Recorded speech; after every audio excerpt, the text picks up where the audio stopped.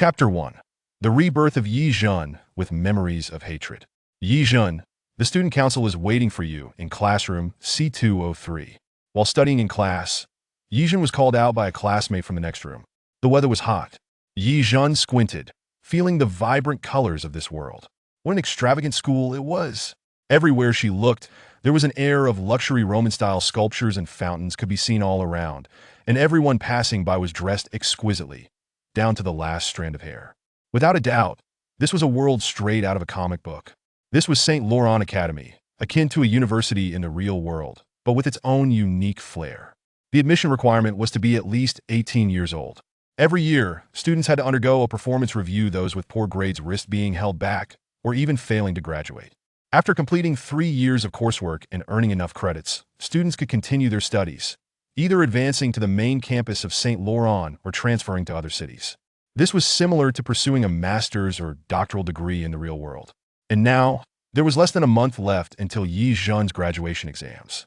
The hot wind blowing against her face carried a hint of sweetness, and in the distance, magnolia trees bloomed with large white flowers, filling the air with a rich fragrance. Sweat trickled down her youthful face, marking the return of early summer. She was reborn. She had never imagined she would have such luck, nor that she would be reborn into a comic she had once read, becoming the classic villainous Ye Zhen. Wait, villainous? Ye Zhen furrowed her brows, trying to connect with the mechanical and rigid voice in her mind. Dog system, are you still there? Hello, host. Welcome to this cute system. Are you kidding me? I'm a man, you know. Ye Zhen struggled to suppress her anger, arguing with the system in her mind. Even if I were bedridden for 10 years, I would still be a sturdy man at 1.8 meters. I can tolerate being shrunk to 1.5 meters, but you can't change my biological characteristics, right? Yes, that's right. Before her rebirth, Ye Zhen was actually a man. A man turned into a cute girl, and a weak-looking one at that who could tolerate this.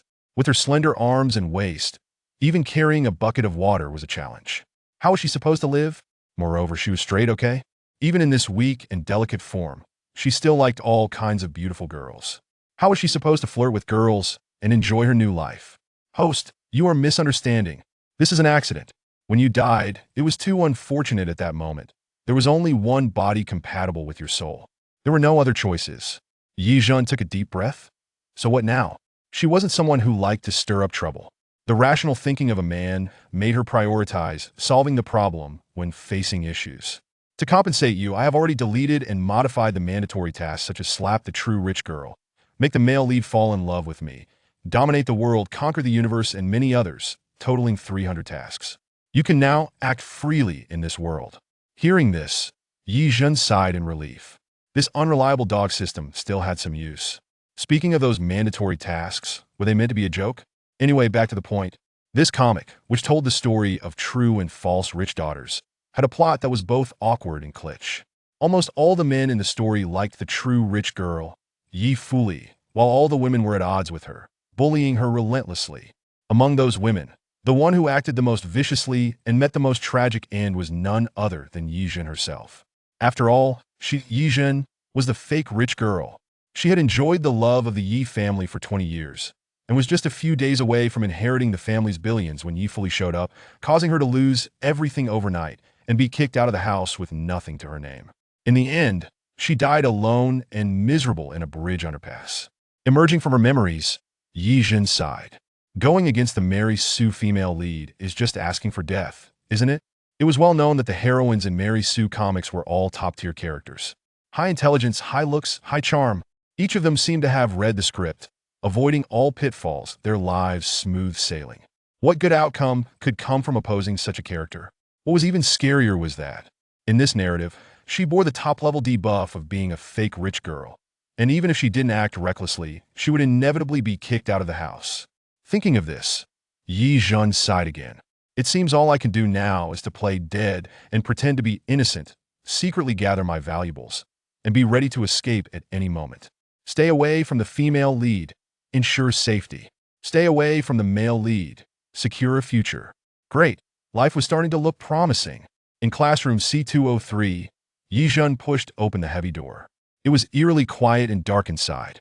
All the floor-to-ceiling curtains were drawn, but after gradually adjusting to the dimness, Ye Zhen was able to see the situation in the back row of the classroom. there was someone sitting in the back row.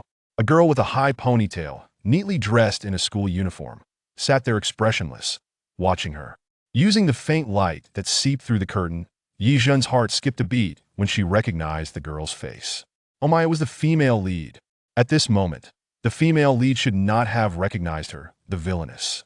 Ye Full's expression was frighteningly blank, but what was even more terrifying was the words she was about to say. Come here and clean my shoes. Hearing this, Ye Zhen forced a smile. Why should I? You ask why? Ye Full's lips curled into a slight smile, a chilling expression that was beautiful yet terrifying. Ye Zhen, come here and see what this is. Ye Zhen watched as she pulled out a stack of documents from her desk. Then, that stack of documents was thrown in front of her, scattering all over the floor. From one of the papers that fell, Ye Zhen saw the words paternity test. Her mind buzzed. She quickly communicated with the system. System, dog system, what's going on? Some unknown error has occurred. This system is currently undergoing repairs. Damn. The dog system was unreliable. But based on the current situation, it seemed Ye Fully had already learned through some means that she was the true rich girl of the Ye family. However, at this point, Ye Zhen had not yet begun to act recklessly or bully Ye Fully. Why would Ye Fully look at her with such cold eyes? Did she already know that this fake rich girl would eventually act recklessly and bully her? No. I've changed. I definitely won't act recklessly. Wait, this is all a bit confusing. Ye Zhen took a deep breath, about to argue when she heard Ye Fully say, Ye Zhen, you wouldn't want this matter to be exposed too early, would you? The two locked eyes. Ye Fully rested her chin on her hand, a twisted smile on her face as she looked at her. It seemed she was waiting for an answer. Ye Zhen wanted to cry, but had no tears. She answered honestly, I don't want to. If she were kicked out of the house now, she would really starve on the streets. And judging by the way Ye Fully looked at her, even if she were kicked out, it would definitely not end well. Ye Fully must know something. I need to figure out what was going on with her. Then in the future, whatever I ask you to do, you will do. She extended her legs and beckoned Ye Zhen with her finger. Her shoes were a bit dirty. Come here first and clean my shoes. Chapter 002 Ye Zhen, care to test your defiance? Before me lies a pair of legs clad in white stockings, long and elegantly straight. The shoes upon her feet, a standard design procured by the school, appear bulky on others, yet fit her perfectly, exuding an aura reminiscent of haute couture. These are the legs of Ye Fully, a quintessential protagonist. Ye Fully possesses physical attributes that are nothing short of extraordinary, accompanied by an alluring fragrance that is both crisp and enigmatic, an essence to be admired from afar, but never to be trifled with. In the original narrative, Ye Fully's character is characterized by her aloofness and reclusiveness. She shuns physical contact, remaining indifferent to the ardent attentions of male leads and supporting characters alike, never allowing even a brush of their hands. She has no penchant for sweets, detests socializing, and would never dream of skipping classes. Yet now, Ye Fully finds herself nibbling on a piece of white chocolate, her gaze lowered upon Ye Zhen, who kneels before her, polishing her shoes. The school bell has rung for the final time. Yet Ye Fully shows no intention of returning to class. At this moment, Ye Zhen's cheeks are flushed with warmth. For a male soul who has been bedridden for a decade, the proximity to such a stunning girl is overwhelming. Ye Zhen feels disheartened, chastising herself for her lack of assertiveness. Despite being bullied, she has not reacted with anger, nor has she mustered the will to resist. Help me massage my legs. I just completed a physical assessment and am utterly exhausted, Ye Fully requests. Her hand resting lightly on Ye Zhen's shoulder, her fingers lazily twirling the long strands of hair by her ear. Ye Zhen, are you upset? If so, why not try to resist? I do enjoy a spirited adversary, she taunts. Her fingers gripping the nape of Ye Zhen's neck, seemingly waiting for her to retaliate, ready to strike at a moment's notice. The coolness of her touch sends an unexpected shiver down Ye Zhen's spine. Gazing at those long, white-stockinged legs, Ye Zhen hesitates for a moment before placing her hands on them, beginning to press gently. Stop pretending. Employ a bit of skill, Miss Ye Zhen, Ye Fully chides. Pretending? Ye Zhen is far from it. She presses firmly against the pressure points, seemingly using this as a means to counter the bullying. Why, Ye Fully rests her chin on her hand, her eyes narrowing slightly, concealing a sharp glint. Ah, so you are indeed upset? Heh. With that, she offers the half-eaten chocolate to Ye Zhen. revealing the bite marks left by her teeth. Ye Zhen stares at the tiny imprints, feeling a wave of confusion wash over her. What does it mean to consume someone else's leftovers? From the perspective of the original host, this would be a clear insult. Yet, she is not the original Ye Zhen, her orientation still firmly heterosexual. So, is it truly an insult? Ye Zhen finds herself in a quandary. The white chocolate in her hand emits a cloying sweetness. To eat or not to eat? Consume it, Ye fully commands. Not a morsel should remain. As Ye fully strides ahead, Ye Zhen trails behind, exiting classroom C203. In this moment, Ye Zhen realizes just how tall this protagonist truly is. Oh, but wait, it is not that she is unusually tall. It is that Ye Zhen has become diminutive, a mere 150 centimeters. With a flat figure, she resembles a petite lowly, now 18. It is unlikely she will experience any further growth. In stark contrast, Ye fully boasts a perfectly sculpted figure, a comic book ideal, and astonishingly, she embodies this exaggerated physique flawlessly. Standing at least 170 centimeters, her legs are exceptionally long. Her ample bosom is a sight that dares not be gazed upon directly. Ye Zhen feels a wave of despair wash over her. Realizing that the flawless figure before her aligns perfectly with her aesthetic ideals. At this moment, I can sense your disdainful gaze fixed upon me. Ye fully suddenly halts, sensing the heat of Ye Zhen's stare. As a reincarnated individual, she recalls how her once adversarial younger sister, Ye Zhen, had relentlessly targeted her in her past life. Surely, there is bitterness now that she has returned. Fear not, I welcome your animosity. Ye fully turns her head, casting a scornful glance at Ye Zhen. If you believe you possess the courage, you may attempt to retaliate against me. Ye Zhen shakes her head. I do not wish to retaliate against you. At her words, Ye fully chuckles softly. Of course, you reserve the right to feign bravado. Ye Zhen, does she truly appear so defiant? Her lack of motivation is genuine. Perhaps it is best to maintain distance from the protagonist. It may preserve her peace. As a quintessential Mary Sue, Ye fully consistently ranks first in her academic pursuits, nearly achieving perfect scores in every subject. Additionally, she excels in various sports, particularly martial arts.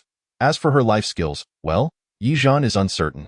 The comic depicted a scene where Ye fully prepared instant noodles, but whether that is her sole culinary expertise remains a mystery.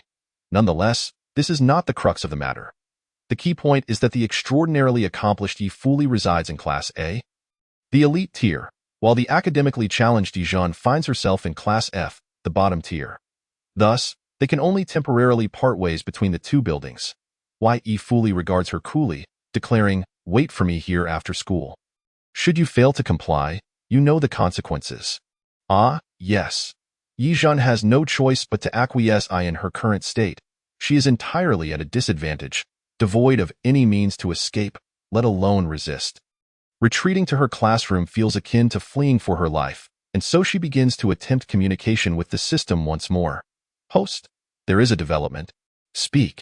Indications suggest that Ye fully likely possesses memories from her past life. Ah, as I suspected. Ye Zhen cannot help but rub her temples. This possibility is the only explanation. Otherwise, why would she gaze at her with such hatred? This significantly escalates my survival difficulty. System, do you intend to offer any support? A mere 10 million, 20 million would suffice, or even 100 million, 200 million would be welcomed. However, the system remains unresponsive, refusing to emerge despite her calls.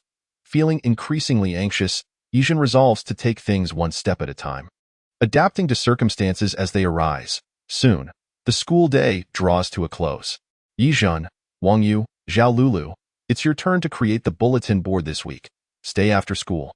The homeroom teacher announces the task before departing with her textbooks. Ye Zhen, still packing her bag, is filled with elation upon hearing this news. This presents a perfect opportunity to distance herself from the protagonist's grasp. Certainly, I shall give it my all. The other two exchange puzzled glances, bewildered by this newfound enthusiasm. Where has the lazy, ill-tempered Ye Zhen gone? The Ye Zhen before them, brimming with vigor, must have taken some kind of medication. Chapter 003 Tonight, come to my home. The school bell rings out. Ye fully, with her backpack slung over her shoulder, exits through the back door of the classroom. Ye fully, wait a moment. regarding the upcoming math competition. Her homeroom teacher attempts to call her back. Yet, Ye Fuli merely turns her head, responding calmly, "Not interested.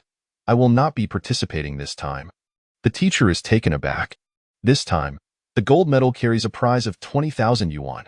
Perhaps you should reconsider. The teacher is acutely aware of Ye Fuli's circumstances. Her parents are notorious gamblers. She has lived in a slum since childhood, earning her tuition through odd jobs and relying on competition winnings for her living expenses. Participating in such contests benefits not only her, but also the school and her homeroom teacher. Such a paltry sum does not warrant wasting a week of my time. The teacher is left utterly dumbfounded by her words. Has the sun risen in the west?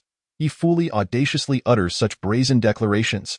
However, students cannot be compelled to participate in competitions, and despite the teacher's immense dissatisfaction, they can only suppress it, smiling as they watch her descend the stairs. Then, "Please consider it once you return home. I await your response." Consider. Ha, what nonsense. Why Ye Fuli certainly does not need to strain herself for money any longer. Firstly, she has accumulated sufficient funds to ensure a stable completion of her university education, living without a care. Secondly, it will not be long before she appears before the Ye family's parents, at which point they will conduct a paternity test to verify her identity. The Ye family is exceedingly wealthy. Accommodating her alone would be no challenge, let alone a few thousand more. However, what Ye Fuli truly desires is not the entirety of the Ye family's fortune. I want each of you to suffer.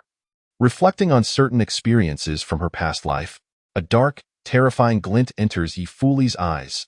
During her years at school, she indeed enjoyed herself, seemingly adored by all, including her biological parents, whom she had never met. However, after graduating from university, particularly following Ye Zhen's demise, her fate began to play cruel tricks on her.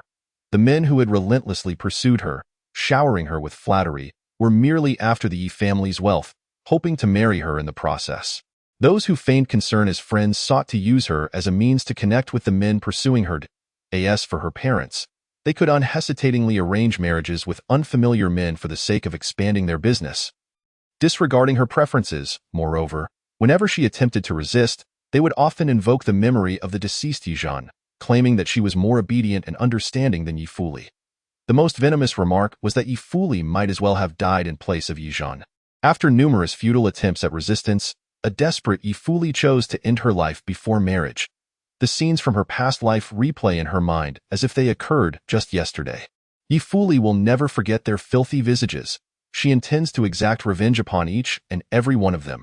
As the gentle breeze of early summer wafted through the air, Ye Fuli endeavored to calm her turbulent emotions as she arrived at the designated meeting spot with Ye Zhen. However, after waiting for a full half hour, there was still no sign of Ye Zhen. This timid and foolish individual really dares to run away? Ye Fuli furrowed her brow and strode towards Class F. Before she could reach the classroom door, she overheard the voices of several students inside. "Ye Zhen, why don't you head back first?" "Yes, your family's driver must be anxiously waiting. We were also planning to leave. We can fill in the colors tomorrow." Ye Fuli approached and peered through the window to observe the situation inside the classroom. She saw Ye Zhen precariously standing on a small stool, laboriously scribbling something on the blackboard. This person was so short that she hardly resembled an adult. Her youthful face gave her a cartoonish appearance. And even when angry, she seemed to exude a certain cuteness. Ye Fuli shifted slightly to the side and caught sight of the words Ye Zhen had written on the blackboard. They were crooked and childish, resembling the scrawls of a primary school student. As a member of the Calligraphy Association, Ye Fuli felt a complex wave of emotions upon witnessing such handwriting. Once Ye Zhen's classmates had departed, Ye Fuli pushed open the front door of the classroom and entered. She did not call out to Ye Zhen, but instead seated herself at a distance, crossing her arms as she watched Ye Zhen finish the last bit of her writing. Phew, finally done. As time slipped away, Ye Zhen, in that moment of satisfaction, thought to herself that Ye Fuli must have already left, thus narrowly escaping a calamity. However, when she turned around, she was nearly frightened out of her wits, sitting not far away. Ye Fuli met her gaze with a slight tilt of her head and a smile. That smile was scarcely less sinister than that of a viper. Ye Zhen even felt compelled to remind her, "You are the protagonist. Could you refrain from smiling like a malevolent supporting character?" It's utterly terrifying. You didn't heed my advice. Ye fully rose and slowly approached her. Ye Zhen, it seems you are in need of a lesson. A lesson? Ye Zhen's heart jolted. The thought of Ye Fuli's ferocious combat prowess from the comics made her, though unscathed, feel a phantom pain throughout her body. Instinctively, she began to defend herself. Well, you saw it too. I was creating a bulletin board as per the teacher's request. It was, Before she could finish her sentence, Ye Fuli seized her chin, lifting it upwards and forcefully silencing her. Ye Zhen, abruptly muted, puffed up like a pufferfish, her eyes brimming with resentment, resembling a stray dog often bullied on the streets. Observing her in such a state, Ye Fuli suddenly lost the urge to strangle her into unconsciousness. Ultimately, this girl was simply too weak to incite her violent impulses. If Ye Zhen were a man, it would have been an entirely different story. At the very least, she deserved a few broken ribs. To stand her up was tantamount to courting death. Can you cook? Upon hearing Ye Fuli's inexplicable question, Ye Zhen paused for a moment. Just a little. Oh, that's splendid. You won't need to return home tonight. I'm not going home. Then where am I going? To my house. As they exited the school, Ye Zhen pondered a pressing question. If she had to choose between offending Ye Zhen's parents and crossing the wrath of the formidable protagonist, what should she choose? Over the years, she had maintained an image of being a well-behaved and trouble-free girl in front of Ye Zhen's parents, never once staying out late. But now, she had to muster the courage to concoct a lie for her driver uncle. After all, Ye Fuli's combat prowess could take on 7 at once. Her petite frame might not withstand even a single punch from her. Uncle Wu, I want to stay at a classmate's house tonight. The driver uncle glanced at Ye Fuli, then at Ye Zhen with a look of confusion. He couldn't recall such a good friend of Miss Ye Zhen. Ye Fuli smiled and stepped forward, explaining, Hello, Uncle Wu. I am Ye Fuli. Ye Zhen wishes to invite me to help her with her studies. And I could use some money for college, so could you please be flexible? The sudden display of gentleness and understanding utterly astonished Ye Zhen. What remarkable acting, akin to a master thespian. Ye Fuli? You're the top student in the elite class at this school, Ye Fuli? Upon hearing this, Uncle Wu recalled that she was indeed the academic idol his daughter frequently mentioned. Very well, you two go ahead.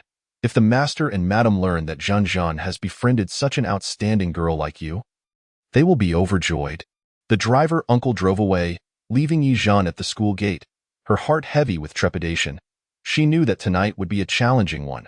What sort of trials would Ye Fuli subject her to? Chapter 004. The Ye family has taken good care of you. Ye Fuli's home was situated in the renowned slums of the city. Here, one could encounter rats scarcely smaller than cats, flying cockroaches, and a myriad of vagrants, drunks, and addicts.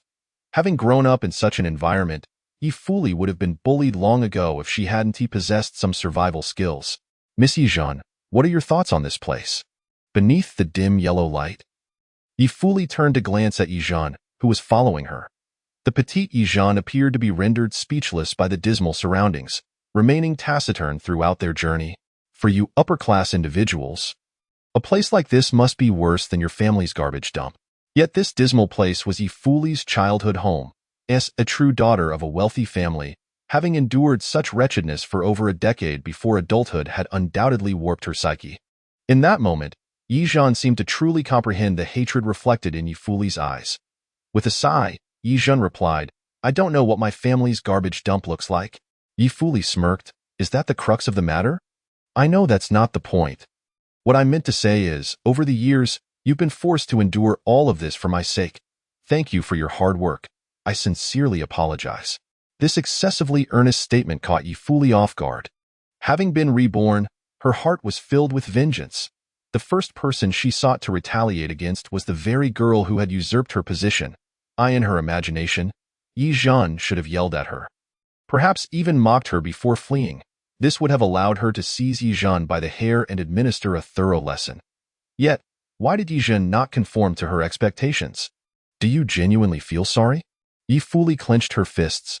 If you truly feel sorry, shouldn't you immediately leave the Ye family and return everything that belongs to me? Ye Zhen let out a bitter smile, thinking to herself, even if you don't say it, everything will eventually belong to you.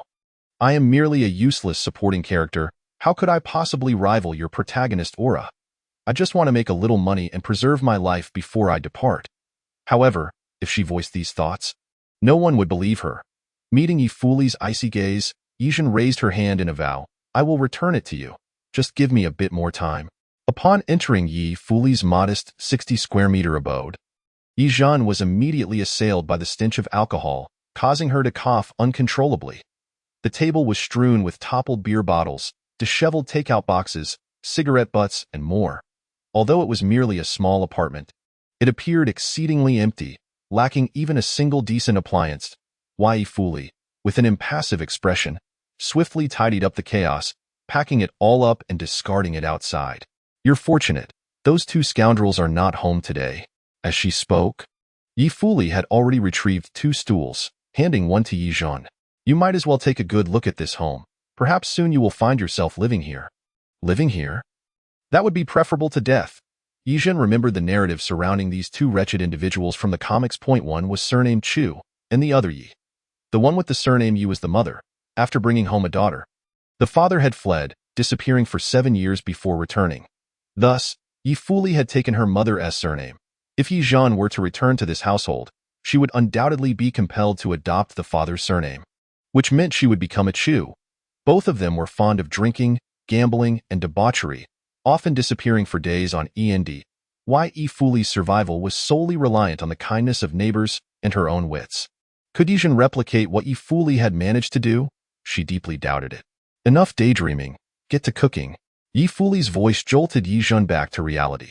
Over there are some meats and vegetables I've bought. Feel free to make anything. Oh, okay. At that moment, Ye Zhen found herself devoid of displeasure at being ordered around. Instead, a wave of inexplicable melancholy washed over her. She resolved that tonight's meal must be prepared with utmost care, so that Ye Fuli might experience a touch of warmth. Half an hour later, Ye Zhen and Ye Fuli stood together, staring blankly at the burnt iron pot in the kitchen. The fish within lay lifeless, its body charred while its tail remained intact. This culinary disaster was truly remarkable. Ye Fuli gasped. Are you serious? Didn't you say you could cook? Ye Zhen awkwardly chuckled. I often watch cooking shows and have memorized many recipes. I don't know why it turned out like this in practice. After all, she had been bedridden for a decade. The task of stir-frying is indeed more challenging than one might expect. Step aside, Ye Fuli declared. Rolling up her sleeves and seizing the iron wok, she disposed of the fish and began washing the pan. If she wished to satisfy her hunger tonight, she had no choice but to take matters into her own hands, for she could hardly rely on that little imp, with her ponytail slightly disheveled. She commanded Ye Zhen, help me tie my hair back, and do it tightly. Okay. Yet, due to her limited height, Ye Zhen struggled to muster the strength to grasp the ponytail effectively. Observing Ye Zhen's earnest attempts to rise on her toes, Ye Fuli sighed internally. She bent slightly to allow Ye Zhen better access. Is it done yet? A minute later, she inquired. Almost, Ye Zhen replied, though the hair tie stubbornly refused to hold. This was a disaster. Was tying one's hair truly so difficult? It was nothing like what she had seen on television. You can't even tie your hair? Haha, it seems the Ye family has indeed spoiled you. Ye Fuli pushed her aside, her face etched with irritation. She meticulously washed her hands with dish soap and, in a matter of moments, had her hair neatly tied back. Step aside. Ye Zhen, feeling embarrassed by the dismissal, internally lamented, I'm sorry. I really lack basic life skills. Ye Fuli continued to scrub the pan in silence, unwilling to engage in conversation. She recalled learning to tie her own hair in kindergarten, lest her mother, who found it bothersome, take to cutting it herself. Yet here was Ye Zhen, already an adult, unable to manage such a simple task. Both being girls, what kind of life was she leading? Ye Fuli sighed inwardly as she inadvertently glanced back. She spotted a small, slender figure squatting in the corner, peeling garlic. In that moment, her frustration inexplicably diminished. You don't need to peel the garlic like that. Ye Fuli took the clove from her hand, placed it on the cutting board, and struck it down forcefully. That's how it's done. Would you like to give it a try? As Ye Zhen accepted the knife from Ye Fuli, she took a deep breath. With a thud against the cutting board, the knife shattered into 2 pieces, while the garlic clove flew off, leaving only a few scraps of skin behind. Ye fully, Ye Zhen. I'm really very sorry. She felt as though she might perish from guilt.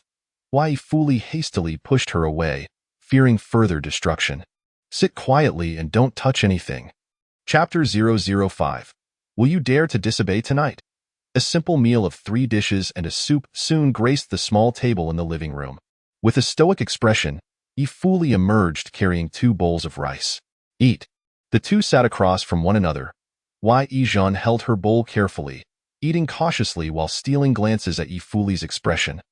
Trying to decipher her thoughts as for Ye fully, though she did not look at her the entire time, it was evident she too was assessing Ye Zhen. Upon reflection, Ye fully suspected that Ye Zhen's behavior today was merely a result of her intimidation. A reluctant display of submission. There is a saying, mountains may change, but one's nature is hard to alter. The Ye Zhen she knew was not the obedient girl seated before her today. She was unaware of how Ye Zhen behaved within the Ye household. But she knew well that in school, Ye Zhen was spoiled, willful, adept at shirking responsibilities, and had a rather poor reputation. Ye Zhen would use her allowance to support some wayward girls, seeking their company to navigate certain situations. Yet, these girls not only drained her wallet, but also absconded with several of her accessories and bags. Such foolishness. If the Ye family fell into Ye Zhen's hands, it would be bankrupt within a few years. All right. I am done eating. I'll wash the dishes later, Ye Zhen declared, placing her bowl down and sincerely thanking Ye fully. Thank you for the meal. Ye fully also set her bowl aside, though a considerable amount of rice remained, which felt too wasteful to discard, and cramming it down was simply impossible. Thus, she turned her gaze toward Ye Zhen. Without waiting for Ye Zhen to speak, she pushed the rice into Ye Zhen's bowl. Ye Zhen, did she really appear so gluttonous? Humph, her judgment was spot on. In truth, Ye Zhen was still hungry. This was solely due to Ye fully's precise cooking, which resulted in just enough rice and dishes for 2. Although Ye Zhen was petite and slender, her appetite was surprisingly large. A mere small bowl of rice could hardly suffice. She picked up her bowl and silently began to eat. Miss Ye Zhen. Ye fully propped her chin on her hand, frowning as she scrutinized the quietly munching girl. If you can't finish, just beg for mercy. I don't want any fatalities here. I can eat. I can eat. Don't worry, Ye Zhen asserted, shoving a piece of greasy braised pork into her mouth, her cheeks bulging like a gluttonous squirrel. With a squint and a smile, she appeared rather endearing. All right, the chopsticks are clean, and the bowls are washed, and I even dried them. Look. With her belly full, Ye Zhen was in high spirits, proudly showcasing her freshly cleaned utensils to Ye fully, as if flaunting an extraordinary new skill. Ye fully paused for a moment before saying, put them down, come here. Got it. She increasingly found herself perplexed by Ye Zhen's thought process. Was this also part of Ye Zhen's disguise? Bearing humiliation, feigning innocence, in an attempt to win her favor? Humph, her approval would not be so easily earned. Ye fully opened her backpack, produced several exercise books, and tossed them in front of Ye Zhen. Under Ye Zhen's bewildered gaze, Ye fully slowly began, solve these 2 problems. Ye Zhen, what? Was this part of the punishment as well? This was dire. Math problems were beyond her, and pressing her would yield no results. Noticing Ye Zhen's hesitance, Ye fully urged her again, hurry up and do it, or you'll regret it. Can I ask why? Ye Zhen felt on the verge of tears. Having spent 10 years bedridden in her previous life, she hardly grasped high school math, and as for the original Ye Zhen, she had performed poorly, particularly in mathematics. Ye fully raised an eyebrow. You need to make up the excuse you had before coming to my house. Otherwise, the next time, that excuse will no longer hold. Ye Zhen understood. This was to help the protagonist maintain her facade. Following the top student for tutoring and staying overnight, it would be embarrassing if she gained nothing. Then, can I just solve one problem? No bargaining with me. The little one deflated at once, lazily leaning on the table, holding the pen and slowly jotting down words. Each character in the exercise book was familiar, but together they made no sense. The more she read, the sleepier she felt. Suddenly, her foot was firmly stepped on from beneath the table, jolting the drowsy Ye Zhen awake. Ye fully, in her white stockings, pressed down on her foot, grinding it a few times. You have half an hour left. If you can't write anything, you will face the consequences. Okay, okay, all right. Truly, the protagonist was infuriating. Meanwhile, at the Yi household, is Zhen not coming home today? Yi mother frowned. She went to a classmate's house. Is that it? The driver, trembling, nodded in affirmation. Yi mother turned to Yi father, who sat silently beside her. Dear, say something. Zhen is still so young, spending the night at a classmate's house. How can this be allowed? Yi father, resigned, set down his newspaper and glanced at his wife. What was all the fuss about? Didn't he, the driver, say she went to Yi Fuli's house? I know that Yi Fuli. I've given her a scholarship a few times. This child is outstanding, consistently ranking first in her grade. What could possibly go wrong with Zhen spending time with her? Yi mother remained unconvinced. You can know a person's face, but not their heart. What do you understand? Yi father shrugged, unwilling to argue further. His silence only fueled Yi mother's anger. I don't care. Old Wu, you hurry and bring her back. Why, dear daughter, cannot stay overnight at any classmate's house, not now. Nor ever. Yes, yes, madam. The driver, without a moment's hesitation, hurried off to find her. Thanks to the influence of the Yi family, they quickly pinpointed Yi Fuli's residence. Armed with the location, he sped off towards the destination. For this meager salary, this is truly not a job for humans, the driver lamented. Sigh. Hopefully, I won't get scolded by the young lady as well. After an hour, he arrived at the impoverished area, locating Yi Fuli's home. The driver climbed the stairs in the dark, confirming the address repeatedly before knocking on the door.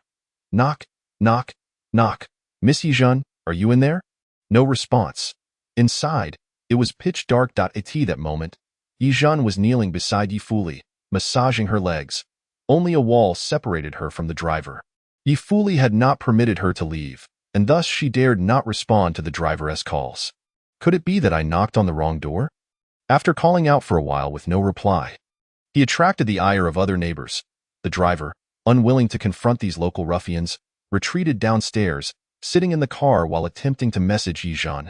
Miss Ye Zhen, please come down quickly. It won't be easy to explain things to madam. Upstairs, Ye Zhen was about to reply when Yi Fuli snatched the phone from her. To Yi Fuli, it was evident that Ye Zhen was eager to escape. However, such a thing would never be permitted. After living here for nearly 20 years, enduring countless hardships, she had tolerated the scoundrel parents who originally belonged to Ye Zhen for 2 decades. Could Ye Zhen not withstand a single night? She must empathize with this suffering. Yi Fuli gazed at her with an expressionless face, stating, I've already told you, you can only stay here tonight. If you don't obey. As she spoke, she leaned down and grasped Ye Zhen's chin. Her body slightly inclined, she pressed her face against Ye Zhen's while raising her phone to enable the camera function. Having already showered and changed into a male-style shirt, Yi Fuli, from this angle, resembled a dashing young man rather than a beautiful woman. She snapped a photo of their faces close together. If you disobey, this photo will be sent to your parents' phones. Ye Zhen's cheeks flushed. From her perspective, she could see not just Yi Fuli's stunning profile, but also her exquisite collarbone and her mesmerizing figure. This was far too stimulating for the soul of an adult male. Moreover, this photo was simply perfect, making her unable to resist the urge to set it as her screensaver. Of course, such an act would undoubtedly provoke Yi Fuli. Thus, Ye Zhen quickly raised her hand in assurance. Rest assured. Classmate Yi Fuli, I want to leave. That's for the best. Chapter 006, A Fateful Encounter Between the Leads. The driver waited downstairs until dawn. He expressed his distress. Meanwhile, Ye Zhen wasn't faring any better that night. She never imagined that the consequence of failing to solve the problems would be to don the pink lingerie set prepared by Yi Fuli, complete with cat ears, and be treated like a pillow to hug while she slept. Oh my goodness! What kind of perverse hobby was this? As a male soul, Ye Zhen experienced humiliation for the first time. However, she dared not resist or show even a hint of her embarrassment.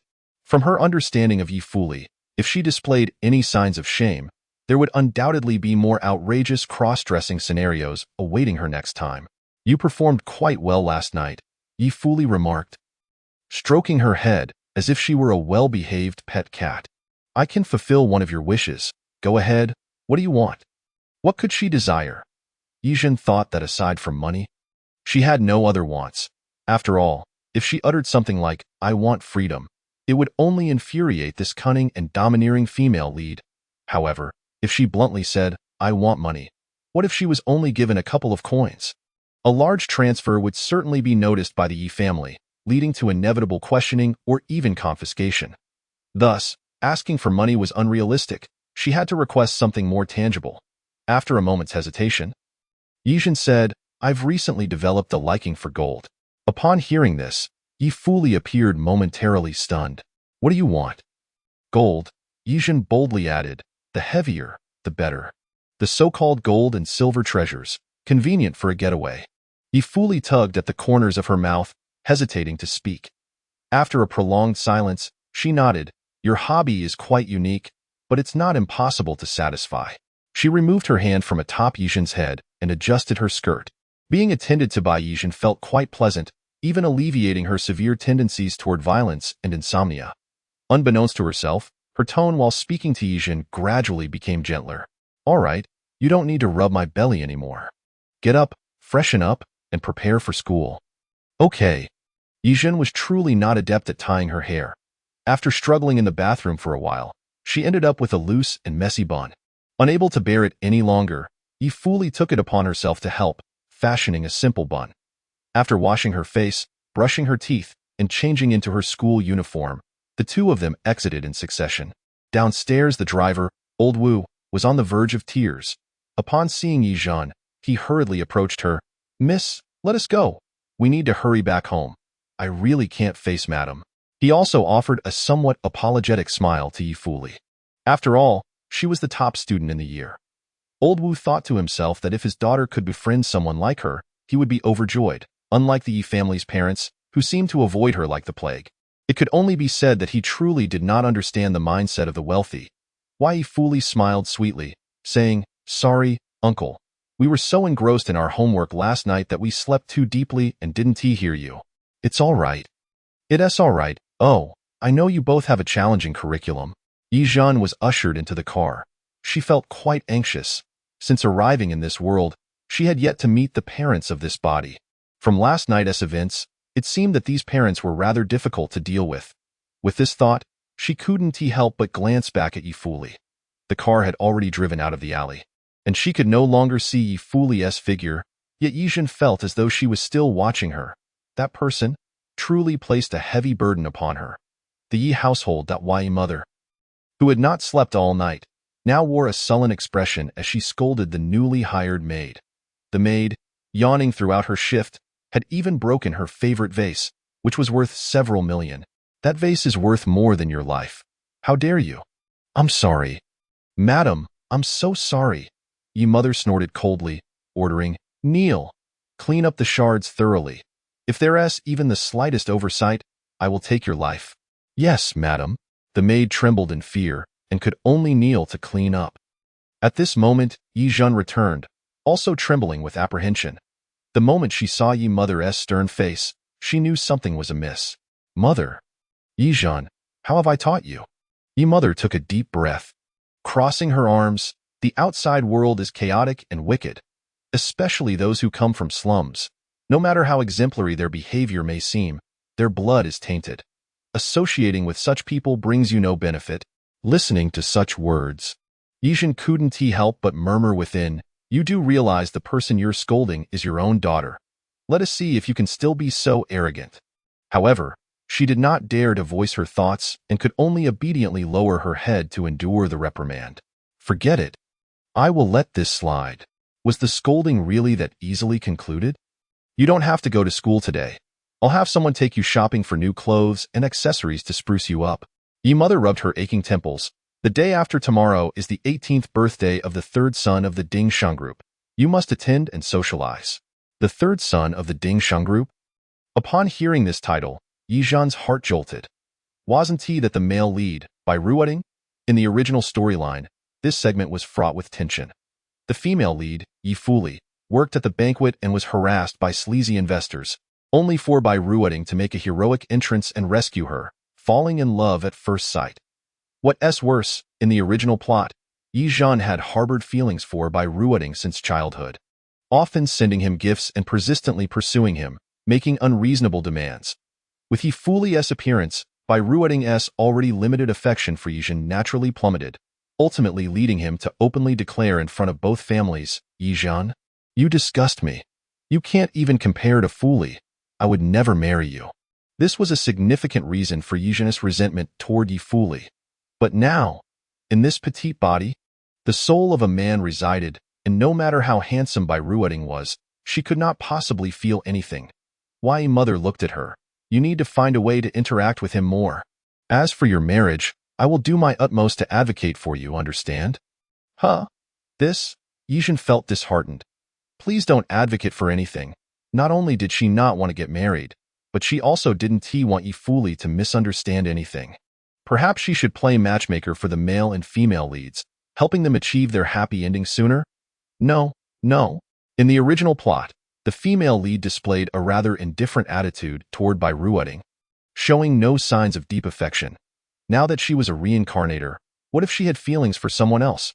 Wouldn't she be shooting herself in the foot and end up being bullied by Ye Fuli again? With this thought, Ye Zhen slapped her forehead. How foolish! Ye Fuli was a reincarnator. Even if she were to attend the banquet, she wouldn't give that sleazy man the chance to harass her anymore.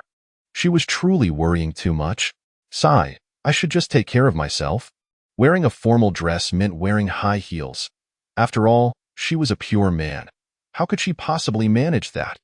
Moreover, she had no dancing skills. Wouldn't she make a fool of herself? The more she thought about it, the more melancholic she became. At this moment, Ye Fuli was also contemplating the upcoming banquet. Of course, I must attend. However, this time, I will personally expose the fate of Bairuoting's heroic rescue. No one would expect that this encounter would be Bairuoting's calculated scheme, driven by lust. Had it not been for her reincarnation, had she not witnessed Bairuoting's true colors firsthand, Ye Fuli would never have suspected this seemingly innocent youth in her previous life. She had been deceived by his apparent purity. This time, she would ruthlessly tear away his disguise. Chapter 007. Catering to the male lead. Bah. Ye Fuli, congratulations. You've once again secured the top spot in the recent assessment, and the highest in the district as well. Receiving her nearly perfect exam paper from the homeroom teacher, Ye Fuli tugged at her mouth, revealing a self-deprecating smile. And no matter how intelligent one may be, what good does it do? As a reincarnator, she was acutely aware of the fate she must confront.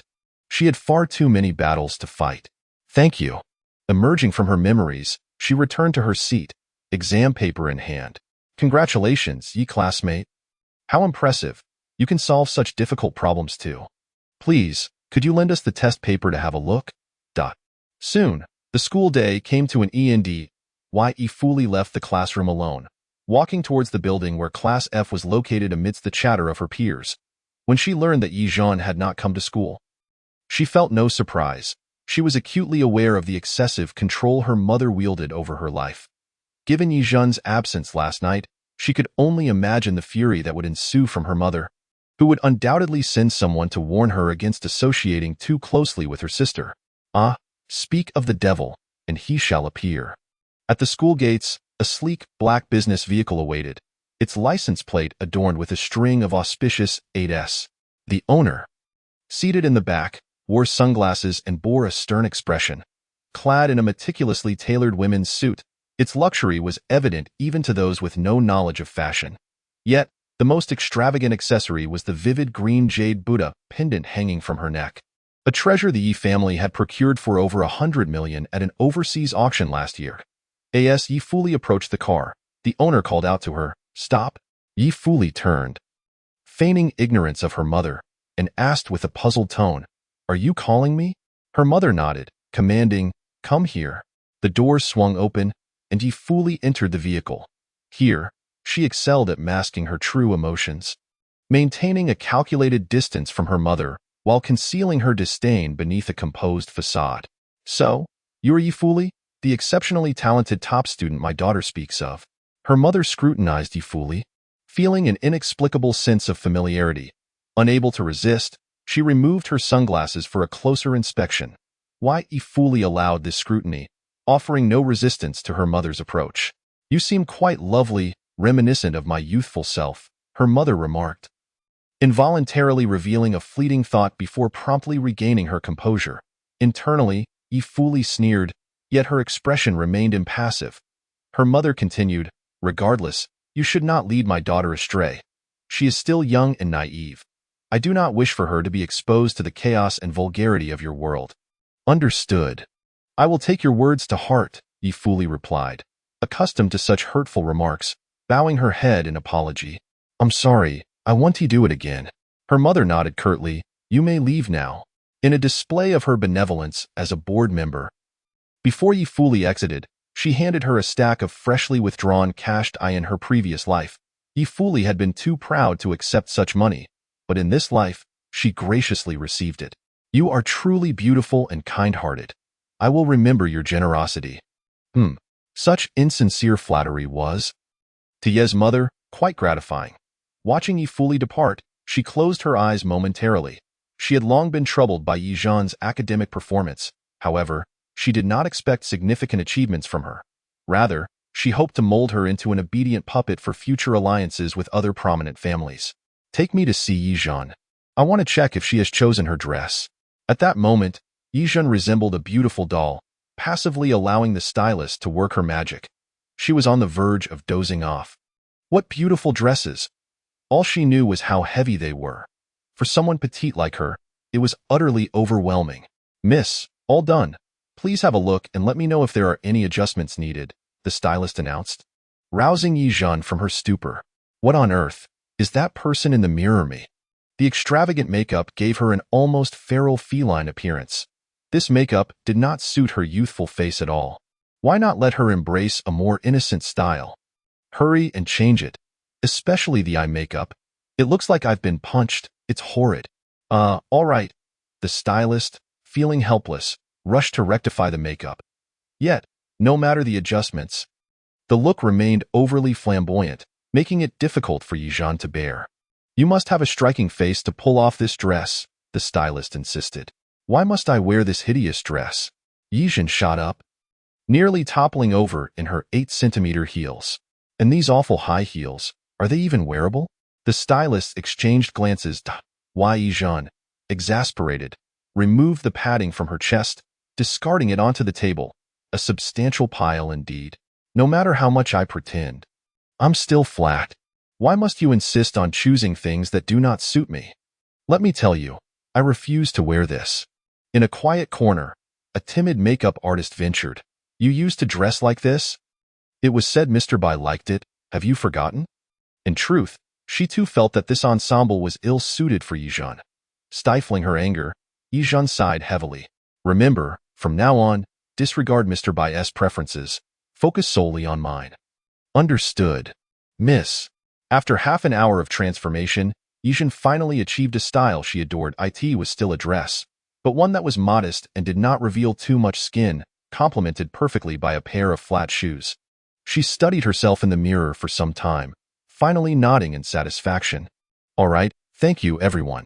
You may leave now." "Thank you, miss." The roomful of staff exited, carrying their belongings. Shortly after, Ye's mother knocked on the door. Upon seeing her daughter, dressed in an overly childish manner, her expression darkened. "Zhen, what are you doing? We are not attending a children's party. Could you not dress more maturely?" Facing her mother's furious gaze, Ye Zhen quickly recited her pre-prepared excuse. "Mom, I am trying to create a sense of novelty for by ruoting." Her mother appeared momentarily taken aback. "What novelty?" "Oh, I've always conformed to his tastes. He must be bored by now, hence the lack of chemistry. Now, I shall try a pure style. Perhaps he will fall for me at once." Hearing this, Ye's mother pondered, and it seemed to hold some merit. Thus, she ceased to interfere with Ye Zhen's wardrobe choices. Bai Ruoting is a good boy. If you two can become a couple, your father and I would be delighted. Ye's mother gently stroked her daughter's head, offering tender encouragement. Make an effort. Of course, there was one thing left unspoken in her heart. If Ye Zhen and the Bai heir were never to unite, she would resort to underhanded tactics. She must leverage the Bai family's influence to solidify the Ye family's commercial empire. This marriage must happen, one way or another. Chapter 008. The heroic rescue of the damsel in distress falls to me?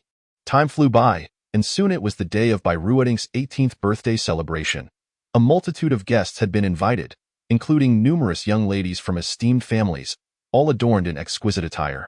Zhen, you've arrived. Wow, today's Zhen looks stunning. Honestly, I hardly recognized you. Zhen, why haven't you dressed like this before? Surrounded by a throng of wealthy young ladies, Ye Zhen found herself the center of attention for quite some time. The sweet scents wafting from the girls, combined with their sudden closeness, made Ye Zhen feel rather bashful. What is this? How can one remain composed among such a crowd without blushing or racing heart? It seemed utterly impossible. To the ladies, Ye Zhen, petite in stature, appeared like an adorable doll, eliciting a desire in each of them to hug or cuddle her. The former Ye Zhen had been too domineering for anyone to dare approach her thus. But today, she not only sported a new look, but also seemed to have undergone a transformation of spirit, shedding her former arrogance for a more endearing, timid demeanor. Surrounded by her peers, she was led to a corner of the banquet hall. Zhen, come over here. I've discovered the most delicious cheesecake. These cherries were airlifted by my dad from abroad. They're incredibly fresh. Come, let me feed you sushi. Open wide. Ye Zhen waved away the offerings from her left, only to be quickly ambushed from the right. She was utterly overwhelmed. Just then, Bairuoting made his entrance. He walked past Ye Zhen, momentarily pausing. Noticing her lack of pursuit, he turned to glance back with her mouth full of cake. Ye Zhen blinked and nodded in greeting. The sight was rather endearing. However, Bairuoting was certain he did not harbor any feelings for this petite girl. Even though today's Ye Zhen differed from his previous impression of her as a nuisance, his feelings remained unchanged. He did not linger, continuing on his way. The young ladies surrounding Ye Zhen exchanged glances, all somewhat aware of the rumors surrounding Bairuoting and Ye Zhen. They had heard tales of Ye Zhen's relentless pursuit of the young master Bai, likening her presence to an unyielding adhesive in their social circle, yet she did not seem to fit that narrative today. Ladies and gentlemen, please quiet down. Our esteemed Mr. Bai has a few words to share. On stage, a speech was underway, yet few in the audience were actually listening. Ye Zhen mingled within the event. She gracefully held a glass of wine, meandering through the dimly lit corridor. As she passed by the restroom, she collided directly with Bairuoting, who had just exited. Bairuoting's eyes sparkled. What a stunning woman she was, almost every feature aligning perfectly with his aesthetic preferences, resembling an angel descended from the heavens, striking deeply at his heart. I apologize, esteemed guest. I've accidentally spilled red wine on your suit. I am truly sorry. Ye Zhen repeated the very words and actions she had uttered in her previous life. The only notable difference was that she discreetly affixed a miniature camera on him while pretending to dab at his suit. How much is your suit? I will compensate you, she offered. Bairuoting waved his hand dismissively, a gentle smile gracing his lips. It's nothing. No need for that. Just carry on with your evening. A mere $10,000 suit could easily be discarded. The Bai family, wealthy beyond measure and in the clothing business, certainly wouldn't be bothered by such trifles. He needed to maintain his image before this little angel. Then, I am immensely grateful for your generosity. Ye Zhen deeply bowed, her face a mask of feigned guilt and anxiety. Young lady, do not be overly frightened. Indulge in the music and fine wine tonight, and perhaps our paths will cross again. Bairuoting did not request her contact information. For him, asking for a girl's number directly seemed unnecessary. It carried the risk of rejection and would reflect poorly on his character. Planning for a second serendipitous encounter was far more to his liking. As she watched Bairuoting's figure recede, Ye Zhen's expression shifted instantly, her demeanor steeling. Everything was in place, if luck was on her side. She might witness Ye Zhen's desperate attempts to win him over, her frantic antics. Yet, the thought of Ye Zhen stirred an unexpected discomfort within Ye Zhen. Perhaps their recent harmonious interactions had made her reluctant to see her little pet humiliated in the eyes of another. What is that little run up to? She pulled out her phone to call Ye Zhen, who was still within the venue. However, before the call could connect, she spotted Ye Zhen sneaking out with several cake boxes in hand. Why Ye Zhen waved at her enthusiastically. Ye Zhen frowned. What are you doing? The cake boxes were presented before her. Ye Zhen eagerly introduced the delectable treats. I brought you some goodies here. I am not fond of sweet food. There's no need for your efforts to go to waste. No, no, it's not sweets. One of the boxes was opened, revealing salmon sushi, caviar sushi, and a small container of untouched caviar. Look, do you like this? Upon seeing the exquisite sushi, Yefuli's heart fluttered. She adored the taste of caviar, despite having consumed it many times in her past life. Her preference remained unchanged in this life. Taking a deep breath, Yefuli slowly inquired, "Why did you bring me these?" Ye Zhen scratched her head. "I just picked them at random." Of course, it wasn't random. She was well aware of the plot. This was a deliberate attempt to curry favor with the leading lady, hoping to lessen any ill feelings she might harbor. Yefuli's expression suddenly darkened. "So, how did you know I was here?" The tone of her question made Ye Zhen's body tremble. She quickly replied, I actually saw you when you arrived, from the balcony on the second floor, yes." This was indeed the truth. In reality, she had never anticipated that Yefuli, having reincarnated, would venture into such a perilous place again today. Oh. Yefuli wore a skeptical expression. She suspected that Ye Zhen had used the Ye family's influence to send bodyguards to follow her. However, lacking evidence, she refrained from making accusations. "No need to engage in these futile gestures in the future. I will not show any mercy to you." The usurper. Oh, understood. The aloof demeanor of Feng Outyan was well-known. Ye Zhen had already anticipated such a response, thus she remained unfazed. As a word of advice from an observer, I suggest you keep your distance from Bai Ruoding. He is not as wonderful as you think, but rather a complete hypocrite. With that remark, Yefuli turned to leave. "Thank you for the advice." Ye Zhen was somewhat taken aback. In the original narrative, Yefuli had never spoken ill of Bai Ruoding. She was not one to gossip about others behind their backs, nor did she seem inclined to compete for affection. So why had she suddenly said such a thing? Well, in any case, even without her warning, I wouldn't get too close to Bai Ruoding. Ye Zhen pondered as she casually walked back. At that moment, Bai Ruoding was nearby, conversing with the greasy man from the comic who was about to tease Yefuli. They were facing away from the corridor, completely unaware of Ye Zhen passing by them. Thus, she overheard some words that shattered her worldview. Bai Ruoding, "Let us put on a good show. I want to win over that girl in black stockings." Greasy man, sure, don't worry, Bai. And this girl in the photo? Make sure to win her over too. Act convincingly. If you slip up, I want to pay. I'll do my job. You can count on me, Bai. Here, take this packet of drugs. If things get out of hand, use them directly. Hee, Bai, you think of everything. Ye Zhen couldn't help but shoot him a disdainful glance. This was the so-called male lead. Was this truly his character? One could know a person's face but not their heart. Suddenly realizing this could backfire, she thought, how could Yefuli be unaware that this two-faced Bai Ruoding had more than one trick up his sleeve to deal with her? With that thought, Ye Zhen decisively pulled out her phone, composing a message for Yefuli. "Be cautious of Bai Ruoding. He has arranged for someone to perform." Before she could finish typing, her phone was abruptly snatched away.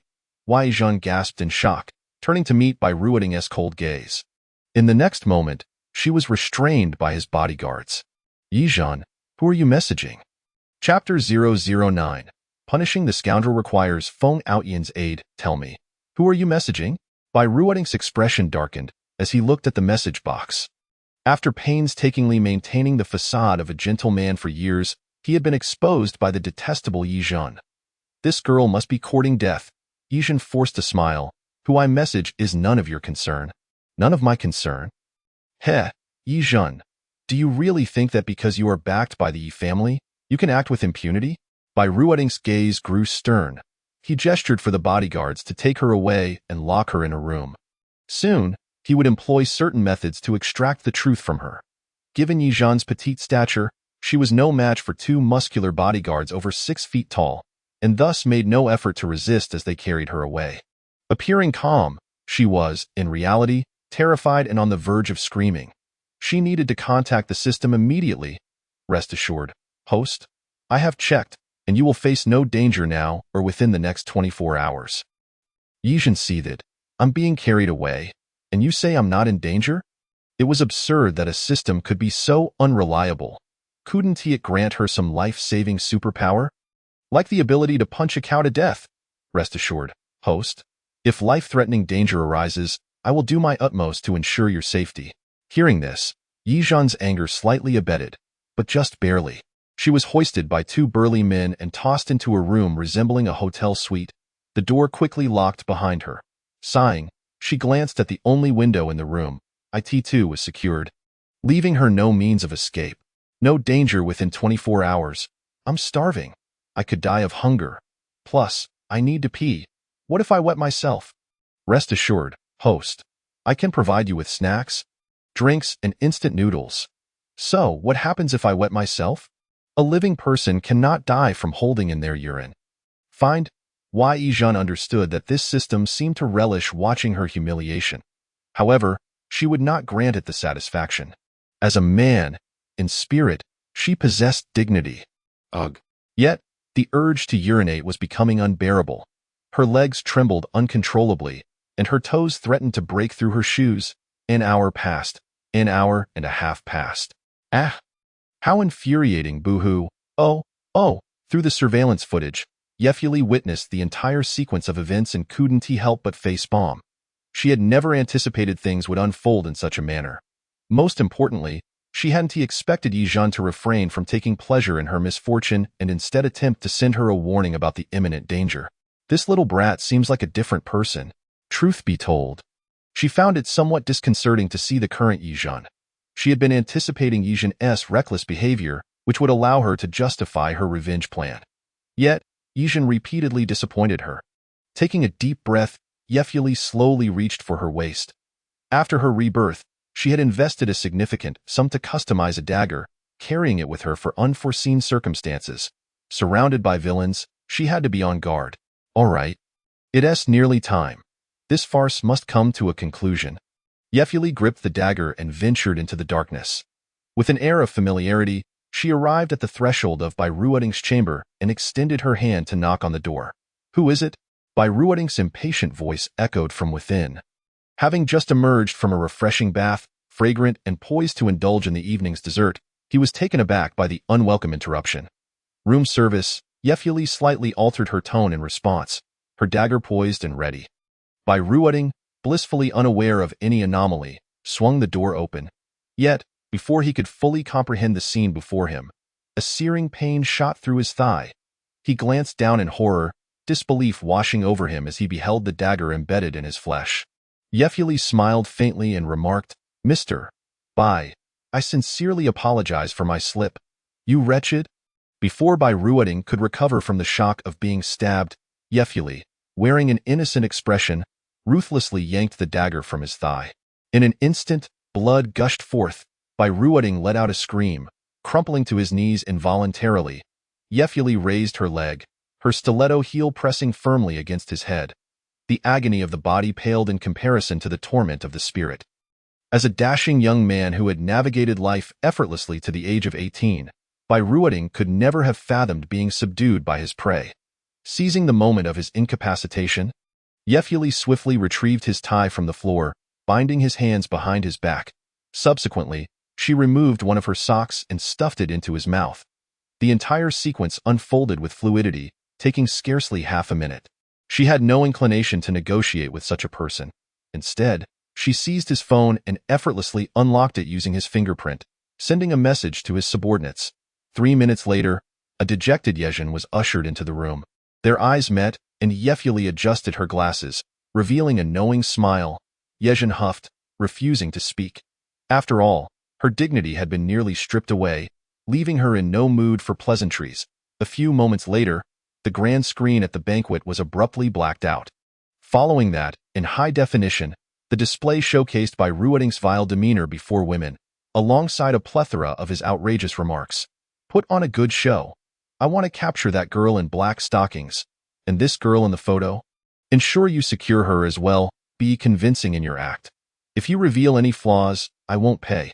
It is your fortune that I, Ruoting, have taken an interest in you.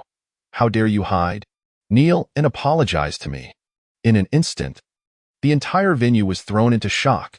No one could have imagined that the genteel young nobleman harbored such a loathsome essence, though the family acted swiftly to terminate the broadcast. The few seconds of footage had already wrought significant damage in the realm of the affluent, particularly among the wealthy young ladies enamored with Ruoting, The impact was akin to the detonation of a nuclear bomb. The elder Bai, who had been casually discussing a marriage alliance with the Yi family, now wished fervently to find a hole to burrow into. Madam Yi, this is slander. In this age of advanced technology, there exists face-swapping technology. You understand? You comprehend, right? His frantic attempts at explanation were utterly comical. Madam Yi scoffed, saying, Elder Bai, the truth of this matter is not about belief on my part, but rather on my daughter's. I believe we shall conclude our discussion here for today. I shall take my leave. As Madam Yi exited the conference hall, her expression darkened. She was indifferent to the nature of Bai Ruoting. Her concern lay with the interests of the Yi family. With the Bai family's reputation now thoroughly tarnished, she pondered who bore such animosity towards them that they chose this day to unveil their sordid affairs. With long-term considerations in mind, Bai Ruoting would certainly no longer be her first choice. It was time to seek other matrimonial prospects for Ye Zhen. Where is Zhen Zhen? Hurry and summon her for me, Madam Yi instructed her assistant team. Tell her that from this day forth, if she dares to entangle herself with Bai Ruoting again, I shall break her legs. Chapter 010. Seeking a tutor for Zhen Zhen. Having dealt with Bai Ruoting, Ye Zhen breathed a sigh of relief. She dreaded the notion of arranged marriages. She had no intention of marrying. She would much prefer to spend her days bonding with her girlfriends than endure even a second of close proximity to a man. Alas, such inclinations are difficult to alter. Ye Zhen, do not forget our relationship, Ye Fuli approached her. Reaching out to play with a strand of her hair, the little one appeared utterly startled. A truly timid soul, if one fears, one should exercise more caution. How could anyone speak ill of a villain while in their presence? Ye Fuli harbored a disdain for foolishness, yet the thought that Ye Zhen might promptly inform her of impending danger softened her ironclad heart, if only slightly. Remember, our relationship is one of command and obedience, she proclaimed before turning to leave. Ye Zhen huffed in defiance, lowering her gaze to her dress, her cheeks flushing crimson. Thankfully, Ye Fuli had not noticed. Otherwise, she would have faced utter humiliation. Seizing the opportunity with no one around, she stealthily slipped into the changing room to retrieve a new dress. Struggling to put it on. Feeling around, she realized her phone was missing, left behind with Bai Ruoting's bodyguard. What to do? At this moment, Bai Ruoting's room was undoubtedly swarming with people, making it impractical for her to return and retrieve her phone. Sigh? I suppose I should request another from my family, she thought. As the night deepened, Ye Fuli wandered the streets alone, clutching Ye Zhen's phone. In her previous life, she had effortlessly cracked Ye Zhen's phone. Yet in this life, her attempts to unlock it with several passwords proved futile. Based on her knowledge of Ye Zhen, the passwords were likely either birthdays or QQ numbers, or perhaps something like 5201314, a phonetic play. Why, then, did none of them work this time? How peculiar, Ye Fuli mused, her expression darkening. It truly seems as though she has become a different person. Could she have been reborn as well? This notion flickered in Ye Fuli's mind, settling momentarily. However, it was quickly dismissed. As the saying goes, the mountains may change, but one's nature is hard to alter. Regardless of rebirth, certain small habits remain unchanged, such as favored passwords or beloved foods. Yet the current Ye Zhen exhibited such drastic changes. It was as if she were possessed or had been taken over by some foul spirit. Of course, it is also possible that she has chosen to adopt a complete facade following my threats. In any case, I cannot trust her words or actions. I must not be deceived. Ye Fuli stowed the phone away. At this point, she was nearing home. Looking up, she noticed the lights on the upper floor were lit and the door ajar, indicating the return of those two scoundrels. Had it been the previous Ye Fuli, such a sight might have instilled fear and hesitation in her. However, this time, a subtle smile graced her lips. These two scoundrels were driven by their love of money. With wealth, they would dare to do anything. Ye Fuli resolved to make full use of these two ne'er-do-wells, intending to give her parents a taste of their own headaches in the future. She ascended the stairs at a leisurely pace. Before she could step inside, the sounds of an argument reached her ears. Ye Zhen, you wretched creature, look at this. A blood type report. Take a good look. We both have type O blood. So why is Ye Fuli type A? The sound of dishes shattering heightened the amusement on Ye Fuli's face. Ye Zhen's voice rang louder than the man's. I had her with a wild man. Are you satisfied now? So today, I discover you raised someone else's daughter. Chu Yong, you better get lost. Dying outside would be best. This was, of course, said in anger. Although Chu Yong had consumed some alcohol, he remained clear-headed. He understood well the dynamics of his relationship with Ye Zhen. Regardless of whose genes were involved, they could never have produced a daughter as exceptional as Ye Zhen. Moreover, Ye Zhen and he were each other's first loves, spending every moment together until their child was born, after which Ye Zhen had gone to work. Hence, the possibility of being cuckolded was non-existent. Could it be that we switched her at birth? Chu Yong suddenly regained his composure. I recall that day in the hospital. There was a power outage, and you gave birth on the same day as the woman in the next bed. Ye Zhen rolled her eyes, falling silent. Yet Chu Yong grew more animated. I remember that woman had a driver, servants, and even a dozen bodyguards. Had it not been for the landslide that blocked the road, she would never have given birth at such a small hospital, right? What exactly are you trying to say? Ye Zhen was growing increasingly impatient. The two exchanged glances. In that moment, all of Chu Yong's intellect seemed to converge. We must have switched her. It was pitch dark. It's only natural to make a mistake. We need to find that woman and see her daughter. Before he could finish, Ye Zhen pushed the door open. She strolled in with calm assurance, smiling as she regarded her unscrupulous adoptive parents. What are you discussing, Mom and Dad? It seems quite lively in here. Upon seeing their daughter return, Ye Zhen's anger flared anew. You worthless girl! Didn't I tell you to come home after school to wash and cook, and not to wander about aimlessly? Are you trying to starve your parents? Ye Zhen shrugged. My apologies. I was just on my way to cook. Then, she feigned nonchalance, reaching into her pocket and deliberately allowing a few freshly withdrawn 100 yuan notes to slip out. Upon sight of the money, the two individuals immediately lit up with greed.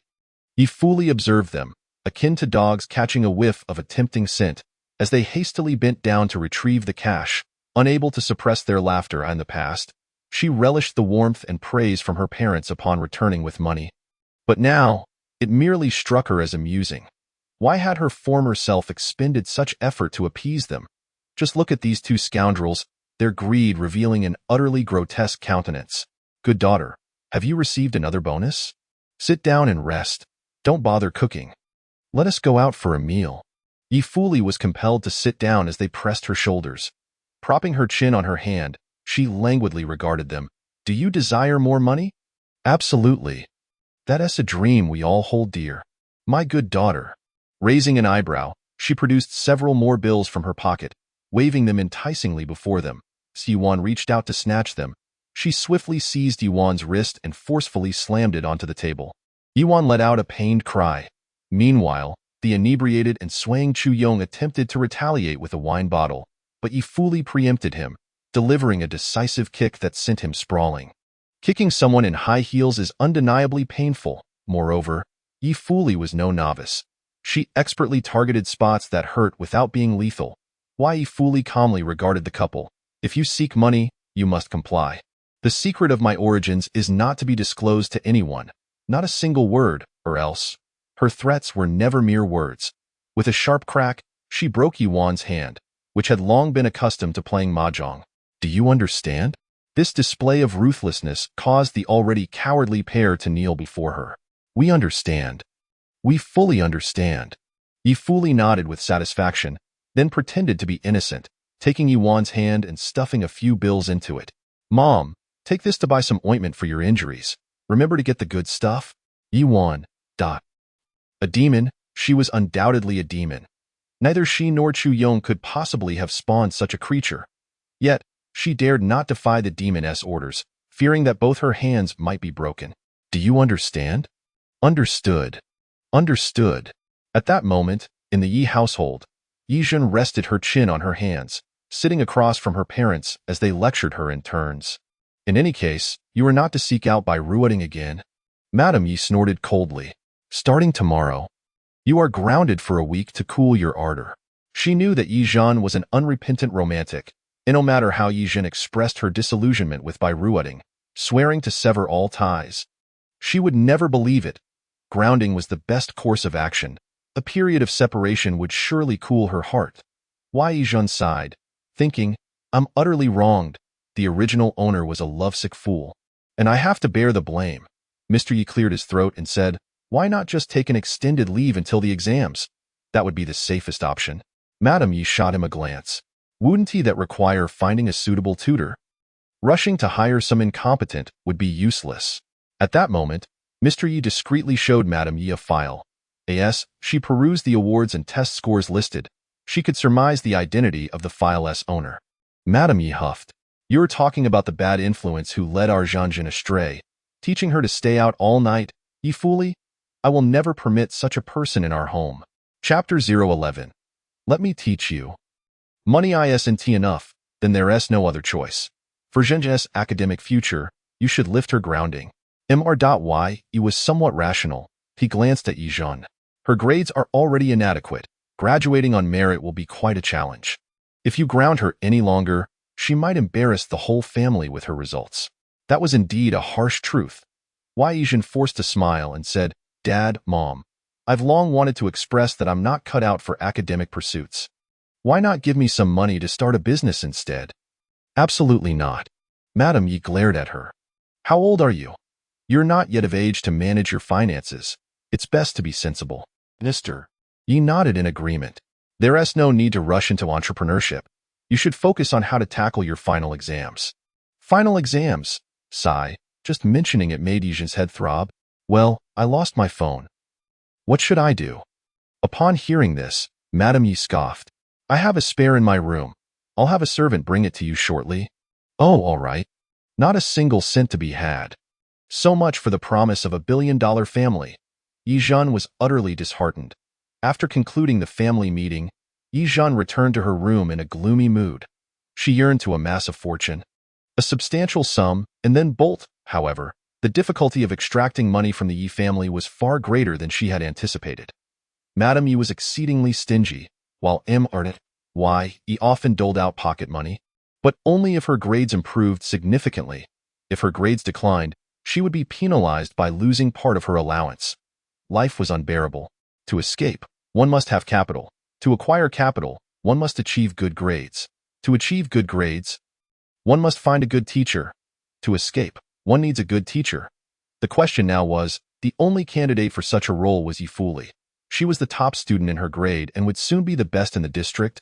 With extensive experience in tutoring, particularly one-on-one sessions, seeking a tutor necessitated finding someone like her. More importantly, Ye Fuli inherently appreciated diligent and ambitious individuals. Ye Zhen pondered that if she performed well in this regard, she might cultivate a wave of goodwill. All right, it's settled. Tomorrow I will seek out Feng Outyin and ask her to tutor me. The following day, Ye Zhen rose early, completed her morning routine, dressed neatly, and headed out. Yi was somewhat surprised to see her so punctual. After all, this daughter often lazed about, requiring multiple prompts from the servants each morning before she would finally depart. Today, she hadn't summoned anyone and had left at least an hour early. Are you planning to go to school? Mr. Yi couldn't help but ask. Don't tell me you're intending to find that by fellow? Ye Zhen quickly waved her hands. I'm going to the library to study. To prove her sincerity, Ye Zhen opened her backpack. Inside were several sets of mock exams and large volumes of corrections. After a brief inspection of Ye Zhen's bag, Mr. Yi sighed in relief. It seems you took last night's conversation to heart. Regardless of whether she truly intended to study, as long as she didn't seek out that by ruining, he was satisfied. He had no real expectations for her to possess any ambition or genuine spirit of inquiry. He merely hoped she wouldn't cause any trouble. Of course. Dad, my mind is solely focused on studying now. I want to entertain thoughts of romance. Ye Zhen raised her hand, striving to appear earnest in her vow. Observing her obedient demeanor, Mr. Yi smiled with satisfaction. In his delight, he enjoyed rewarding her with money. Consequently, Ye Zhen received a wad of 100 yuan bills, roughly estimating over 2,000. You can buy your favorite cake. Remember to share it with your classmates and cultivate good relationships with them. Okay. Dad. Ye Zhen quickly tucked the money away. It seemed her envisioned path to wealth was indeed viable. A grown man pretending to be cute was undeniably over the top. Yet now, it appeared she might have to maintain this adorable, youthful facade until her dying day. Accepting reality sooner rather than later would be prudent. Upon arriving at school, Ye Zhen headed straight to the self-study room. There, she indeed spotted Ye Fuli seated by the window, poring over various science tutoring books. Classmate Ye Fuli. Ye Fuli frowned, lifting her gaze to the suddenly appearing Ye Zhen. Instinctively, she glanced at the time. It was barely past 5. What was Ye Zhen doing at school at this hour? Surely, she was up to some mischief. I would like to request your assistance with my studies. My dad will compensate you. Upon hearing such a statement from the academically challenged Ye Zhen, Ye Fuli couldn't help but laugh scornfully. Don't waste each other's time. I'm serious. As she spoke, Ye Zhen hurriedly pulled out a collection of mock exams and error compilations she had organized overnight, spreading them out before Ye Fuli. Upon seeing these materials, Ye Fuli's expression remained unchanged. She simply coldly replied, "Take it away." Hey, don't be so heartless. This unintentional plea for sympathy finally elicited a slight change in Ye Fuli's demeanor. She looked at Ye Zhen with disdain, quickly stood, packed her belongings into her bag, and turned to leave. Teaching Ye Zhen was simply too daunting. She had already experienced Ye Zhen's abysmal academic capabilities and had no intention of attempting to nurture her further. Ye Zhen, was she truly that dismissive? Here she was, trying to be diligent and eager to learn, yet she was met with such disdain. Very well, if she wanted to be disdainful, so be it. A slacker always prepared to lie flat harbored no resentment. Ye Zhen swiftly discerned a second candidate to instruct her in her studies. A petite girl with a watermelon hairstyle and thick glasses, nestled in a corner, who was also an exemplary student of the elite class, Xia Yuxue. Hello. Classmate, would you be so kind as to help me with my studies? Xia Yuxue, the epitome of a warm-hearted peer, lifted her gaze to Ye Zhen and nodded. Of course, classmate. Please take a seat. However, despite her scholarly prowess, Xia Yuxue excelled in learning but faltered in teaching. After several rounds of earnest discussion, Ye Zhen felt her mind inundated with knowledge she struggled to apply, and a subtle headache began to form. At that moment, Ye Fuli, who had already ascended to the second-floor study room, wandered into the corridor for no apparent reason and gazed down, observing Ye Zhen tugging at her hair in frustration over a blank mathematics paper.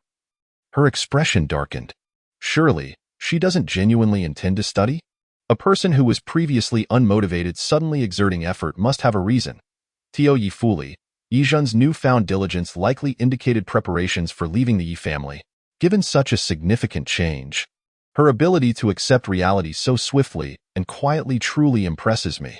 Ye Fuli clenched the railing, turned away, and was about to resume her studies when an infuriating voice reached her ears from below.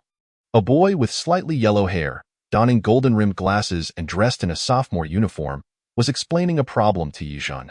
This question is quite simple, little sister. Do you understand? Huangli smiled, gazing at the adorably naive girl before him. Oh my, this little sister is simply delightful. Huangli felt a flutter of romantic feelings stirring within him. Ye Zhen nodded, only half comprehending. You're from the adjacent junior high, aren't you? This concept is a bit beyond your current curriculum. It's perfectly normal for you not to grasp it. Ye Zhen awkwardly chuckled. I'm actually in the 3rd year of this school. 3rd year? Huangli inhaled deeply, his excitement intensifying. A 3rd-year lowly senior. For a sophomore like him, this was an irresistible temptation. He immediately offered to assist her with problems whenever needed, boasting of his remarkable talent and consistent top scores in his second-year classes. Huangli, could you refrain from poaching my student? Ye Fuli had descended from the 2nd floor. She wrapped her arm around Ye Zhen's shoulder with a smile. We've already agreed on a one-on-one tutoring fee. If you interfere now, I risk losing this opportunity. Upon seeing Ye Fuli's stunningly beautiful face, Huangli felt his heart race anew. Goodness, isn't this the legendary 3rd-year senior, known as the work god, Ye Fuli? I never imagined she would be even more stunning than her photos. All right, Senior Ye Fuli, by the way. Would you be so kind as to add me as a friend? This is my QQ number. The excited Huangli hurriedly scribbled down his number, tremblingly handing it to Ye Fuli. She gently accepted it, tucked it into her pocket, and crumpled it tightly, preparing to toss it in the trash later. Still wearing a smile, she replied, Sure. Huangli, elated and dizzy, departed, his attention wholly captivated by Ye Fuli's radiant presence. Momentarily forgetting about the lowly senior, Ye Zhen. Meanwhile, Ye Fuli's gaze shifted directly to Ye Zhen after Huang Li left, making Ye Zhen feel a shiver run down her spine. In the next moment, Ye Fuli pulled a chair closer and sat beside her. Ye Zhen, if you wish for my tutoring, mere payment will not suffice. As she spoke, Ye Fuli's hand rested on Ye Zhen's thigh. How about this? I will teach you for an hour. And in return, you must perform half an hour of. For 2 hours, you must don cat ears and a tail. And for 3 hours. At this point, Ye Fuli leaned closer, taking advantage of her femininity to embrace Ye Zhen's waist, resting her head against her. The compensation for 3 hours will be determined by you, but it must satisfy me. Do you understand? Ye Zhen fell silent. What the heck? Is this girl really going to start humiliating her with these cross-dressing antics? What kind of twisted protagonist is she? Chapter 012. Is this the privilege of being a girl? Am I here to study, or to bask in the benefits of being a girl? This question lingered in Ye Zhen's mind for the next half hour. The fragrant scent emanating from Ye Fuli enveloped her senses. More importantly, due to the nature of their study, Ye Fuli frequently brushed against her fingers, and at times, their faces were uncomfortably close. Ye Fuli, however, was not the type to overthink. The only additional thought she entertained was, if she continued to tutor Ye Zhen, she could have her wear those embarrassing outfits and showcase her talents. Do you understand? Ye Zhen, lost in thought, was jolted back to reality when Ye Fuli tapped her head. You're not wasting my time, are you? Under Ye Fuli's fierce gaze, Ye Zhen rubbed her head, feeling aggrieved. I understand. I grasped these problems. Then do them again. Doing them again was simply impossible. Ye Zhen struggled with the pen, painfully attempting to outline the problems. Finally, as the class bell rang, she felt a wave of relief and hurriedly fled. 38 minutes, Ye Fuli noted as she glanced at her watch. Make sure to remember that. I got it. At noon, a maid from the Ye family arrived at the school, delivering an exquisite lunchbox to Ye Zhen. However, she had little appetite, as consuming salmon and king crab daily had become rather tedious. Miss, you must return home immediately after school. The madam has specifically instructed me. Have you truly remembered? Yes, I have. The incessantly nagging maid left Ye Zhen feeling quite exasperated. After dismissing her, she opened the lunchbox. Staring blankly at the salmon sushi, caviar sushi, and creamy mushroom soup. Suddenly, a brilliant idea struck her. I may not enjoy these dishes, but Feng Outyin certainly does. Keeping them here would be a waste. Why not deliver them to Ye Fuli and seize the opportunity to garner some goodwill? With this thought, Ye Zhen couldn't help but commend her own cleverness. She swiftly closed the lunchbox, picked it up, and hurried toward the floor where the elite class was located. Upon reaching the second floor of that teaching building, she heard a familiar voice emanating from the storage room. Indeed, it was the disgraced Bai Ruoding. If I can't have peace, neither will that wretched girl, he seethed. In 2 days, my father will send me abroad. During this time, I must secure this woman named Ye Fuli. I want her to taste the bitterness of disgrace. Another voice soon joined in, and to Ye Zhen's surprise, it was quite familiar. Upon closer inspection, it was none other than Huang Li, the blonde sophomore who had flirted with her earlier. Further reflection revealed that he was one of the many suitors of the protagonist in the manga. However, in the comic, his role was minimal compared to the leading man. By Ruoding, to understand what this leading man was plotting, Ye Zhen instinctively took out her phone and activated the recording mode. Such an important moment should not go undocumented. Huang Li carelessly remarked, Bai Gu, are you sure you're not mistaken? I've met Ye Fuli. She's not the kind of person who could reduce you to this state. Am I ever wrong about such matters? Bai Ruoding's voice rose in agitation. That woman is ferocious. The moment she opened the door, she lunged at me with a knife, nearly severing my artery. Now I walk with a limp. Huang Li erupted in laughter. The combination of a fierce woman and a cold-blooded killer was simply overwhelming for his XP system. He adored it, utterly enchanted. Huang, are you mocking me? At that moment, Bai Ruoding resembled a cornered animal, ready to lash out at anyone nearby. The pain he suffered from Ye Fuli, both physical and emotional, drove him to madness. If he could not capture Ye Fuli, he would live forever in her shadow, rendered a mere shell of a man. No, Bai Gu, I merely recalled something amusing. Huang Li, eager to evade Bai Ruoding's ire, cleared his throat and quickly changed the subject. Let me contact my friends to prepare.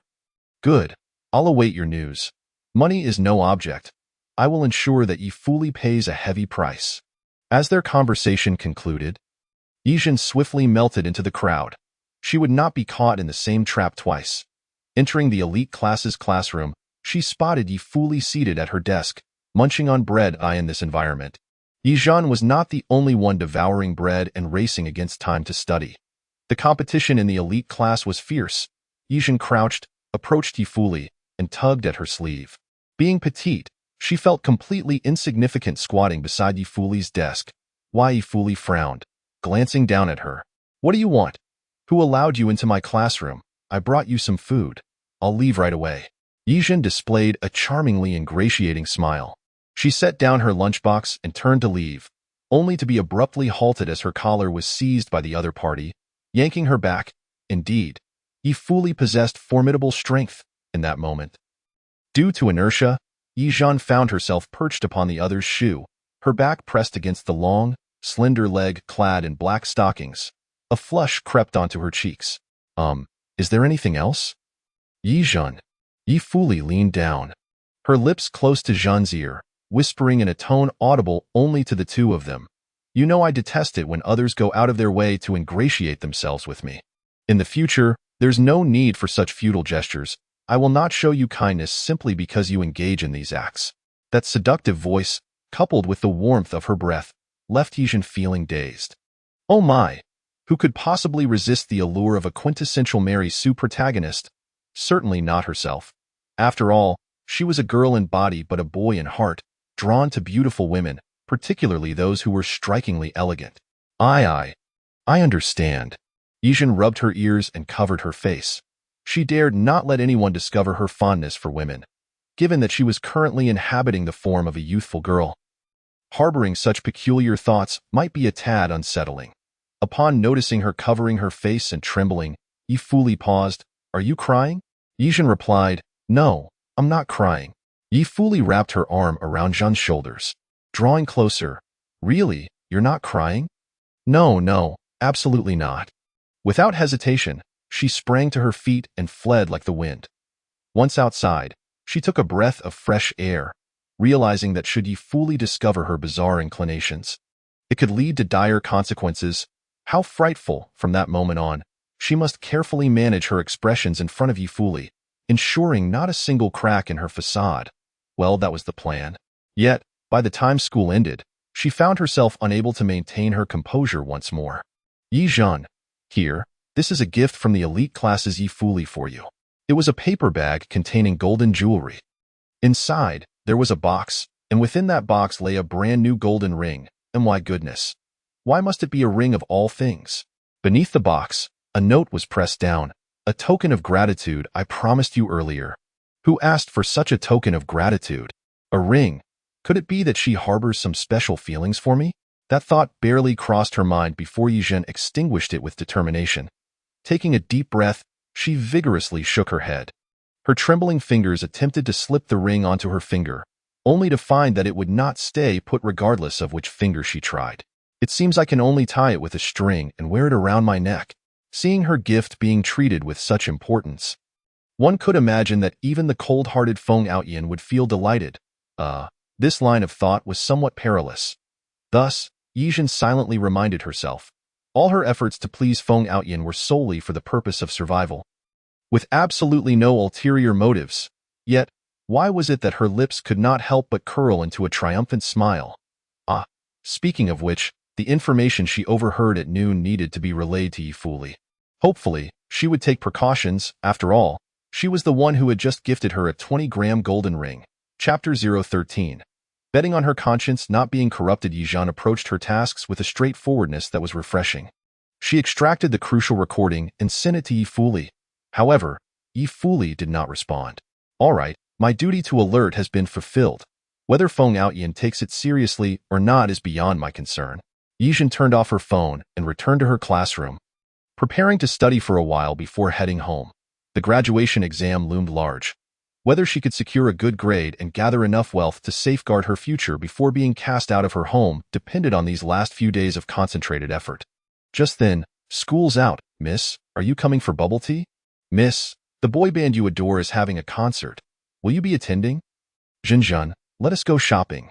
New figurines have arrived."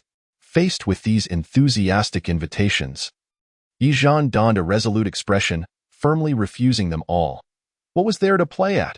She needed to study. For her, the knowledge contained within books was her golden ticket. Money, she needed money, no matter what. Witnessing Ye Zhen's fervent dedication to her studies, the once adoring group of delinquent girls surrounding her began to speculate that she might have lost her mind. "I think this might be Ye Zhen's new strategy to pursue by ruining," one girl remarked. "She has done this before." "Huh. That seems to be the only possibility," another chimed in, purely a love-struck brain. They all believed that Ye Zhen would lose her drive for studying within 3 days at most, as soon as by ruining uttered, "No matter what you do, I can never like you," she would undoubtedly deflate. Why Ye Zhen, after all, lacked both the talent for studying and the patience for it. For years, she had been just so. Come on, let us not bother with her. She knows better than anyone whether she is cut out for studying. Once Ye Zhen inevitably gave up her studies and succumbed to her previous ways, they could easily manipulate her again and coax her into spending money. The school bell rang. Ye Zhen, clutching her vocabulary book, ambled towards the school gate. The area was nearly deserted, and she quickly spotted the family car and the driver. Driver Lao Wu, seeing her emerge so late, could only chuckle grimly. "Miss, have you forgotten what Madam said?" He didn't mind the scolding too much. After all, he earned a good wage and could endure a bit of reprimanding. However, Ye Zhen was not merely facing a scolding. She might end up locked away in a small dark room. Why was she so unperturbed? "I came home late because I was studying. My mother would be pleased. Not punishing me." Ye Zhen plopped herself into the car, still clutching her vocabulary book. "Let us go, uncle." Lao Wu shook his head in resignation and followed suit. The car started moving slowly. As they approached a large supermarket, Ye Zhen spotted scattered vegetables, a deformed old bicycle, and Ye Fuli limping about, picking things up. Her heart skipped a beat. What was happening? Had Ye Fuli been hit by a car? She was a reincarnator and possessed strong memories. She should have been able to avoid such incidents. "Uncle, stop the car. Hurry." Ye Zhen, disregarding everything else, knocked on the door, demanding the driver to halt. This was a prime opportunity to earn the heroine's favor.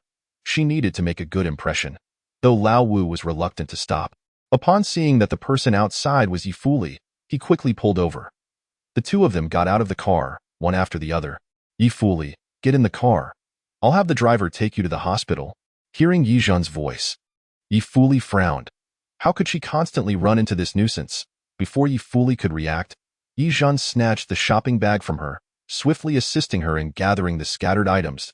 Why Ye Fuli stared at her. Taken aback, "Who asked you to do these pointless things?" Having experienced the trials of her previous life, she no longer trusted anyone around her. Therefore, when faced with Ye Zhen's goodwill and assistance, she could only suspect ulterior motives or anticipate some form of humiliation. Yet, Ye Zhen merely smiled sweetly, her clear eyes devoid of malice, causing even the suspicious Ye Fuli to feel a slight thawing of her icy demeanor. Ye Zhen earnestly stated, "We are classmates. Isn't it only natural for classmates to help one another?" Help one another? How naive! Did she not realize that everyone around her was malicious? No, she could not succumb to such kindness. She must remain vigilant. Ye Fuli's expression grew a bit awkward as she hastily stepped forward, snatching the shopping bag from Ye Zhen's hands. "Don't concern yourself with me. If you don't want to get beaten, just leave. Go ahead and hit me, go on. I dare you." Ye Zhen positioned herself defiantly in front of her, refusing to budge, boldly extending a hand, betting on her conscience not to be severely tainted. However, smack, Ye Fuli unceremoniously swatted her palm. Ouch! While Ye Zhen cradled her hand, Ye Fuli expressionlessly moved past her, pushing the bicycle, limping ahead. Truly stubborn, Ye Zhen sighed, placing her hands on her hips, gazing at her retreating figure, feeling somewhat frustrated. But the books do say that women, especially the quintessential Mary Sue heroines, are inherently proud. When they say no, they often mean yes. When they tell you to leave, you must absolutely not comply. With this thought in mind, Ye Zhen steeled herself, quickening her pace to catch up. The driver could only return to the car, following them slowly. Seriously, let me help you with those groceries. No need for your help. Oh, come on. Hand it over. Ye Fuli's resistance weakened slightly as Ye Zhen took the bag filled with discounted vegetables. Taking a glance at her produce, Ye Zhen couldn't help but exclaim, Ye Fuli, you're still growing. Eating such poor quality vegetables isn't good for you. Ye Fuli shot her a cold glare. Are you mocking me? I'm concerned about you. The sincerity of her words left little room for Ye Fuli's sarcastic retorts. As they approached a fork in the road where they would have to part ways, Ye Fuli resolutely reclaimed her bag, preparing to leave in silence, only to be called back by Ye Zhen once more. Ye Zhen contemplated briefly before retrieving the stack of cash her father had given her that morning from her backpack. She slipped a portion of it into Ye Fuli's palm, urging, Don't be too hasty to refuse. My father told me to use this money to foster good relations with my classmates and to share with them. Ye Fuli, her expression impassive, scoffed, Who says I would refuse? I would gladly accept any amount of money from the wealthy. Without hesitation, she stuffed the money into her pocket. This cold and awkward demeanor was rather disconcerting. However, Ye Zhen found herself at a disadvantage, her secret identity held over her, compelling her to adopt a more submissive stance. Viewing Ye Fuli as a difficult superior made her mood considerably lighter. With a placid smile, Ye Zhen remarked, As long as you like it. It brings me joy to be of assistance. The more placid she became, the more uncomfortable Ye Fuli felt. This was certainly not the Ye Zhen she once knew. The former Ye Zhen would have come to mock her during her misfortunes, relishing in her distress. Why had she lost her temper now? Where had her haughty demeanor gone? Gazing at Ye Zhen's charming silhouette, the cash in her pocket seemed to grow warm. Since her rebirth, Ye Fuli rarely experienced such an unsettling sensation. What exactly does Ye Zhen intend to do? Chapter 014. Sharing a bath with the female lead? Upon returning home, Ye Zhen was unsurprised to receive a scolding from Madame Ye. Do not offer any excuses. Studying? Do you think I would believe you? Ye Zhen, I do not expect you to truly learn anything, but I will not tolerate your lies. Madame Ye's stern face emphasized the rules of the Ye family. As my daughter, you must return home directly after school and refrain from associating with unsavory individuals. Do you understand? This domineering woman possessed an arrogance and prejudice that were difficult to accept. She had no faith in Ye Zhen's words, even when Ye Zhen recited the English vocabulary she had been memorizing. Well, if she chose not to believe, so be it. Why Ye Zhen harbored no sentimental feelings toward this family. She was merely forced to step into this mess. Her only objective now was to accumulate as much money as possible before leaving home. And for that, she could even endure the unpleasantness of dealing with Feng Outyan, let alone Madame Ye. Mother, I apologize. To express my regret for returning late, may I give you a leg massage? Without waiting for Madame Ye's consent, Ye Zhen obediently knelt down to soothe her legs. She had honed this skill well while attending to Ye Fuli. Even the fastidious Feng Outyan was satisfied, let alone Madame Ye. You wretched girl. This is quite pleasant. Though Madame Ye was over 50, she still maintained a captivating allure, appearing much younger. Particularly, the skin on her legs was remarkably firm and smooth, defying her agite. Ye Zhen focused intently, diligently performing her task. Although a man's soul resided within this petite body, she was a paragon of virtue, devoid of any inappropriate inclinations. All right, you may go study now. Since you've been obedient, I want to punish you this time. After enjoying the massage, Madame Ye finally released Ye Zhen. With a sigh of relief, Ye Zhen stood up and said, Then, please rest well, I shall head to the study. Wait. Madame Ye called her back, rummaging through her purse to retrieve several bills, which she handed to Ye Zhen. Your hair tie is unsightly. Go buy a new one.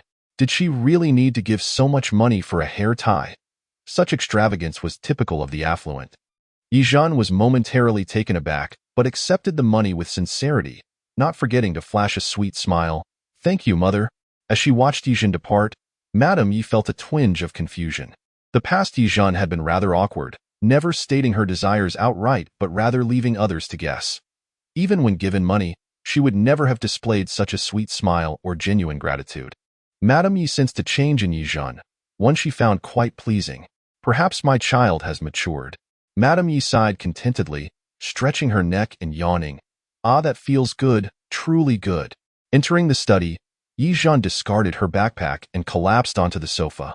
She felt as though she had discovered the key to interacting harmoniously with Madame Ye. A pampered daughter has it best. This strategy may not work on Ye fully, but it's genuinely effective with Madame Ye. It was evident that the two shared a bit of a proud temperament.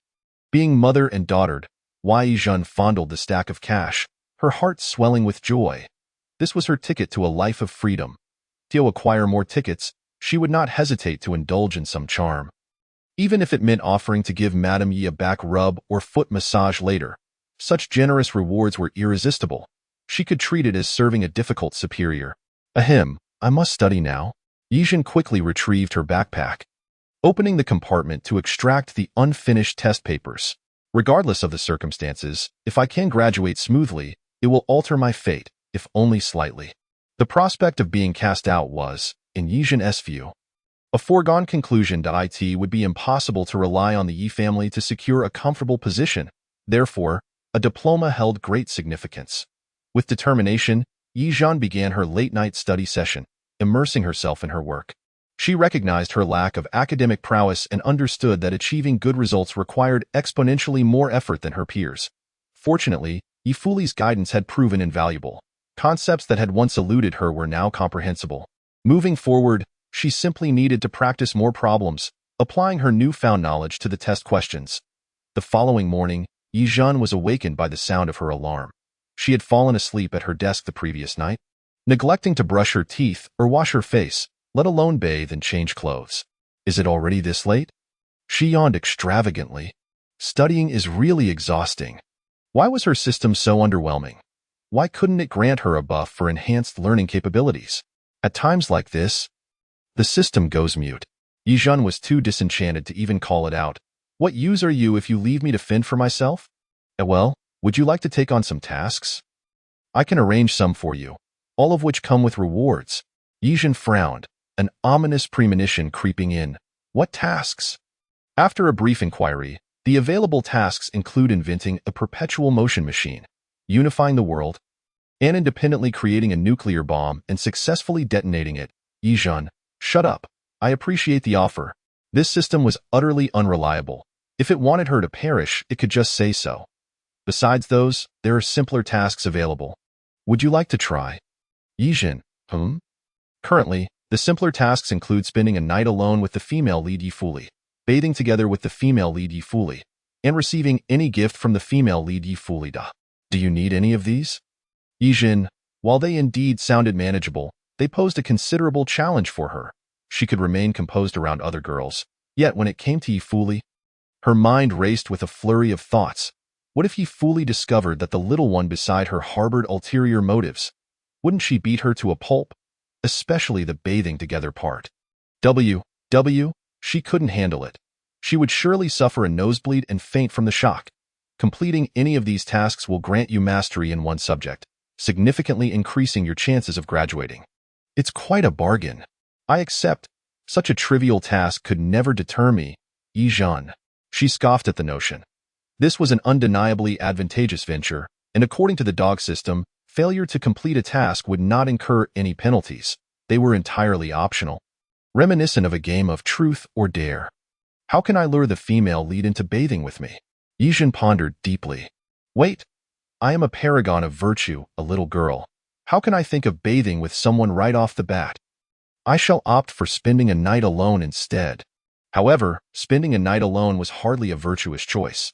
Looking at the gift option, she surmised that it might be the most feasible.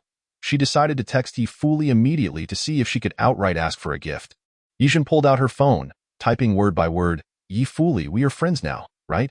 May we engage in a friendly exchange of gifts? It would strengthen our friendship. After sending the message, she waited. After some time, Ye Fuli replied, fine, but the gift I want, you probably can't afford. Can't afford? Ye Zhen felt a pang of irritation as she tapped the screen. If you want me to return the identity of the Ye family's heiress right now, then I truly cannot afford it.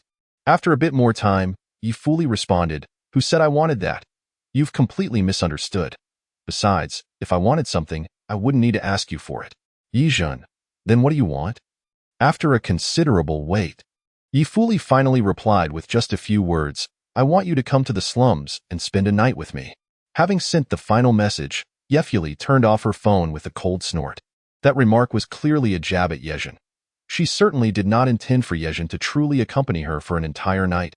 Moreover, considering they were both young women, what could possibly transpire during such companionship? Given her nature, she would likely commandeer Ye Zhen to perform household chores for the entire evening, perhaps even demanding that Ye Zhen don a maid's outfit. How utterly mundane, Yefuli mused, closing her eyes. The image of Ye Zhen jogging alongside her earlier that day rekindled her inner agitation. While she could unleash her disdain upon the loathsome Ye Zhen of her past life, she found herself unable to do the same to the current, somewhat foolish Ye Zhen. Perhaps I should simply leave her be for now and focus on dealing with Bai Ruoding and Huang Li. Those scoundrels. Chapter 015. Feng Outyin is ill and requires care. What? Ye Zhen exclaimed, nearly slipping beneath the table upon reading the text message. Has Feng Outyin lost his mind, actually inviting me? However, her initial elation quickly faded. After all, he was the cunning Feng Outyin, and Yefuli was not one to be trifled with. If Yefuli summoned her in the dead of night, she certainly wouldn't be treated gently. Perhaps she had even prepared a whip to toy with her like a top. Oh, for goodness sake. Contemplating such dreadful possibilities, Ye Zhen sighed and readjusted herself. Regardless, being alone with her is far too perilous. Her ultimate goal was to survive, not to meet an untimely demise. Yet, upon further reflection, with the system on her side, the worst she would face would be some hardship and exhaustion. She certainly wouldn't perish. Why not take a gamble? A bicycle could become a motorcycle. Ye Zhen's eyes began to gleam. Resolutely, she gritted her teeth and sent back 3 words. If you come, then come. In school, as graduation exams approached, there were small tests every 3 days and larger ones every 5. Ye Zhen's grades weren't improving significantly in a short span, yet there was a slight uptick. Particularly in mathematics, thanks to Yefuli's guidance on the exam questions, she managed to tackle the last few challenging problems, which was indeed commendable. In the library, everyone was studying diligently. Ye Zhen once again nestled beside Yefuli, clutching her textbook. With innocent, blinking eyes, she asked, "This exam is really tough. Yefuli, how many points do you think I can score?" Yefuli adjusted her glasses, an awkward expression flickering across her face. "How would I know?" Ye Zhen, feeling displeased, pouted. "I worked hard on the problems, and you saw that. Just take a guess. How many points do you think I can score?" There was a touch of coaxing in her tone, a skill she had increasingly mastered. Yefuli regarded her coolly. "Are you even studying? If not, move aside and stop talking to me." "Fine, whatever." Ye Zhen, clutching her book, weakly shifted to another spot.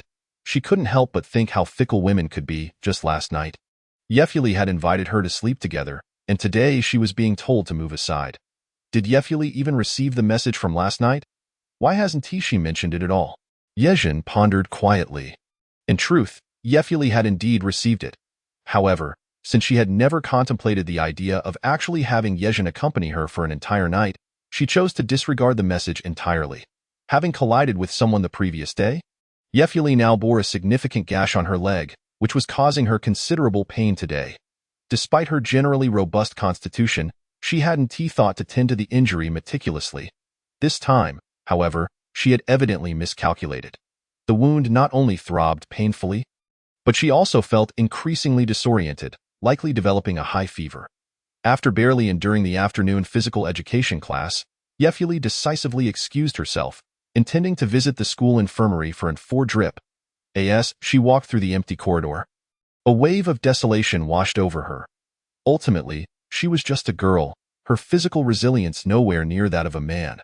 Such a minor injury should not have left her in such a precarious state. "Doctor?" "Hello, doctor. Could you please attend to my wound?" Yefuli took a seat on the examination bed, calmly rolling up her pant leg. Upon seeing the gruesome, elongated gash, the school nurse gasped in shock. "Little student, doesn't it hurt? Such a large cut." Yefuli shook her head. In truth, it hurt quite a bit, but she was accustomed to enduring pain and maintaining silence. Noticing her pallor, the school nurse hurriedly fetched a thermometer to check her temperature. Upon taking her temperature, which revealed a dangerously high fever, the nurse expressed concern. "It's nearing 40 degrees. Why did you wait until now to seek treatment? If it gets infected, You could lose your entire leg. Do you understand? No matter how frantic those around her became, Yefuli remained composed, as if the injury were not hers to bear. All right, I understand, thank you. Unable to tolerate the nurse's nagging any longer, Yefuli interrupted her earnest admonishments. Why not notify your family? You'll be on the floor for quite some time, and someone will need to help you to the restroom, the nurse suggested. Yefuli shook her head. No need. Sigh, fine. The nurse, unable to sway her, proceeded to treat her wound and prepare the necessary medication. Lying on the examination bed, Yefuli felt drowsy, occasionally drifting in and out of consciousness. She was unsure when she actually fell asleep. When she awoke, she found Ye Zhen, that adorably foolish girl, sitting beside her. Ye Zhen? Yefuli sat up abruptly, eyeing her with suspicion. Her startled demeanor elicited a chuckle from Ye Zhen, who responded, Relax, I'm not here to harm you. Then why are you here? Noticing Yefuli's continued tension, Ye Zhen pointed to the girl in the opposite bed. The girl waved her hand apologetically, smiling.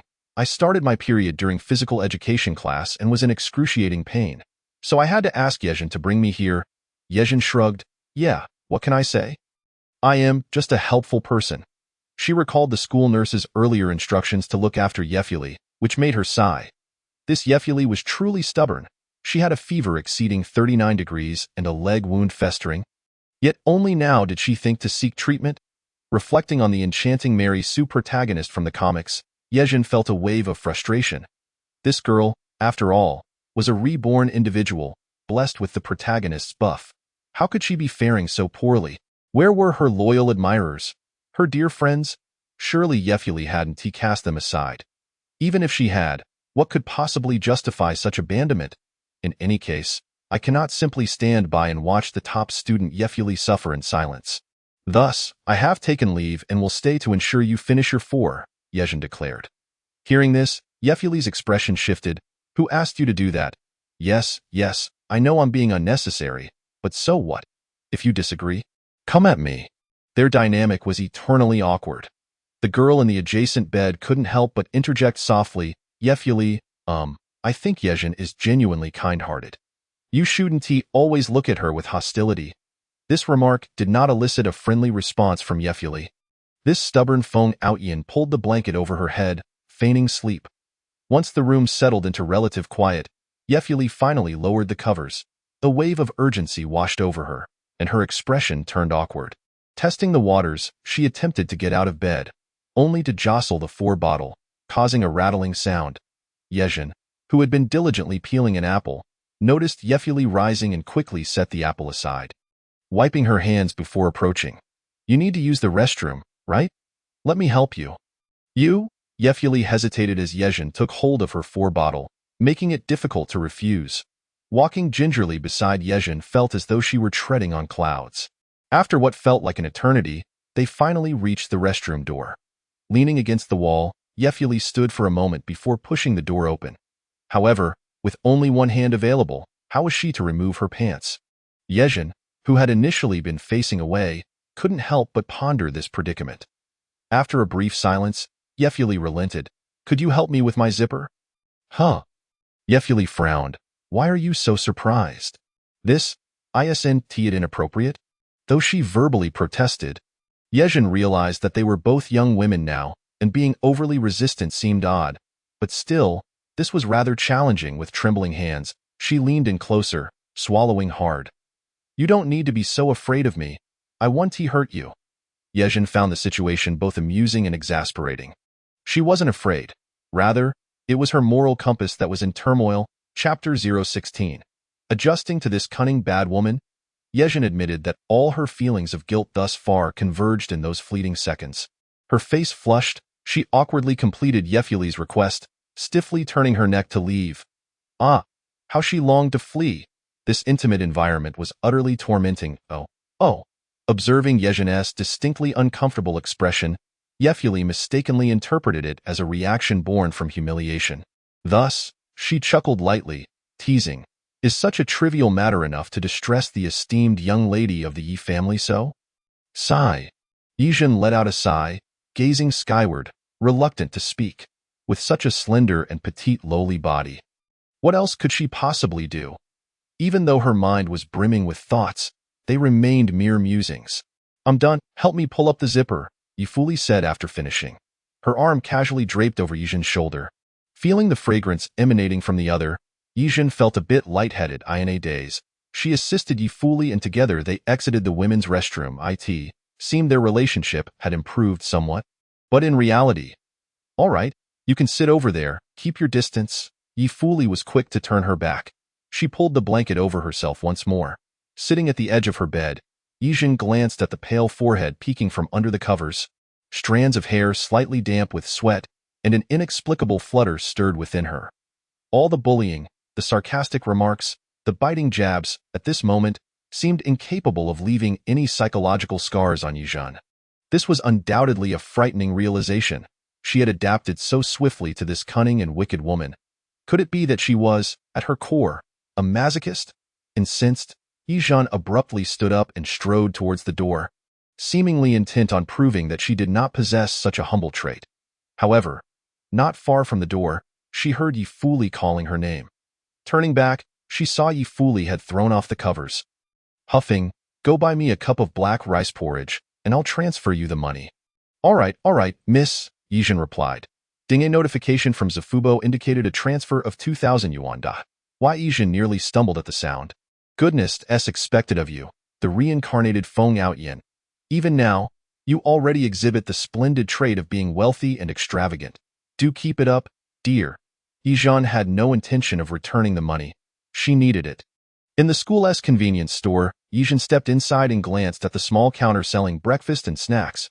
At this moment, several students from the elite class were present, all classmates of Ye fully. That Ye fully is just so annoying. Isn't she just? My parents always compare my grades to hers. It drives me insane. What is so impressive about her? If her parents are terrible, she must be terrible too. Exactly. I've seen her mother. She looks like a skeleton. It's truly frightening. Hearing these remarks, Ye Zhen was visibly taken aback. Was Ye fully's reputation this poor? She recalled that in the comics, everyone adored Ye fully, and classmates would take pride in having her as a peer. But now, why were so many people slandering her? With a low profile, Ye Zhen walked past the crowd, purchased a cup of black rice porridge, and turned to leave. On her way back to the infirmary, Ye Zhen's mood plummeted. She overheard more comments about Ye fully. Some girls envied her beauty and academic achievements, even secretly cursing her, while boys whispered lewd jokes about her. As for the teachers, they merely discussed how much praise they could garner from having such a student and how many bonuses could be earned. Ye Zhen, senior? As she reached the corner by the flower bed, she encountered a boy with yellow hair, clutching a basketball and heading to gym class. He wore a naive smile, appearing genuinely innocent, but his conversation with Bai Ruoding had already revealed his true nature.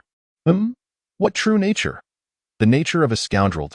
Ye Zhen could not be bothered to engage with him, offering only a perfunctory smile before attempting to walk away, yet once again, she was blocked. Is there something you need? Huangli. Her tone remained polite but carried an unmistakable edge. Huangli leaned in closer, saying, "I'd like to chat with you, senior. Perhaps we could exchange contact information." Ye Zhen replied coldly, "I don't see the necessity for that." Huangli raised an eyebrow. "You're my ideal type." He moved even closer, invading her personal space. Suddenly, he leaned against the wall, looking down at Ye Zhen. "Senior, forgive my directness. Ouch." Ye Zhen stepped on his foot, grinding it down twice. Taking advantage of his momentary pain, she swiftly twisted his arm and dashed away. What nonsense! Ye Zhen had no qualms about dealing harshly with such a lecherous scoundrel. Upon reaching the infirmary, she was already out of breath. "Here, I bought it, still warm." Ye fully frowned as she accepted the black rice porridge Ye Zhen handed her. Slightly tilting her head, she scrutinized Ye Zhen. "What happened?" "Nothing. Just ran into a pervert, but I took care of him." Ye Zhen placed her hands on her hips, looking quite proud. Having said that, Ye fully refrained from asking further. Yet, with her keen intellect, she could quickly deduce who could have had the audacity to approach Ye Zhen. There was no one else but that damned Huangli.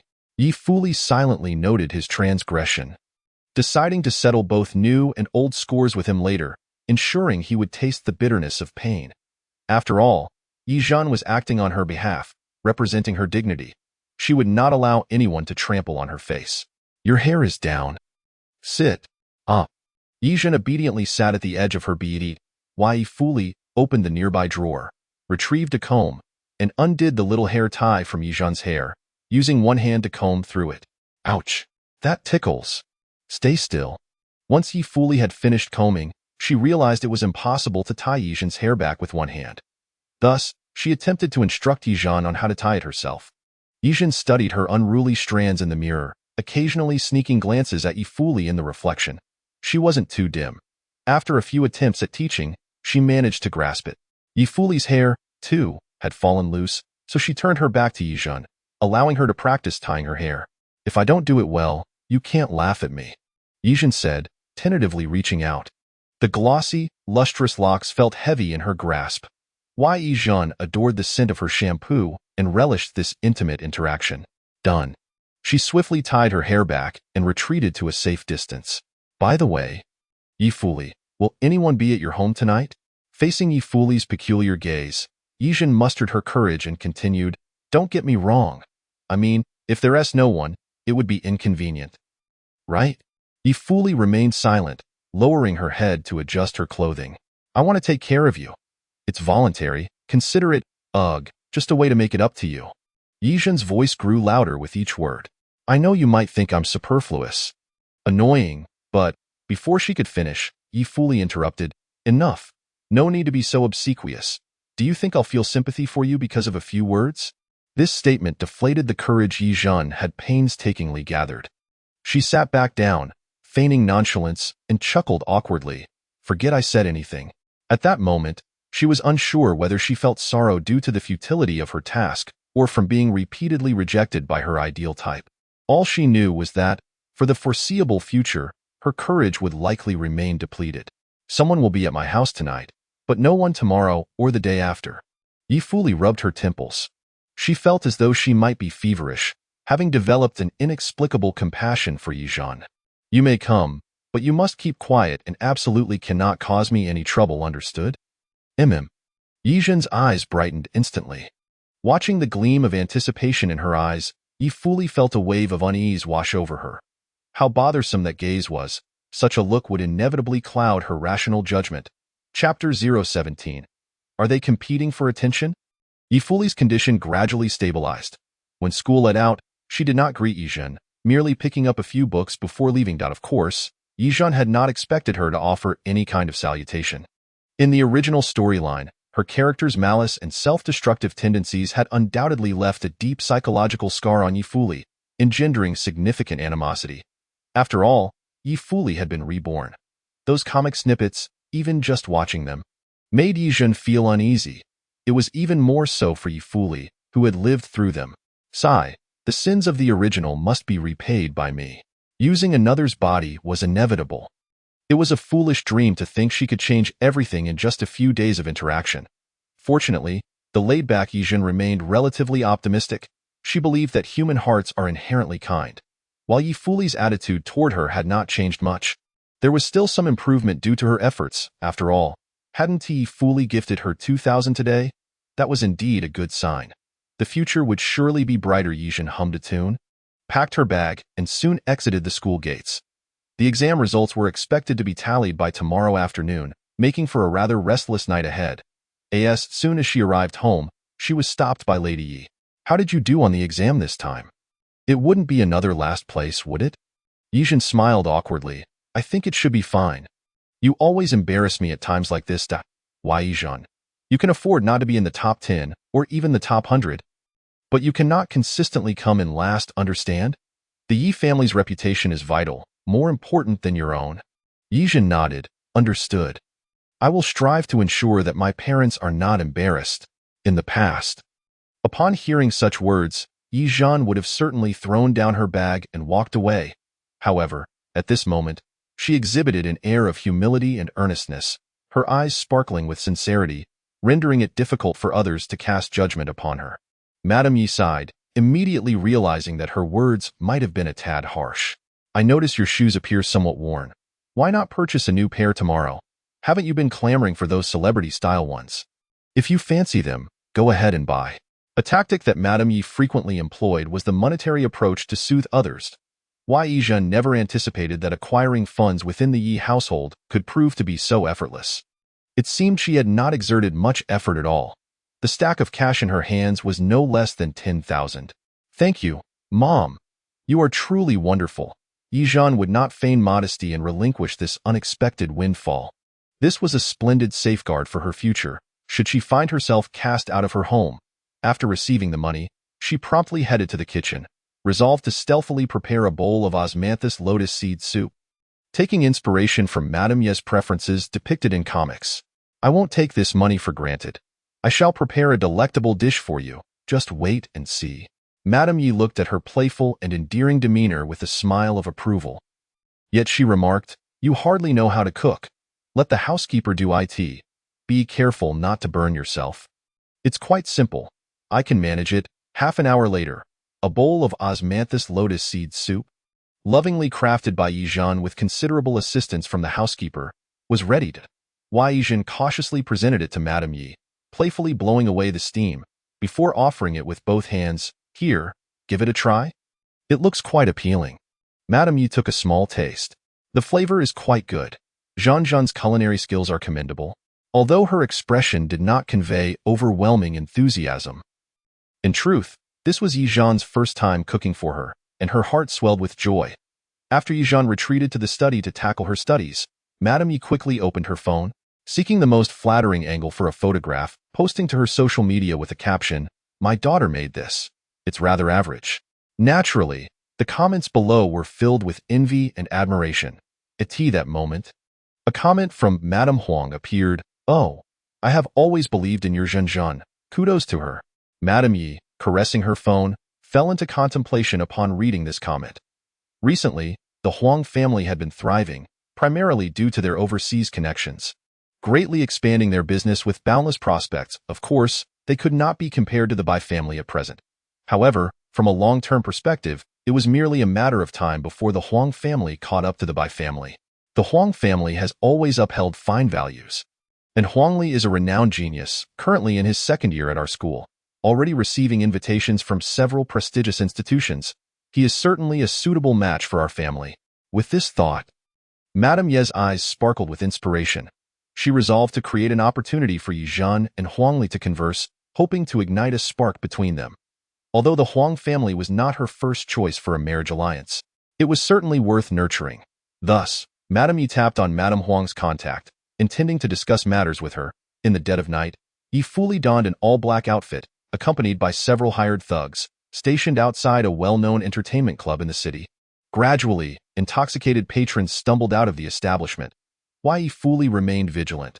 When she spotted Huang Li's distinctive golden hair, she waved her hand, signaling the thugs to move in. Huang Li was still on the phone with Bai Ruoding. "I must say, Bai Gu, this is a bit excessive. Did you really hire someone to bump into Ye Fuli? She's just a girl. There's no need for that." Silence. Bai Ruoding's mood was unstable, and he was exceedingly irritable. "That wretched Ye Fuli. I want her to suffer." Huang Li felt helpless. However, he had no idea of the psychological torment Ye Fuli had inflicted upon Bai Ruoding. Now, whenever Bai Ruoding encountered women, especially young and beautiful ones, he was filled with dread. He could no longer live the life of a carefree playboy. "All right, Bai Gu. What's next? What do you plan to do?" Bai Ruoding sneered. "Before the graduation exam, I want her to break down, begging for mercy. Does she not have a pair of worthless parents? I've already located them." While he was on the phone, Huang Li was entirely oblivious to the hulking figure approaching from behind, wielding a sack and a club. Once he entered the blind spot of the surveillance cameras, the brute acted swiftly, enveloping Huang Li's head in the sack and dragging him into an alley for a thorough beating. "Hey! Wait. Hold on, good sir." Huang Li's phone fell to the ground at Ye Fuli's feet. The call had already been disconnected. Although she did not hear their recent conversation, an ominous premonition stirred within her. After a sufficient beating, Ye Fuli waved her hand, signaling them to halt. She crouched before Huang Li, untying the sack. The assailants had exercised restraint, ensuring that the blows primarily landed on Huang Li's posterior, sparing his vital areas and face. Huang Li gazed at her, trembling with fear. This woman was ruthless. She wasted no time with words, behaving less like a woman and more like a fierce combatant. Yet, the more he looked, the more he found her appealing. She was undeniably his ideal type. Ye fully smiled. Do you know why I am beating you? Huang Li shook his head, then quickly nodded, raising his hand in a vow. That driver who crashed into you has nothing to do with me. It was all by Ruoting's doing. And I even advised him against it. Oh, it seems you are unaware of my reasons for punishing you. Ye fully stood up with a cold demeanor, waving her hand once more, as the clubs were about to descend upon him again. Huang Li shouted, I was wrong. No matter what, I admit my mistake. I concede. Let's talk it over. Please, no more violence. He was genuinely frightened. Although Bai Ruoting was a madman, Ye Fully was no ordinary person either. It was best not to get entangled in their affairs. From now on, keep your distance from Ye Zhen. Do not speak to her, nor harbor any intentions towards her. Do you understand? Ye Fully's words were delivered with utmost seriousness. Otherwise, next time, I will not show any mercy. Upon hearing this, Huang Li was bewildered. From his male perspective, a girl beating him for another girl must surely indicate jealousy. Does this mean Ye Fully has feelings for him? Or is it Ye Zhen who has feelings for him? Huang Li discreetly raised his gaze to glance at Ye Fully. That look in her eyes, filled with murderous intent, did not appear to convey any affection. So, could it be Ye Zhen? But Ye Zhen didn't seem likely either. Got it. Ye Fully picked up a club, pressing it against his chin. Understood. I understand. Chapter 18. The mystery of her origins set to unravel? Ye Fully panicked after receiving a thorough beating. Huang Li chose to remain obediently silent. None of the dealings he had with Bai Ruoting could be deemed honorable, and naturally, he did not dare return home to inform his parents. Nor could he bring himself to report the incident. With his phone confiscated by Ye Fully, he refrained from asking for it back, swallowing his grievances instead. Sigh, how foolish. If you like me, just say so. Why resort to violence? Upon arriving home, Huang Li stealthily entered his room. He lay on his bed, nursing his sore backside, yet feeling a strange satisfaction. Being beaten by such a beauty is indeed a delightful experience, though it was a bit too rough. Ye Fully returned home with Huang Li's phone in hand. As an exceptionally intelligent Mary Sue protagonist, it was reasonable for her to possess skills related to phone decryption. She discovered the transactions between Huang Li and Bai Ruoting. Though Huang Li displayed some wicked intentions, he ultimately lacked the sheer madness of Bai Ruoting, often falling into the category of having thieving desires but lacking the courage to act. Such individuals were easy to handle. A beating would suffice. If one beating was insufficient, another could be administered. His phone contained numerous clandestine photographs, some of which he had taken himself, while others were acquired from various sources, featuring a myriad of campus beauties. Among the latest photos, a significant portion showcased Ye Zhen and Ye Fully. Ye Fully's expression darkened. She first deleted her own photographs, then swiftly copied all of Ye Zhen's images to her email before deleting them as well. It was not that she harbored any inappropriate intentions towards Ye Zhen. She simply wished to replicate the trajectory of Ye Zhen's daily life through these photographs, for potential future use. After completing this task, Ye Fully cast the phone directly into the fish tank. Clearly, those two worthless parents would not be returning home tonight. Ye Fully retrieved her own phone and sent each of them a message. Unfortunately, there was no response. This lack of communication intensified her feelings of unease. I need to search for them. After all, these two scoundrels held the key to her and Ye Zhen's identity mystery. And should they act in desperation, they could jeopardize her meticulously crafted plans. Ye Fully, seemingly tireless, promptly donned her coat and ventured out. She scoured the likely haunts of her neglectful parents, only to learn from the owner of a mahjong parlor that they had been taken away by a well-dressed man in a suit. They left in a car. It wasn't cheap, looked like some kind of laddie. The owner could not elaborate further, however. Ye Fully's expression grew grave. Presently, the individuals capable of whisking her negligent parents away could either be the Ye family, the Bai family, or potentially any faction intent on undermining the Ye family. Of course, it was also possible that they were in the clutches of their creditors. Whether it was the former or the latter, they were entities beyond her control and comprehension at this moment. The situation has evidently become troublesome. Thank you, boss. If you happen to see my parents, could you please give me a call? I'm frightened being home alone. I wish they would come back more often, especially with the imminent college entrance examinations. Ye fully expressed gratefully to her employer, feigning just the right amount of vulnerability. Both the boss and his wife were not particularly virtuous individuals, however. Upon witnessing the meek demeanor of Ye Fuli, they were momentarily moved by compassion. The boss's wife gathered some water and snacks from the shelves, packing them into a bag and handing it to Ye Fuli. As she bid farewell to Ye Fuli at the door, the boss's wife whispered, "Child, I saw that beautiful car the other day and even took a photo. Take a look. Do you recognize it? A photograph?" This was a delightful surprise for Ye Fuli. She nodded, accepting the phone from the boss's wife, and glanced at the image. The license plate was captured quite clearly. With her astute mind, Ye Fuli committed the number to memory, preparing to investigate further. "Thank you, Auntie. You are truly kind-hearted." She bowed slightly, her expression a blend of genuine and feigned gratitude. The boss's wife gently patted her shoulder. "Good child, hurry home. This is no place for a student like you."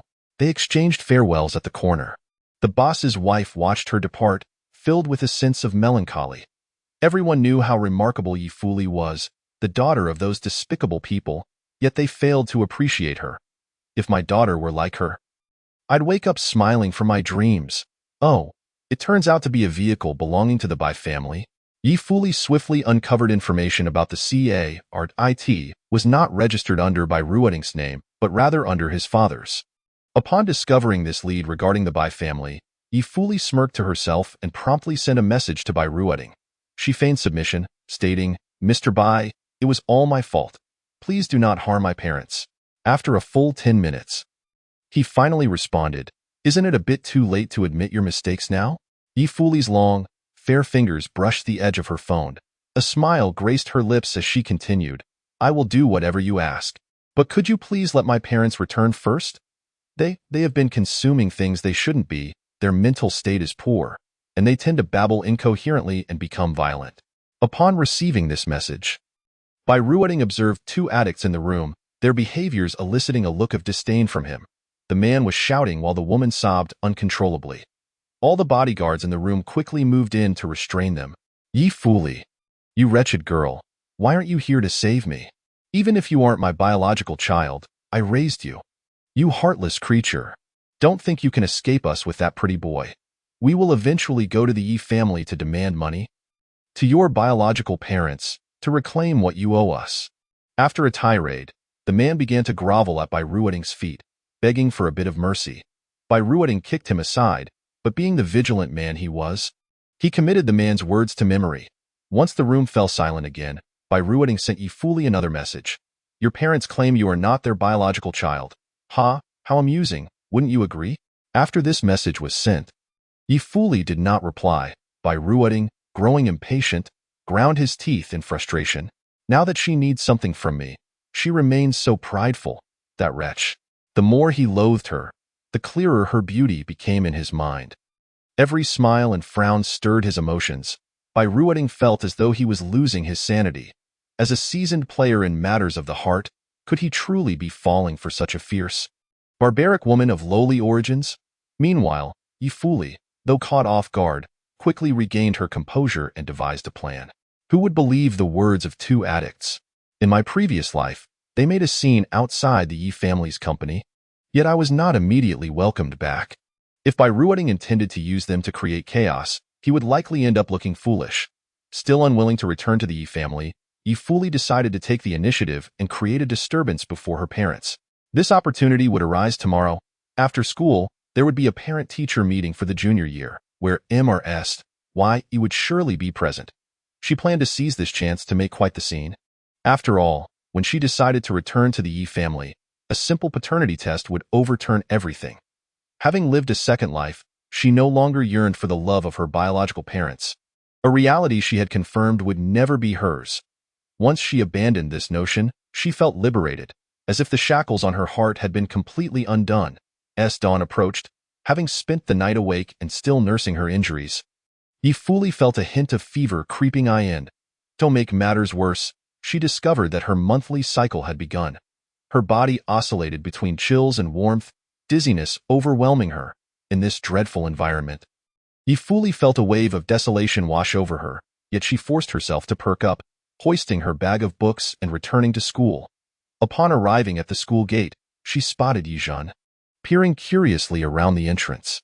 "Classmate Ye, today I would like to ask you for help with some problems."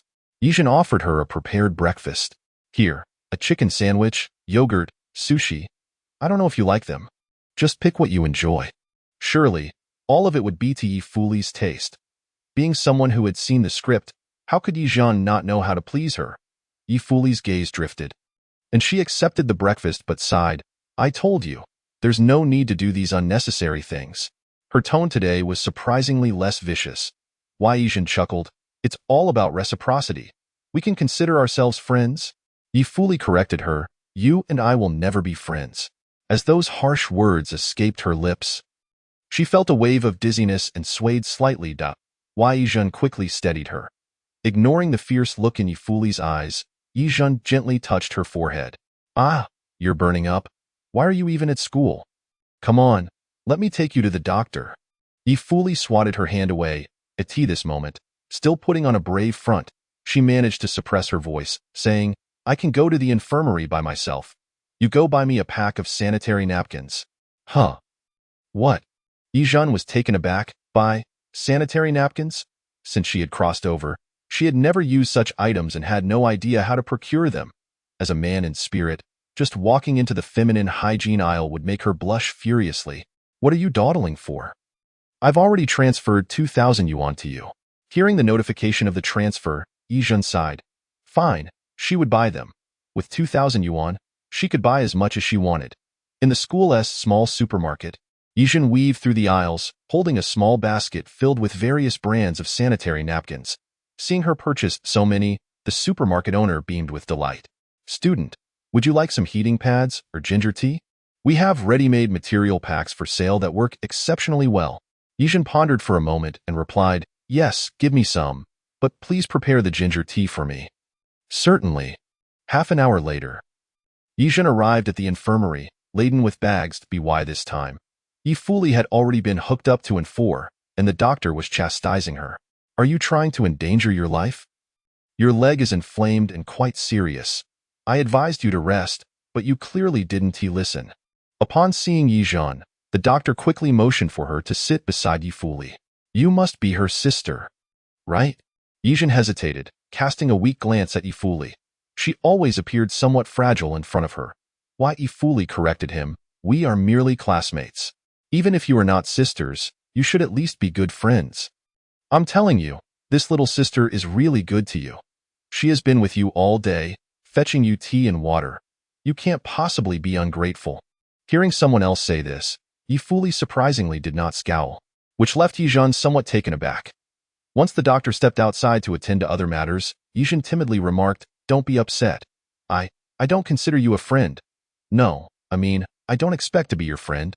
What did you buy?" Ye Fuli ignored her words and began to sift through the items Ye Zhen had brought. Various sizes of sanitary napkins filled the bag, along with an assortment of sweets and heating pads. Ye Fuli sighed. "You really know how to waste money." She was not that delicate, however, Ye Zhen retorted, grumbling. "You gave me 2,000. Shouldn't I buy a bit more? You probably meant for me to buy a little extra?" Hearing such blunt words, Ye Fuli couldn't help but laugh in frustration. "All right, you can go now. There's no need to worry about me." "Then you must drink this ginger tea." Ye Zhen pitifully offered a takeout container filled with half a bowl of warm ginger tea.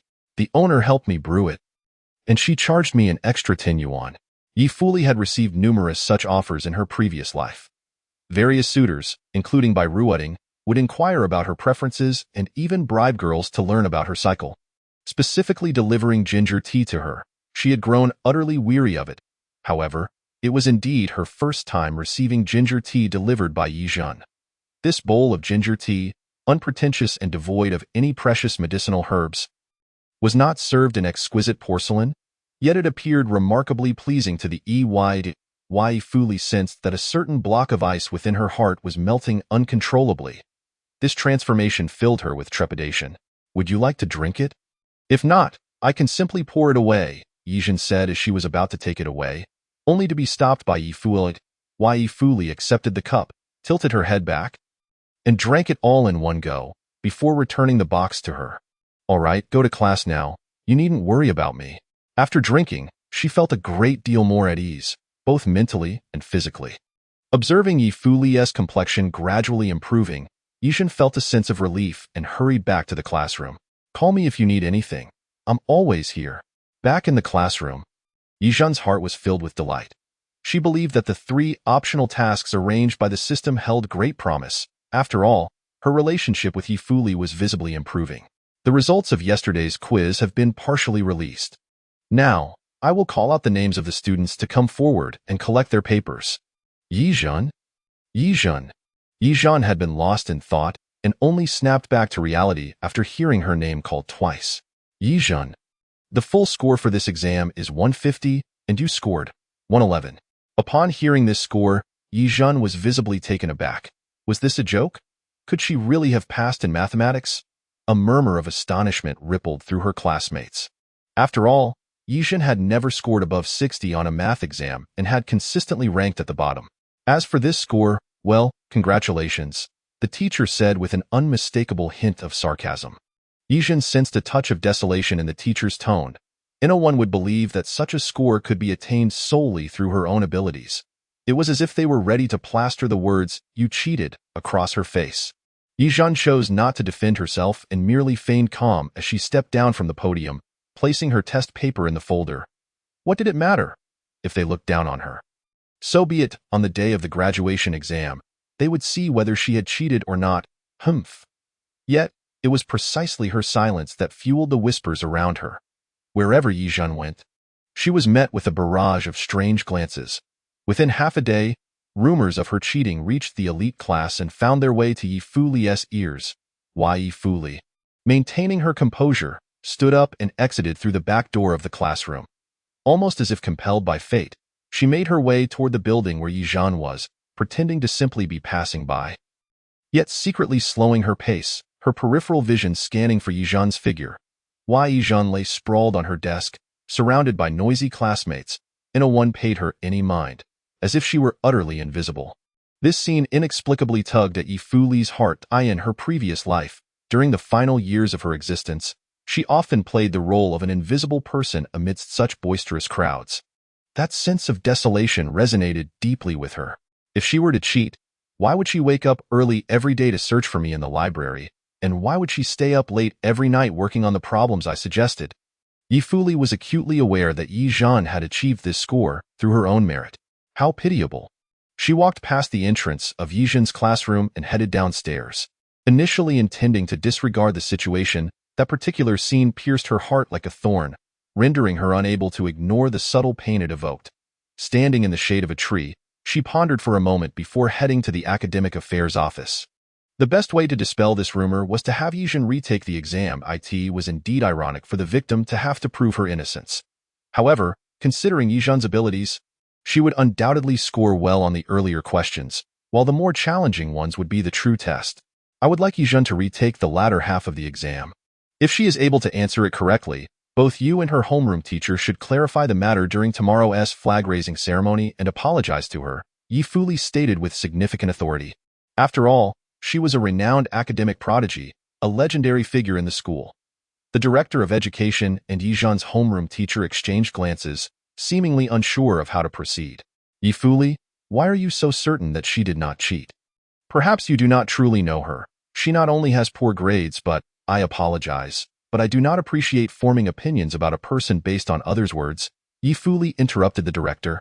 For the sake of the school's reputation, I suggest that we adopt my proposal and resolve this matter swiftly. With that, Ye Fuli exited with an expressionless face. Observing her haughty demeanor, the people in the office wore grim expressions.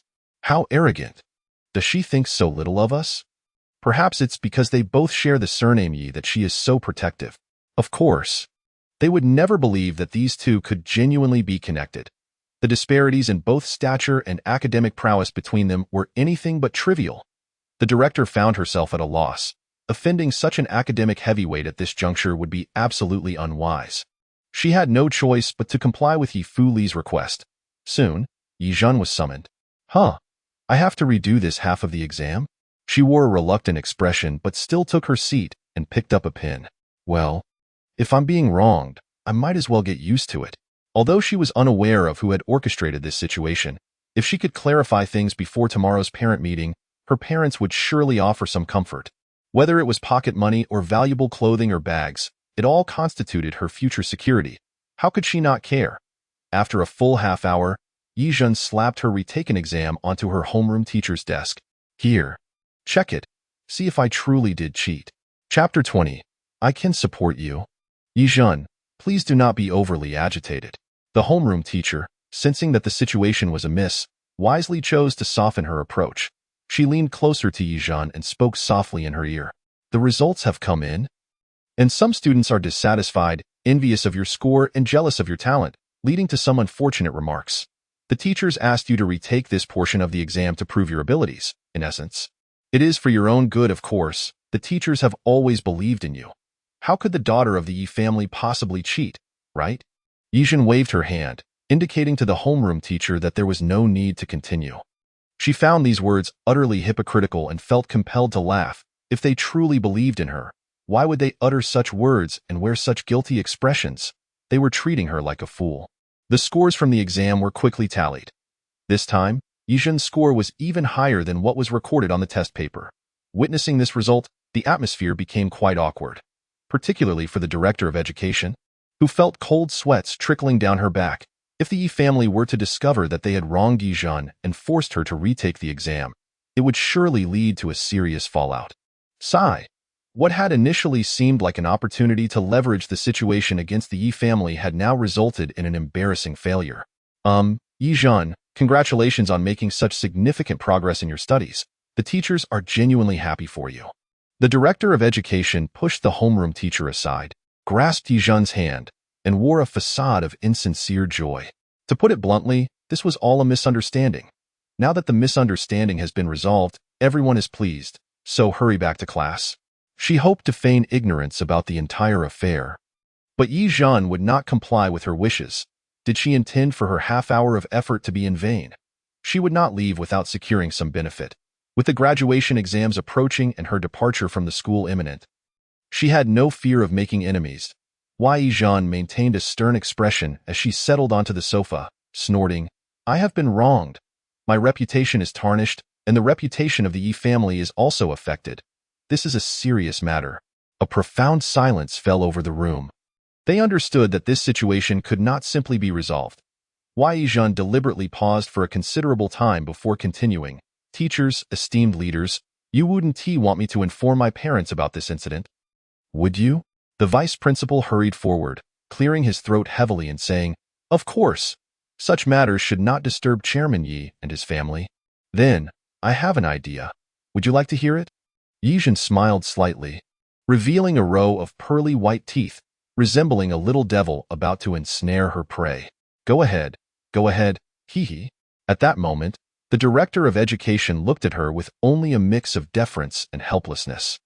She thought to herself that she should not have seized this opportunity to attempt to extort benefits from Ye Zhen's parents to quell the uproar. However, who would have guessed that this academically struggling girl still had the potential for a comeback? In any case, we will try to accommodate Ye Zhen's requests, the director of education said. Ye Zhen nodded and spoke slowly. I've heard there's an on-campus invention award with a prize of 500, an on-campus literature award with a prize of 1,000, and an on-campus civility award with a prize of 800. She listed all the recent awards that could be manipulated behind the scenes. The director of education was left utterly flabbergasted. A woman well-versed in the ways of the world, she finally realized what Ye Zhen was aiming for. This girl was both greedy and astute. Previously, she had only regarded her as a self-destructive introvert, but today she realized she had misjudged her. With graduation approaching, I have not received any awards in my 3 years at this school, and I feel quite embarrassed. How about this? I want to ask for everything. You can randomly select 7 or 8 awards for me and just get me a first or second prize or something. In reality, the trophies and certificates were of little consequence. What she truly desired were the monetary rewards. Even the smallest morsel was still sustenance. She must diligently lay the bricks for her splendid future. Observing the circle of individuals around her, all wearing expressions reminiscent of having swallowed a fly, Ye Zhen felt an inner joy blooming, though she maintained an innocent facade. Esteemed teachers and leaders, please consider this carefully. I shall return to my class now, and I await your positive news, she declared. As she stepped out the door, she embraced the sunlight and walked joyfully towards her classroom. She was certain that the conditions she had set would be readily accepted. Sure enough, not long after school concluded, Ye Zhen received a message from the head of the department. The individual agreed to relinquish a few awards, but requested that she speak favorably about the school at the upcoming parent meeting, in front of her parents, in order to secure next year's sponsorship funds. Upon receiving this news, Ye Zhen promptly replied, I cannot guarantee that they will agree to the sponsorship. The head of the department responded, as long as you, Miss Ye, bring it up, the final decision rests upon the personal will of Ye Dong and his wife. That was more like it. Ye Zhen replied with an okay, and the other party responded with a smiling emoji. She understood well that in such a school, academics took a back seat, while business reigned supreme. On her way home, Ye Zhen pondered who had been kind enough to secure such a wonderful opportunity for her. Was it the former companions who had once been her friends? Surely, they were not so loyal. If not them, then who could it be? It couldn't possibly be Ye Fuli. This matter had nothing to do with her. And if anything, it provided her with a chance to witness Ye Zhen's embarrassment. Did she care? Ye Zhen found herself perplexed, letting out a resigned sigh. The city's intricacies were indeed profound. Ye Zhen. At the street corner, she was called by a familiar voice. Turning around, she spotted Ye Fuli leaning against the alley wall, arms crossed, awaiting her arrival. Ah, classmate Ye Fuli, what brings you here? Ye Fuli raised an eyebrow and said, no one is home tonight. Ah. At those words, Ye Zhen's thoughts immediately took a turn. Blushing, she cleared her throat and timidly replied, so, you mean, I should accompany you tonight? Ye Fuli corrected her with a stern face. It's atonement. Atonement. That term led Ye Zhen's thoughts even further astray. Slapping her forehead, she attempted to dispel the impure thoughts. All right, I shall follow your lead. Her recent academic success was almost entirely due to Ye Fuli's guidance, a kindness she remembered. Then let us first go buy some groceries. Ye Fuli tossed her backpack to Ye Zhen. Of course. You shall pay for this. Successfully catching the backpack, Ye Zhen nodded. I will pay. The two of them traversed the dim alley, taking a shortcut to a nearby farmer's market. With her long legs, Ye Fuli walked briskly, prompting Ye Zhen to jog to keep pace. Is your injury no longer painful? Ye Zhen gasped. Classmate Ye Fuli, could you please slow down? Ye Fuli slightly eased her pace, glancing back at her with disdain. This troublesome little shorty. Seeing Ye Zhen struggling with two backpacks, Ye Fuli felt a twinge of sympathy and reached out to reclaim her own back. You really need to exercise more, Ye Fuli remarked playfully. You wouldn't want to leave the Ye family and find yourself without the strength to even carry bricks. Would you? Ye Zhen chuckled bashfully. I will strive for that. Her intention was to manage without needing to carry bricks to survive. However, to Ye Fuli, it sounded as if she meant, I will work hard to carry bricks. Heh. You actually don't have to carry bricks? Ye Fuli suddenly leaned in closer, effortlessly lifting both bags with one hand. Her ease contrasted sharply with Ye Zhen's struggle. Ye Zhen's heart raced as she looked up at her. Feeling dazed by the glow of the protagonist's eye in that moment of eye contact, Ye Fuli half-jokingly remarked, if you could always please me, I wouldn't mind supporting you. What do you say, Miss Ye Zhen? Chapter 021. What's wrong with a little lowly living off a man? Cough, cough, cough. Ahem, the wind is rather boisterous today. Ye Zhen coughed heavily, attempting to steer the conversation away from that topic. Yet, her mind could not help but wonder if Ye Fuli's actions implied she was being kept. Did that mean she was living off someone? Surely, living off someone was far more pleasant than struggling on her own. After all, she was merely a petite girl with a modest figure, not a towering figure of a man. What was wrong with indulging a bit? Despite her thoughts, Ye Zhen knew Ye Fuli's temperament all too well. Ye Fuli desired an obedient pet, not a soulless slave stripped of dignity. To put it simply, if she agreed too readily, Ye Fuli would lose interest in no time. She needed to think of ways to sustain Ye Fuli's interest for a longer duration. This way, she could ensure her safety before making her exit. In the script of the Mary Sue protagonist, avoiding offending the powerful was merely a prerequisite for survival. To thrive, one must captivate their interest and secure a place in their heart. If she could turn any animosity into affection, that would be even better. However, Such aspirations were merely dreams for Ye Zhen. In reality, she dared not even voice them. She was timid, afraid of pain, and fearful of death. Why Ye Fuli's gaze remained fixed on her, awaiting her response. After a difficult internal struggle, Ye Zhen weakly stated, "I'm not very likable, and I think I might find it hard to please you consistently, so I cannot expect you to support me forever." Humph. Upon receiving her answer, Ye Fuli scoffed and quickly shifted her gaze away. "At least you have some self-awareness." Standing before her was Ye Zhen, a young lady from a wealthy family, though her lineage might be fake. The training she received in such a household was genuine, and she naturally possessed the spirit befitting a lady of high status. Throughout this time, Ye Zhen had toiled to please Ye Fuli. Carefully maintaining their relationship, it seemed she had not truly surrendered. With this realization, Ye Fuli felt a surge of mixed emotions. She was uncertain whether to be pleased or displeased. As a cautious reincarnator, she sensed the possibility that Ye Zhen might suddenly flee at any moment. If Ye Zhen dared to run away, she better not get caught. During the remainder of their shopping, Ye Fuli refrained from speaking to Ye Zhen. Once they had gathered sufficient groceries, Ye Fuli decided it was time to take her home. It was clear that Ye Zhen would not be allowed in the kitchen today. That girl had no culinary skills and could only cause chaos. Instead, Ye Zhen would be tasked with washing vegetables and rinsing rice. Ye Zhen complied without protest, squatting in a corner, gingerly peeling potatoes. Ye Fuli felt an inexplicable emotion swell within her. She truly was a tiny thing. How had anyone dared to bully such a delicate creature in her previous life? Yet, the thought of keeping such a little one as a permanent pet seemed appealing, having lived a second life. She lacked unique sources of joy. Finding amusement in this was quite nice. "All right, the potatoes are ready. What shall we do next?" Before Ye Zhen could turn around to seek approval, Ye Fuli decisively averted her gaze and feigned calmness, stating, "You may go to your homework now." Ye Zhen responded with an "oh," wiped her hands, and exited the kitchen. Through a precarious wooden door, Ye Fuli inquired, "What did you tell your parents about coming over tonight?" Exiting the door, Ye Zhen turned back and offered a sweet smile. "They are attending a conference in another province today, so it's just the two maids at home. I've already arranged everything." Hearing this, Ye Fuli felt a wave of relief. Soon, several simple home-cooked dishes were prepared. Eyeing the spicy crayfish on the table, Ye Zhen timidly remarked, "Don't we need some beer to go with this?" Ye Fuli replied, "You're quite demanding."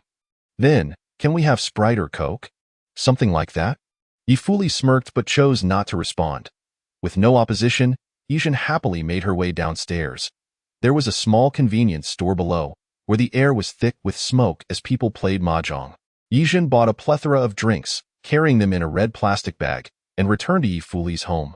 "Look, this soda in a glass bottle is super famous, and I've never seen yogurt like this before." She displayed the colorful beverages as if presenting treasures, arranging them on the table. "Surely there is something here for you." Observing this scene, Ye Fuli felt an odd sensation, as if she were raising a daughter. She took a bottle of warm Coke, popped the tab, and opened it with a puff. It had been ages since she indulged in such an unhealthy beverage. The bubbles burst on her tongue, the sweetness spreading from her mouth to her heart, and she struggled to swallow it down. Ye Zhen picked up a crayfish, swiftly twisting off its head, and stuffed the shell along with the meat into her mouth, chewing away. Before long, she had discarded all the shells onto the plate. Ye Fuli leaned in closer, observing her with a teasing smile. She suddenly felt curious to see how Ye Zhen would react if she silently stared at her. Ye Zhen? Oh, what should she do? She needed to quickly offer her loyalty to the powerful. Thus, Ye Zhen adeptly peeled a shrimp and, with a coy smile, presented it to Ye Fuli's lips. "Would you like to eat?" Ye Fuli slightly tucked a strand of hair behind her ear, leaned in, and with her crimson lips parted, took the shrimp into her mouth. However, she did not consume it but continued to gaze at Ye Zhen with an enigmatic smile, as if hinting at the next step. Ye Zhen. A sense of trepidation began to creep in. What did this mean? Was it possible that Feng Aotian only indulged in the shrimp's head and the body, awaiting her to dispose of the tail? One must admit, the thought process of someone who had lain in a hospital bed for a decade was rather peculiar. After a moment of contemplation, Ye Zhen bravely leaned in and took a bite of the shrimp tail. Yet, at such proximity, Her actions would undoubtedly lead to some unintended consequence. Ye Fuli was momentarily taken aback. She was uncertain if she had been anticipating this moment, but she knew her first kiss in this lifetime had vanished. It was merely a fleeting touch, yet Ye Fuli's cheeks flushed instantly. Ye Zhen, still lost in her lengthy thought process, had yet to grasp what Ye Fuli had realized. She remained focused on peeling another shrimp. Silence burgeoned between them, growing wild. Suddenly, Ye Fuli slammed the table and stood up, startling Ye Zhen so much that the shrimp she was holding fell from her hands. Trembling, Ye Zhen looked up at Ye Fuli. "What's wrong?" "Nothing." The moment she stood, Ye Fuli's rationality reclaimed its territory. She thought to herself that she had indeed overreacted. After all, they were both girls, and no matter how intimate their contact, it bore no extraordinary implications. She resumed her seat, lifted her soda, and gulped it down, fully regaining her composure. "So, shall we continue with the shrimp?" The second shrimp tail was once again offered to her. Ye Zhen maintained her innocent, adorable expression, but Ye Fuli felt a flutter of anxiety, even questioning if the person before her was pretending to be naive. "Why is your face so red? Are you burning up again?"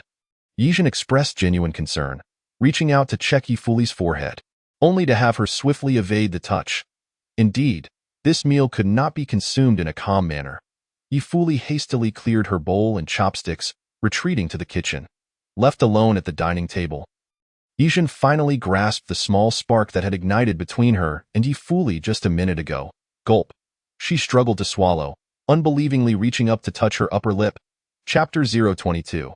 Do not make me search the world for you after tidying up the table and doing a quick clean. The clock struck 10:50 in the evening. Ye Fuli remained in the living room with her book, while Ye Zhen could no longer endure the fatigue and prepared for bed. A poor student is indeed a poor student, with just a little effort.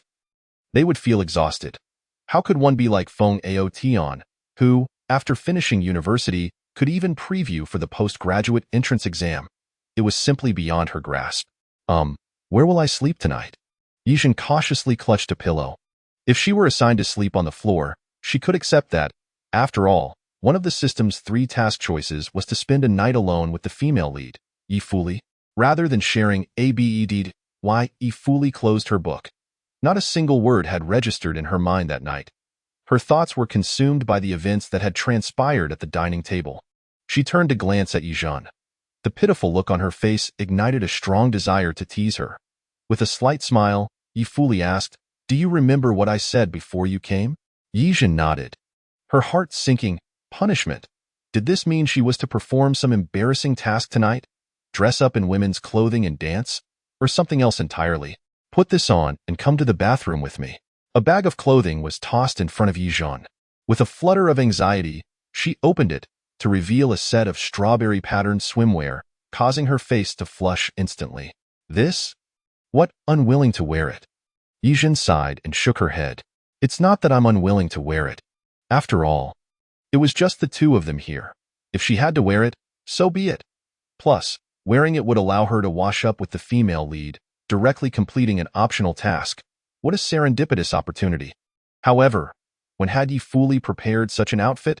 Once donned, it fit her perfectly, with no excess material. It was a bit tight.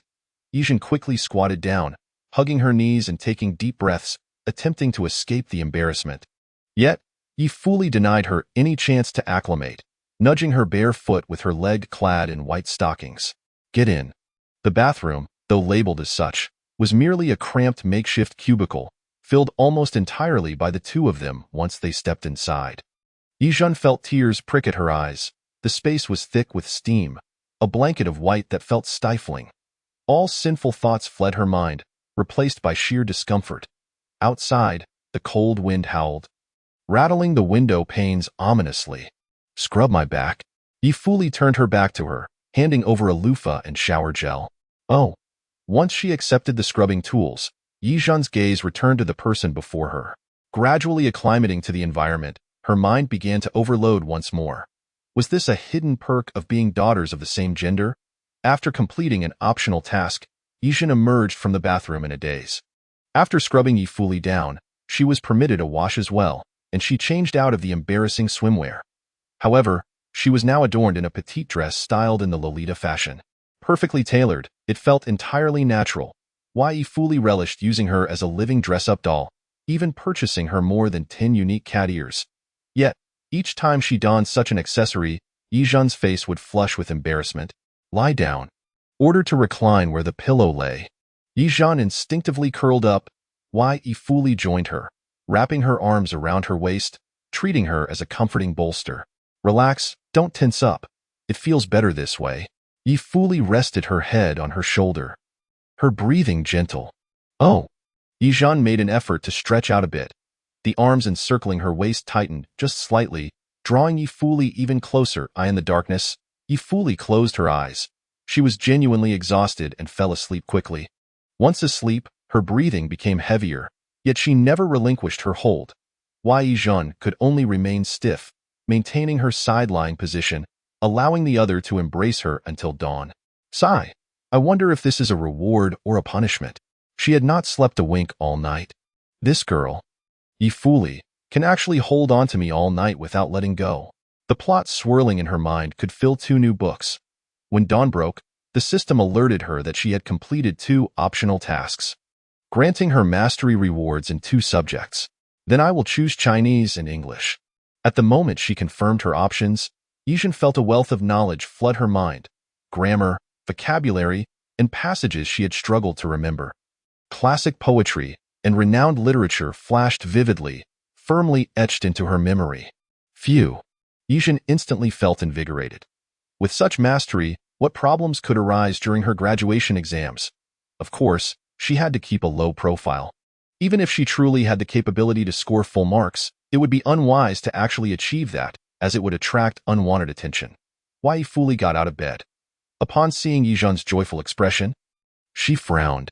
What are you so happy about? Caught off guard, Ye Zhen sheepishly scratched her head, deciding to fabricate a lie on the spot. I'm just happy for you. Happy for me about what? Ye fully was the type to dig deep for answers. Faced with her somewhat fierce gaze, Ye Zhen could only force herself to continue. You had a good night's sleep, didn't you? Not a single waking moment, sleeping soundly until dawn. With such exceptional sleep quality, surely it warrants some joy. Hearing Ye Zhen's words, Ye fully narrowed her eyes. With her sharp intellect, she quickly deduced that Ye Zhen had likely not closed her eyes the entire night. Were you scared sleeping here with me? Ye fully reached out, pinching her chin. What could you possibly be afraid of? It can't be that you did something to wrong me. Gurgle. Ye Zhen's stomach growled. Her face flushed as she murmured, I'm not scared. I am just a bit overthinking. After all, she was not a typical girl, and sharing a bed with her ideal type, a mature woman, was bound to lead to such thoughts. A bit nervous. Yes, that's it. I'm just a bit nervous.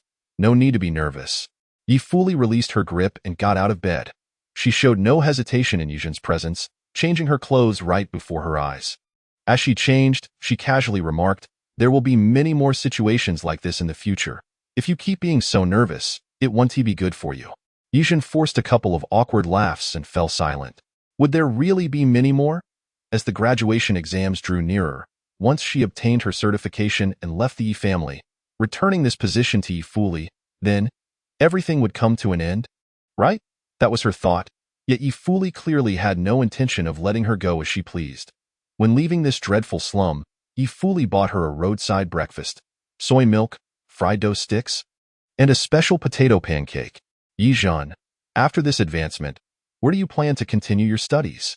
Before Ye Zhen could respond, Ye fully had already made a decision for her. Let us go to Jiangcheng. The educational model and curriculum of its esteemed institutions are far more suited to you. Ye Zhen remained silent, clearly disinclined to go to Jiangcheng. Her desire was to retreat to a remote city, far removed from both protagonists. Ye fully glanced back at her, seemingly piercing through her intentions with a single look. If you dislike Jiangcheng, that's acceptable. We can choose another location. However, wherever you decide to go, you must inform me in advance. I refuse to waste time scouring the world for you. Otherwise, her gaze turned menacing once more. Ye Zhen shivered and weakly nodded. Oh, understood. At this point, matters seemed to have become complicated. Feng Outyin indeed had developed a significant interest in her, But would such interest persist for too long? Ye Zhen had no intention of being ruled by her for a lifetime. Chapter 023. Don't move. I'm not bullying you. The discussion regarding educational aspirations reached a temporary conclusion as they descended to the lower level of the teaching building. Throughout this segment of the journey, Ye Zhen did not express any definitive stance. Regardless of what Ye fully said, she simply nodded in agreement. This submissive attitude, however, irked Ye fully considerably. She was acutely aware that Ye Zhen's compliance was not genuine. The likelihood of this little one fleeing was quite high. Nevertheless, even if Ye Zhen did take flight, Ye fully was confident she could drag her back once more. She stubbornly believed that until she declared the game over, Ye Zhen had no right to withdraw. You needn't wait for me after school, she instructed. Be honest, and do not entertain any mischievous thoughts. The two parted ways between the two teaching buildings. The events of the previous night were temporarily shelved in their minds. Zhen, classmate Ye Zhen, wait, is it your father or mother attending the parent-teacher meeting today? In the corridor, Ye Zhen encountered a classmate. Although they were hardly acquainted, it was during such times that they deliberately approached to whisper. This was, of course, not directed at her, but rather aimed at the Ye family.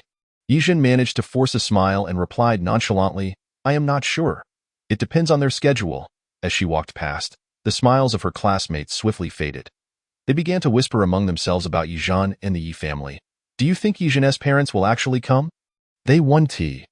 With her poor grades, wouldn't that be embarrassing? That's hard to say. No matter how underwhelming she is still the sole daughter of the Ye family. So, being born into the right family is indeed a skill. Their chatter failed to penetrate Ye Zhen's consciousness. Mouths belong to others. With her two hands, she could only cover two mouths, but she could not silence everyone. If they enjoyed gossip, let them gossip. Once graduation exams concluded, who would still recognize whom?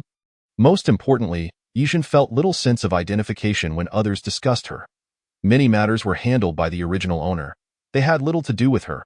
Upon entering the classroom, Ye Zhen took her seat and reached into her desk, where she discovered an exquisite gift box. She retrieved it, knowing full well it could not be from Ye fully. A note affixed to it read, For my ideal type, signed simply with the character Huang. What a nuisance. It was, of course, from Huang Li. She had little interest in opening his gift. Just as she contemplated tossing it into the trash, she considered that perhaps it held some value, given its elegant packaging adorned with gold foil. Perhaps she could sell it? Attempting to pry it open, she was greeted by the sight of handmade, charred cookies within, causing her expression to darken.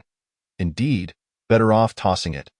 The morning classes were mostly self-study. The exam results for language arts and English were announced before noon.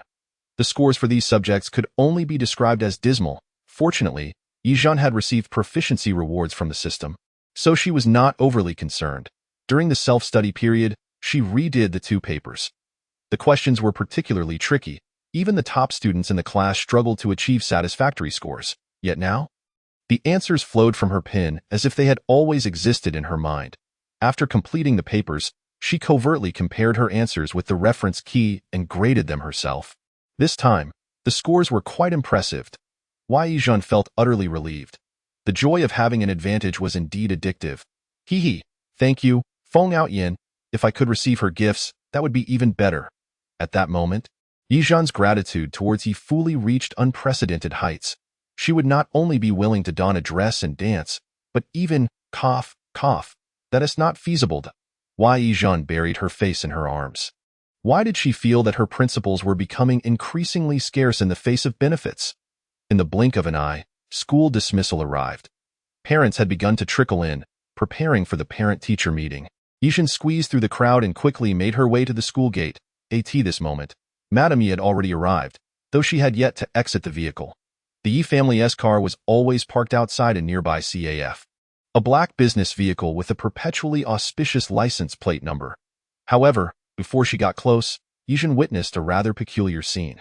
She saw Ye fully standing by the car door, head bowed as if she had committed a grave error. Her shoulders trembling. The door was half open, and as Ye Zhen approached, she could see Madame Ye's tense expression and unabashed disdain. Ye fully, I once thought you were a person of integrity, a person of intelligence. Now it seems you are no different from those delusional fools.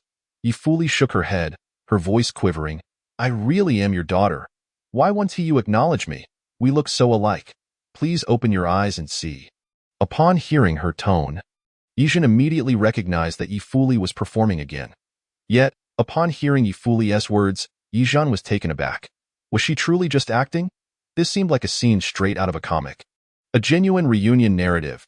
Ye Zhen instinctively took a few steps back, hiding in a corner where they could not see her.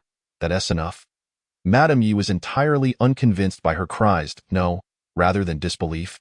It was aversion.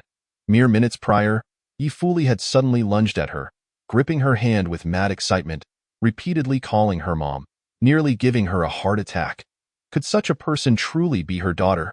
Madame Ye detested such boisterous displays. I have only one daughter, and that is Ye Zhen. Do not presume that because you bear a slight resemblance to me, you can claim kinship. That I dislike such presumptions. Do you understand? Ye Fuli covered her face, appearing to cry. This vulnerable display was indeed heart-wrenching. However, Madame Ye maintained her icy demeanor, showing no signs of compassion. Apologies, Chairman Ye, for the disturbance. Ye Fuli turned and walked away, squeezing through the crowd until she disappeared from view. Having witnessed the entire episode, Ye Zhen was 100% certain that Ye Fuli was merely acting. Based on her understanding of Ye Fuli, she would never resort to tears to achieve her aims. Moreover, Ye Fuli had already obtained a paternity test. That was the most compelling evidence. Could she genuinely forego this evidence and rush over to weep and wail? Furthermore, since the purpose of the reunion had not been fulfilled, would she leave with just an apology? That was not Ye Fuli's style at all. What on earth is she trying to accomplish? Ye Zhen found it baffling, but dared not inquire further. She could only feign innocence as she emerged from behind the bushes, approaching Madame Ye's car door with an obedient demeanor. Mom, you're here. Madame Ye nodded. She did not mention Ye Fuli, merely leaning on Ye Zhen for support as she exited the car. Observing her well-behaved and gentle daughter, Madame Ye's disdain for Ye Fuli deepened further. That wild girl had no manners whatsoever, rendering her incomparable to Ye Zhen. I heard you did well on your exams this time. Madame Ye held Ye Zhen's hand. Is there anything you desire as a gift? Ye Zhen lowered her head, speaking softly. With how well you and Dad treat me, I am already very content. How could I dare ask for a gift? This thoughtful and considerate response was precisely what Madame Ye hoped to see. Her lips curled into a smile. What kind of talk is that? Our Ye family is not like those lesser households. You need not be overly frugal on our account. Just say what you like. Well, can I have a little bit of gold? Gold? Madame Ye frowned slightly. What was going on with this child? Previously, she only requested extravagant items and often criticized the family's gold decorations as tacky and ugly. Yet now she was asking for this? I've set my sights on a gold bracelet, Mom. May I buy it? Ye Zhen blinked her adorably naive eyes, cautiously presenting her request. Madame Ye patted her head. Of course. You can. I'll transfer some money to you shortly. You may go buy it yourself. Though somewhat surprised, Madame Ye said nothing further. She thought the whims of young girls were indeed fickle. Previously, Ye Zhen had been infatuated with by Ruoding, yet recently she had not sought out that man at all, indicating growth and maturity. Thus, her newfound preference for gold jewelry rather than superficial trinkets was understandable. With this thought, Madame Ye's gaze towards her daughter softened further. By the way, Zhen, I'll take you to meet someone shortly. All right? An obedient and considerate daughter could better secure benefits for the Ye family. Madame Ye felt that the marriage between Ye Zhen and Huangli was already firmly within her grasp, and her spirits soared. Thus, she could not resist transferring a sum of money to Ye Zhen, urging her to adorn herself beautifully and acquire more jewelry. Although Ye Zhen was puzzled by this gesture, she accepted it joyfully. Each expansion of her little treasury filled her with hope for the future. The parent-teacher meeting commenced. The students were ushered out by the homeroom teacher, and the classroom door was shut. As Ye Zhen lingered at the back of the crowd, she was lost in delightful thoughts about how much gold she could purchase with the money in her hands. However, when she reached the stairwell, she was suddenly grabbed from behind, a hand covering her mouth, and was swiftly pulled into a compartment. Ye Zhen was taken aback, instinctively wanting to resist, but she soon recognized the voice of Ye Fuli, accompanied by a distinct aroma of fruit wine. Ye Fuli was actually drinking at school. What madness is this? Ye Zhen, do not make a fuss, just stay with me for a while. Her voice carried a hint of exhaustion. Remembering Ye Fu Li's feigned tears and pretended breakdown in front of Madame Ye, Ye Zhen's heart trembled. Perhaps that Fade was not entirely false. As a reborn person who could bear to be humiliated and rejected by her own mother, the warmth of Ye Fu Li's flushed cheek pressed against Ye Zhen's cool neck sent a shiver down her spine. The situation was enough to make Ye Zhen nearly weep. Who could explain why Ye Fu Li, after drinking a bit, had suddenly become so clingy? Ye Zhen found herself enveloped in her embrace, unable to break free. Why Ye Fu Li remained silent, merely holding her from behind, resting her head on Ye Zhen's shoulder, occasionally nuzzling against her. Who could withstand such intimacy? Ye Zhen was not an innocent girl. She harbored some untoward thoughts about Ye Fu Li now. She had to suppress her wicked desires. Being small and weak, she dared not let Ye Fu Li perceive any hint of her feelings, lest she be met with dire consequences. Ye Zhen managed to say with difficulty, "Is there something bothering you? You can share it with me?" Ye Fu Li interrupted her immediately, insisting, "I am very happy." That was hardly a display of happiness. With a light sigh, Ye Fu Li remarked, "I want to engage in something thrilling. Would you be interested in joining me?" Thrilling? Ye Zhen's face flushed crimson, her mind racing with inappropriate thoughts. However, she quickly regained her composure. They were both girls. Even if they went to soak in a hot spring or shared a bed, it wouldn't lead to anything scandalous. It seemed that for Ye Fu Li, the most exhilarating activity might involve a small whip. The mere thought sent another shiver down Ye Zhen's spine. No, no, no. She did not wish to face such punishment. Thank you very much. It was time to change the subject. Ye Fu Li, it's still early. Why don't we sneak out and have some fun? I can take you to a great place that you will surely enjoy. Ye Fu Li scoffed. Ye Zhen, I told you, do not do anything unnecessary. Her tone held a hint of threat. Why? Ye Zhen lowered her head, feeling the firm grip of the arm around her waist, causing her legs to tremble slightly. She could only wonder how much Ye Fu Li had drunk before seeking her out. At this moment, she could smell fruit wine and a hint of liquor. A drunken person could be perilous, especially one as fearsome as Ye Fu Li when sober. What if she lost control and caused serious harm? All right. Then, Ye Zhen cautiously turned a bit. She felt that facing Ye Fu Li directly would give her more control, and leaving her back exposed to such a woman was quite unwise. The height difference was disheartening. She used to be a towering figure at 180 centimeters. Now, she found herself staring at Ye Fu Li's bow tie, whispering, Ye Fu Li, whatever you wish to do, let us discuss it after you've sobered up, shall we? Her tone carried an element of coaxing. It was uncertain whether she would remember this moment once she was sober. Unfortunately, she was not dealing with an ordinary person, but rather a formidable figure. I am perfectly sober. Ye Fu Li suddenly seized her chin, leaning in closer, her gaze piercing. Never think you can deceive me, Ye Zhen, or I will end you. Ye Zhen stood frozen in fear, too terrified to utter a single word. After a long silence, the tension in the air thickened. Ye Fu Li's hand moved from her chin to her neck, then playfully down to grasp her bow tie. Ye Zhen, come with me. At the back mountain of the school, one could see the entire campus and a good portion of the cityscape, even glimpsing the distant amusement park with its colorful Ferris wheel and a tower shaped like a Christmas tree. Ye Fu Li pried open the gate to the back mountain, pulling Ye Zhen along the narrow cement path as they ascended. The mountain wind howled, making it hard for Ye Zhen to breathe as she gasped for air with her mouth wide open. Despite her injury, Ye Fu Li ran with astonishing speed. Truly, she was a heroine. Her stamina extraordinary. Ye Zhen felt as though she might collapse. This mountain, which seemed so modest on ordinary days, now appeared insurmountable, as if they would never reach the summit. Wait. Oh, I can't take it anymore. Ye Fu Li, please spare me. We're here. At last, they arrived. Ye Zhen sank to the ground, clutching her bow tie and squinting as she panted heavily. She noticed a tent not far off, surrounded by a pile of fireworks and similar items. Is this what you meant by thrilling?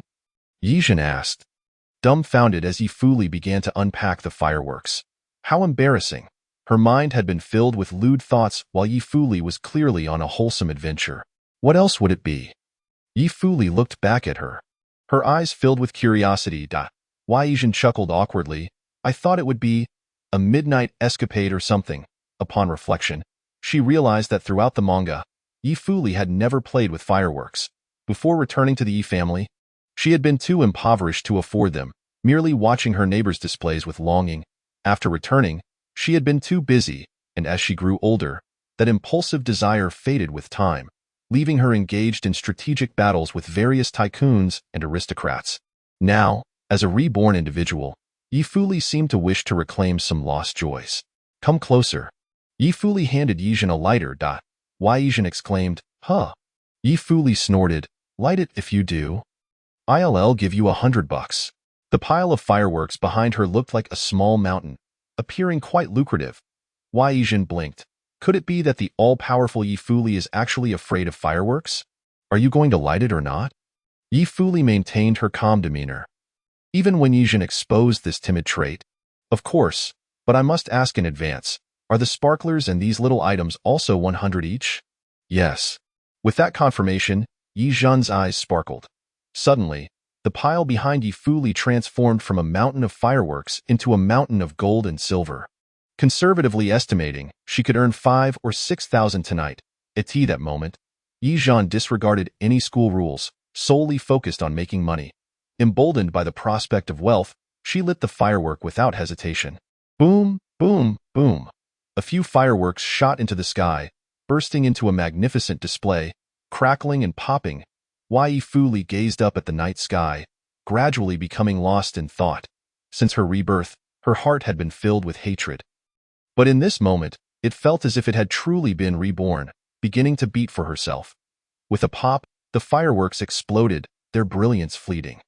The light in Ye Fuli's eyes dimmed once more. For her, the world was filled with enemies, devoid of sincerity. The bustling little figure before her only instilled fear and compliance, devoid of any genuine affection. Right? Ye Fuli crossed her arms tightly, her nails digging into her flesh. Her teeth clenched against her lip, as if trying to suppress some terrifying emotion. Ye Zhen turned to her, offering a lit sparkler. Through the flickering light, Ye Fuli suddenly posed a question. Ye Zhen, if I were to give you a knife right now, what would you do with it? Ye Zhen stared blankly at her. I would peel a pear for you? Receiving such an answer, Ye Fuli's expression darkened. Be serious. Ye Zhen sighed, raising her hands in surrender. Then I would just put it back in its sheath. I'm not ambitious, and I'm quite timid. Upon hearing this, Ye Fuli was taken aback for a long moment. Then, she suddenly leaned her forehead against her hand and laughed. Hey, Ye Zhen, don't you ever want to kill me? If you did, no one would threaten your position anymore, and you could forever be the young lady of the Ye family. Moreover, on the other side of this slope lies an abandoned pond. You could push me down. As a humble and lowly commoner, even if I were to perish for a year and a half, no one would inquire about my fate. With a smile that quickly turned into tears, she began to weep once more. Yet, her cries were always silent.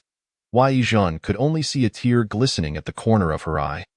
Though it was hard to discern clearly, she understood that a person inebriated often loses emotional control, and that both laughter and tears are quite normal. Thus, she was not overly alarmed, but instead crouched down to accompany her in silence.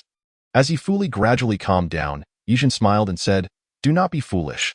This position was always meant for you, dear classmate Ye Fuli. Indeed, she found herself lacking in the ability to outmaneuver the true heiress and usurp her place. What ambitions could a mere salted fish possess? Ye Zhen chuckled at her own self-deprecation, pondering that her aspirations were merely for 3 meals a day, with meat at every meal, the occasional cup of milk tea, and a peaceful existence, living on until old age. Even as the fireworks had not yet entirely ceased, the school's patrol team discovered the chaos and swiftly raised the alarm to apprehend those responsible. However, Ye Fuli was quick on her feet. As they ascended the slope, she took Ye Zhen by the hand and led her down an alternate path, as a quintessential Mary Sue heroine. Being in her company was indeed a safeguard. Turning peril into safety was merely a routine affair. Couples often come here for dates. We are not the only ones setting off fireworks, Ye Fuli stated calmly. They cannot pin anything on us. Oh. Ye Zhen felt her cheeks flush suddenly. The implications of her words were rather ambiguous. What did she mean by couples? And we are not the only ones. Upon reaching the foot of the mountain, Ye Fuli's leg injury was once again aggravated. the blood staining her white stockings, giving a rather tragic appearance. "Are you truly unconcerned about your own leg?" Ye Zhen remarked, exasperated. This phoenix outyin was courting disaster. With the audacity of a protagonist, she recklessly gambled with her life. Now, it was Ye Zhen who grasped Ye Fuli's hand, leading her towards the infirmary. "Come, let me take you to change the bandage." Yet, Ye Fuli suddenly broke free from her grasp. When Ye Zhen turned back to look at her, she licked her parched lips, and a fleeting, indescribable emotion crossed her gaze. "No need. I have brought my own ointment." As she turned to leave, she added softly, "Tonight, I am very happy." Chapter 025. Are you here to replace Ye Fuli? The parents' meeting was nearing its conclusion. Mrs. Yi, under the pretense of making a phone call, discreetly exited the classroom. "Mrs. Huang." "Yes, right here, walk straight ahead. You will see me after passing that pavilion." "Yes." At this moment, no one paid her any heed. Thus, she seized the opportunity to engage with the Huang family and probe into their background. Mrs. Huang approached with a small bag in hand, her face adorned with a broad smile. "I have long admired you. Mrs. Yi, you are even more beautiful than what is portrayed in the media. It truly elicits envy." "Oh, not at all." Mrs. Ye's countenance wore a similarly formulaic smile, devoid of sincerity and replete with pretense. However, in such circumstances, it is the one who displays authenticity that ultimately loses. "I have heard your precious daughter performed remarkably well this time. I always said, Ye Zhen resembles you so much. How could she not be intelligent and astute?" Mrs. Huang's words flowed as sweetly as honey, capable of overwhelming one with flattery. She continued with a stream of pleasant remarks, leaving even the notoriously unamused Mrf.Y feeling quite at ease. "In truth, I have long held an affection for Zhen Zhen. Unfortunately, our two families are engaged in different businesses. Ours is quite modest, incapable of making a significant impression. Hence, I have hesitated to intrude." Mrs. Yi smiled. "You are being too formal." "Ah, but rules must be observed. Though I have not encountered much of the world, I have learned a few protocols. I would not wish to offend. Look at me. I have been so busy talking that I have neglected the main business. My son is still in the library studying. Let me call him over to introduce him to you." Mrst.Y nodded. She appreciated Mrs. Huang's awareness of the situation. Throughout the conversation, there was no need for her to say much. A mere glance would suffice for the other party to grasp how to steer the dialogue. After a brief exchange, Huangli returned with the blueberry juice that Mrst.Y favored, having been sent away to fetch drinks. "Mom, Aunt Yi." "No manners. You little rascal. Address her as Director Yi." Mrs. Huang playfully glared at him. Pulling him closer to apologize to Mrs. Yi, her tone full of humility, "He is still young and does not understand etiquette. Please forgive him." Mrs. Yi waved her hand. "No need to be so formal. Simply call me Aunt." "Hello. Aunt, I am Huang Li." While observing Mrs. Yi, Huang Li felt a twinge of confusion. Why did Mrst.Y bear no resemblance to Ye Zhen at all? Yet, there was a certain likeness to that cold-hearted woman. Ye Fuli.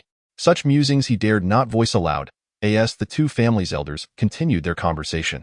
A flurry of messages from Bai Ruoding flooded Huang Li's phone. Upon reading their content, his heart raced. "Haha, Huang Mao.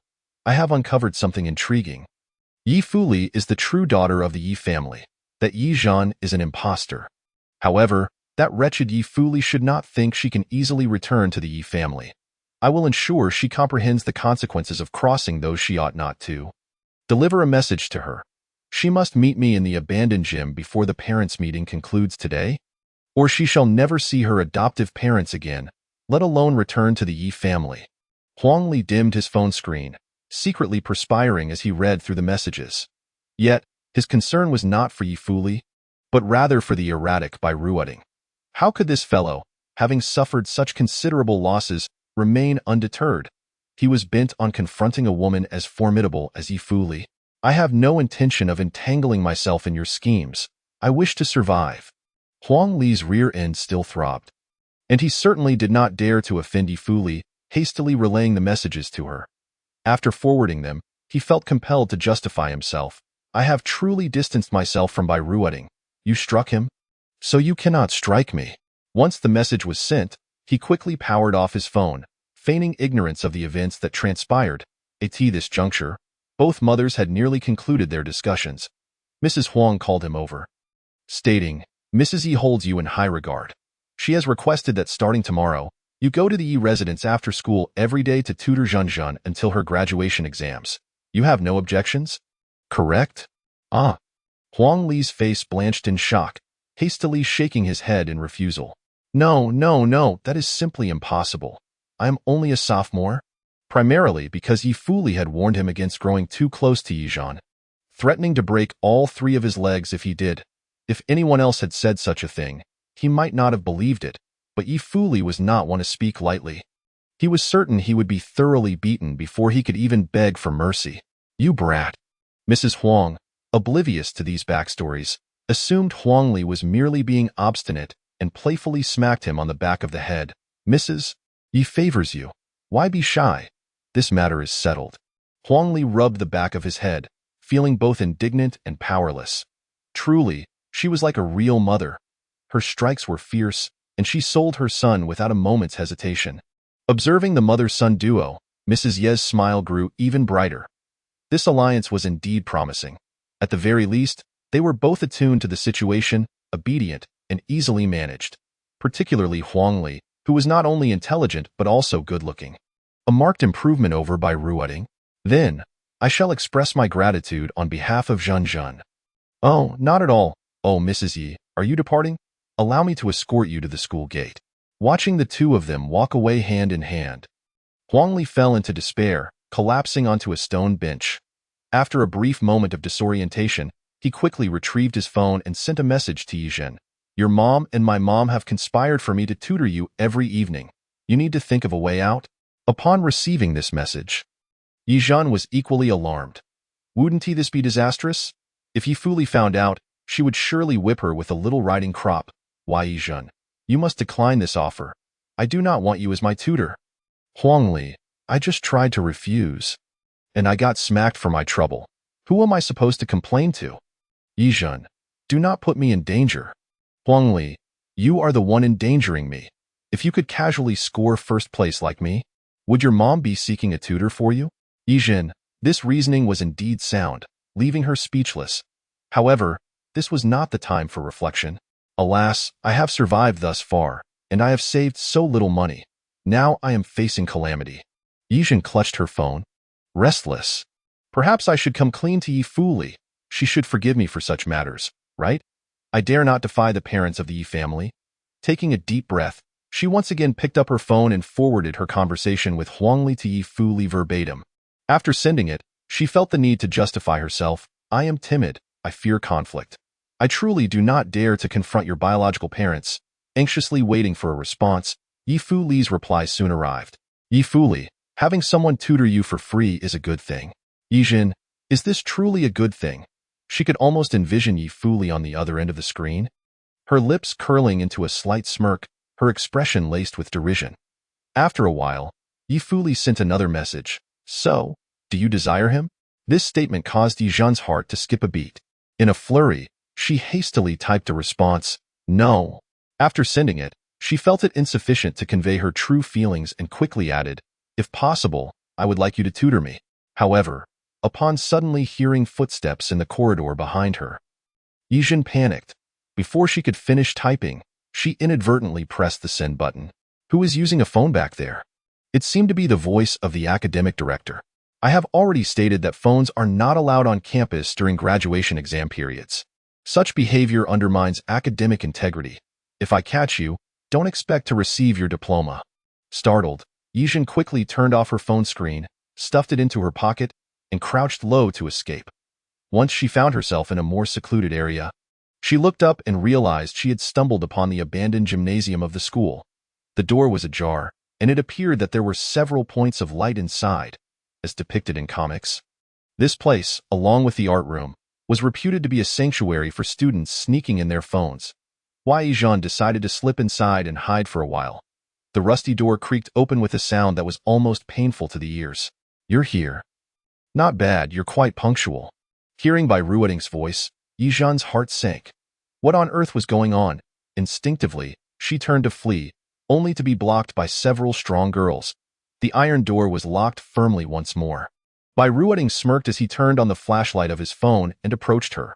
When he recognized Ye Zhen, he paused for a moment before displaying an expression of utter disdain. Ye Zhen, I knew it. You just can't let go and still harbor unrealistic expectations towards me. Ruoding bore a significant psychological scar from her previous relentless pursuit, and he instinctively took several steps back. I told you. We have no future. Even if you shamelessly throw yourself at me, I will not accept you. Oh, I see. You must be here to take Ye Fuli's place for judgment, right? Get lost. You don't even match a single strand of her hair. Ye Zhen. So, when did this guy develop such hysteria? At this moment, does my gaze hold even a shred of affection?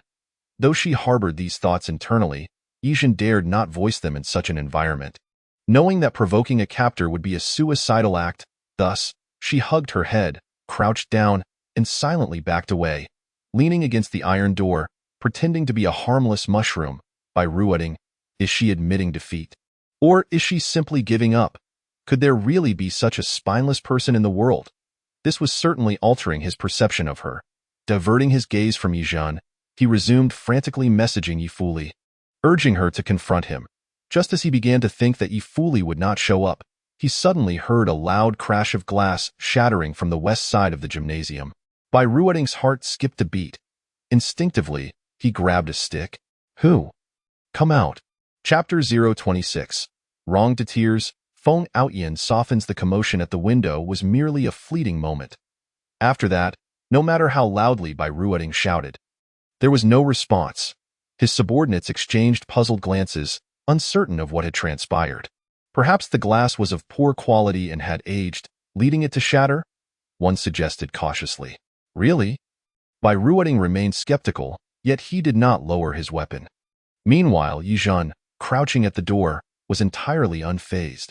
After all, if there were any real danger to her life, the system would immediately alert her and find a way to rescue her. She was adept at survival, and in this moment, she naturally sought to minimize her presence to avoid harm. After a brief wait, someone began knocking loudly on the iron door. Ruoding smirked, revealing a classic, villainous grin from a comic. What did I say? This woman is astute. She will definitely come. Open the door. Let me see how she plans to plead with me. Two girls at the entrance held Ye Zhen back, while a burly man stepped forward to open the iron door. However, instead of Ye Fuli, a visibly anxious Huang Li entered. Huang Mao, what are you doing here? Ruoding's expectations once again plummeted, and his expression soured. Where is Ye Fuli? Have you managed to contact her? She should know about tonight's events. The parent-teacher meeting had concluded, and the outside was bustling with noise. At this moment, regardless of how frantic Ruoding became, he had to leave the school within half an hour to return home. After all, he had only just turned 18 and was not inclined to defy his parents' orders. As he continued to wait for Ye Fuli to show up, impatience began to gnaw at him. Speak up. Huang Mao, are you deaf or mute? Huang Li swallowed hard and said, By goo, I think we shouldn't make things difficult for a girl. His gaze kept darting towards the window that moment. Ye Fuli sat there like a ghost, a smile lingering on her lips as she observed everyone in the room. Huang Li was also coerced by her to come and knock on the door. Truth be told, he had never been so terrified of anyone. He often saw the shadows of desperate people in Ye Fuli. She was someone who would risk it all. What nonsense are you spouting? Ruoding roared in frustration. She has put me in such a predicament. And you're still defending her? Do you want to die? In the chaotic gymnasium, only Ruoding's furious shouts echoed. After a moment of silence, the clamor outside gradually subsided. Clearly, the time for the school's closing was drawing nearer. At this moment, Ye Fuli's voice lazily rang out, Oh dear, by family heir, your demeanor is quite frightening. As Ruoding turned to look at her, her phone's flashlight illuminated at just the right moment. Click! She captured the chaotic scene. Ruoding glared at her, his eyes nearly bursting with rage. Damn it, she was actually taking pictures, and right in front of him, and she dared to smile so arrogantly? Anger surged through him, causing his chest to heave, his heart racing. Beat her hard. However, none of his lackeys dared to move. Ye Fuli was still holding her phone. That action was undoubtedly recording everything. Meanwhile, Ye Zhen, still crouching in the corner pretending to be a mushroom, exclaimed loudly, "We are all students, about to face graduation exams. Are you really willing to jeopardize your futures for the sake of so-called brotherhood?" Ye Fuli has already taken photos. She may have even notified the academic director. Upon hearing these words, Bai Ruoding trembled slightly, then shot Ye Zhen a vicious glare. Ye Zhen promptly hugged her head again. Continuing her act as a mushroom, as for the others, they had only come to support Bai Ruoding and were not willing to take genuine action. They exchanged glances and in silent agreement began to stealthily retreat. Witnessing this scene, Ye Fuli laughed exaggeratedly. "Are you really going to hit me? With so many of you against just me, how could I possibly withstand? Haha, I'm so scared, truly terrified. Enough of your arrogance." Bai Ruoding was completely enraged and charged at her with the stick raised high. However, Ye Fuli deftly sidestepped, skillfully leaping into the gymnasium and circling behind Bai Ruoding. Startled, he swung the stick backwards instinctively. "Ye Fuli, if you have the guts, face me head-on, don't hide," he yelled, turning around to raise the stick again. With this blow, Ye Fuli would either be gravely injured or worse. His eyes gleamed with malice, his expression transforming into one of ferocity, as if victory was already within his grasp. "Heh," Ye Fuli scoffed. Swiftly tilting her head to evade the strike in the next moment, taking advantage of his moment of distraction, she executed a high kick aimed at his leg, but it wasn't directed at the two legs everyone possessed. In that instant, all the males present gasped in shock. Bai Ruoding's scream echoed throughout the campus. Before the school authorities arrived, everyone present scattered in a panic, including Huang Li, who fled at lightning speed. When Ye Zhen finally regained her senses from the shock, she found herself being dragged away by Ye Fuli, running far from the scene. She gasped for breath, feeling that the events of the night had been utterly terrifying. "Ye Zhen, why were you there?" Ye Fuli's gaze bore into her, stepping closer and soon cornering the visibly weakened Ye Zhen against the wall. "Why do you have Huang Li's contact information? Are you still thinking about Bai Ruoding?" "Ye Zhen, speak."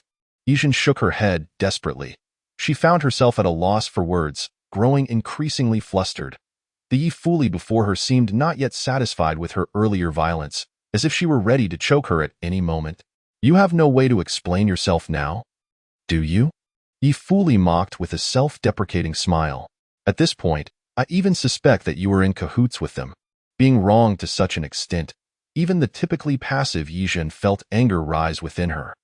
She shouted fiercely, "Shut your mouth!" After uttering those 3 words, she immediately cowered, her tone faltering. What I mean is, could you please refrain from speaking? The truth is not as you claim. Why are you framing me?" "Am I framing you?" Ye Zhen nodded vigorously. Suppressing her anxiety, she explained slowly, "Firstly, my presence there was purely coincidental. I swear on my life. Secondly, the school has various club groups, which contain members' contact information. It was he who reached out to me unilaterally. Finally, that damned Bai Ruoding." As she mentioned Bai Ruoding, she gritted her teeth, declaring, "I swear to the heavens, if I ever like him, let me have my period for 30 days straight in a single month." Such a ludicrous and venomous vow left Ye Fuli momentarily stunned. The cold wind tousled their hair as it swept across their faces, creating a chaotic disarray. They stood at this windy juncture, rendered speechless for an extended period. With the threat dissipated, Ye Zhen felt her anxious heart finally at ease. However, a sudden pang of sorrow struck her, and tears cascaded down her cheeks. How utterly unfair. She was not the wicked supporting character. All she sought was a life of simple pleasures, 3 meals a day with meat, an occasional cup of milk tea, casually snacking on sunflower seeds, and living a peaceful life until old age. Why did they have to make her life so difficult? She had tried her utmost to appear non-threatening. "Ye Fuli, you great fool, why must you always bully me? Clearly, I have been trying so hard. Trying not to do anything wrong." Since her rebirth, Ye Fuli had regarded everyone around her with a gaze filled with hatred. And now, she too was taken aback. She had never anticipated that Ye Zhen would suddenly burst into tears, in all her imagined scenarios of interacting with Ye Zhen. This scene had never featured. "Please, stop crying." She tentatively reached out to comfort her. Yet, this only elicited an even louder wail from Ye Zhen. Don't cry. I can give you money. Surely that will suffice? Who wants your filthy money? When emotions unravel, courage often surges. Ye Zhen wept uncontrollably, her voice rough and raw. Even men who usually held a soft spot for her would flee at the sight. Yet, Ye fully found herself rooted to the spot. Struggling to speak, she uttered insincerely, "Well, all I can offer you now is money." Ye Zhen retorted fiercely, "You have wronged me. You must apologize." "Apologize?" Ye Fuli's entire being tensed up, with a frigid expression and her red lips tightly pressed together. She found herself unable to utter a single soft word.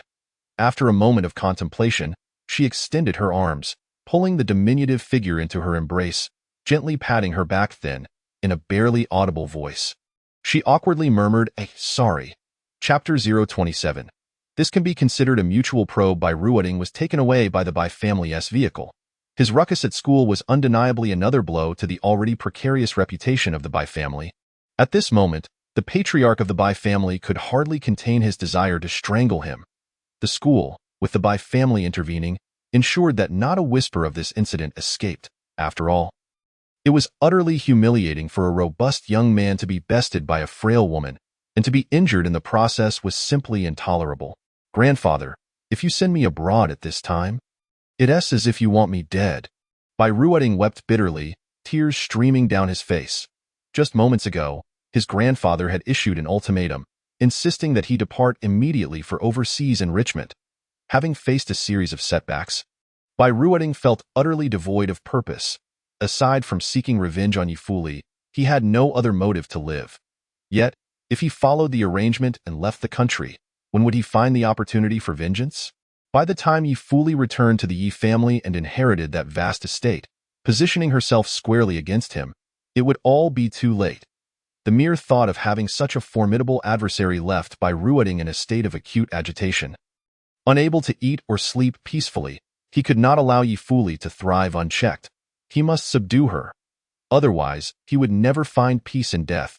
The patriarch of the Bai family observed him coldly, "Beast, aren't you embarrassed enough? I was the victim of her schemes, grandfather." In a fit of agitation, Bai Ruoding tumbled from his chair, his sudden movement aggravating his injury. He winced, baring his teeth as he spoke, "Grandfather, if you give me just a little more time, as long as you don't send me abroad immediately, I will comply with whatever you say." "Really?" "Absolutely. I promise I won't act recklessly anymore. I will heed your every word." Hearing his grandson's assurances, the patriarch of the Bai family's expression softened slightly. In truth, he had no intention of sending his grandson to such a distant land, if not for Bai Ruoding's continuous self-sabotage. The alliance between the Bai and Ye families would have been firmly established by now. Moreover, they could have leveraged Ye Zhen's infatuation with Bai Ruoding to dominate the union. This promising situation had been utterly ruined by this useless scoundrel. Furthermore, the patriarch had caught wind of rumors suggesting that Lady Yi was already seeking a new match for Ye Zhen. The very thought of this left the patriarch in a state of distress, unable to find solace. Who wouldn't he desire a piece of the Yi family's fortune? After all, the Yi family had only this one daughter, their cherished jewel. "Since you're willing to follow my every command, there's just one thing you need to do for now." The patriarch of the Bai family exhaled deeply, slowly stating, "No matter what tactics you employ, win Ye Zhen's affection back, and make her fall in love with you again." "What?" Bai Ruoding's eyes widened in disbelief. Such a task was utterly revolting. Moreover, Ye Zhen was not even the true daughter of the Yi family. What was the point of winning her over? As for the actual daughter of the Yi family, Ye Fuli, he desired nothing more than to see her suffer 1,000 deaths. Can you manage that? The patriarch of the Bai family, unaware of these secrets, fixed him with an authoritative gaze. "I will give it a try." Bai Ruoding lowered his head in despair. He could not afford to reveal the mystery surrounding Ye Fuli's lineage. Such a significant secret, if uncovered by the elders, would spiral beyond his control. At this moment, the not-so-dim-witted Bai Ruoding began to vaguely realize that he had no desire for Ye Fuli to regain her position in the Yi family. That wicked woman, once empowered, would undoubtedly become a tyrant. Who could ever seek revenge against her? What he truly wanted was to leverage this secret to manipulate Ye Fuli, subjecting her to humiliation and suffering. Thus, this secret must be kept under wraps at all costs. As for Ye Zhen, the persistent leech, the mere thought of her foolish demeanor made by Ruoting snicker. Did he really need to expend special effort on her? A simple, inexpensive gift would suffice to win her over, and she would be grateful, eagerly following him around. Yet, the notion of having to ingratiate himself with such a person left him feeling uneasy, as though he had been affronted. Damn this family alliance, by Ruoting lamented inwardly, but felt utterly helpless as long as he could not relinquish this immense wealth. He would remain shackled to the role of a mere pawn in the marriage arrangement. The night had grown quite late. At this moment, the Ye household remained brightly illuminated. Ye's parents, along with Ye Zhen, sat at the dining table, savoring the freshly prepared corn and rib soup. They were already aware of Ye Zhen's academic performance. Your math scores have improved remarkably, Ye father remarked, perusing her test papers with care. Well done. It seems our Zhen has been diligently studying. Ye mother scoffed. Why not take a look at her grades in other subjects? The scores in other subjects were abysmal. Ye Zhen sighed inwardly, wishing she could have showcased her true potential had she taken the exam after receiving her system task rewards. Perhaps this was merely a stroke of luck. After glancing through the other test papers, Ye father felt a twinge of embarrassment. Zhen, you need to pay more attention to these subjects as well. Aim for a passing grade, all right? His tone was earnest. Ye Zhen nodded, setting down her scarcely touched bowl of soup. I'm full. She grabbed her backpack and hurriedly retreated to her room. Meanwhile, her parents in the living room continued discussing her education and potential marriage arrangements. Ye Zhen could no longer bear to listen and swiftly made her escape. It was during moments like these that she fervently wished to swap places with Ye Fuli. How could she possibly handle such situations? She needed to save money quickly, always preparing for her escape. Beep, beep, beep. As soon as she entered her room, her phone chimed with a message notification. Ye Zhen fished out her phone, suddenly remembering that she had sent a message to Ye Fuli. She clicked on Ye Fuli's reply. Upon reading the content of the response, she was left utterly stunned. Why, Ye Fuli, how do you plan to get me? What? What was happening? Why did it seem like Ye Fuli was flirting with her? No, she was such a serious and stern person. She would only engage in deadly banter, not this kind of conversation.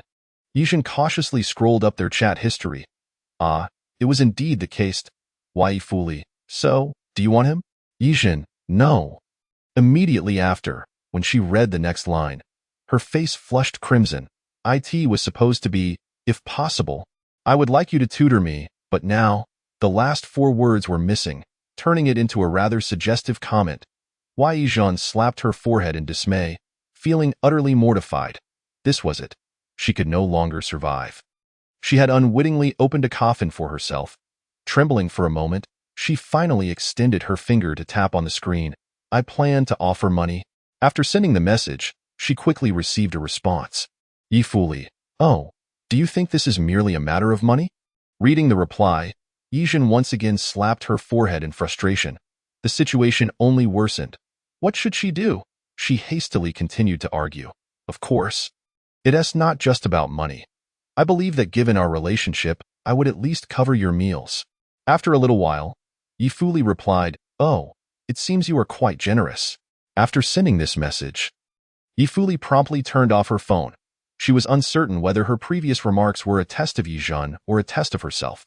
Similarly, she could not discern if Ye Zhen was genuinely oblivious to the implications or merely feigning ignorance after a sudden change of heart.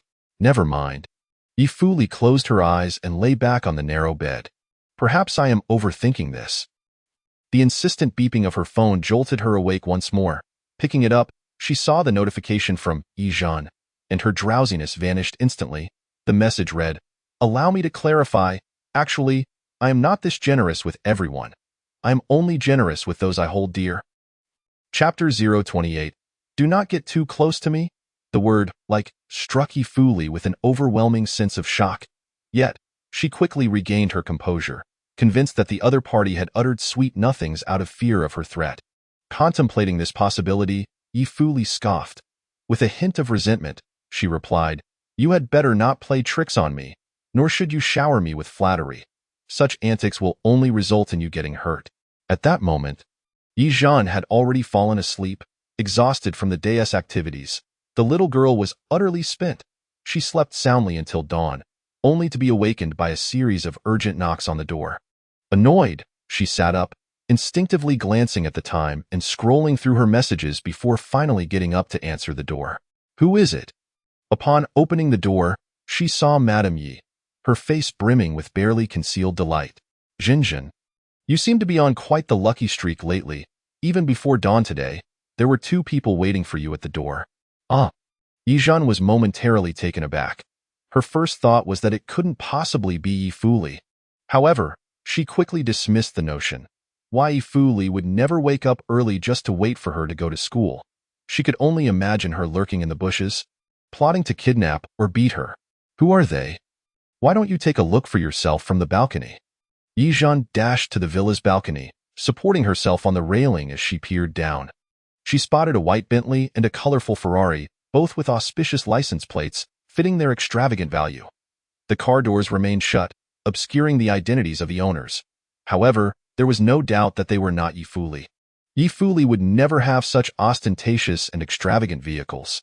Hurry up and get ready to go downstairs, Madame Ye said, crossing her arms at her daughter's door. Remember, if it's by Ruoting, keep your distance from him. Without Madame Ye's admonition, Ye Zhen would never consider approaching by Ruoting. No. It would be more accurate to say that regardless of who it was, she would not dare to draw near. Ye Zhen was in a state of anxious turmoil. The thought of an arranged marriage made her skin crawl, as if ants were crawling all over her. Being trapped in the body of a petite girl while being a tall man of nearly 6 feet was already unfortunate enough.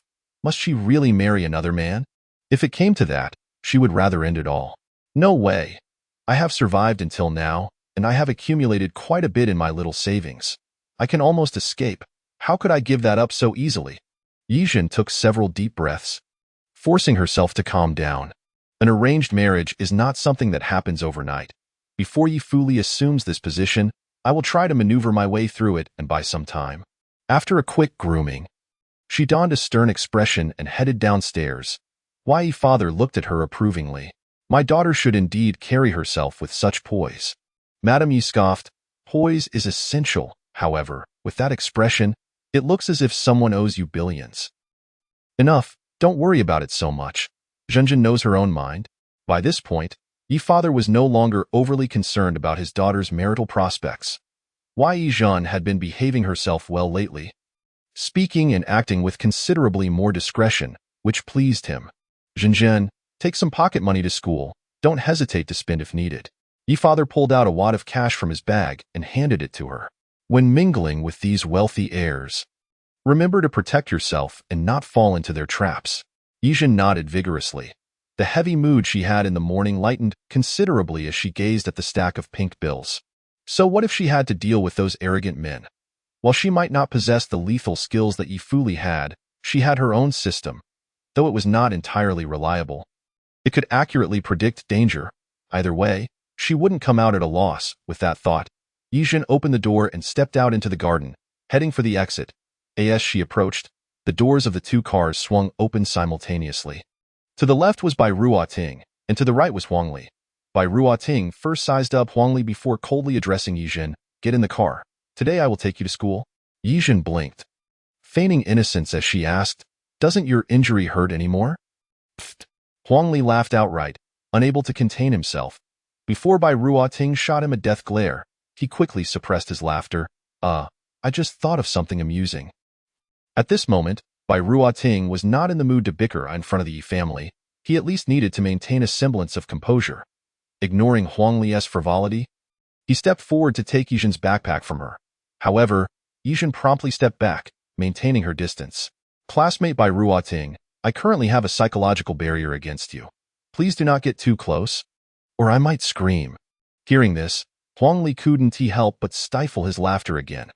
Honestly, he had to admit, this little sister was quite entertaining, far more amusing than the cold and aloof Ye Fuli. However, his admiration was merely superficial. Huangli was too intimidated by Ye Fuli to entertain any improper thoughts. He only wished to consider Ye Zhen a buddy. By the way, Huangli, what brings you here? Ye Zhen cleverly feigned ignorance. Before Huangli could respond, she purposely mentioned Ye Fuli's name. Does Ye Fuli know that you came looking for me this morning? Oh, I mean no harm. I'm just curious. Huang Lie's smile vanished instantly. This was indeed a threat. Remembering Ye Fuli's devastating blow to Bai Ruoting the previous night, he felt a twinge of sympathy. Hadn't he noticed how baggy Bai Ruoting's pants were today? Clearly, the previous day's encounter had been quite severe. Rubbing the back of his head, he looked up at the sky. Actually, my mother sent me. She said she bought some delicious pastries yesterday and asked me to deliver them to you, for your mother to try. Oh, I see. Then you should go. My mom will surely be delighted. All right. This cowardly Huangli was hardly a cause for concern. As for the reckless man before her, Bai Ruoting, he was a different story. Fortunately, he was currently the person Madame Ye loathed the most. Ye Zhen seized the opportunity, raising her voice. Mom, that guy Bai is bullying me. Mom. Before Madame Ye could come out, Bai Ruoting had already hopped into the car and sped away. Ye Zhen smirked, feeling triumphant. Bai Ruoting is still a bit too naive. Whistling, she picked up her backpack from the ground, dusted it off, and hurried to the Ye family's car, eager to head to school. Beep, beep, beep. Her phone chimed again. Ye Zhen quickly silenced it and then noticed a message from Ye Fuli. Ye Fuli, I made a little extra breakfast. Come to my classroom to collect it. Wait, is the sun rising in the west? This person actually made me breakfast? Holding her phone, Ye Zhen grinned like a fool. The driver, glancing at her cheerful demeanor in the rearview mirror, felt a sense of joy as well. Who was this rich young master that had captured the young lady's heart so thoroughly? Chapter 029. One's favorite flavor is not to be shared with others. The morning self-study session had yet to commence. Ye Zhen slipped in through the back door of the classroom, quickly handed in her homework, and then stealthily exited. That scheming and fierce Feng Aotian had brought her breakfast. This was simply surreal. Ye Zhen felt as though she could float with pride. However, as she approached the elite class building, her excitement began to wane. What am I getting so worked up about? She merely said she made too much. Thus, the most probable interpretation of made too much was that it was wasteful to throw it away. So it was better to give it to Ye Zhen, who was at least smarter than a dog and more useful. Ye Zhen chuckled softly, letting out a sigh. What am I thinking? Perhaps the events of the previous night had been too exhilarating, leading her to develop an erroneous assumption, such as believing that her relationship with Ye Fuli was amicable. In reality, how could their relationship be that good? A gust of wind reminded Ye Zhen of her clarity. She became acutely aware that an invisible yet ever-present wall existed between her and Ye Fuli. This wall would not hinder their communication nor obstruct their ability to walk side by side. However, that was the extent of it. If she wished to progress further, this wall would cause her to suffer a painful blow. Inside the elite classroom, Ye Fuli stared blankly at the bento box beside her. Today, she had opted for a messy bun instead of her usual ponytail. Sitting apart from the crowd, she always appeared so out of place, as if the clamor of the world had no bearing on her. What am I doing? She mused. Her head bowing slightly, fingers digging into the nape of her neck. Do I need to apologize to her? There exists a term that encapsulates the clarity of grievances and kindness. Ye Fuli held grudges with the same fervor as she remembered kindness.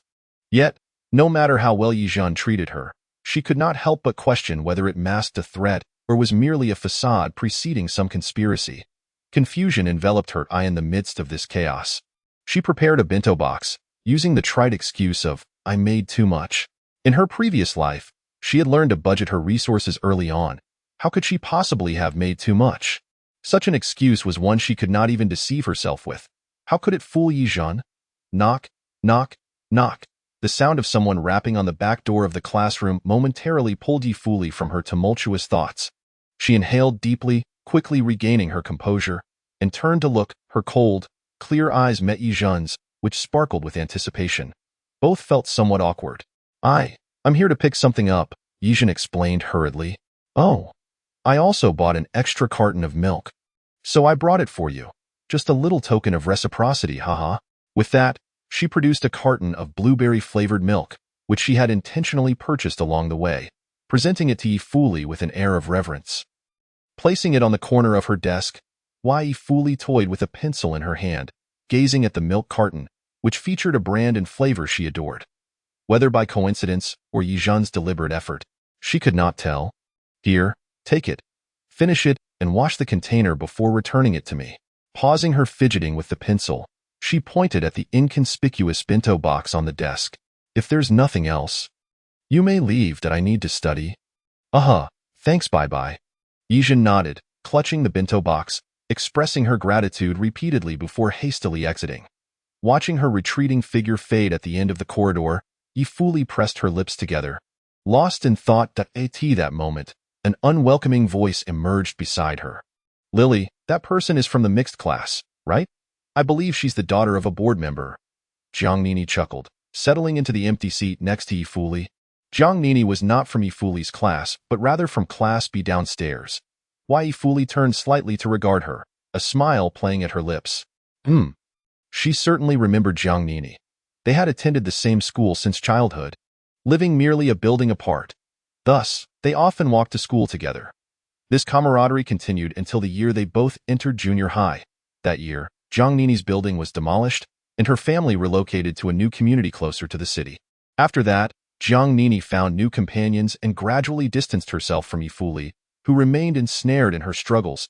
If it had ended there, Ye Fuli would not have harbored resentment. By nature, she was aloof and did not require company during school hours. However, she would never permit anyone to exploit their meager childhood bond to abuse her or tarnish her reputation. Unfortunately, Jiang Nini was precisely that type of person in her previous life.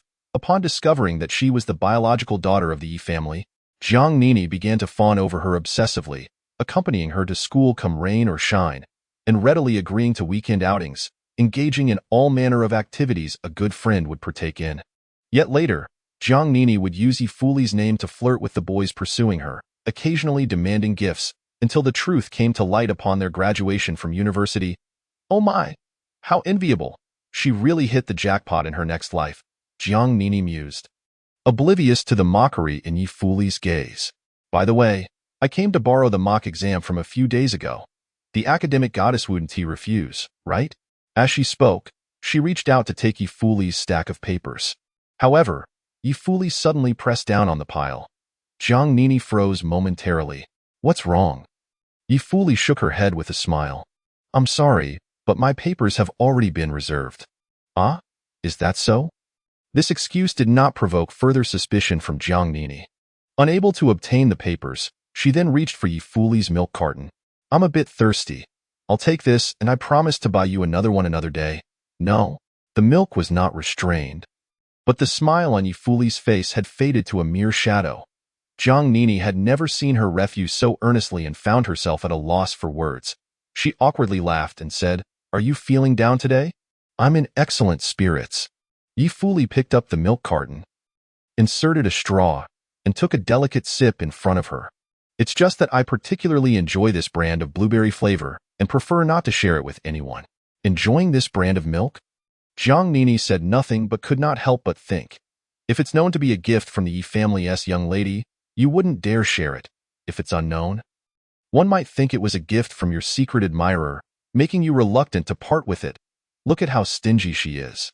All right, I want to take what I sent mine. I'll head out now. Jiang Nini shrugged, turning to leave. With a smile on her face, it faded significantly once she exited the classroom. What a thing, just a penniless loser, yet so arrogant. She genuinely looked down upon Ye Fuli. Yet, suddenly, she felt inclined to curry favor with Ye Zhen. That young lady from the Ye family appeared rather naive, like someone with plenty of money but lacking in wits. Previously, she had heard tales of her terrible temper and how no one dared provoke her. But upon seeing her today, it was evident such rumors were unfounded. She seemed quite amiable. I have known Ye Fuli since childhood. I am her best friend. With this connection, what is to fear about striking up a conversation with Ye Zhen? The corners of Jiang Nini's mouth curled upward. A woman who enjoys taking what belongs to others is inherently flawed. At this moment, she had already begun to harbor ulterior motives. Ye Fuli, your best friend is wonderful, but soon she will be mine. Little did she know. Ye Fuli was observing her retreating form with an amused glint in her eyes. Chapter 30. The Influence of One's Companion's Noon. Ye Zhen had just finished reciting a passage and felt her head growing heavy. Finally, the bell rang, signaling a break. Knock, knock, knock. Someone knocked on the back door of the classroom. She turned around in confusion, only to see a somewhat familiar stranger. Huh. That hairstyle and the conspicuous mole at the corner of her mouth resembled Jiang Nini, Ye Fuli's close friend from the comics. What was she doing here? Ye Zhen was momentarily uncertain of her intentions and feigned ignorance, quickly lowering her head to rummage through her bento box. She was indeed curious about what Ye Fuli had prepared for her today. Well, even if it was merely leftover scraps from her cooking, it would still be a heartfelt gesture, and she would gratefully savor it. However, upon opening the box, Ye Zhen found it filled with golden, crispy chicken cutlets, perfectly fried eggs, spicy stir-fried noodles, carrot decorations, and golden corn fritters. Goodness, what a presentation! Could this truly be labeled as too much? It seemed deliberately prepared for her. So moved was Ye Zhen that she felt tears welling up. Her efforts to curry favor had finally been validated, ensuring her safety in life and the promise of a blissful existence on the horizon. Hello. Are you Ye Zhen? At that moment, someone intruded upon her blissful reverie. Ye Zhen reluctantly set down her chopsticks, adopting the demeanor of an innocent, naive young lady. What's the matter, classmate? Do you know me? No. I just heard that you have an extensive knowledge of Lolita's attire, so I came to consult you, hoping you could help me select a Lolita gown for my birthday next week. What a seamless excuse. No wonder she had managed to gather such exclusive intel after spending a few cups worth of bubble tea. Jiang Nini, who thought she had her opponent figured out, wore a smile that was impossible to refuse. Unfortunately, she had calculated everything, except that Ye Zhen was no longer the Ye Zhen of old. She no longer had any interest in Lolita or shopping. I no longer have an interest in those things, so I can't assist you, sorry. Upon hearing this excuse, Jiang Nini's smile froze on her face. She pouted, at a loss for words. At that moment, Ye Zhen quickly picked up her chopsticks and began to eat with gusto. Never waste food. The protagonist's culinary skills have truly improved. Just the corn fritters were perfectly sweet without being cloying, cooked to perfection, leaving one craving moored. Ye Zhen couldn't help but marvel at the academic prowess of her companion. She learned quickly, and given a recipe, she could easily become a chef. As for herself, she was only good at eating. Ye Zhen, there's a concert for an idol group coming up. Would you like to join? I have an extra ticket from a group purchase. Jiang Nini, quick on her feet, immediately launched into her second plan. The concert tickets for the idol group in her hands are undoubtedly in line with Ye Zhen's preferences. This individual is an avid fan, known to have once stayed up late in long queues just to snatch a brass ring that had belonged to her idol. That shabby ring, it is rumored, fetched a staggering price of 100,000. It truly baffles me how these fervent fans operate. However, this is not the crux of the matter. In her pursuit of cultivating a connection with Ye Zhen, Jiang Aninnocent has invested heavily. These few tickets cost her 3 months' worth of pocket money, along with the red envelopes she received during last year's New Year celebrations. I truly apologize, but I have been engrossed in my studies and have not followed idols for quite some time. Ye Zhen firmly waved her hand in rejection, her face reflecting genuine regret. Alas, as a man standing at a height of 1.80 meters, it is simply beyond her to appreciate these heavily made-up male idols, particularly as she cannot even comprehend the ow-woo sounds they produce. Perhaps it is due to her somewhat outdated aesthetic. Is that so? Haha, indeed, studies are of paramount importance. Jiang Aninnocent's smile appeared more sorrowful than joyful as she clutched the tickets in her hands, feeling as though her heart was bleeding. Yet, even after being repeatedly rebuffed, she refused to abandon her composure. She quickly surmised that Ye Zhen, being in Class F, must be struggling academically, but that is where she excels. Therefore, she could seize the opportunity to offer Ye Zhen free tutoring, assisting with explanations and corrections of mistakes. Wouldn't this be a splendid chance to enhance their friendship? The exam papers from a few days ago have yet to be reviewed in your class, right? Ye Zhen, if you need assistance, feel free to find me in the first study room on the second floor of the library. Although I only ranked within the top 100 of the grade, I am quite proficient in several subjects. Observing the other party's eagerness, Ye Zhen felt both confused and weary. If this continued, her meal would surely grow cold. Why was she so insistent? She was neither Ye Fuli nor a once innocent little girl. I am about to eat. Ye Zhen picked up a piece of chicken steak and took a hearty bite. The flavor of the chicken was delightfully crispy. Watching her puffy cheeks, Jiang and I couldn't help but internally scold. What a glutton! No wonder she's in a remedial class. As the number of people in the classroom increased, Jiang and I, feeling helpless, resorted to the least desired line of reasoning. Actually, I mean no harm. You may not know this, but I have grown up alongside Ye Fuli. We are not sisters by blood, but are closer than sisters. Hence, her good friend is naturally my good friend as well. Oh, is that so? So, it is only natural for friends to keep in touch and strengthen their bond, isn't it? At this point, Ye Zhen finally grasped the underlying issue. It was evident that Ye Fuli and this girl were not familiar with each other. How could Ye Fuli possibly divulge, Ye Zhen and I are good friends? That would be sheer nonsense. Originally, Ye Zhen had been considerate of Ye Fuli's reputation, which is why she had endured the other's prattle until now. Now that she was certain they were not particularly close, Ye Zhen lost all patience to continue engaging with her. I am not one to make friends casually. Ye Zhen wiped the crumbs from the corner of her mouth and adopted a different expression. She leaned in, covering her mouth with one hand and feigning mystery. She remarked, to be honest, I have a bit of a quirk. When strangers speak to me, I get nervous, and when I'm nervous, I might scream or even hit someone. As she emphasized the words, hit someone, she suddenly raised her voice, startling Jiang and I and causing her ears to ring, her heart nearly leaping from her chest. What a lunatic! Jiang and I clasped her heart, casting a disdainful glance before turning on her heel and leaving, not daring to look back. Watching her retreating figure, Ye Zhen smiled briefly before swiftly regaining her composure. No. It is truly said that one becomes like those they associate with. Had she really become so unrefined? It seemed she was slowly morphing into that cunning Feng Aotian. Chapter 031. Boldly demanding rewards from Feng Aotian after school every day? The dismissal bell is the moment Ye Zhen eagerly anticipates. Having mastered 2 subjects, the pressure of studying has significantly eased, and she finds herself bored in class. How she longs to return home. Only at home does she have the opportunity to earn money. With the graduation exams drawing ever closer, she must seize the moment to make some cash, lest she run out of time. Hey, dog system, since Ye Fuli sent me a lunchbox, can't that count as a gift from her?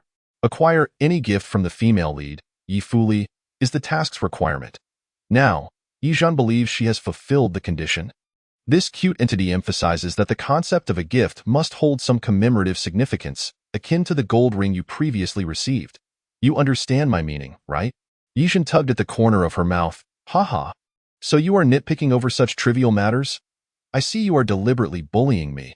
Be careful, or I might just hang myself to show you. This task requirement was not set by me. I have a superior overseeing my tasks, and I dare not cheat.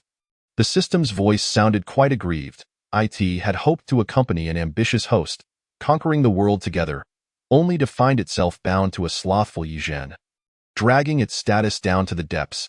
Why Ye Zhen felt equally wronged. She had wished to team up with an ambitious system to achieve great feats, only to be shackled to a system that merely played cute. Dragging her level down. Who could she complain to? With no other option, Ye Zhen decided to temporarily set this matter aside. Both parties found each other intolerable, yet they had to endure the Ye residents. Before Ye Zhen arrived home, Huangli had already been sent over by his eager mother, who was intent on marrying him off. Huangli sat quietly on the couch, like a chicken. His mother was engaged in a lengthy conversation with Madame Ye, boasting grandly, rendering him quite embarrassed. Yet, he dared not contradict her, nor could he even shift his posterior from the couch. How vexing! How he longed to return home. He was still so young, merely a sophomore in college. Was there truly a need to rush into marriage? Although he did have a penchant for this lowly senior type, he lacked the courage to approach, fearing even a simple glance might lead to a beating. The more Huangli pondered, the more distressed he became. Letting out a long sigh. What a torment he was enduring. Huangli, what troubles you? Are you feeling stifled sitting there? Why not step outside for some fresh air? Our yard is quite spacious. Madame Ye noticed the anxiety etched on his face. Thus, she kindly interrupted the one-sided flattery. Ah, then I shall step out for a moment. Huangli felt as if he had received a reprieve and hastily rose to leave, only to be met with a disapproving glare from his mother, which frightened him back into his seat. Actually, upon reflection, I don't feel bored at all. Madame Ye chuckled. You rascal! You must be eager to see your senior, Zhen. and are too restless to sit still. Huh. Be a bit more reserved, would you? The two of you have yet to settle matters. Huangli, yes, you are right about everything. Madam Yi laughed along. Don't say that. Young people are like this. They easily develop feelings for one another. Spending more time together will surely be beneficial. Huangli, yes, you are all correct. He was indeed feeling restless, even beginning to silently pray for Ye Zhen to return home swiftly, so he might have an excuse to exit the living room. His prayers were soon answered. Ye Zhen stepped out of the car and quickly spotted the new vehicle parked at the entrance. It was undoubtedly the Huang family's car, the same one she had seen in the morning. Her heart skipped a beat, and she immediately fell into an uncomfortable state. Tonight, surely they would be left alone together. Even if it was merely studying in the same room, she was unwilling. Mom, I'm back. By the way, is Dad not home? Ye Zhen feigned nonchalance as she walked in. Madam Yi pulled her down to sit, smiling as she introduced the mother and son from the Huang family across from them. This is your junior, Huangli. I believe you two are already acquainted. At that moment, Ye Zhen and Huangli exchanged glances, both displaying a hint of unmasked helplessness. Well then, since this fellow was not here of his own accord, things would be much simpler. Ye Zhen smiled faintly and said, we are acquainted. I also know that Huangli's grades are excellent. Despite being merely a sophomore, he can tackle junior-level problems, quite impressive indeed. Hearing such exaggeration, both sets of parents erupted in laughter. Only Huangli was unable to join in the merriment. He couldn't shake the feeling that Ye Zhen's smile and compliments had an insidious undertone. Lacking any sincerity. What was she up to? Surely she didn't intend to extract his kidneys. Well then, you both should get to studying. The graduation exams are approaching, and it is crucial to catch up on your coursework. Madame Huang swiftly seized the opportunity, casting meaningful glances at her son. Seeing Huangli still in a daze, she kicked him sharply under the table.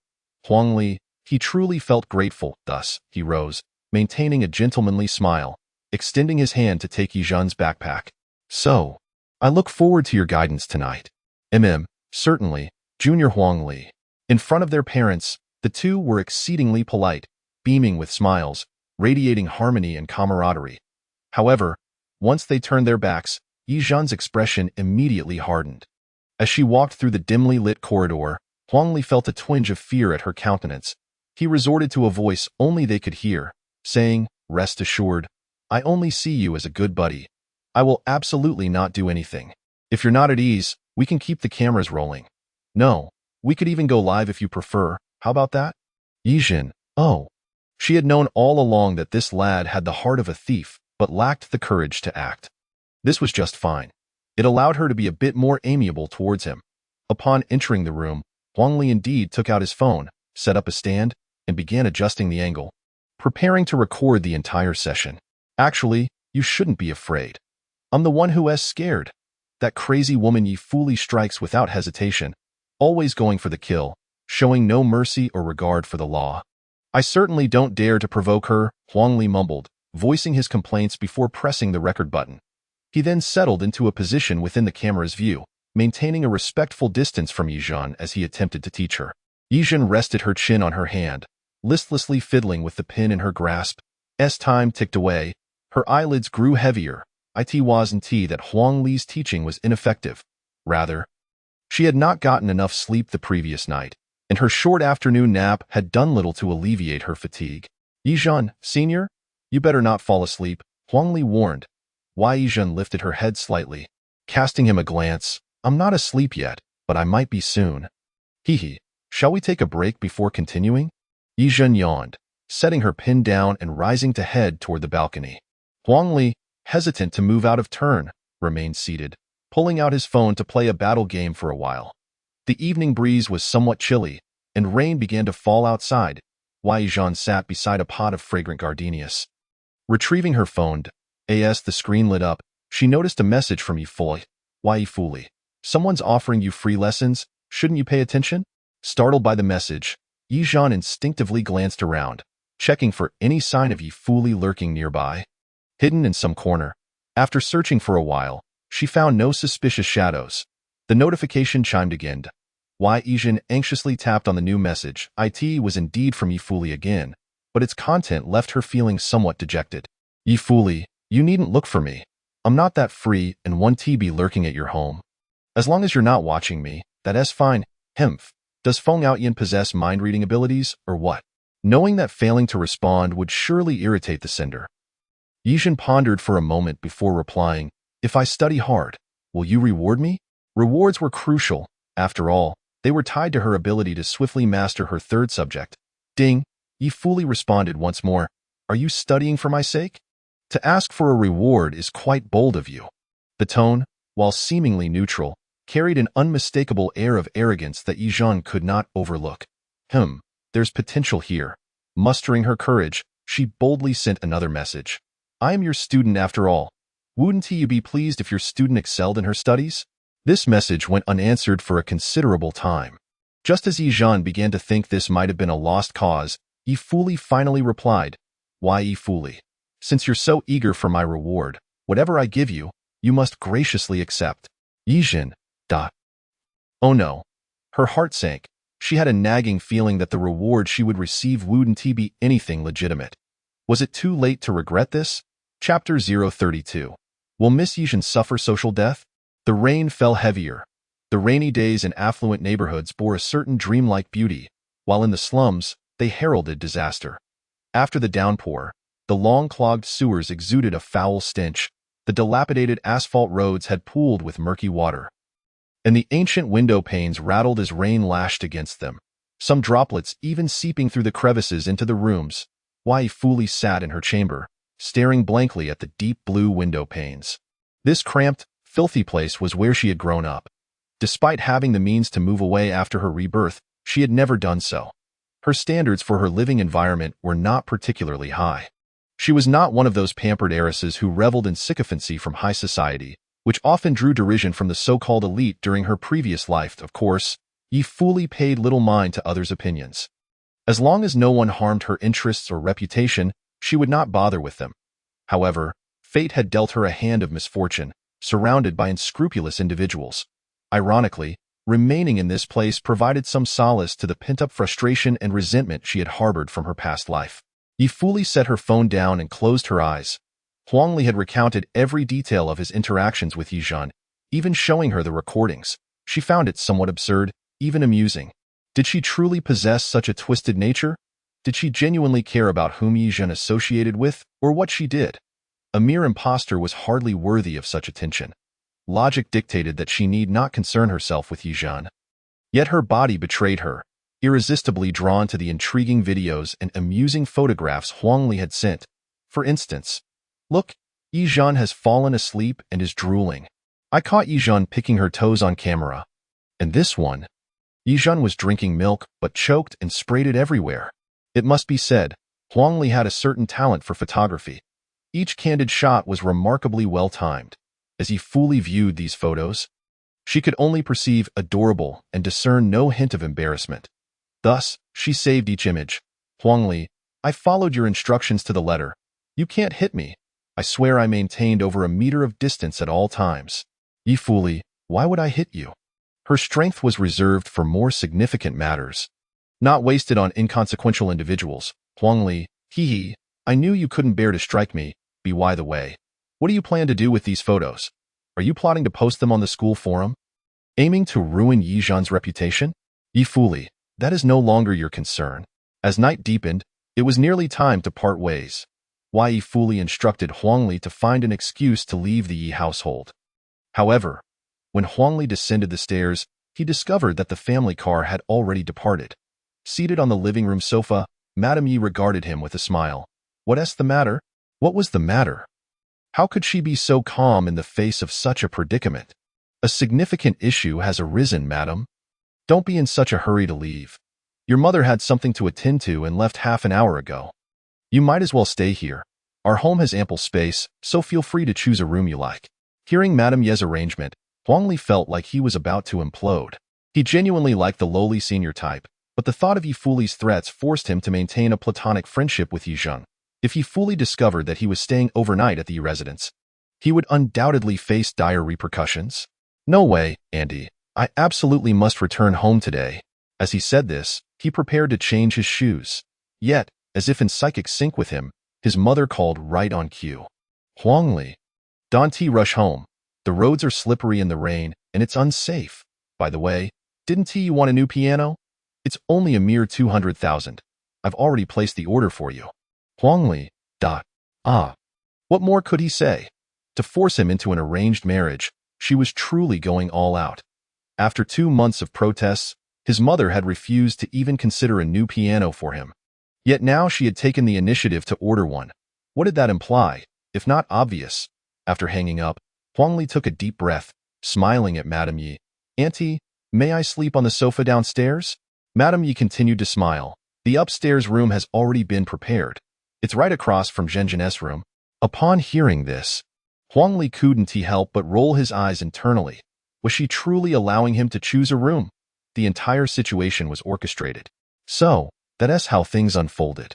The following morning, during the break between classes, Huangli, sporting 2 prominent dark circles under his eyes from a sleepless night, reported to Ye Fuli about the previous evening's events.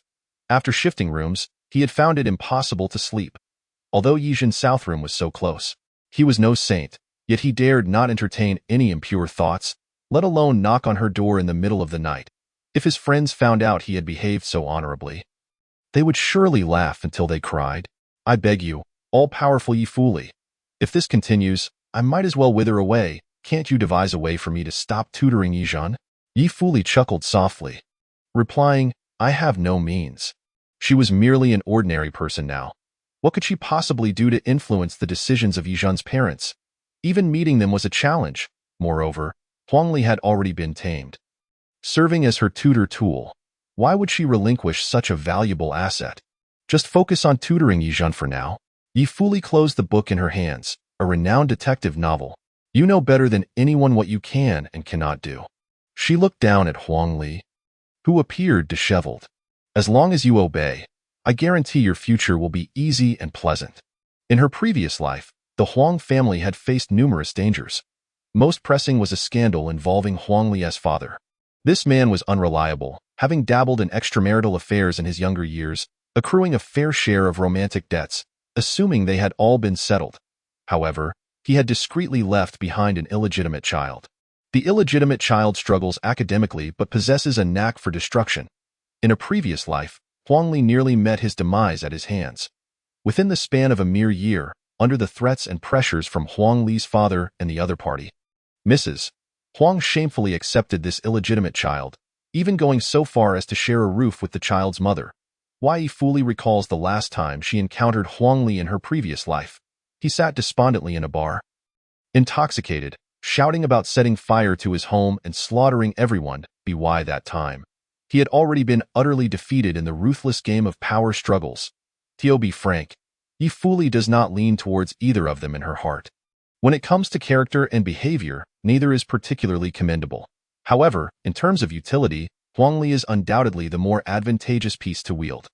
Driven by self-interest, Ye Fuli resolves to preserve this valuable pawn. Ah, very well. At this moment, Huangli appeared bewildered.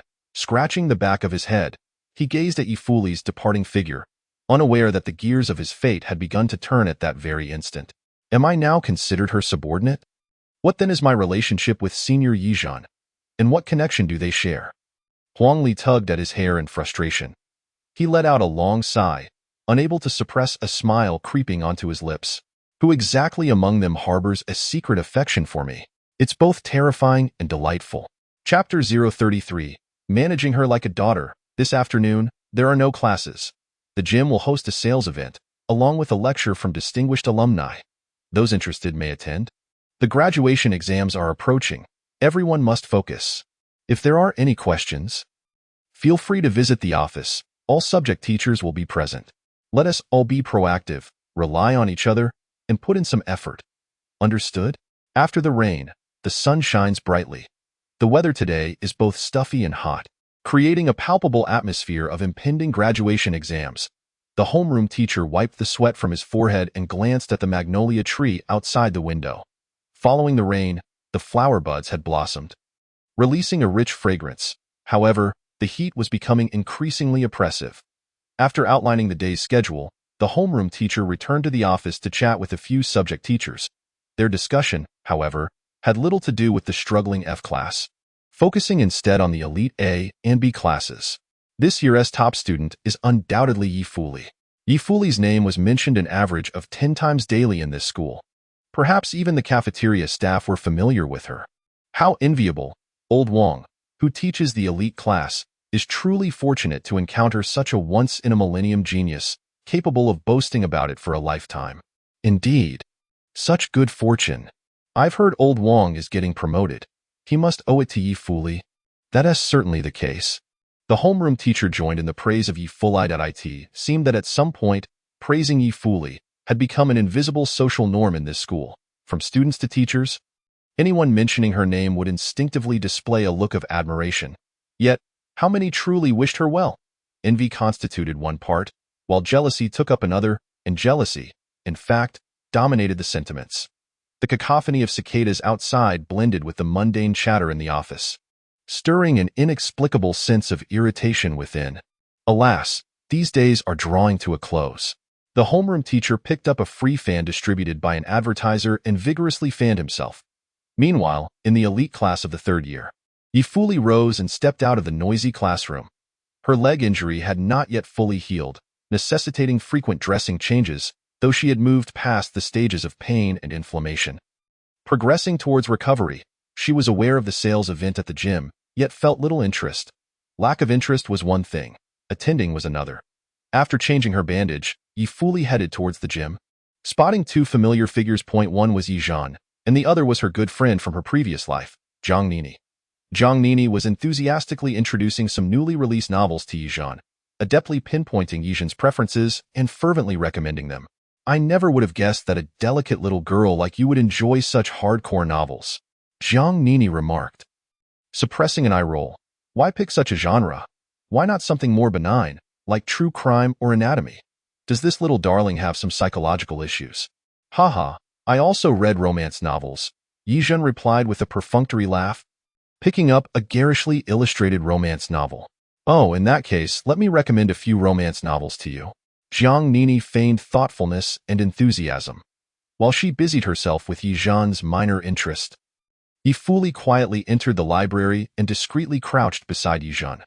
With people bustling around, Ye Zhen remained oblivious to the sudden addition to her company. She was engrossed in selecting novels.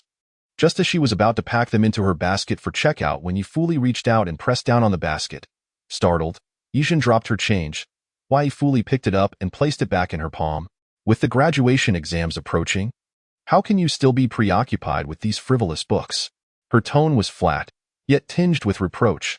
Ye Zhen chuckled awkwardly. I don't read that much.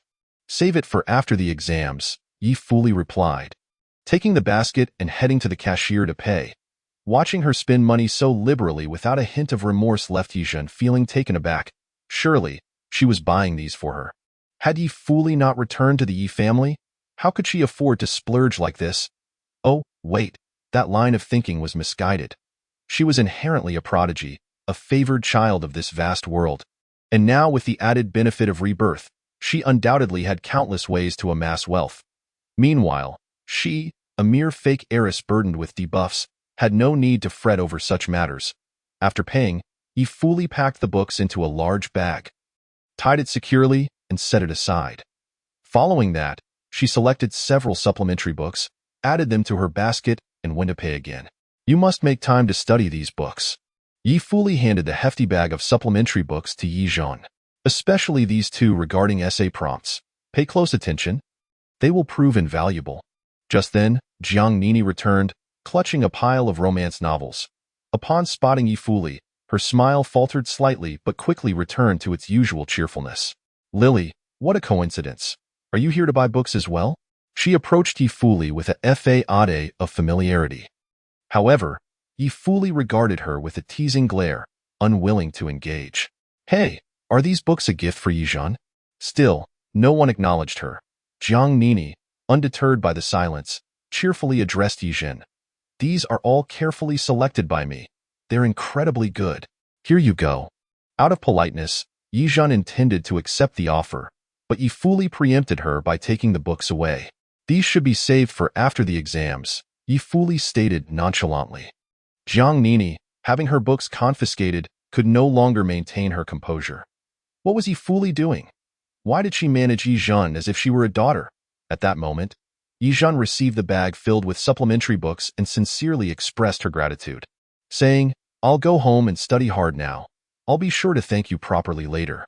In such a contentious environment, Ye Zhen dared not linger. She quickly discerned that Ye Fuli was in a foul mood. It would be best for the friends to resolve their issues privately. As Ye Zhen quietly slipped away, Jiang Nini seethed with frustration. "What is wrong, Jiang Nini? You seem quite displeased. Is something bothering you?" Ye Fuli feigned concern, asking a trivial question. "Haha, nothing at all," Jiang Nini retorted, her anger simmering just beneath the surface. "I'll head back to study. We can chat another day." Clutching two inconsequential books, she exited the gym. Yet, even after walking a considerable distance, she felt a lingering sensation of being followed. Turning around, she saw nothing. Only upon entering the classroom did that prickling feeling dissipate. In the sweltering heat, Jiang Nini broke out in a cold sweat. Am I being overly sensitive? After sitting for a short while, a boy approached her, requesting her assistance with something.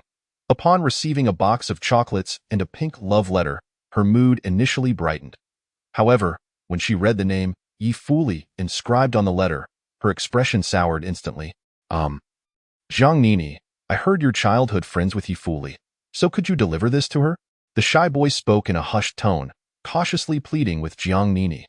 Raising an eyebrow, she smiled, "Sure. Leave it to me." However, once he left, joyfully naive, she pulled out a utility knife and shredded the love letter to pieces.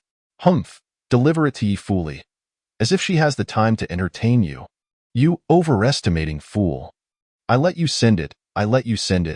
Initially intending to discard the box of chocolates, upon noticing its extravagant price, a twinge of selfishness compelled her to secretly tuck it into her backpack. Chapter 034. A symbolic kiss of friendship. Jealousy often drives one to irrationality. Why Ye Fuli followed Jiang Nini to the outside of their classroom, standing at the back of the crowd beneath the shade of a tree. Watching the delighted young boy approach Jiang Nini with gifts, only to emerge empty-handed and equally elated. This scene was one she had never witnessed in her previous life, only hearing about it later through the whispers of others. Jiang Nini had collected many such tokens in her name, while the aloof Ye Fuli remained blissfully unaware and indifferent. "How amusing, Jiang Nini," Ye Fuli scoffed, casting a cold glance in the direction of her classroom. "In this life, you shall soon learn that others' possessions are not so easily claimed." At that moment, Ye Zhen was in her classroom, perusing through the tutoring books. She felt a sense of joy in having completed a selectable task for the system, thus mastering the subjects of language, mathematics, and foreign languages, truly a cause for celebration. Ah, how tedious! Is this what it means to be an academic overachiever?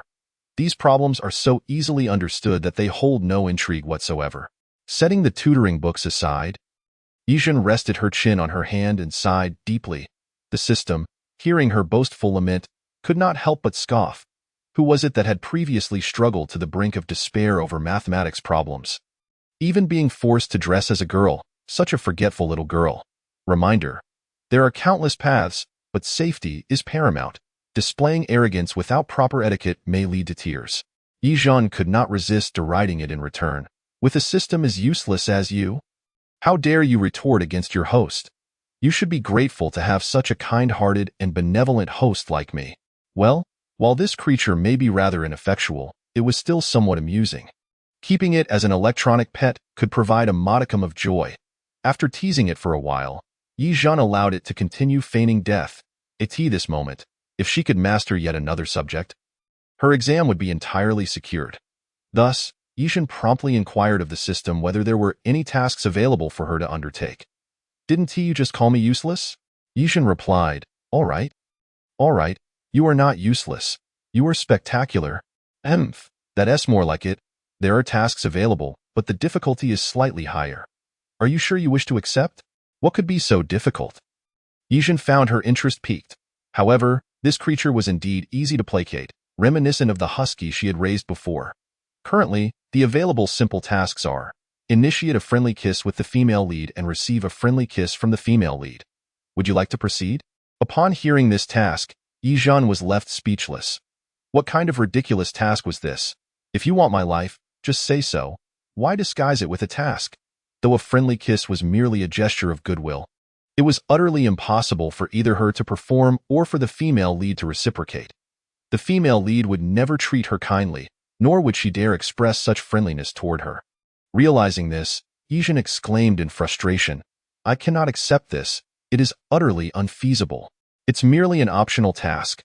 Such a task, even if challenging, was still feasible, as there would be no punishment for failing. But what if she succeeded? Mastering yet another subject would solidify her exam results. What was there to worry about? With this thought, Ye Zhen clenched her fists, her cheeks flushing, and, gritting her teeth, she stealthily accepted the task. Let us give it a try. What if I succeed? Having taken on such a daunting task, Ye Zhen found herself restless throughout the day, feeling as if she were a thief. If he fully discovered her audacious thoughts, she would surely scoff and remark, "It's not the fear of thieves that troubles me, but rather the fear of their covetous intentions." Fortunately, while Ye Fuli was formidable, she lacked the ability to read minds. When school let out, Ye Zhen took a circuitous route toward the elite class's teaching building, hoping to discreetly ascertain whether Ye Fuli had left the school and to see if there were any opportunities to complete her task. However, the door to the elite class was closed, with the curtains drawn, making it impossible to discern the situation within. Undeterred, Ye Zhen summoned her courage and quietly ascended a small distance. Approaching the back door of Class A, she overheard laughter and playful banter from inside. "I say, Ye Fuli is becoming quite full of herself." "Ha, who could argue with that? The whole class is celebrating the teacher's birthday, and she didn't even chip in. What is she trying to achieve? She is completely ungrateful, a cold-hearted monster." Their awareness of Ye Fuli's aloofness was not new to them. Nor was it to Ye Zhen. Yet, as someone who was aware of the plot, Ye Zhen felt perplexed. She remembered that Ye Fuli had indeed attended that birthday celebration. Moreover, it was during that event that Ye Fuli fortuitously encountered Ye Zhen's father, who was engaged in a meeting with clients, and they had conversed amiably. Why, Ye Fuli even assisted in translating for the clients, impressing Ye Zhen's father. This incident certainly provided Ye Fuli with a favorable opportunity for her eventual return to the Ye family. But now, why had Ye Fuli declined to attend the birthday celebration? Such a splendid opportunity was something a reborn individual like Ye Fuli would have no reason to overlook. Could it be that after squandering money so frivolously since her rebirth, she has finally run out of funds and can no longer contribute? The thought left Ye Zhen feeling somewhat unsettled. Of course, it's also possible that Ye Fuli intended to encounter them directly, hence she declined to contribute. After all, she knows the future developments as a reborn soul. This second possibility eased Ye Zhen's mind somewhat. She had intended to turn and leave, but the mocking remarks from the classroom regarding Ye Fuli's supposed poverty, stinginess, and eccentricity left her feeling irked. What do these foolish pigs know? Ye Fuli is a scion of a wealthy family, a grand Mary Sue protagonist, a phoenix among phoenixes. Even I, Ye Zhen, do not dare to look directly at her brilliance. Yet these foolish pigs have the audacity to mock her. With such thoughts in mind, Ye Zhen could not help but shove open the slightly ajar classroom door. "Hey, who told you that Ye Fuli cannot afford a meal worth over 10,000? Do you have any idea how much she earns in bonuses and part-time jobs in a semester? She simply refuses to be like you lot, contributing money to be a scapegoat." Listening to her righteous defense, the classroom fell silent. Particularly, the class monitor, a shrewd-looking girl, could distinctly sense that Ye Zhen was targeting her. "What are you looking at? I never said it was you who made them scapegoats." Ye Zhen lifted her chin and huffed, adopting an arrogant demeanor, completely unafraid to meet the class monitor's gaze. The class monitor was thoroughly infuriated, slamming her hand on the desk. At this moment, the glances from her classmates began to shift in nature. Indeed, the suggestion to chip in for the teacher's birthday had originated from the class monitor, and she would surely be the first to seek credit and rewards in years to come, during alumni reunions. Who would the teacher remember when recalling this birthday banquet? With 41 students in the class, the teacher could not possibly remember each, but she would certainly recall the class monitor who led the flattery. Seizing the opportunity, Ye Zhen softened her tone and advised, "With all due respect, we are all students and not as capable as Ye Fuli, who can earn so many bonuses and side incomes. Why should we elevate our consumption standards so high?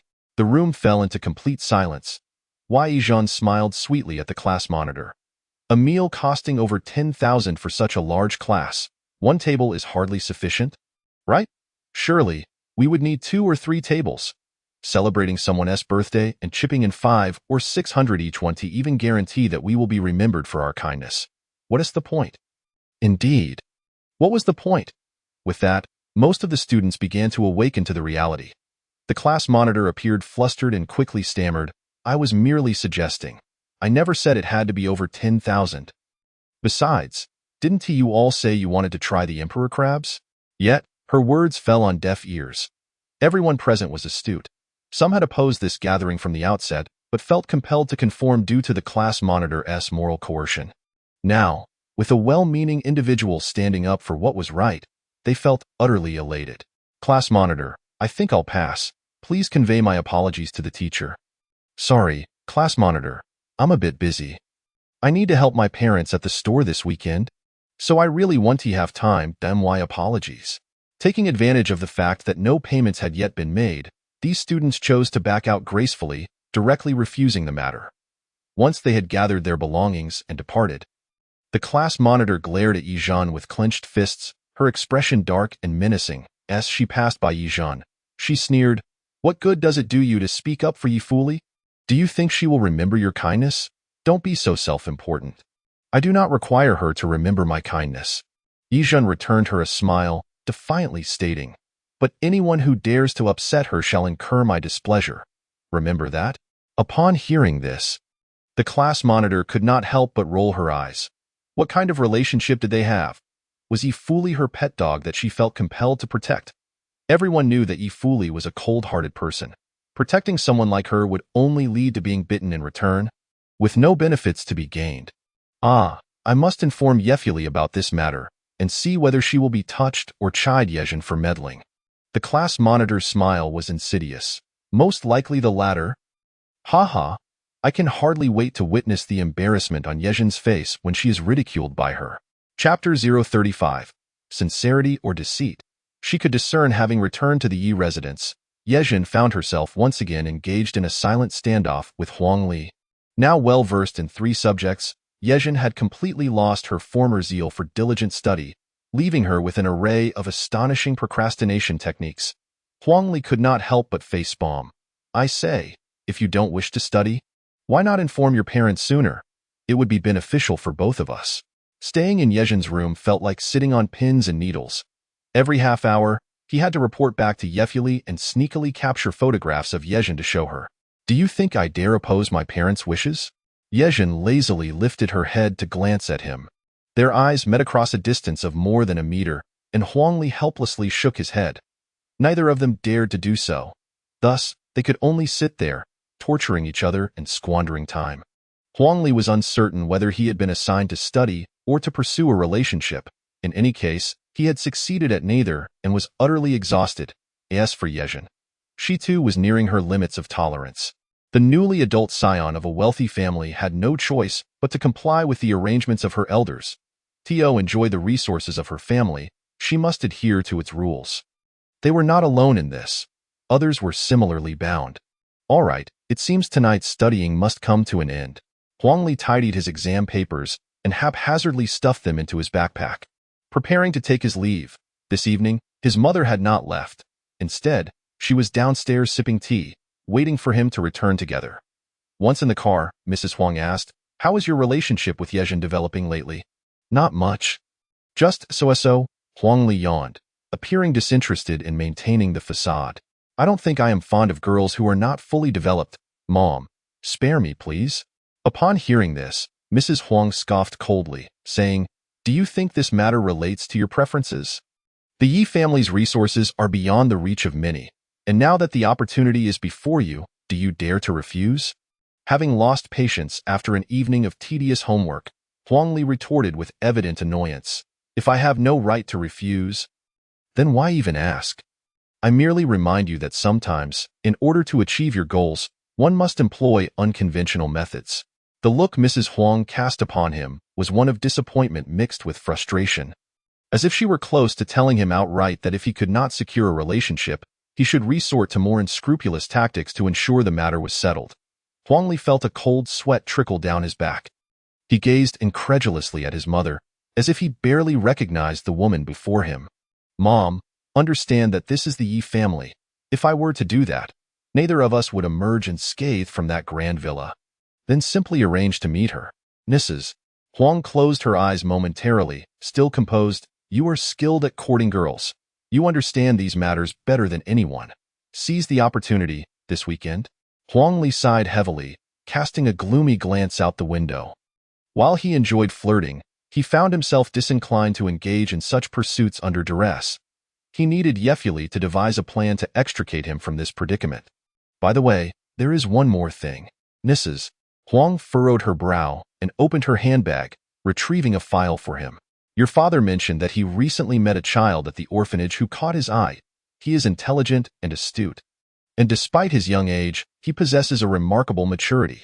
Your father wishes to bring him home to keep you company. Consider whether you need this." Upon hearing this, Huang Li casually picked up the file. Upon opening it, he saw a photograph of a boy approximately his age named Zheng Jun, with a tousled head of short hair and cheap black-rimmed glasses, appearing frail and timid. After merely glancing at it, Huang Li lost interest. "I don't need a companion. Let's forget about it." "Forget about it? That is your father's goodwill. After all, you will be going abroad.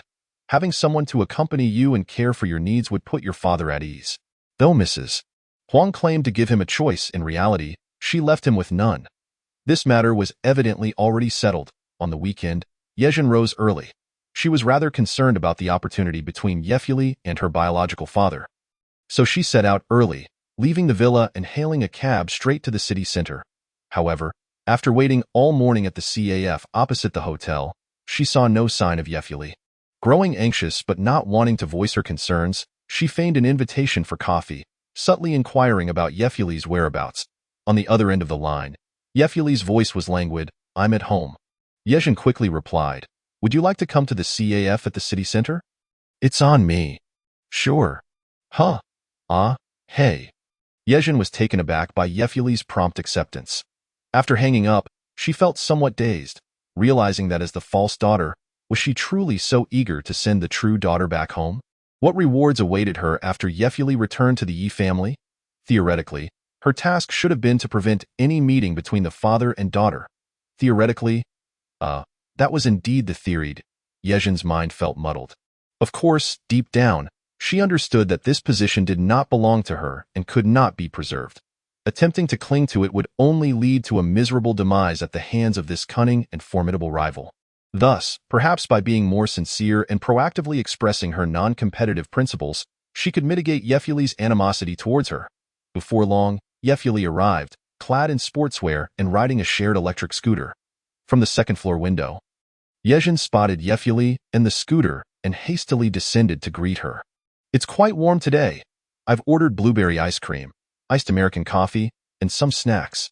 At that moment, Ye Zhen noticed that even in such a commonplace outfit, Ye managed to exude an air of privilege. Sweat dampened Ye hair, and her rosy lips were slightly pursed, indicating her thirst. Without a care for decorum, she removed her outer jacket and tossed it to Ye Zhen. Underneath the ordinary gray jacket was a white spaghetti strap top. Such an enviable figure in such form-fitting attire was simply overwhelming. What was worse, the quality of the strap top was subpar, rendering it somewhat translucent after perspiring. Ye Zhen felt her face flush. She quickly removed her silk shawl and solemnly draped it over Ye. Ye looked at her quizzically. "Why are you blushing?" No, I'm just warm," Ye Zhen stammered. How could she confess that she was entertaining inappropriate thoughts? Wouldn't that lead to her demise? At that moment, Ye looked down at the silk shawl draped over her. "Why are you giving me this?" "I only took off my jacket because I was hot." As she prepared to return it, Ye Zhen swiftly pressed down to stop her. "No, I think you look better in this than I do." In truth, it was a matter of aesthetics, but primarily, Ye Zhen wished to shield her own figure from scrutiny. If it meant being selfish, so be it. Witnessing this once timid girl assert herself so firmly made Ye chuckle. She did not perceive anything odd about her attire. After all, many people dressed similarly in public, covering all the necessary areas without revealing anything inappropriate. However, Ye Zhen was not as open-minded. Her thoughts were surprisingly conservative. Come on. Stop laughing at me. Hurry up, the ice cream will melt. I mean, it'll turn a liquid. As they entered the CAF, the two ascended the stairs to the second floor. Just as they turned a corner, Ye suddenly halted. On the third floor, two middle-aged men were descending, engaged in jovial conversation as they headed to a nearby restaurant to continue their business discussions. The leading man lifted his head and spotted Ye Zhen. Momentarily taken aback, Zhen, what are you doing here? His gaze swiftly shifted to Ye. This young student must be Ye, right? You look quite familiar. Ye demeanor instantly turned serious. She glanced at Ye Zhen, seemingly awaiting her to speak first. Ye Zhen awkwardly smiled, rubbing the back of her neck, casting a timid glance at Ye. Ye, dear lady, please say something. That is your biological father, not mine. If I were to call him father in front of you and engage in some heartfelt father-daughter display, would you not dispatch me on the spot? Hello, uncle. I am indeed Ye, and I am grateful to your daughter Ye Zhen for her care, as well as to you. Thank you. Ye bowed slightly, adopting the demeanor of a benevolent individual. Haha. No need for such formality. Just let my daughter treat you to whatever you'd like today, Mr. Ye said as he approached them, gently patting Ye Zhen's shoulder and warmly advising, take good care of your friend. If you need money, just let your father know. This scene undoubtedly felt like a dagger to Ye heart. After Ye Baba departed, Ye Zhen's countenance darkened considerably upon realizing the situation. I truly had no inkling they were here, she stammered. Attempting to clarify, had I known, I would have, Ye chuckled softly, shaking her head. Ye Zhen, don't be so anxious. I'm not blind. Such a perceptive individual would undoubtedly discern if someone were being dishonest.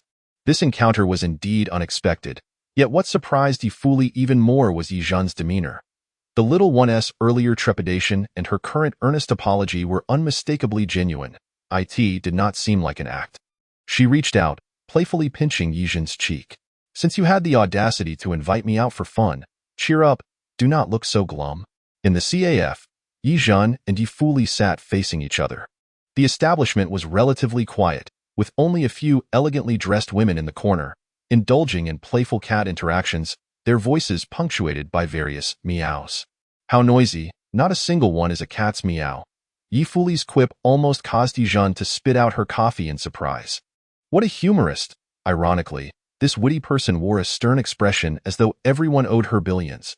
Ye Zhen wiped the sweat from her brow and inquired, so, where do you wish to go next? Since we are already out, right? I plan to go swimming. Ah. Ye Zhen often displayed exaggerated astonishment in such moments. Ye furrowed her brow at her. What's with the theatrics? And no, I'm not surprised. Just a bit. Taken aback, he.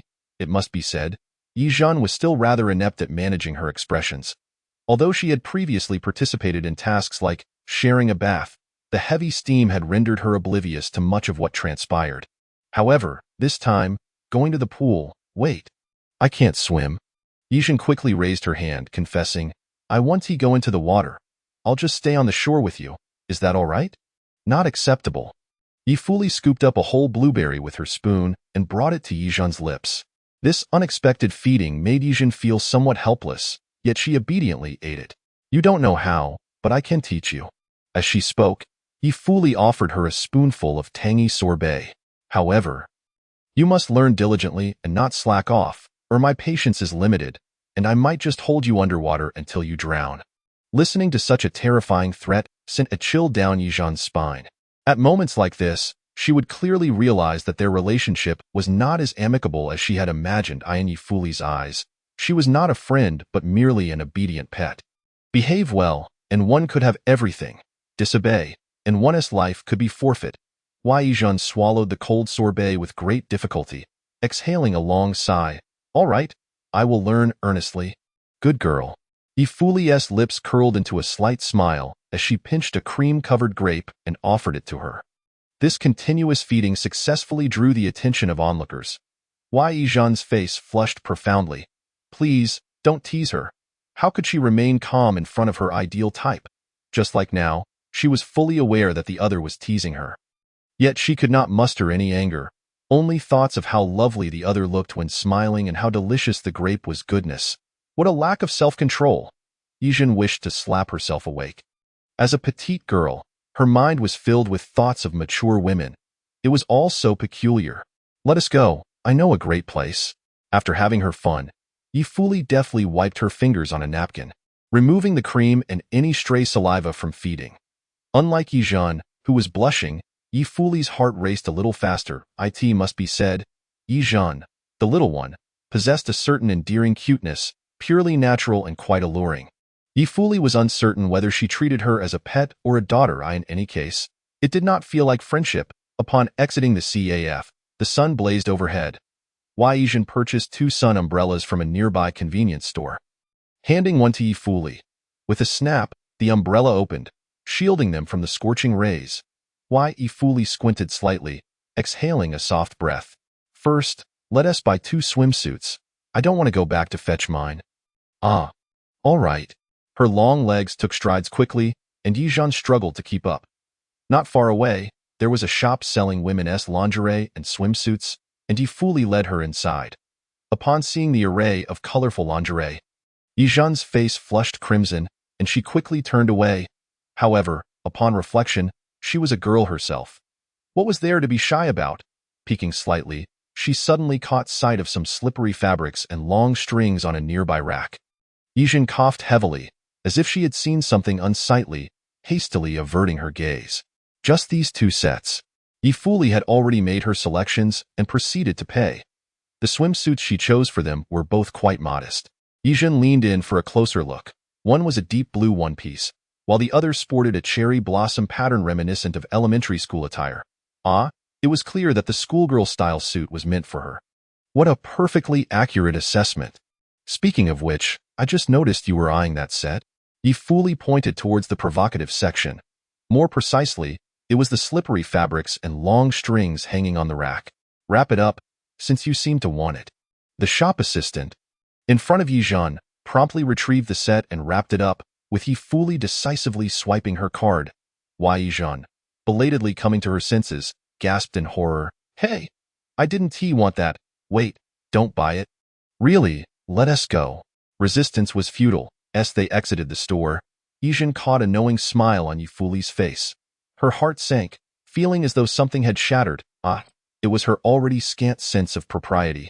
With this flat-chested figure, buying such scandalous lingerie would be a waste, wouldn't it? Ye Zhen muttered quietly, just a few pieces of fabric, and they're charging 588. They might as well go rob a bank. Hee. It may not even be for you. Ye Fuli glanced at her with a smile. This smile held a certain meaning, but it was decidedly not of a teasing nature. Yet, to Ye Zhen, it felt like pure, unadulterated provocation. Then, are you going to wear it? Ye Fuli, you don't plan to wear it right now, do you? No, that's inappropriate. It's a public place, and besides this, Ye Zhen's mind was flooded with images, leaving her dizzy, yet, she clung to the last shred of rationality, imploring Ye Fuli that such an item was not suitable for public wear. Ye Fuli reached out, pinching her face. Hiss! The slight pain brought Ye Zhen back to her senses. Ye Fuli's smile faded slightly as she asked earnestly, Do you really want to see me wear it? Ye Zhen quickly denied it, but her tone betrayed her overwhelming guilt. How could she not want to see? Who wouldn't want to witness their ideal goddess don such tantalizing attire? No, I wouldn't dare. Perhaps you might get to see it? Facing Ye Zhen's astonished gaze, Ye Fuli straightened slightly and released her face. The thrill of toying with her prey brought Ye Fuli joy. She pondered why Ye Zhen desired to see her in that. Perhaps it was because women often yearned for what they lacked. Ye Fuli's gaze shifted from Ye Zhen's modest figure as she strolled leisurely forward, casually musing, let me think about what kind of challenge I should set for you, as a reward. Ye Fuli shook the golden card in her hand. From the moment we met until now, every time I offered to pay, you just stared, your brows furrowed tightly, clearly worried, right? Having been seen through. Ye Zhen no longer pretended and nodded in acknowledgement. Seeing her candid admission, Ye Fuli couldn't help but chuckle, a hint of sarcasm lacing her words as she said, Rest assured, I won't overspend and then suddenly force you to leave the Ye family, nor will I coerce you into stealing or deceiving the Ye family for my benefit. Ah? Oh, you're wronging me again. I never thought that way, Ye Zhen sighed. The frustration within her was brewing once more. Ye Fuli was indeed something, always imagining the worst of her. Oh, really not? Ye Fuli raised an eyebrow, smiling ambiguously, choosing not to pursue the topic further. In truth, her words stemmed from memories of her previous life, where she had indeed heard Ye Zhen utter similar sentiments. Back then, just returned to the Ye family, she faced Ye Zhen's unreasonable antics daily, rife with sarcasm and base slander, coupled with outright physical and verbal assaults. The haughty demeanor of Ye Zhen was still vivid in Ye Fuli's mind. Those piercing words were indelibly etched in her memory. Yet now, the Ye Zhen in her recollections bore no resemblance to the one before her. The repugnant words that once flowed freely from her lips, perhaps the current Ye Zhen would truly be incapable of uttering. If possible, I hope one day, Ye Fuli can envision me in a more favorable light, Ye Zhen sighed, placing her hands on her hips. People do change. The current version of herself was indeed a scapegoat. The original host had lost her mind, committing numerous misdeeds. Ye Fuli's restraint in not eliminating Ye Zhen upon her rebirth was a testament to her patience. Ye Zhen held no illusions that her minor efforts could fundamentally alter Ye Fuli's perception of her. She could only hope for even a slight change. After all, she would eventually find a way to escape. Serving her was merely a phase, a matter of endurance until it passed. At that moment, Ye Fuli, in silence, stepped into the swimming pool. Her model-like figure, clad in such an old-fashioned swimsuit, possessed an unexpectedly alluring charm. Half of her body emerged from the water, her waist arched, and she casually flicked her long hair.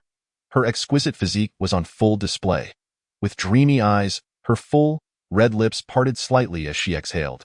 Stealing a glance at her, Ye Zhen felt a wave of shame wash over her, lowering her gaze. Come down. I'll teach you how to swim. Ye Fuli swam a lap before returning to the edge, propping her chin on her hand, observing Ye Zhen. Out of goodwill, today I shall extend a bit more patience towards you. The splashes of water dampened Ye Zhen's delicate little feet, stirring her heart. Under Ye Fuli's seemingly gentle guidance, she ventured into the shallow area, nervously clutching Ye Fuli's arm, and the grip only tightened. She was terrified. What else could she do? You can hold on to my neck? But please stop squeezing my arm. Ye Fuli exhibited remarkable patience, even as her arm bore the marks of Ye Zhen's grip. She did not scold her, nor did she shake her off. Ah, is that appropriate? Don't make a fuss over perfectly normal things. Ye Fuli grasped her slender arms and placed them on her shoulders. Move slowly. Don't be tense. How could Ye Zhen not be tense? Such close proximity felt like a crime.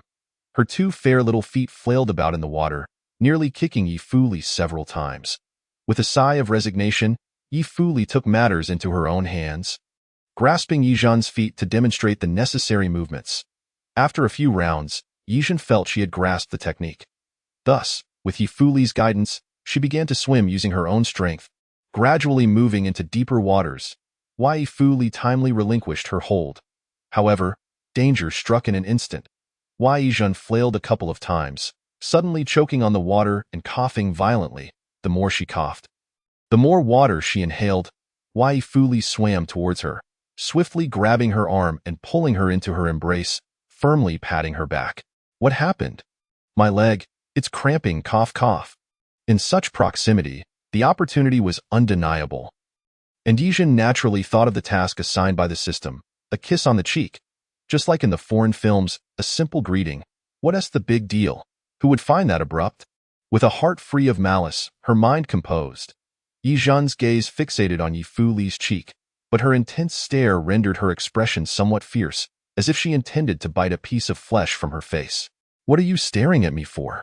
Ye Fuli squinted her eyes, warily scrutinizing her, as if she already sensed her intention for mischief.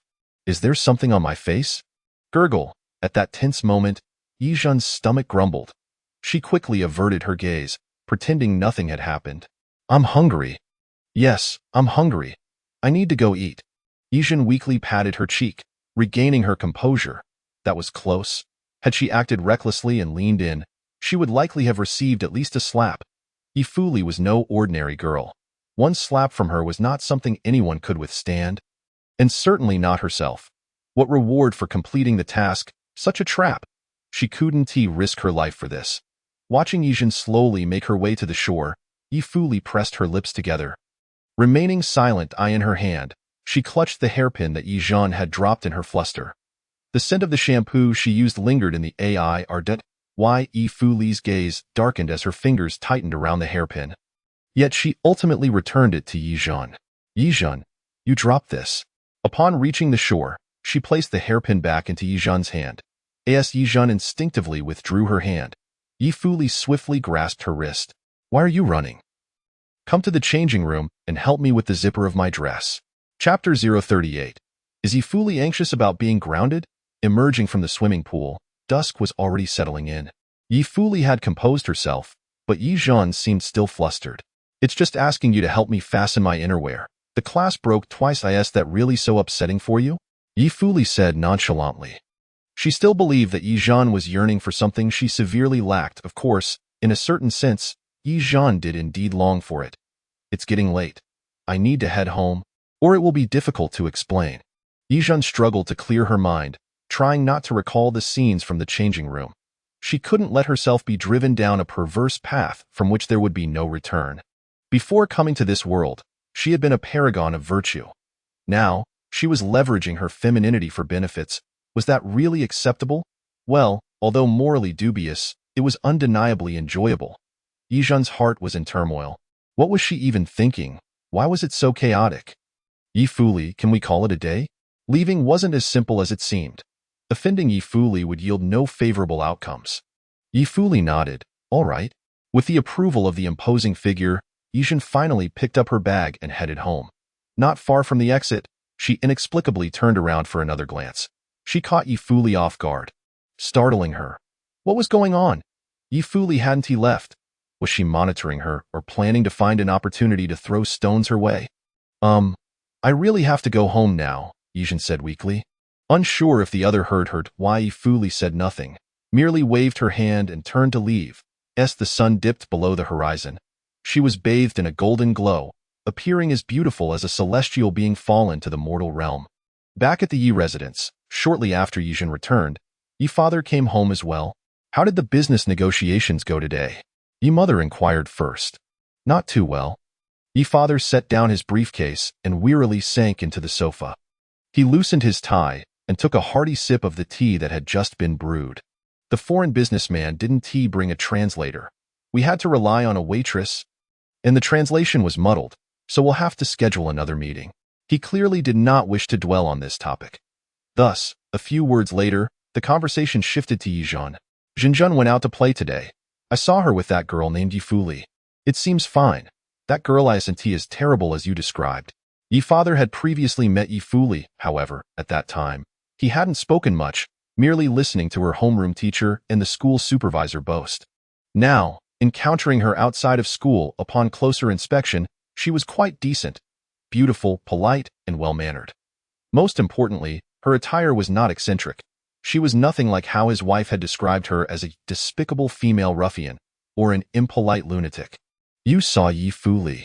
Mention of Ye Fuli caused Ye mother, who had been reclining, to sit up straight, her expression turning serious. Ye father was momentarily taken aback. What's wrong? He sensed the impending storm brewing, his heart ringing alarm bells. She actually dares to play with my daughter. That whimsical little lunatic. Ye mother ground her teeth, immediately rising and shouting towards the second floor. Ye Zhen, get down here. We need to have a serious talk about what you did today. Why are you shouting so loudly? The child is studying.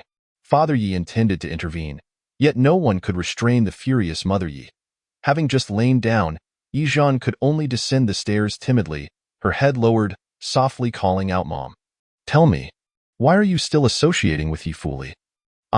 Ye Zhen was never particularly eloquent, and at this moment, she found herself at a loss for words regarding Ye Fuli. Praise Ye Fuli would undoubtedly provoke the ire of the current Mrs.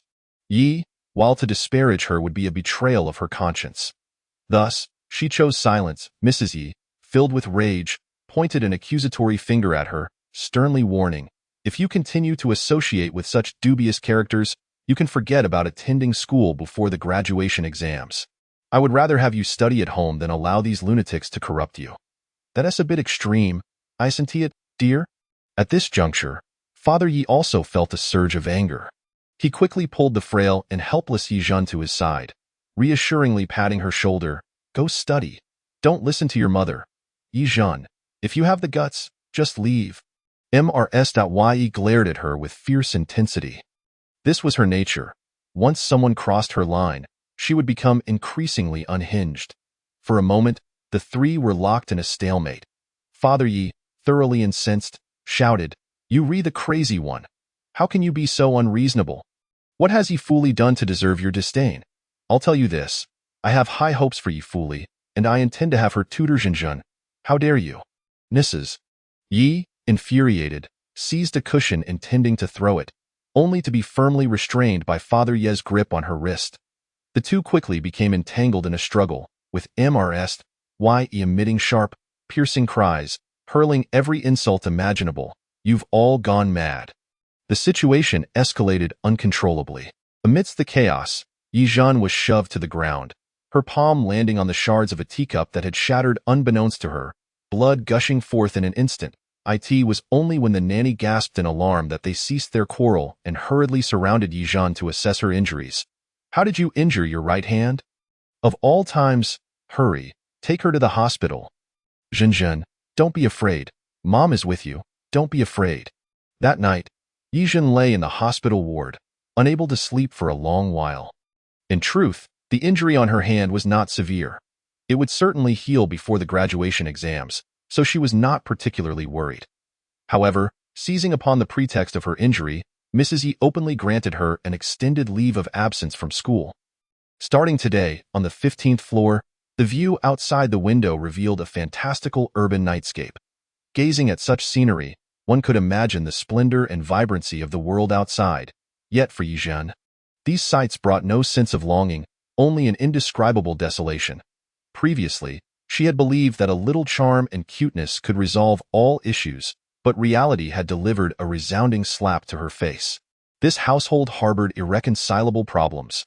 Once issues erupted, they would shred apart all that was once beautiful. How could someone as domineering as heiress possibly maintain a good relationship with Ye Fuli? Ironically, Ye Fuli was a woman of formidable strength herself. In the comic's narrative, their disputes were minor, seemingly resolved without much turmoil. Perhaps it is merely my own inadequacy that has led to such a chaotic situation. If it were Ye Fuli, she would undoubtedly find a way to avoid such conflicts. Given her intelligence, with this thought, Ye Zhen offered a self-deprecating smile. From this day forth, she would no longer attend school. How would Ye Fuli react upon discovering her absence? Chapter 039. Not an act, but genuine feelings? At school, the atmosphere was bustling with urgency. As the end of the term approached, tension hung thick in the air.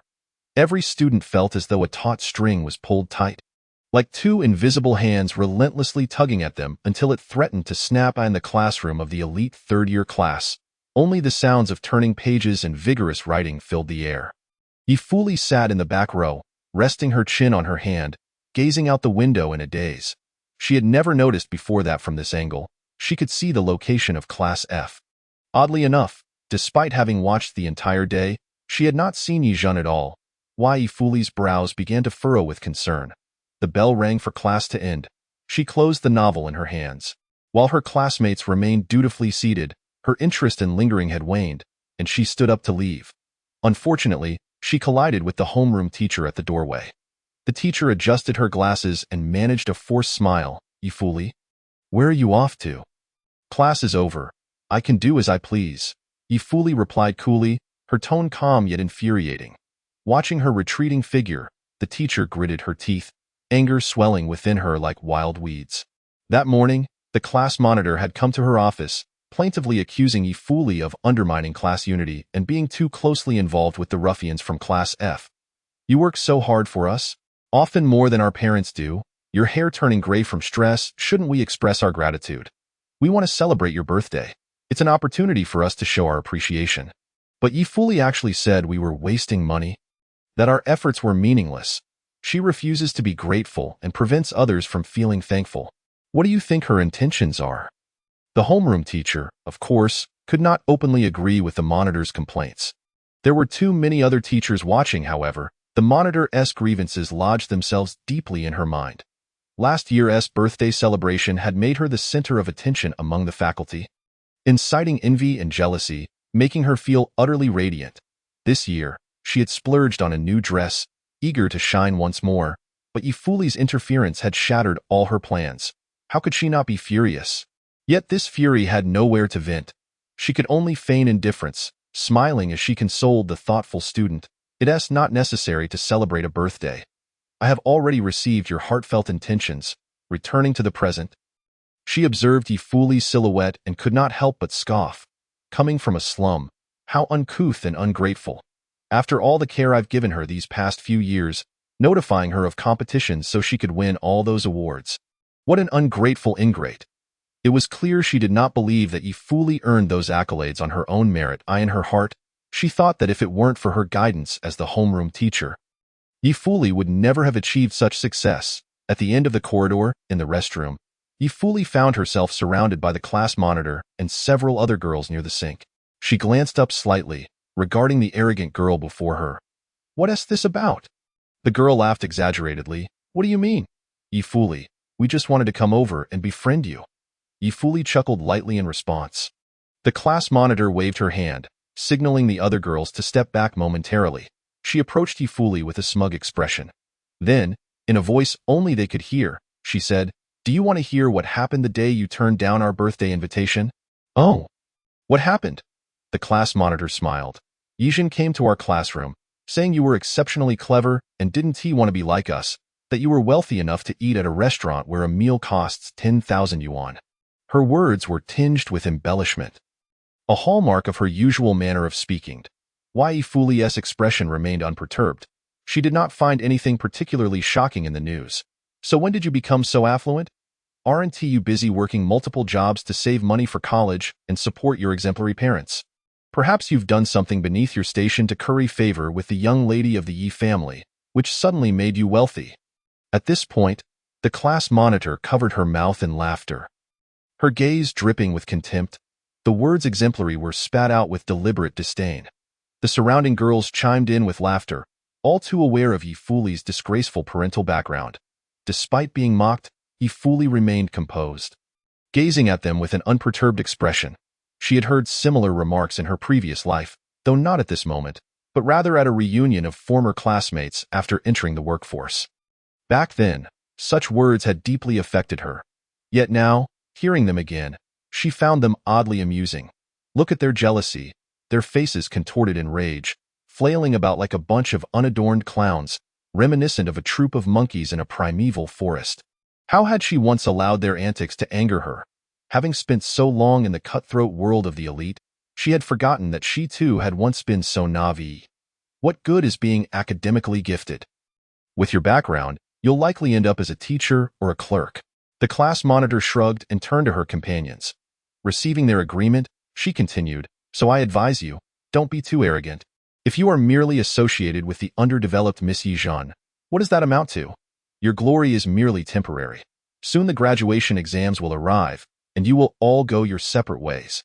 In 3 to 5 years, do you think she will still remember you? Before her words had fully escaped her lips, Ye Fuli waved her hand dismissively in her pair of icy eyes. There was a conspicuous absence of emotional fluctuations. Have you said enough? She replied to the class leader with a remark that was neither sharp nor dull. The class leader's volley of verbal jabs had seemingly landed upon cotton. She gaped in disbelief at Ye Fuli. With a light chuckle, Ye Fuli regarded her with a look of pity. And taking advantage of her height, she patted the leader's shoulder, saying, Class leader, I truly understand your jealousy and anxiety. With your looks and talent, you have nothing to show for, which is indeed quite pitiable. With that, she brushed past the class leader's shoulder and exited the restroom. At that moment, the restroom was enveloped in an eerie silence. Is she pitying me? The class leader's chest heaved violently with rage, nearly causing her to faint on the spot. Does she have no sense of self-respect? How dare she condescend to pity me in such a high-handed manner? Defeated, she had utterly lost, even if she refused to acknowledge it. The expressions of those around her spoke volumes. Why are you all looking at me like that? Do you also believe what she said is true? They remained silent, merely shaking their heads hesitantly.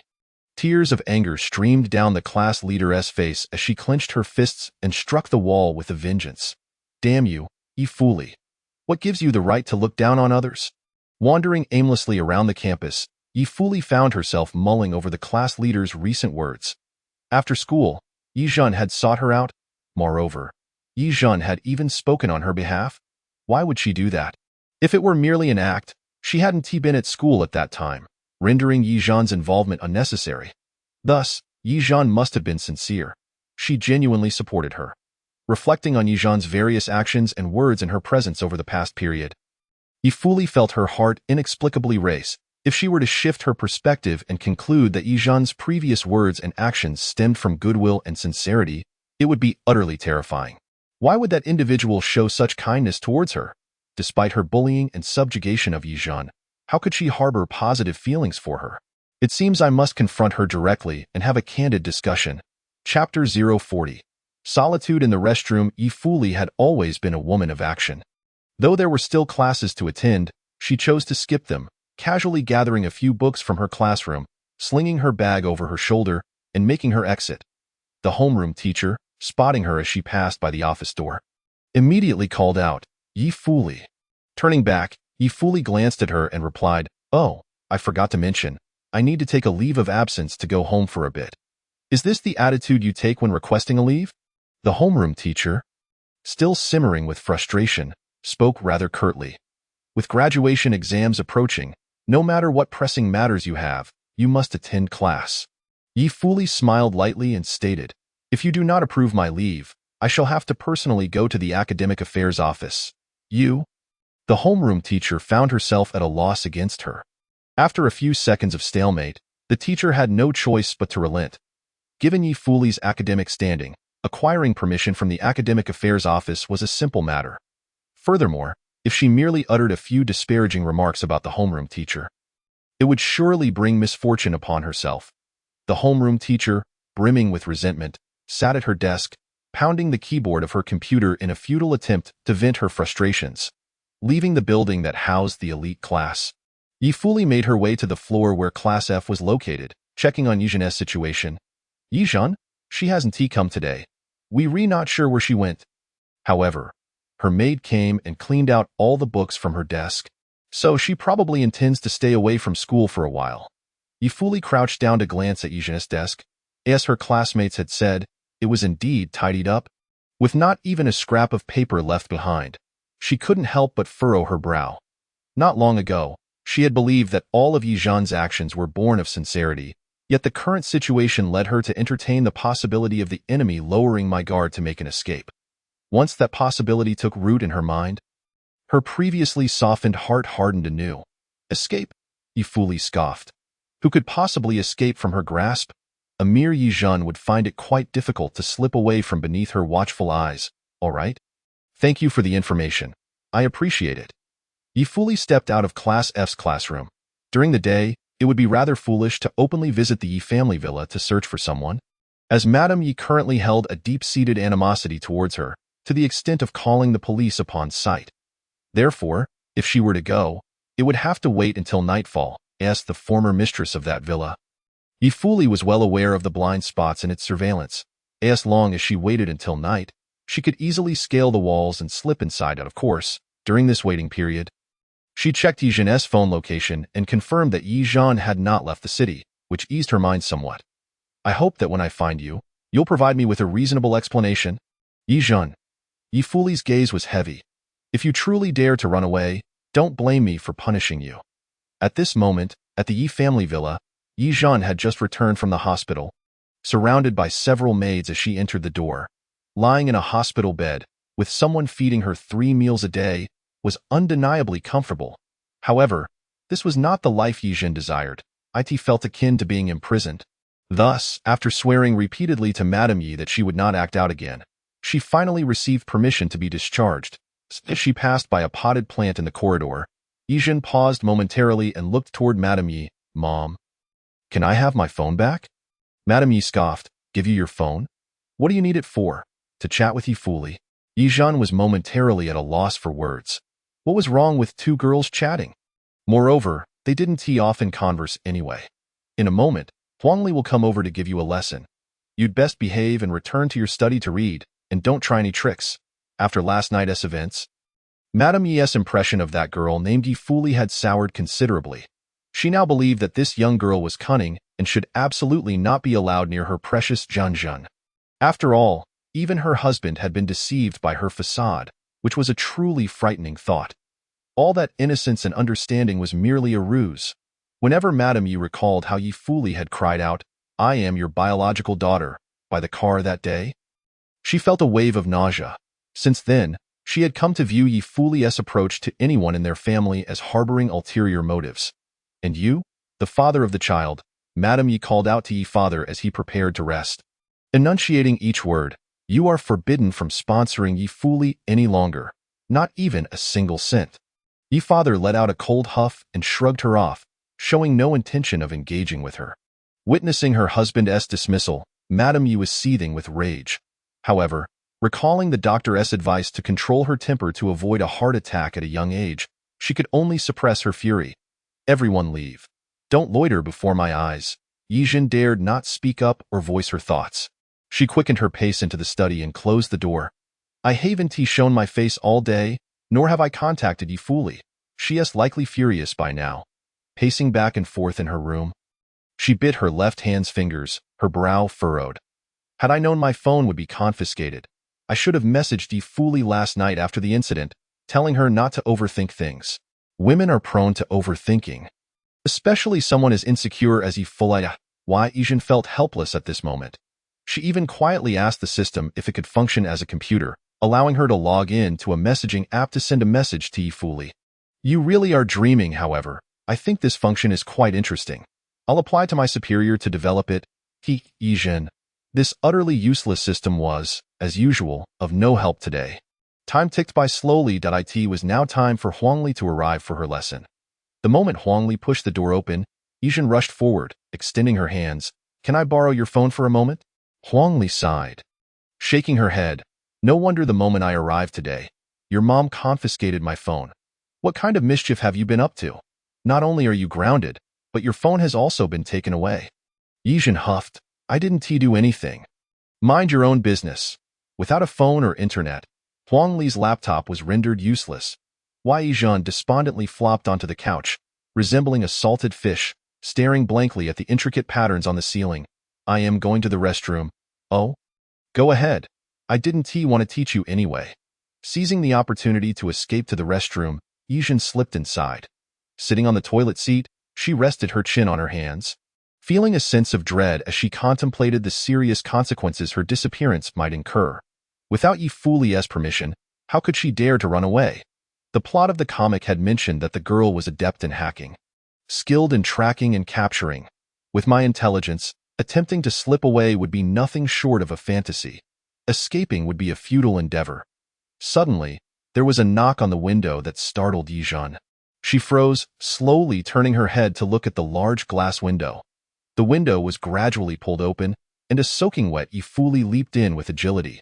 Before Ye Zhen could let out a scream, Ye Fuli lunged forward, covering her mouth, and dragged her into the corner, swiftly turning off the restroom lights with a click. In the darkness, Ye Fuli's cold voice echoed in Ye Zhen's ears. "Speak. Why did you attempt to flee?" Chapter 041. The tsundere is always tough on the outside but soft on the inside. In the bathroom, the sound of dripping water could be heard. The half-open window allowed the biting wind to rush in, making it somewhat unbearable. Ye Fuli had scaled the wall to enter. She had meticulously calculated everything and successfully evaded surveillance and security, yet she had forgotten one crucial detail.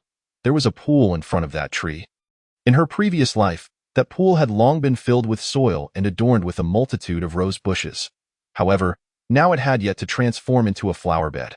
Fortunately, the water level in the pool was low today. After she fell in, her clothes were merely dampened without causing much noise. Subsequently, she climbed through the pipes above the stairs, made her way here, and then stumbled upon the lost in thought Ye Zhen. Taking Ye Zhen hostage was almost her instinctive reaction. Ye Zhen, speak. Ye Fuli exerted immense pressure on her.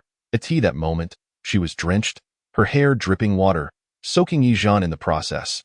Yet, Ye Zhen dared not resist and carefully explained what had transpired the previous night, repeatedly asserting that she truly had no intentions of escaping. Are you certain you didn't injure your hand on purpose to avoid me? Ye Fuli grasped her delicate right wrist, scrutinizing the thick bandages wrapped around it. This injury did not appear to be feigned, though its severity remained uncertain. Why Ye Zhen's gaze fell, her initial fear gradually stabilizing. There was little resentment in her heart, only a flicker of relief at surviving. After all, she had witnessed Ye Fuli's last window-climbing escapade, where the target had been fatally beaten. She had yet to face any punishment and even had room for explanation, although the current situation was decidedly unfavorable for her. And it was likely Ye Fuli would still resort to violence after hearing her explanation. She had to say something. She could not sit idly by. Haha, I am actually quite afraid of pain. I would never employ any self-harming tactics. Moreover, why would I run? I believe I am quite happy when I am with you. By the way, did we not go to set off fireworks together, cook together, walk home together after school, and even swim together? Even if you, Ye Fuli, have never considered me a friend, I personally believe we are very close, very good friends. At this point, Ye Zhen sniffled. She paused for a considerable moment before adding in a faint voice, I have no money, and I am not clever. Where could I possibly run to? Ye Fuli was taken aback for a moment. She seemed skeptical of such sweet talking. Yet, at this juncture, her murderous intent had noticeably diminished. She released Ye Zhen and slowly retreated, leaning against the sink. Through the darkness, she fixed her gaze on Ye Zhen. You truly will not run? Ye Zhen felt a chill run down her spine under her scrutiny. In truth, she did contemplate fleeing. Who would willingly choose to live under another's dominion? However, not at this moment. I will not run until you are willing to let me go. Ye Zhen forced a smile, revealing a bitter curve. Then swear it. All right. After a moment's hesitation, Ye Zhen trembled and raised her hand slightly. Observing her pitiful appearance, Ye Fuli felt no joy but instead an unwarranted surge of irritation. Put your hand down. As a reincarnate. The moment Ye Fuli realized her rebirth, she had vowed never to show mercy to anyone around her. Regardless of what they said or did, trust was not an option. They were all deceivers, all refined egoists. She intended to make these hypocritical individuals experience the pain she had once endured. Yet now, confronted with Ye Zhen, she found herself repeatedly softening her heart. Ye Fuli turned away and turned on the faucet. The icy water flowed through her fingers, splashing into the equally frigid sink, creating a considerable splash that further drenched her clothing. She cupped her hands to splash water on her face. The chill brought her back to her senses. She reminded herself once more to not show weakness. Any sign of softness could lead to an irreversible situation like in her previous life. She had been deceived too many times, to the point of numbness. How could she allow herself to be ensnared again? In this life, no matter how pitifully Ye Zhen pretended or how sincere she acted, she could not be trusted. I will not leave tonight. At that moment, Ye Fuli stripped off her drenched outer clothing, leaving only her intimate garments. The pure white light from the street lamp streamed through the window, illuminating her fair, jade-like figure with a faint glow, imparting an aura of sanctity that was not to be trifled with. Ye Zhen awkwardly lowered her head, too shy to look at her for long. The XP system was something beyond her control, just like some individuals who, after being severely hurt by a heartless woman, would proclaim, I shall never love again, yet could not help but steal glances at that very woman or those resembling her. In this regard, Ye Zhen felt quite resentful of her own weakness. Her guilty reaction inevitably drew Ye Fuli's attention. However, Ye Fuli chose not to press the matter further and casually changed the subject. Find me a set of clothing to wear. And do not alert anyone at home. Can you manage that? Yes, I can. Thus, Ye Zhen hurriedly exited the bathroom, appearing as if she were fleeing. The moment she spotted Huangli, she remembered that there were more than just her and Ye Fuli in the room. Huangli had likely heard the commotion in the bathroom, yet he tactfully pretended as if nothing had occurred. Moreover, before Ye Zhen, he opened a new Chinese dictionary he carried, retrieving a pack of cigarettes from within. The dictionary had long been emptied out, typically used to conceal cigarettes or a cell phone, but today, he had miscalculated and only found cigarettes. I'm going to the balcony to smoke. Don't tell my mom. Huang Li waved the cigarette pack and stepped onto the balcony, closing the sliding door, savoring his anonymity. Here, take a look at this outfit. Can you wear it? My clothes are mostly small-sized, so it might look a bit odd on you. Ye Zhen brought a white nightgown into the bathroom. Naturally, there was also her underwear and a white tank top. These childish styles were entirely at odds with Ye Fuli's aesthetic, yet now she had no choice but to change into them. Seeing Ye Fuli prepare to change, Ye Zhen quickly turned her back. Why are you always so afraid to look at my body? Ye Fuli teased. Are you really that insecure? Ye Zhen, Is this insecurity? This is merely a manifestation of my moral integrity. Always taking advantage of being a daughter is rather embarrassing. After a few swift movements, Ye Fuli changed her clothes, gathering all the discarded items and tossing them to Ye Zhen. Ye Zhen's eyes widened in shock. Ye Fuli, you? How can you give me these? Her hands trembled, unsure where to direct her gaze. Seeing her nightgown on, Ye Fuli felt utterly foreign. Such a lowly style garment somehow exuded the vibe of a wicked stepmother. Of course. I expect you to wash them for me. Ye Fuli, barefoot, approached her, tossing her still-worn white socks at her as well. Make sure to clean them thoroughly. I will inspect. As she spoke, she paused, her gaze falling on Ye Zhen's bandaged right hand. This cold-as-ice woman let out an exasperated sigh and reclaimed the dirty clothes from Ye Zhen's hands. Consider this a one-time concession. Next time, you'll need to wash more. Ye Zhen was momentarily taken aback. Perhaps in a bid to demonstrate her loyalty and reliability, she hastily replied, I can do it. This injury isn't too severe. Enough. Do you really want to damage yourself? Ye Fuli interrupted her. Meeting her pitiful gaze, Ye Fuli clicked her tongue, feeling an inexplicable discomfort. If you insist on doing something for me, just find something to eat. Chapter 042. Do you want salmon? Or, in truth, she seems fierce only in appearance? As Ye Zhen exited the bathroom, this thought crossed her mind. However, it was swiftly dismissed. Ye Fuli was not merely fierce in appearance. She was genuinely ruthless, as evidenced by her treatment of Bai Ruo Ting.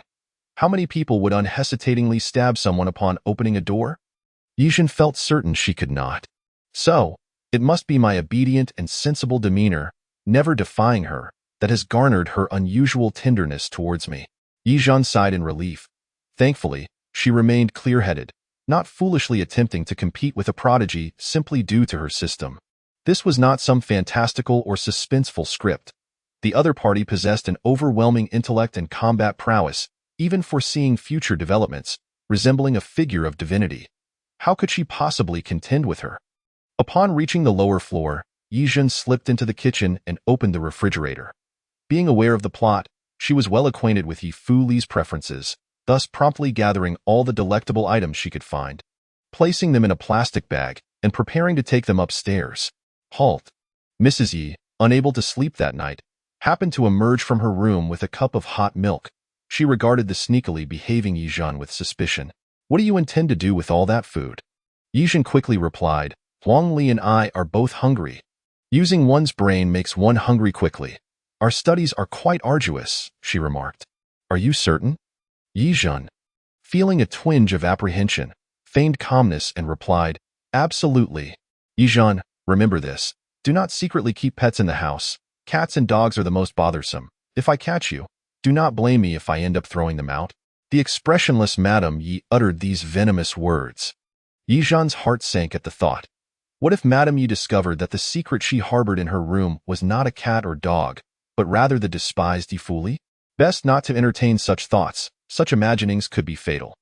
After several assurances of compliance, Madame Yi softened her tone, urging her to study diligently before retreating to her own quarters.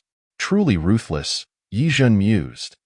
The more she interacted with Madame Yi, the more she sensed the peculiar atmosphere within this household. How could anyone endure such a domineering and pathological mother? Ye Zhen quickly ascended the stairs, opening her bedroom door only to be taken aback. At some point, Ye Fuli had emerged from the bathroom and was seated face-to-face with Huang Li, engaged in a serious discussion. Upon her entrance, Huang Li hastily gestured for her to close the door. Ye Fuli, you're not joking with me, are you? Huang Li's hand, holding a cigarette, trembled slightly. The cigarette was nearly burned out before he extinguished it. "You'll find out soon enough whether I'm joking," Ye Fuli said with a slight smirk. She spoke to everyone with a haughty demeanor, and she had every right to do so. Huang Li fell into contemplation. What Ye Fuli had just revealed was that the boy coming to accompany him in his studies was Zhang Jun, an orphan from the orphanage. Ye Fuli had bluntly informed him that Zhang Jun was not merely a parentless child, but rather his half-brother, essentially an illegitimate child. Furthermore, Ye Fuli warned him that this illegitimate sibling would usurp everything he currently possessed, ultimately leading to both him and his mother being cast out. Such a notion was terrifying to ponder. Huang Li, typically carefree and spoiled by his parents, had a somewhat naive disposition. How could he come to terms with the realization that he actually had a rival? In Ye Fuli's words, that boy was quite skilled at using subtlety to strike. What should I do? Huang Li did not doubt Ye Fuli's words. Ye Fuli, you have to help me. I'm not like Bai Ruoting. I've never done anything malicious, and I have no improper intentions toward you or Ye Zhen. He hastily distanced himself from any association with Bai Ruoting. Just then, Ye Zhen weakly interjected, "Hee, why did you give me handmade cookies before?" This statement felt like a sharp knife piercing Huang Li. Ye Zhen continued to prod, "And earlier, didn't you block me, trying to take advantage of me?" At this, Huang Li nearly knelt before her. "Sister, Ye Zhen, you are truly my dear sister. Please don't say that. I was just being foolish. I won't dare again. No improper intentions? That was utter nonsense. Why Ye Zhen wouldn't even claim to harbor any improper feelings toward Feng Ota, as a fellow man? Huang Li should not pretend to be innocent before her. His current compliance was merely due to being intimidated by Ye Fuli. Such matters, which even a small fry like Ye Zhen could discern, would surely not escape Ye Fuli's notice. Why Ye Fuli scoffed, her gaze toward Huang Li growing increasingly impolite.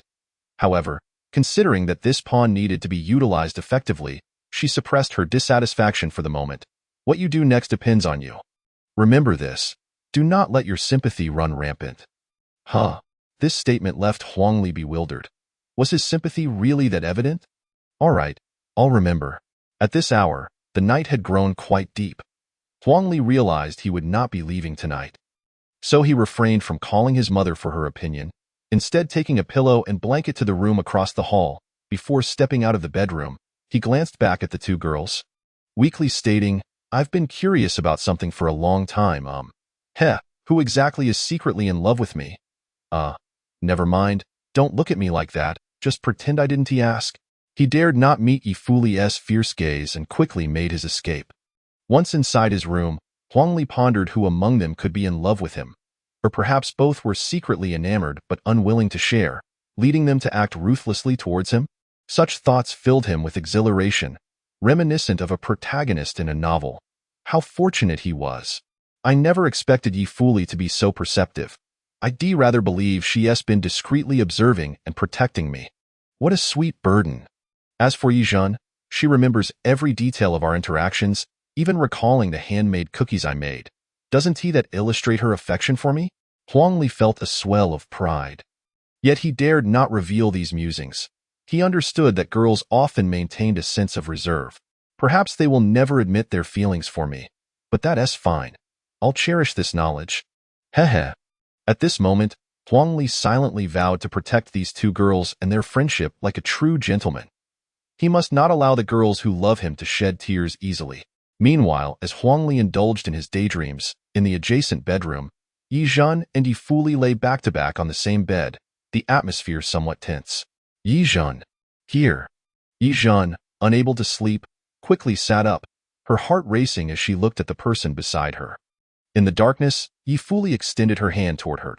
Ye Zhen hurriedly leaned closer, earnestly asking, "Do you want fries, shrimp chips, or yogurt? I also have sushi and salmon.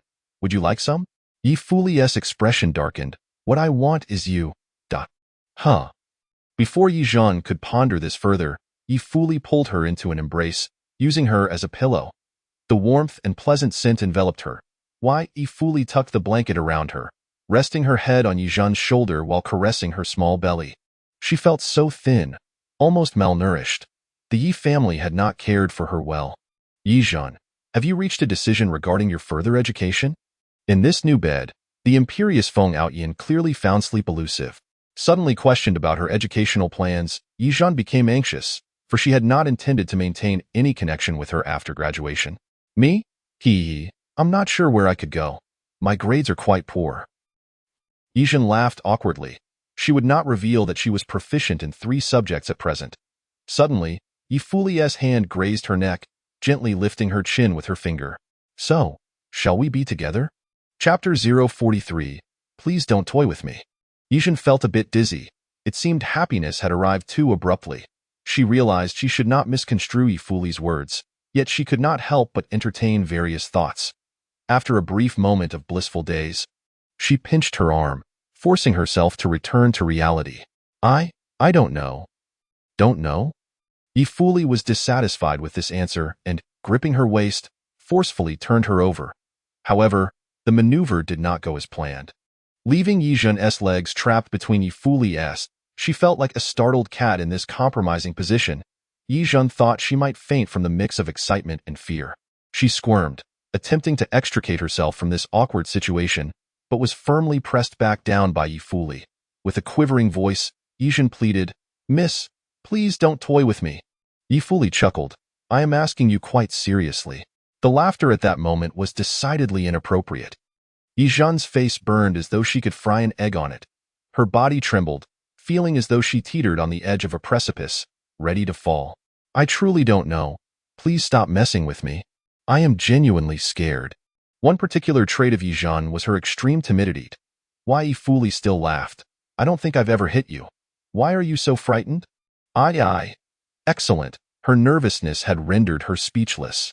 Maintaining this position was proving to be too much for Ye Zhen, and she soon found herself collapsing, nearly losing her composure. Ye Fuli stroked her hair gently, akin to petting a timid animal. Her touch was tender but had the opposite effect. Each cell in Ye Zhen's body felt electrified under Ye Fuli's caress. Stammering, she managed to say, "I'm sorry, Ye Fuli, I really need to go." With that, she scrambled out of bed, barefoot, and rushed to the bathroom. While fleeing was shameful, it proved quite effective.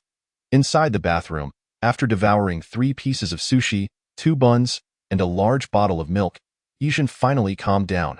She slapped her face, reminding herself not to develop any improper thoughts about the hunter, merely admiring from a distance. Yet, upon returning to the bedroom and lying back on the same bed, her anxiety surged, and her mind went blanked.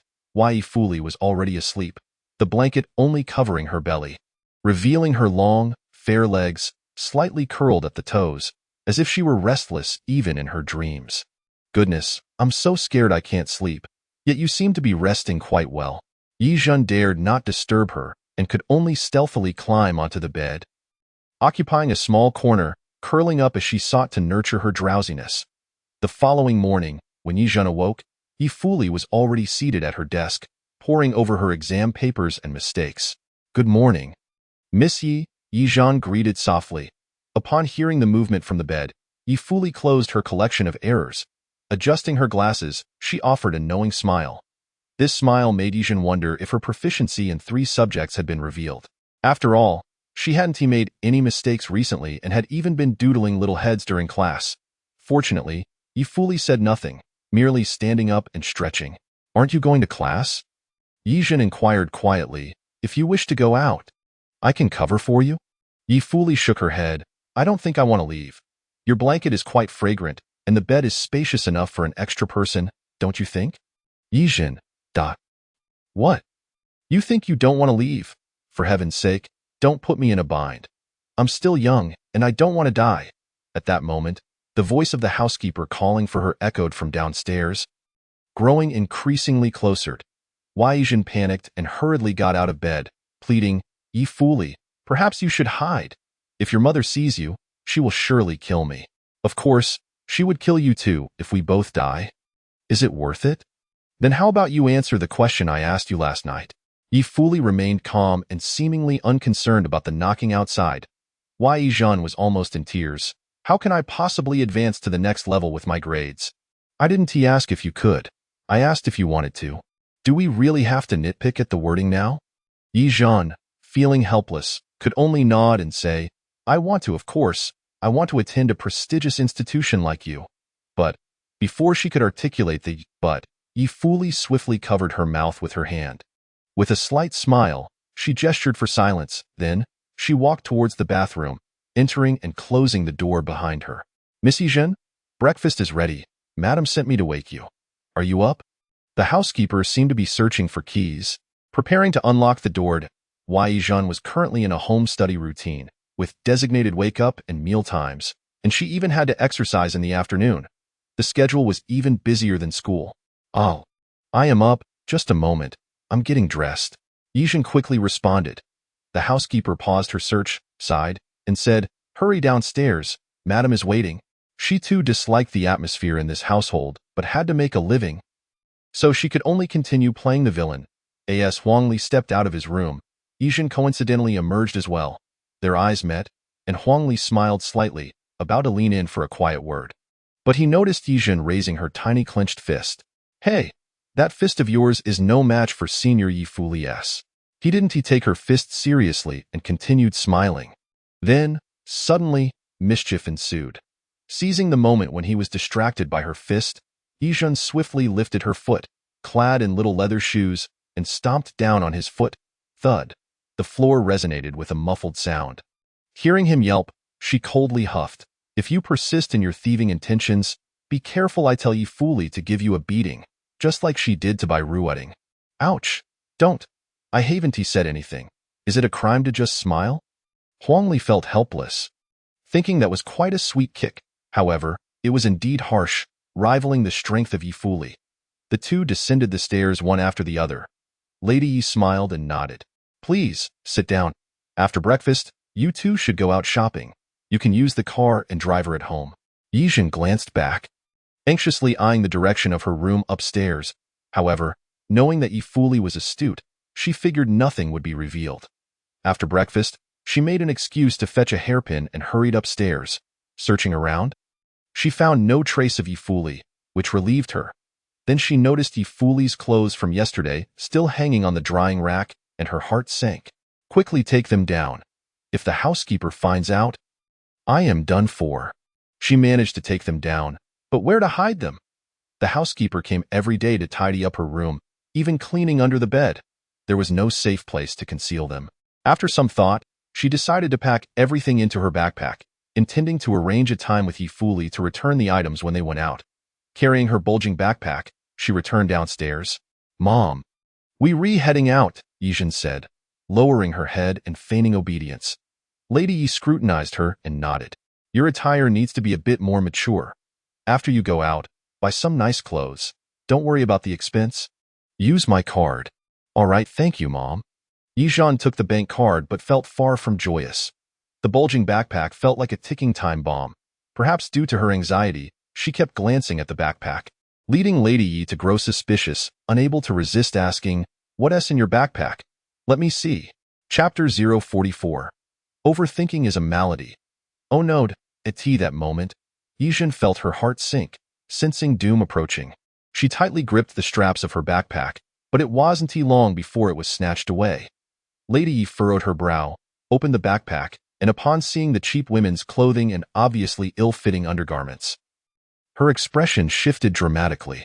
Ye Zhen, explain yourself? Explain? How could she explain this? Ye Zhen was not adept at lying. She became anxious and began to stutter. Don't tell me these belong to Ye Fuli, and you're secretly fooling around with her?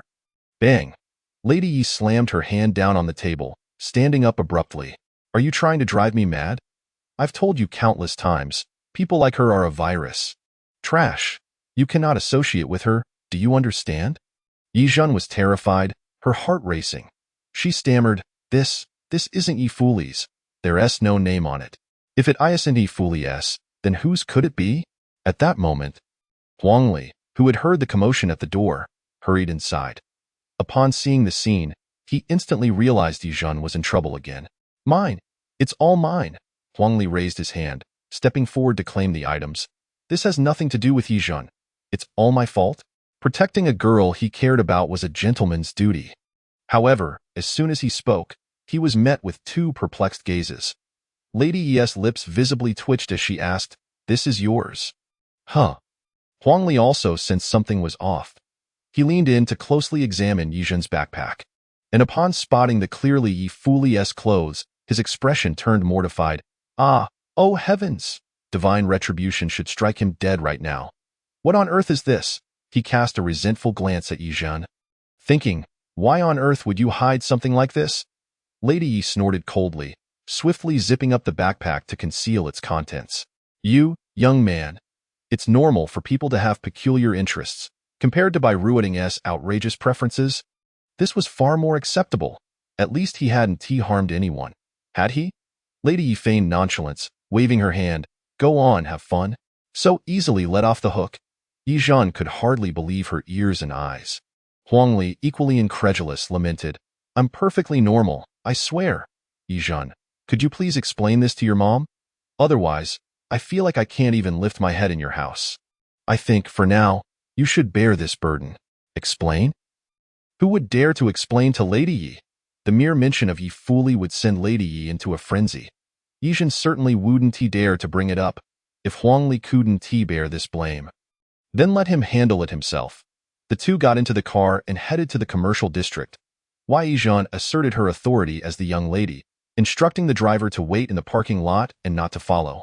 We'll just go out to have some fun.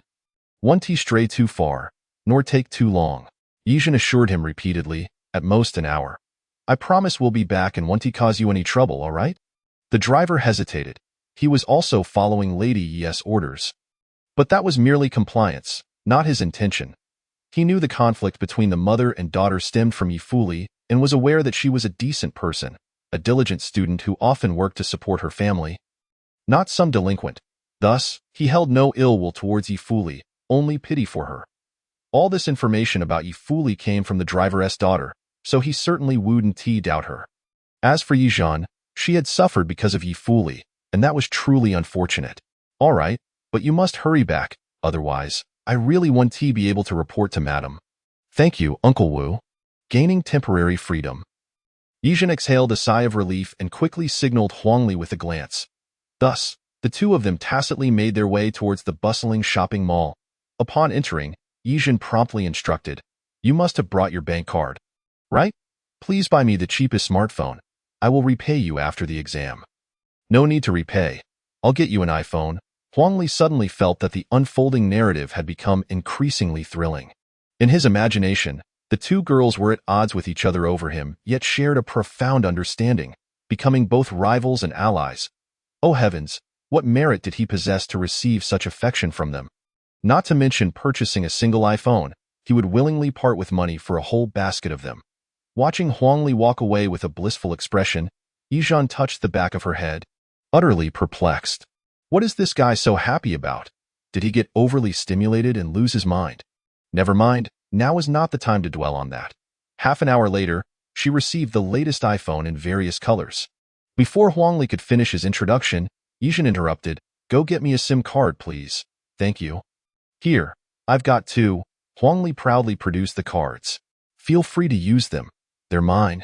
Such a reliable friend. Where could she find another? For a moment, Ye Zhen was deeply touched and patted Huang Li on the shoulder, saying, a great kindness is not to be spoken of. I will definitely treat you to a meal another day. What seemed to Ye Zhen as merely a gesture of camaraderie was perceived by Huang Li as a restrained expression of affection. Ye Zhen wanted to treat him to dinner. Surely it would be a lavish candlelit meal at a 5-star hotel, where she would don her most beloved red dress. Gazing at him with tender glances and subtle flirtation, engulfed in such elaborate fantasizing, he felt as though his very bones were being softened by her pat. How blissful. Don't be like that. It's a small matter. Really, a mere trifle. Ye Zhen, this fellow must be concocting some bizarre fantasies. However, now was not the time to concern herself with him. She needed to quickly summon Ye Fuli to return her clothes. Return to me? That cheap ensemble can simply be thrown away. Upon receiving Ye Zhen's message, Ye Fuli replied with this single sentence. After reading the response, Ye Zhen appeared somewhat disheartened. Throw it away. I went through great lengths to bring it out in pristine condition. Ye Fuli, where are you? I've sent you my location, however. I'm under strict supervision and only have less than an hour to wait for you. If you wish to collect it, please hurry. After sending her location, Ye Zhen sighed and muttered softly. She clearly wanted to discard it. Why was she so diligent in washing it last night? Huang Li stroked his chin, pondering.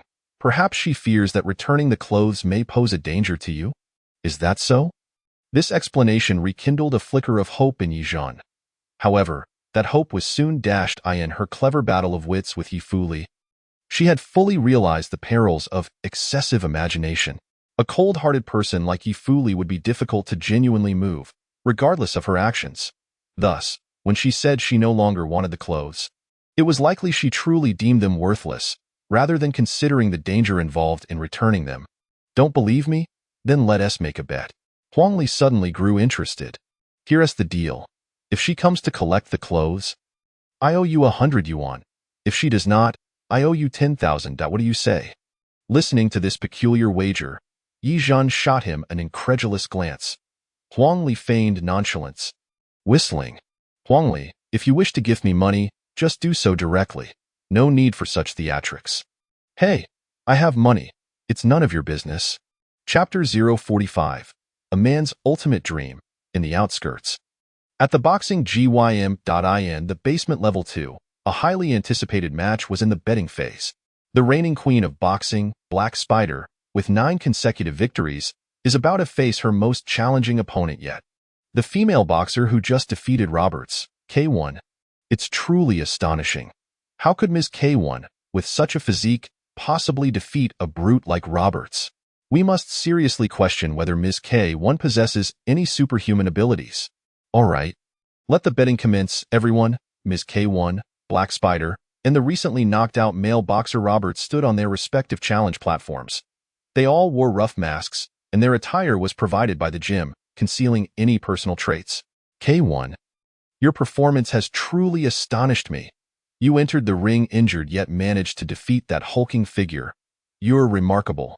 The agent, with hair dyed cherry blossom pink and a sycophantic smile, approached K1. She leaned closer, resting her arm on the coarse rope at the edge of the platform, deliberately attempting to glimpse K1's phone screen. Alas, nothing was visible as K1 had turned off the screen. Oh, what time is it? Still playing on your phone? K1 shot her a cold glance, replying, when did we establish a rule against using phones? Hee, no such rule. It's just that the time is drawing near. You'll be up soon. I hope you take the time to rest and adjust your state. Although we already made considerable earnings, if you strike it lucky and take down Black Spider, we'll be rolling in it. The agent was consumed by thoughts of money. She had discovered K1 a year ago, training her for an entire year before finally allowing her to take the stage today. She hadn't expected such a significant surprise. Enough noise. My ears are hurting from your chatter. All right, you rest. I want to say another word, K1 had a notoriously bad temper, and everyone knew it, especially the agent. Thus, she quickly took the hint and rolled away. Meanwhile, K1 silently counted the time in her mind. If I can wrap this up within half an hour, I can go to Ye Zhen and retrieve my clothes. If it exceeds half an hour, I won't be able to. In the end, it's just some clothes that should have been discarded. This person just loves to complicate matters. Ye Li, currently incognito as Ms. K1, sighed.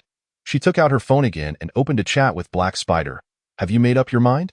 After a lengthy wait, Black Spider replied, do you still possess any dignity as a boxer? How could you manipulate victory and defeat as if it were a business transaction? No wonder Roberts lost to you.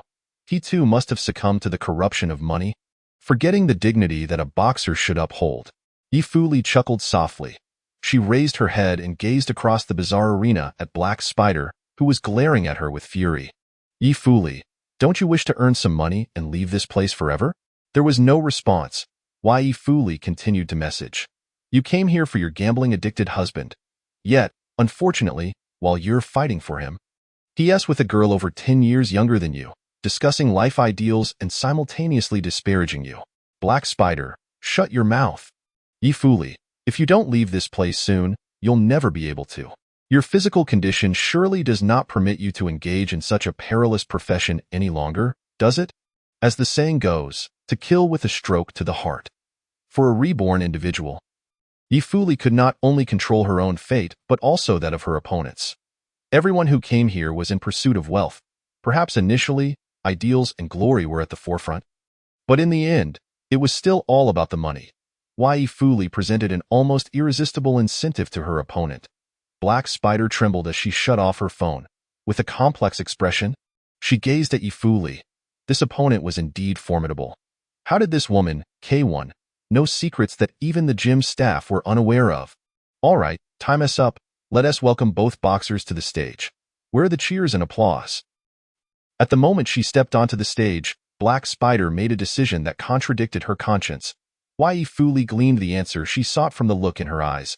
She smiled faintly and grasped Black Spider's hand. Let us have a good match. The match concluded before half an hour had elapsed. Wow, wow, wow. We hit the jackpot, K1. The agent with pink hair rushed towards Ye Zhen, holding 2 full boxes of cash. Clang! The cash was tossed to the ground as she opened her arms. Attempting to embrace Ye Zhen, Ye Zhen disdainfully sidestepped her embrace. The agent awkwardly chuckled. Well, once I finish counting, I'll transfer your share to your account. Now, let me take care of your injuries. I have things to attend to. I must leave first. As Ye Zhen, sore all over, prepared to depart, she cast one last glance at the fallen Black Spider. Although it was intended to be a cooperative match with mutual benefits, it had turned quite brutal in the end. Ye Zhen suspected she might have fractured a rib, and the injuries elsewhere were numerous. If I lacked the memories of my rebirth, I would undoubtedly be unable to defeat her. Ye Zhen let out a cold laugh. Turning away, when it comes to her rivals, she never shows mercy. In the heart of the commercial street, Ye Zhen sat beside a flower bed, holding a snow-white ice cream cone, enjoying the gentle breeze. At tea that moment, Huangli was enthusiastically instructing a voluptuous woman in a nearby billiard hall. It's truly sweltering today. The appointed time was drawing near. Yet Ye Zhen did not catch sight of Ye Zhen's figure, and she couldn't help but mock herself inwardly. What was she waiting for? If someone declined, then they simply meant it. Had I known it would be like this, I might as well have gone to watch the swimsuit show over there. Just as Ye Zhen was lost in her thoughts, she suddenly spotted a familiar silhouette, clad in a simple casual outfit, riding a striking black motorcycle, speeding towards her. Ye Zhen was utterly spellbound. It wasn't until the motorcycle halted before her that she realized her ice cream had melted, leaving white stains on her skirt. Narrowing her eyes, she gazed at the motorcycle beauty extending her hand towards her. Feng Outyen, the very Ye Zhen herself. What are you dawdling for? Get on. Huh. Can I? In response, Ye Zhen assertively pulled her in, and Ye Zhen had no choice but to hop on the bike, accepting the helmet Ye Zhen offered. This was undeniably a quintessential dream for any man. Both the motorcycle and the stunning girl. Ye Zhen felt as though she were living in a dream. Hold on tight. If you fall, it's not my responsibility. With a roar, Ye Zhen twisted the throttle, and the motorcycle shot forward like a black arrow. Not far ahead, there was a fork in the road leading directly to the highway. Typically, Ye Zhen was not one to abide by rules, but at this moment, she adhered to traffic regulations meticulously, possessing every required document and taking all necessary safety precautions. Of course, this was primarily due to the abundance of traffic police and surveillance cameras in the area. One should not invite troubles they cannot resolve. After all, despite Ye Zhen's adherence to rules, Ye Zhen clung tightly to her waist, emitting a series of piercing screams. Slow down, slow down. I can't take it. It's too fast. Ye Zhen, slow down. Werewolf. Good heavens. What a terrifying experience. Ye Zhen had never encountered anything like this, not even in her previous life when her body was still healthy. She had only dared to imagine the adrenaline rush of riding such a vehicle. She had always been someone who valued her life. After coming here, she quickly assessed the situation and decisively chose to abandon resistance, resigning herself to being Ye Zhen's cuddly pillow, which revealed her inherent fear of death. After a decade of illness and now experiencing rebirth, it was all too easy to ignite one's survival instincts, and now, her precious life was being hijacked by Ye Zhen, caught off guard. She had been abducted. Ye Zhen, feeling the grip around her waist and hearing her screams, couldn't help but chuckle. The speed of her bike was merely brisk at the start, having slowed considerably afterward. She was baffled as to why Ye Zhen continued to scream with such fervor. This girl truly had no courage. 10 minutes later, Ye fully took her off the highway and headed towards a small town. Here, the landscape was dotted with rice fields. The roads became narrower, and the population significantly diminished. Observing the unfamiliar surroundings, Ye Zhen's heart, which had just begun to settle, quickly became anxious once more. This couldn't possibly mean that Ye fully had grown tired of her and was preparing to silence her. Could it? To be fair, this place was quite picturesque. One could assume the feng shui here was excellent. That wasn't the point. We've arrived. Get down.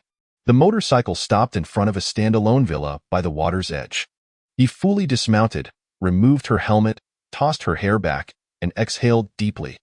Turning her gaze towards the trembling Ye Zhen, who clung to the seat, she smiled and shook her head. No need to be so frightened.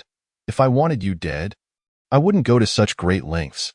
Yet, Ye Zhen could only manage a pale smile, her delicate legs shaking uncontrollably.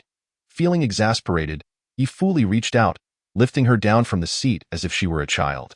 However, Ye Zhen remained utterly terrified, wrapping her arms around Ye fully's neck and refusing to let go. Are you planning to have me carry you inside like this? Upon hearing Ye fully's words, Ye Zhen quickly withdrew her hands, but soon, she caught a whiff of blood in disbelief. She looked at the bloodstains on her arm, then at Ye fully's body. Have you been hurt? Ye fully bore numerous bruises, and her clothing was soaked with blood. Had she ridden the motorcycle to this place in such a severely injured state? Good heavens, what a reckless individual. Why Ye fully tested her arm, wincing slightly. So, her arm was injured too? She had been completely unaware. Observing the shivering Ye Zhen, she casually remarked, I merely participated in a competition and earned some pocket money. There's no need to make a fuss. Competition?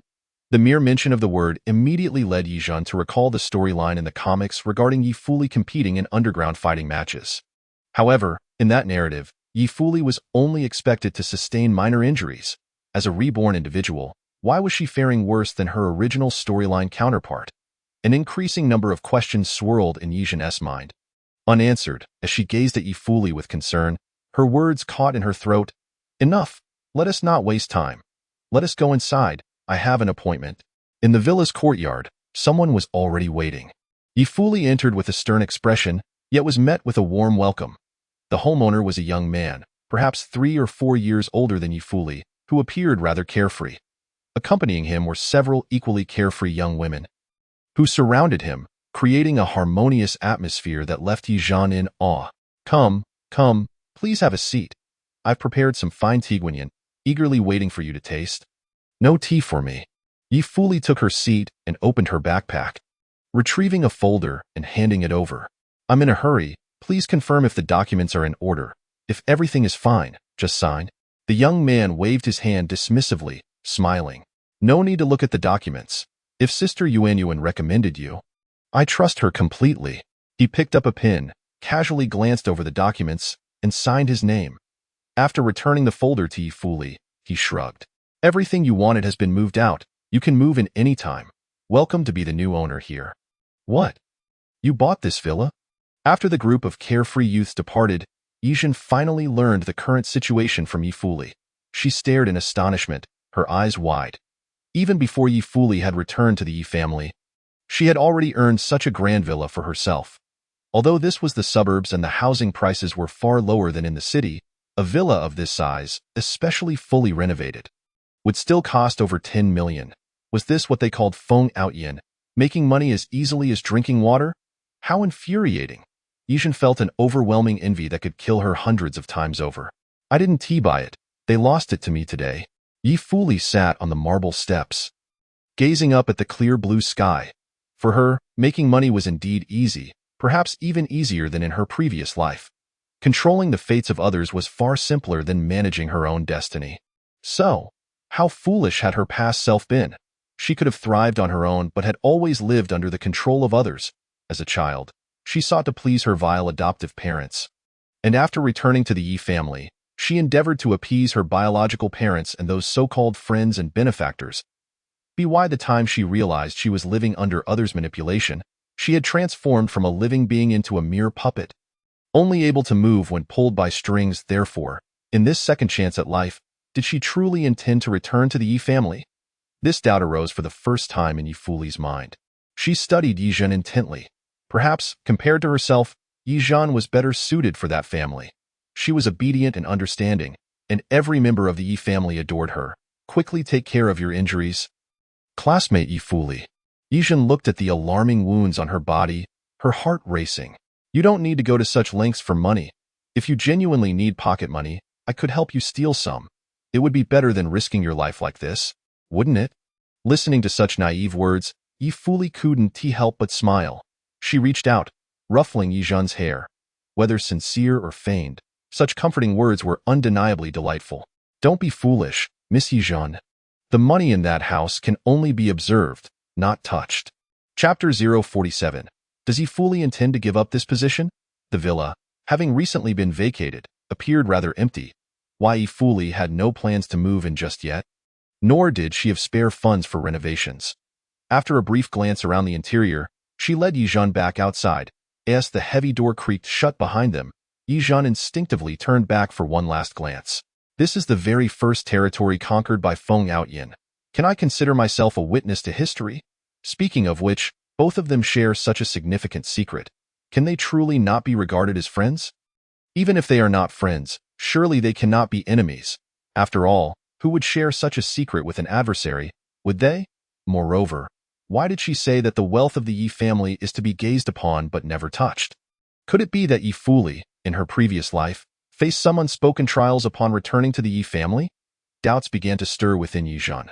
She had initially believed this was a narrative solely belonging to Ye Fuli, but it now appeared that behind the facade of prosperity and perfection lurked shadows she could not perceive.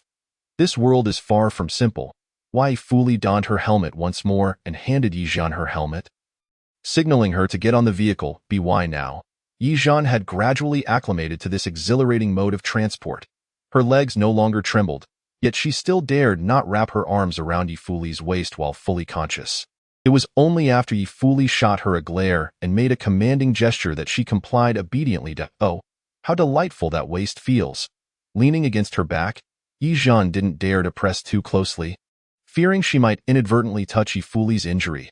However, Ye Fuli was indifferent to it. Her pain tolerance was remarkably high. Once they were settled, Ye Zhen timidly inquired, Ye Fuli, are you going to tend to your injury now? Do you need me to accompany you? No. Ye Fuli twisted the throttle, causing the vehicle to lurch forward as it sped away. The sun continued to shine brightly, and the air was filled with the melodies of birds and fragrant blossoms. Upon returning to the vicinity of the bustling commercial district, Ye Fuli gradually reduced her speed until the vehicle came to a steady halt. Only then did she shift Ye Zhen's arms away from her. Get out. Ye Zhen hesitated before disembarking, remembering to return Ye Fuli's clothing. She understood that the day's madness had come to an end. What lay ahead was the impending storm from Madame Ye. Having dashed out for so long without a word, the driver would surely face the consequences. The thought filled Ye Zhen with deep regret. Yet, despite her remorse, she felt no genuine sense of regret. The thrill of reckless driving was initially frightening and nerve-wracking, but it soon transformed into sheer exhilaration, perhaps even a hint of addiction. The combination of motorcycles and beautiful maidens truly struck a chord with her. Ye Fuli took back her clothes, seemingly indifferent as she casually rolled them up and stuffed them into her bag. After a moment's contemplation, she turned to Ye Zhen and asked, Do you wish to avoid scolding upon your return? Ye Zhen nodded vigorously. Consequently, the next instant, Ye Fuli exited the vehicle and parked it in the nearest spot. She then grasped Ye Zhen's arm, leading her toward the shopping mall. As they walked, she messaged Huangli, instructing him to come and pick them up while also coordinating a little performance. At that moment, Huangli was soothing the driver. Don't worry, Ye Zhen is probably with Ye Fuli right now. They are both girls, and Ye Fuli is a smart and sensible young lady. She won't make any mistakes. The driver was restless. These rich girls were nothing but trouble. They constantly put the working class in difficult situations. Was that really fair? Beep beep. The notification sound from the chat app snapped Huangli to attention. He quickly got up, stepped aside, and ensured no one was eavesdropping before opening the message from Ye Fuli. The message read, Come to exit A3. I've brought Ye Zhen back. However, you need to cooperate with a little act. You'll have to pretend to fight me and reclaim her. Confused, Huangli thought, what does this mean? Are they going to play the roles of kidnapper and hero? So, Ye fully intends to assist me in winning over Ye Zhen? Yet, the current situation didn't seem to align with that. Ye fully soon sent another message. Once we return to the Ye family, inform Madame Ye that Ye Zhen was startled by me and is emotionally unstable. She shouldn't make things difficult for her. Huang Li replied, what about you? Having played the villain, Madame Ye will surely despise you even more. And you won't be able to appear openly around Ye Zhen anymore. Why Ye fully? That's not for you to worry about. After sending that message, Ye fully ceased further contact. Meanwhile, Huang Li's imagination ran wild, conjuring up a dramatic urban romance narrative. Alas, two stunning young ladies have found themselves in such a predicament because of me. This is not the outcome I, as a gentleman, wished to witness. Clenching his fists, he gazed intently at exit A3. Fear not, my two beloved girls, I shall protect you both. Just as he spoke, the scene unfolded before him. He spotted Ye Zhen. Her expression one of resistance, being led out of exit A3 by Ye fully, who had a firm grip on her arm. Ye fully lifted her head slightly, meeting Huang Li's gaze, and in that instant of connection, he shouted, hey, let go of that girl. If you have any grievances, direct them at me. At this exclamation, passers-by turned their heads, intrigued. In response, Ye fully coldly scoffed, if you want her, come and take her. With that, she suddenly produced a weapon wrapped in newspaper, resembling a fruit knife, and pressed it against Ye Zhen's neck. The crowd gasped in horror, swiftly retreating while calling for the police. Huang Li, too, was rendered speechless. Wasn't this supposed to be an act? Why did she pull out a weapon? You all deserve punishment, especially that little runt. Ye fully declared as she tightened her grip on Ye Zhen's arm. Today, if you have what it takes, come and save her. Ye Zhen winced in pain, exclaiming, Ye fully, don't go too far. Please don't. At that moment, genuine panic gripped Huang Li as he discerned the unmasked intent to kill in Ye fully's eyes. Was this truly a performance? He recalled by Ruoting's words that Ye fully was the true heiress of the Ye family while Ye Zhen was merely a false one. Perhaps Ye fully was not acting at all, but genuinely wished to eliminate the interloper who had usurped her glory. Ye Zhen was pulled back, stumbling as she retreated. Her mind was a blank slate. She could feel the pressure of Ye fully's grip on her arm and the weapon piercing her skin. Was Ye fully truly prepared to spill her blood here? She hadn't done anything to provoke her today. Why was she acting this way? Hearing the distant voice of a patrolling officer, Ye fully suddenly pushed Ye Zhen to the ground before surrendering herself. In such a bustling area, a commotion of this magnitude could not escape the notice of the driver, Old Wu. He hurriedly navigated through the crowd, rushing toward exit A3. Upon seeing Ye Zhen sprawled on the ground and Huang Li's pale face, a chill ran through Old Wu. This was disastrous. Upon returning to the Ye family, he would undoubtedly face termination. Miss, you're bleeding. Are you hurt? Do you need to go to the hospital? Ye Zhen waved her hand dismissively. At that moment, Ye fully had already been taken away by the police, and the onlookers began to disperse. Ye Zhen found herself in a daze as she returned to the car and eventually made her way back to the Ye residence. The only thing lingering in her mind was Ye fully's profound gaze as she was led away and the words she had spoken not long before. If you listen to me, I can ensure you hold the position of the Ye family's eldest daughter indefinitely. Did Ye fully wish to relinquish that position? Ye Zhen shook her head, rejecting the notion. She would never give it up. She merely desires my obedience, my eternal submission to her. A bitter smile crept onto her lips. Was that position truly so desirable? Did she, Ye Zhen, appear to covet it so desperately? Ye fully, I shall make you aware that you too can misjudge. Humph. Once the examinations conclude, I shall return that position to you. Chapter 048. The amplification of Madame Ye's suspicion. Name: Ye fully. Age: 19. Gender: female. At this moment, Ye fully sat listlessly in the interrogation room, undergoing this procedural formality, clearly unfazed. Shortly thereafter, someone arrived to bail her out, none other than her pink-haired manager, Ying, whom she had met during the underground boxing match. Boss, a pink Ferrari just pulled up outside, and a girl with pink hair has come to bail you out. The female officer responsible for interrogating Ye fully furrowed her brow upon hearing the commotion outside. She closed the file in her hands and raised her head. Ye fully, you are still young. Focus on learning something worthwhile, don't end up like your parents, becoming a regular here. You know exactly what happened today. Don't think others are fools who can be easily deceived. Ye Fuli smiled slightly and replied, Officer. Ive said it before. It was merely an act. Could that comb truly serve as a murder weapon? Stop with the jesting. Ye Fuli ceased her laughter, but a shadow flickered in her eyes. Throughout her childhood, her scoundrel foster parents frequently frequented this place, treating it as their second home. Thanks to them, her most vivid childhood memories involved doing homework on the benches here while consuming cheap instant noodles. The officers here were mostly familiar with her. Some kind-hearted ones would offer her snacks and drinks and even help her with her studies.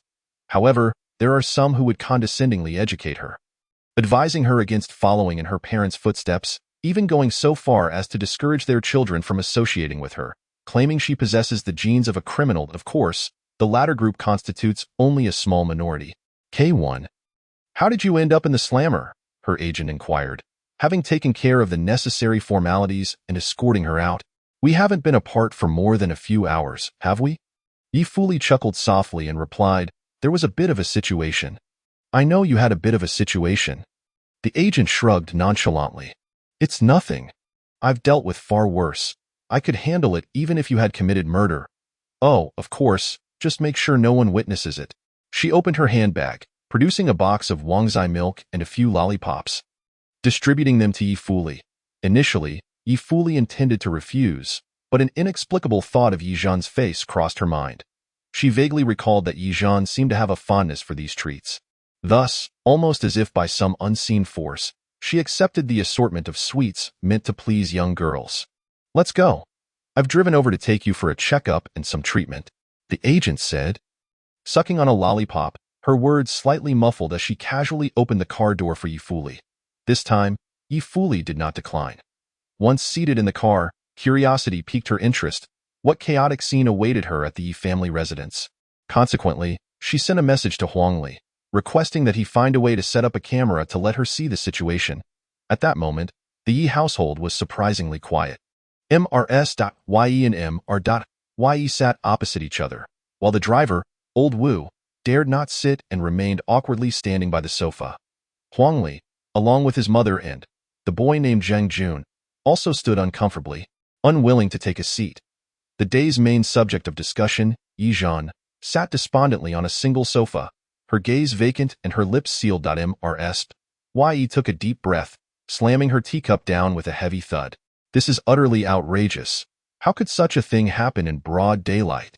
Mr. Ye shook his head, remarking, I still cannot believe that Ye Fuli could act so irrationally. She and Zhen have always gotten along so well. How could she suddenly want to harm her? Upon hearing this, Mrs.Ye's expression darkened. She had, of course, recalled the time Ye Fuli had blocked her car, claiming, I am your biological daughter. She had previously dismissed such notions entirely, yet now, Ye Fuli had audaciously dared to kidnap Ye Zhen in broad daylight, even threatening her life, which stirred significant doubts in Mrs. Ye's heart. Subconsciously, she glanced towards Ye Zhen, scrutinizing her appearance closely. Indeed, Ye Zhen bore little resemblance to her, nor much to the child's father. However, Ye Fuli, on the other hand, did share some resemblance. No, that was impossible, Mrs.Ye resolutely dismissed that thought. Ye Fuli was the daughter of a criminal from the slums. How could she possibly resemble her own child? She was far less obedient than Ye Zhen and had even led her astray. In this world, many resembled one another. What did Ye Fuli matter? Today's incident is due to Huangli's negligence, causing both of you worry and frightening Zhen in the process. Mrs. Huang seized the opportunity to apologize to the Ye family. Clarifying her stance, Mrs.Ye finally shifted her gaze to her, a slight smile curving her lips as she prepared to voice her grievances, only to have her husband interrupt the conversation. Mrs.Ye hastily stated, This is not Huangli's fault. The incident occurred so suddenly that no one could have anticipated it. Fortunately, nothing serious happened, right? Mrs.Ye shot him a resentful glare. Her husband was truly useless. A prime opportunity to demand benefits from the Huang family had been squandered by his single remark. Our Zhen has been greatly traumatized. And with your son accompanying her, such a thing still happened. How can we trust him with our daughter? Ignoring her husband's frantic gestures, Mrs. Yi expressed her thoughts candidly. Mrs. Huang appeared quite awkward, offering a wry smile. Yes. Yes, this is our fault. We should compensate Jinjun. Hearing this, Huangli quickly interjected. Yes, my mom is right. But our Li Gu acted heroically, and the driver uncle witnessed it. Without Li Gu, would your Ye Zhen have returned unscathed? Zhang Jun said, feigning innocence as he looked at Huangli. Right, Li Gu. Huangli forced a smile, thinking, you little brat sure know how to seize the moment.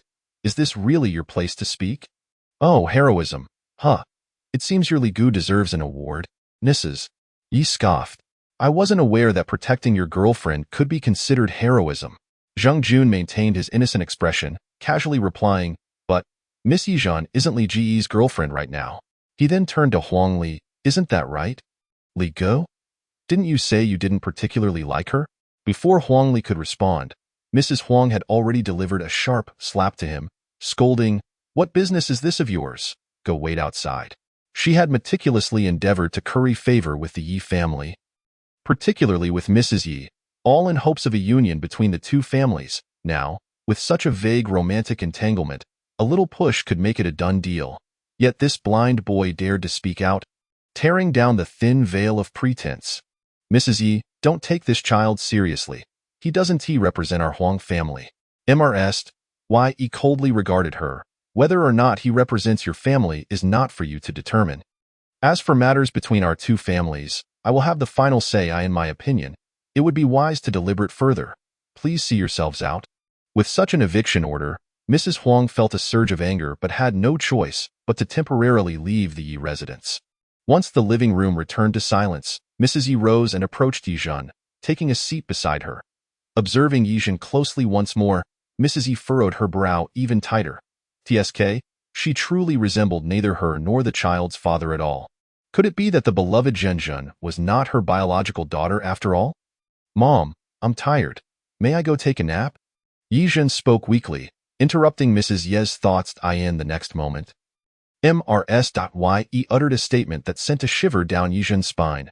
Zhen, tomorrow you and I will go out to do a paternity test. Chapter 049. We shall leave the Yi family with dignity, Mom. Do you suspect I am not your biological daughter? Ye Zhen forced a smile, though her heart raced with panic. Yet, until the final moment, she must maintain her facade of composure. Ye shook her head. She reached out, caressing Ye Zhen's hair, speaking in a gentle tone. I merely seek a definitive answer. Of course, I firmly believe you are my daughter. Her words felt hollow. Even Ye Zhen, who was not particularly astute or perceptive, sensed the underlying implications. This time, her identity as the false daughter was truly at risk of being exposed. Regrettably, she had not yet saved enough to live a carefree life. Nevertheless, Ye Zhen optimistically thought that at least she could rely on her studies to turn her life around and become a less salty fish. She need not be on top of the world, nor did she have to dwell at the bottom. There's no need for doubt, nor for wasting money on a paternity test. Ye Zhen suddenly stood, summoning all her courage, and stated emphatically, I am not your daughter. I will pack my things and leave, making space for your biological daughter. Seeing her rise to leave, Mr. Yi quickly called out, Zhen, come back. What nonsense are you talking about? Ye Zhen strode away swiftly, showing no signs of stopping. Remaining on the sofa, Mrs. Yi watched Ye Zhen's resolute departure, feeling as if a significant part of her heart had been wrenched out, causing an immediate pang of pain. Zhen didn't wait. Yet Ye Zhen, of course, did not wait. While residing in the Yi household, she had to bow and scrape. Now that she was preparing to leave, why should she remain humble? Could humility alter her fate of leaving? Rather than struggle uselessly, it was better to seize the moment while they were still reeling and gather as much as possible. Indeed, her room contained precious little that truly belonged to her. Yet there were still a few items, as well as some cash gifts, well hidden. These would be her assurance for a happier life ahead. How dare you call her? Ye was fuming. No matter how you misbehaved before, I tolerated it, but now you absurdly think of taking Zhen for a paternity test. Ye exclaimed. I only mentioned it. Ye sneered. Is this something that can be casually mentioned? Do you not understand what a paternity test signifies? In my view, you've completely lost your mind. Very well, From today onward, Zhen and I will leave this place, to spare us both from being an eyesore to you." He could no longer tolerate his wife. He had observed Ye Zhen's recent transformation. She had been such a well-behaved and understanding child. Although a bit slow, she was diligently studying, often late into the night. Yet his wife, the child's mother, saw none of this effort. She shamelessly dictated Ye Zhen's life, disparaging her friends, and now even attempted to deny her identity. What a shameless and tedious woman she was. Father Ye picked up the suit jacket from the sofa and walked towards the door. At the entrance, he instructed the driver, "Wait for Zhen to come out. Have her look for me at the door." Old Ye, stop right there. Old Ye. Mrs. Ye rushed forward like a madwoman, attempting to grasp the hem of her husband's clothing, only to be ruthlessly pushed away. They exchanged glances. Mrs. Ye staggered back a step. Gritting her teeth, she spoke coldly, "It is unfair for you to simply walk away like this. Then ponder your actions, and consider whether they are fair to the child or to this family." Father Ye retorted. Shaking off the conversation, he sat in the car, feeling a surge of anger, unable to resist lighting a cigarette. However, upon seeing Ye Zhen dashing towards him with her backpack and clothes in hand, he hastily extinguished the cigarette. "Dad," Ye Zhen truly did not expect that her father would leave home alongside her. "Don't be afraid. Dad will always stand by your side. Get in the car." The door opened, and Ye Zhen crouched as she climbed inside. At that moment, it would be disingenuous not to feel moved. Yet, the more she was touched, the more her heart felt heavy. She was not running away out of spite. She was not the pampered daughter of the Ye family. Before the car started, Ye Zhen could not help but earnestly declare, "Dad, I truly am not your daughter." Father Ye's expression hardened. "Do not utter such spiteful words. If you do, I shall become angry. Your mother may not acknowledge you, but I do. Even if I have to play both father and mother, I will raise you right." The car slowly began to move. Sitting in the back seat, Ye Zhen wore a forlorn expression. The unfolding events were increasingly spiraling out of her control. Sighing, she thought it best to quickly inform Ye Fuli about the current situation. At that moment, Ye Fuli had just concluded her conversation with Huangli. She wore a heavy expression, deep in thought. Just as she was about to speak with Ye Zhen, she received a message from her. Ye Zhen recounted everything that had transpired since returning home, concluding with the question, "What should I do now?" She asks me what to do, rather than simply running away. Clearly, the situation is quite favorable for her, yet she fails to appreciate and utilize it. How foolish. Ye Fuli chuckled softly and shook her head. There were many fools in this world, most of whom she found detestable. Yet when faced with Ye Zhen, she found it hard to feel any animosity. Ye Zhen never played by her rules. It seemed as if she were being manipulated. Yet Ye Fuli had never truly grasped her. Switching hands to hold her phone, Ye Fuli replied, "What outcome do you desire?" Ye Zhen, "Huh." Ye Fuli, do not wear that dazed expression. You have half a minute to consider your answer. Ye Zhen, Did she really look dazed? Instinctively, she glanced out the car window, feeling quite indignant. She was clearly displaying intelligence, not foolishness. But now was not the time for such concerns. After contemplating for 3 seconds, she replied, "Come back. This family and our parents belong to you. I am leaving the Ye family." Ye Fuli, leaving? I think this is not the time for a tantrum, Miss Ye Zhen. Ye Zhen smiled slightly, thinking to herself, how could this be a tantrum?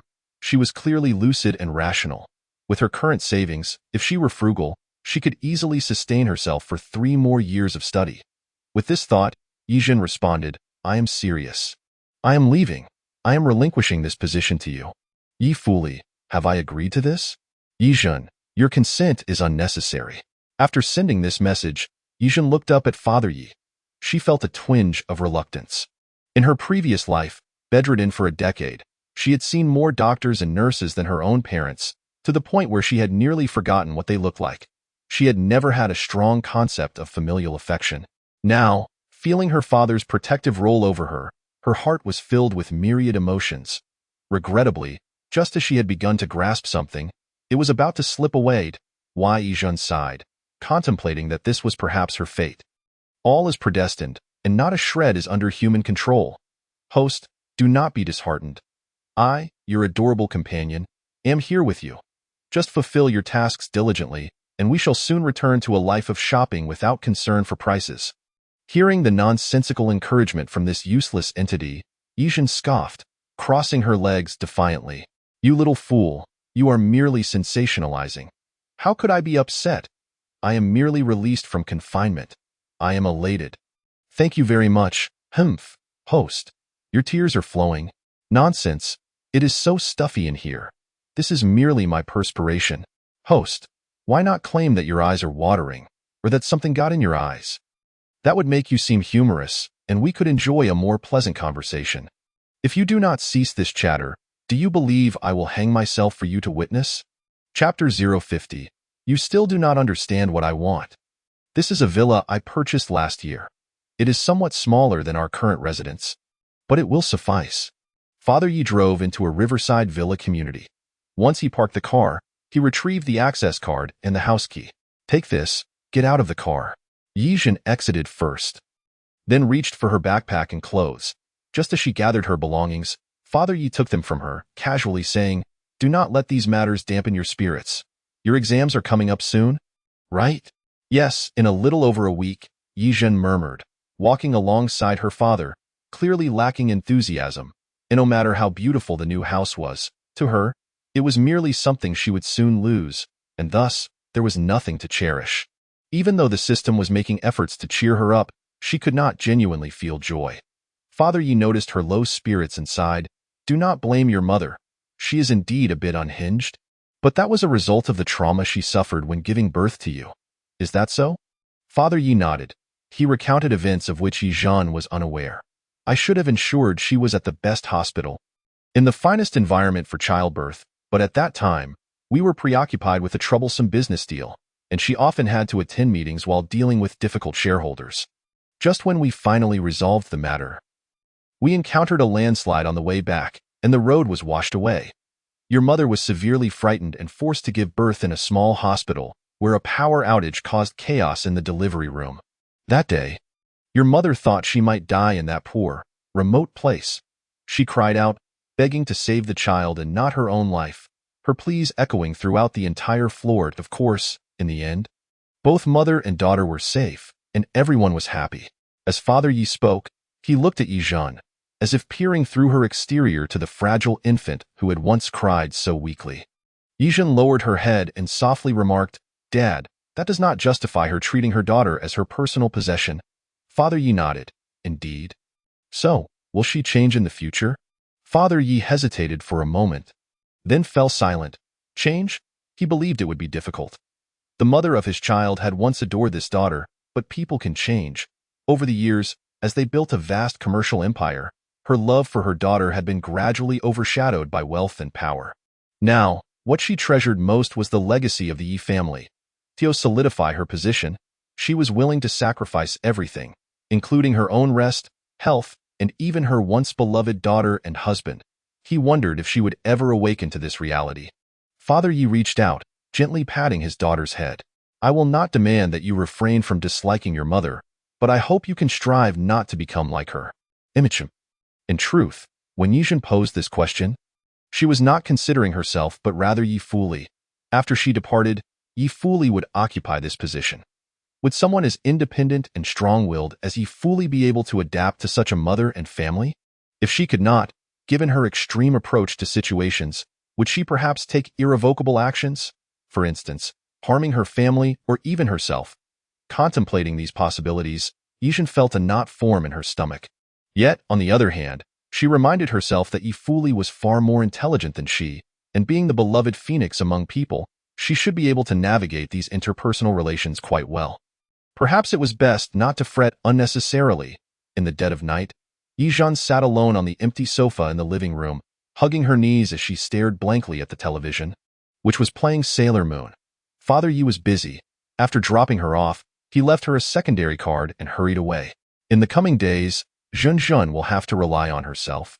Before leaving, Father Ye looked genuinely apologetic. I will be quite busy over the next few days. Once your exams are over, I will take you abroad for a trip around the world. Let's make that our promise. All right. Ye Zhen sighed. She glanced at the secondary card and reached for it, pondering, if I max it out now, Would it make Father Yi rush back home in anger? Host, I believe if you do that, he might start to question whether you are truly his biological daughter. Ye Zhen tugged at the corners of her mouth. Aha, indeed.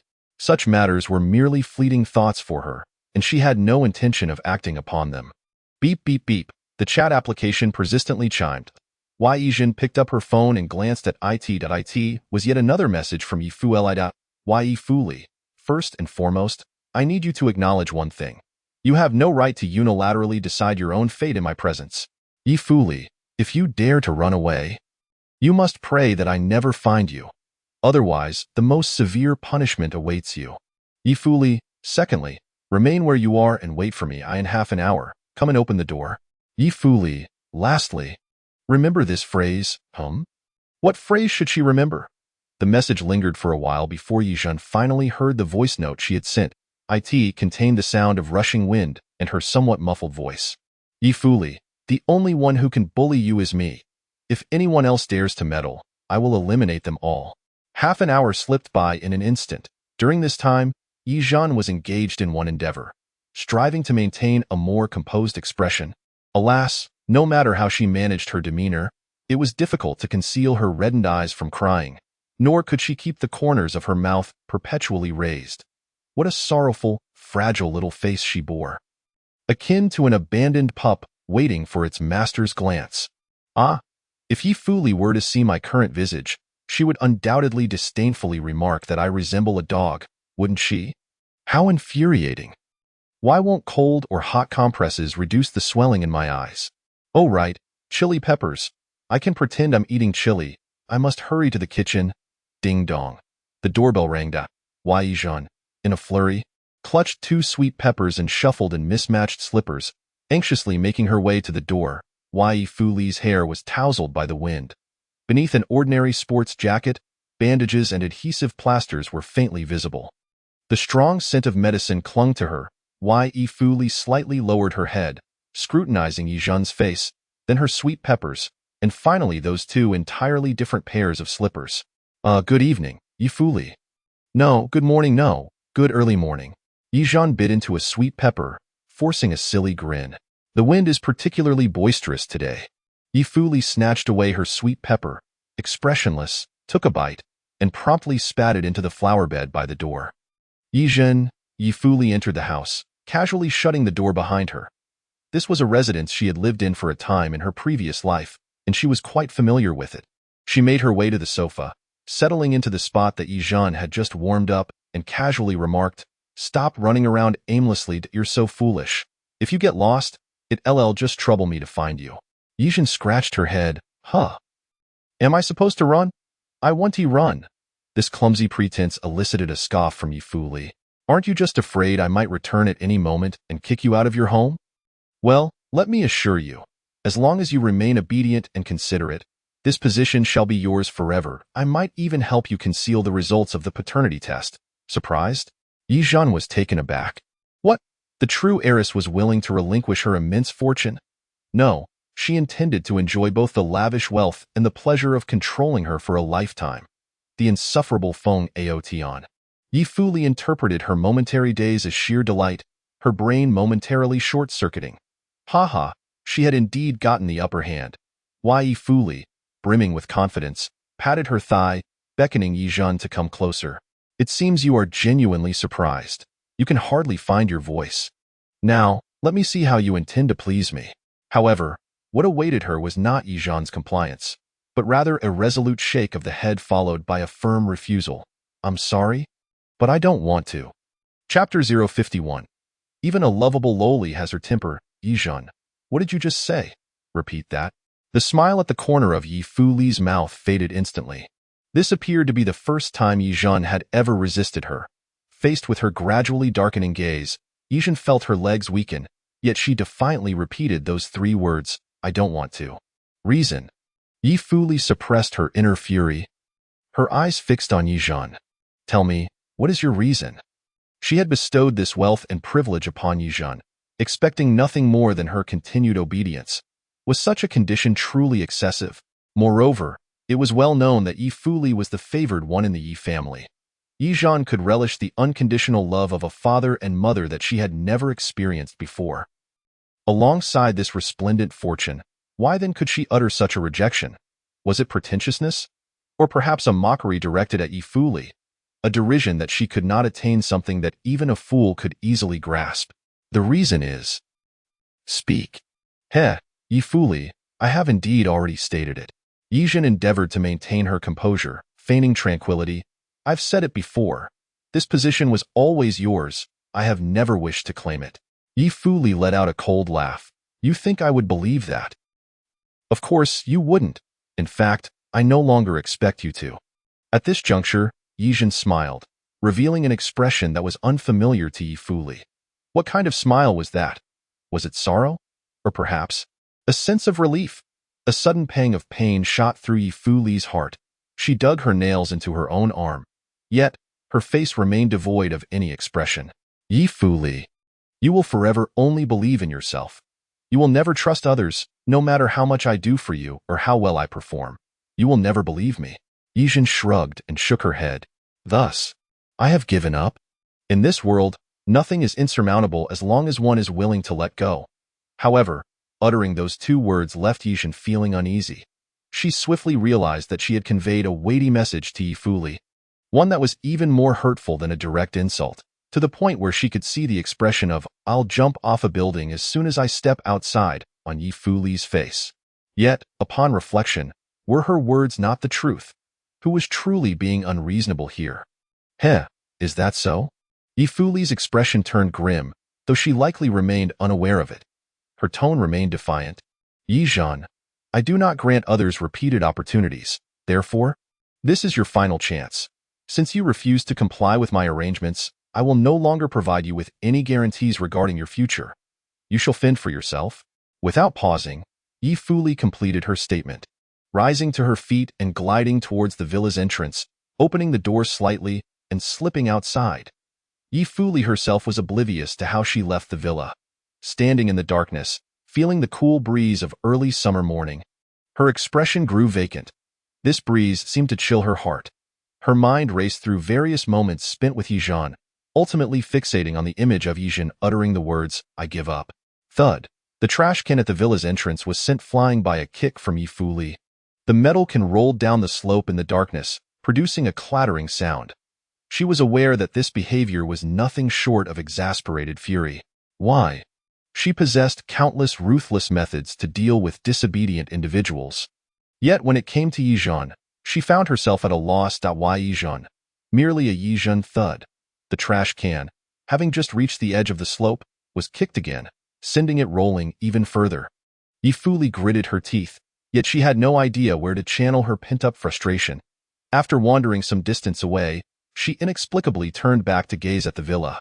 She squatted by the roadside, took out her phone, and messaged Ye Zhen. Why Ye Fuli, I am giving you one last chance to reconsider your foolish decision.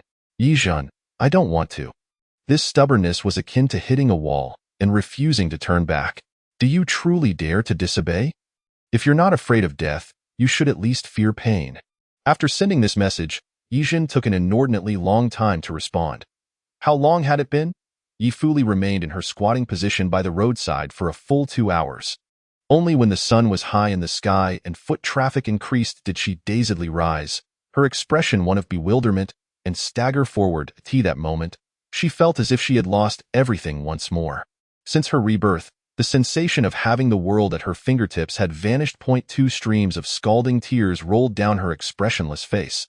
She felt utterly numb. It wasn't until she sensed the heat on her cheeks that she reached out to wipe away the tears streaming down her face. Perhaps I've been brain damaged by the black spider. I can be walking along the road and still end up in tears. Ye Fuli closed her eyes, shielding them from the overwhelming fatigue. I really need to see a doctor. At school, Ye Fuli's absence caused considerable unease among the head teacher and the academic director. What on earth is this girl thinking? The academic director paced restlessly in his office, muttering the same question repeatedly. Soon, his gaze landed on Ye Fuli's form teacher, his piercing eyes seemingly capable of penetrating the other person's very soul. The homeroom teacher of Ye Fuli was taken aback, exclaiming, "This is not my concern. I have always treated her well and taken good care of her." The director of education sneered. "Is that so? Then where is she? She hasn't attended class for several days, and you are completely oblivious to her whereabouts. The exams are approaching. She couldn't possibly stay away." This was the greatest leverage the homeroom teacher had at that moment. With unwavering confidence, she assured, "Just wait. I truly believe she will show up for the exam, at the very least." The director of education's smile faded entirely. "And what if she doesn't? Who do you think will bear the responsibility? You or I?" The homeroom teacher wore a face that was on the verge of tears. Bang. The director slammed her palm on the desk, causing the pen holder to topple and scatter its contents across the floor. "What are you standing there for? Go out and find her. Search every possible place Ye Fuli might be. You must locate her." At that moment, Ye Fuli's lethargic voice rang out from outside. "No need to search. I'm back." Upon hearing this voice, the homeroom teacher was overwhelmed with joy to the point of tears. However, in the next instant, Ye Fuli uttered something that made her wish to continue crying. "Don't celebrate too soon. I'm only here to collect the bonus and then I'll leave." "What about the exam?" Ye Fuli chuckled lightly and replied, "Oh, that? I find it rather pointless, so I think I'll pass."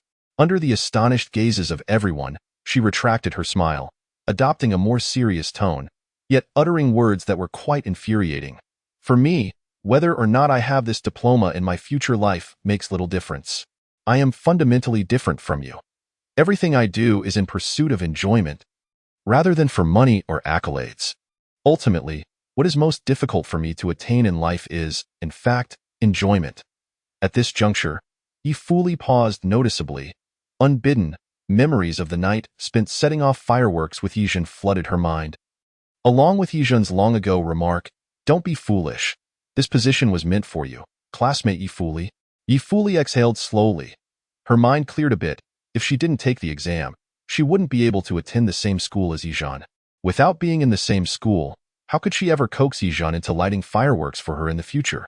"Forget it, I've changed my mind. I will arrive for the exam on time. Goodbye." Observing Ye Fuli's rapidly shifting emotions, everyone fell silent once more. As they watched the prodigious student depart, even the stern director of education couldn't help but comment, "What zodiac sign does she have? Her personality is so fragmented." Chapter 052. I understand. This is called stubbornness. The final week passed quietly amidst their mutual silence. On the morning of the exam, it began to rain lightly at dawn, and the rain grew heavier. As expected, Father Ye hasn't returned today either. Ye Zhen sat alone at the spacious dining table, listlessly nibbling on dry bread and yogurt that had just been taken from the refrigerator. Everything she ate tasted bland. Perhaps she was under the weather. She recalled the decade she spent in a hospital during her past life, when she felt equally devoid of energy and flavor in everything she consumed. Ye Fuli is surprisingly quiet. Having not troubled me for so long, it seems she has given up on retaliating against me. Ye Zhen tugged at the corners of her mouth, managing a smile. "After the exam, I shall leave. My clothes are already packed." Alas, in the end, I still couldn't bring myself to max out Father Ye's card. One mustn't be too conscientious. "Host, are your eyes about to water again?" Ye Zhen immediately adopted a stern expression. "I'm not talking to you. Stop appearing out of nowhere. And please, refrain from being so crude. Must you always mention urine?" "Host, I understand. This is called stubbornness. Most people have this flaw." Slap. Ye Zhen slapped down the spoon she was holding. After days of bantering with the system, she felt she was on the brink of losing her sanity. After tidying up the table a bit, she picked up her bag and prepared to head to the examination room at the Ye residence. Ye gazed out at the heavy rain, lost in thought. During Ye Zhen's absence, she had not stepped outside, delegating all her business affairs to her assistant while she remained disheveled, seated in one spot for the entire day. However, she had not reflected on where she had gone wrong. She was only considering how to mend this relationship at the least cost, in order to bring Ye Zhen and her father back home together.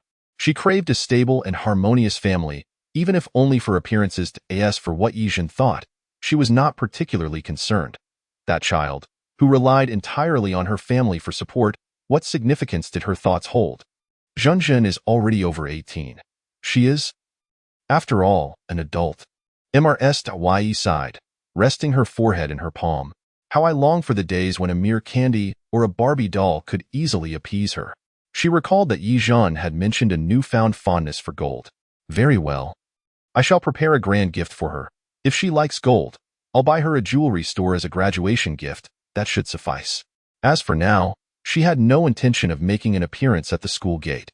She couldn't allow Ye Zhen to feel that she had triumphed in this war. Instead, she wanted her to experience more of the pain of isolation. Ideally, she would return willingly, seeking forgiveness from her mother. It must be said that Mrs. Ye's imagination was quite idyllic. As for whether reality would align with it, that remained uncertain. At the school, Ye fully arrived at the examination hall, carrying a bag. After placing her belongings as required and undergoing security checks, she entered the exam room. The director of education and her homeroom teacher, who had been waiting for her arrival, both let out long sighs of relief. Such a troublesome student brings both joy and frustration, the director remarked. Turning to the homeroom teacher, congratulations in advance. Once her results are out, you will soon be promoted. The homeroom teacher offered an awkward smile. Since the day she heard Ye Fuli's words, she had sensed that Ye Fuli would not, as they wished, attend a prestigious university for further studies. In the past few years, Ye Fuli had been relatively obedient and well-behaved, but now, she seemed transformed. The corners of Ye Fuli's mouth often curled into a sardonic smile. Her gaze icy, as if she could see through each person's facade and perceive their very essence. This sensation was exceedingly uncomfortable. The homeroom teacher felt relieved that soon she would no longer have to deal with her. Let her wreak havoc upon others instead. By the way, what about that child named Ye Zhen? The director suddenly brought up Ye Zhen's name. I heard that over the past month, she has been getting quite close to Ye Fuli, almost like friends or besties. The homeroom teacher looked perplexed. She barely remembered Ye Zhen, just a filler in Class F, but she is the daughter of a member of the school board. Haven't you heard of her parents?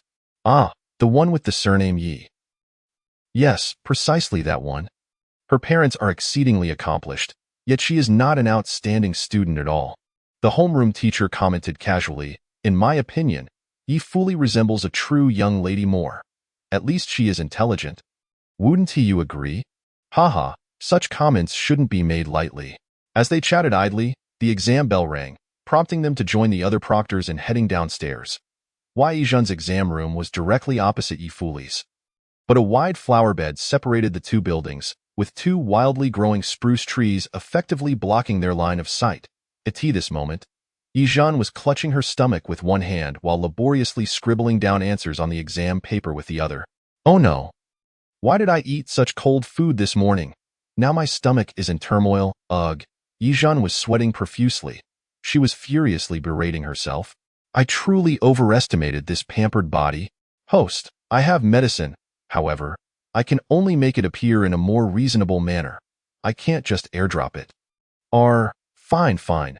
Hurry up and tell me the coordinates. I will go retrieve it. Ding ding ding. The bell signaling the end of the exam finally rang. Ye Zhen felt immense relief and instinctively rose. But the proctor shot her a glare. The papers haven't been collected yet. Sit down. Ye Zhen, feeling utterly helpless, had no choice but to sit back down, struggling against the abdominal pain, her toes nearly tearing through her socks. Once the papers were collected, she hastily stood up, rushing down the corridor while inquiring the system for coordinates. Opposite. You actually dropped it opposite. In the flower bed? How ridiculous.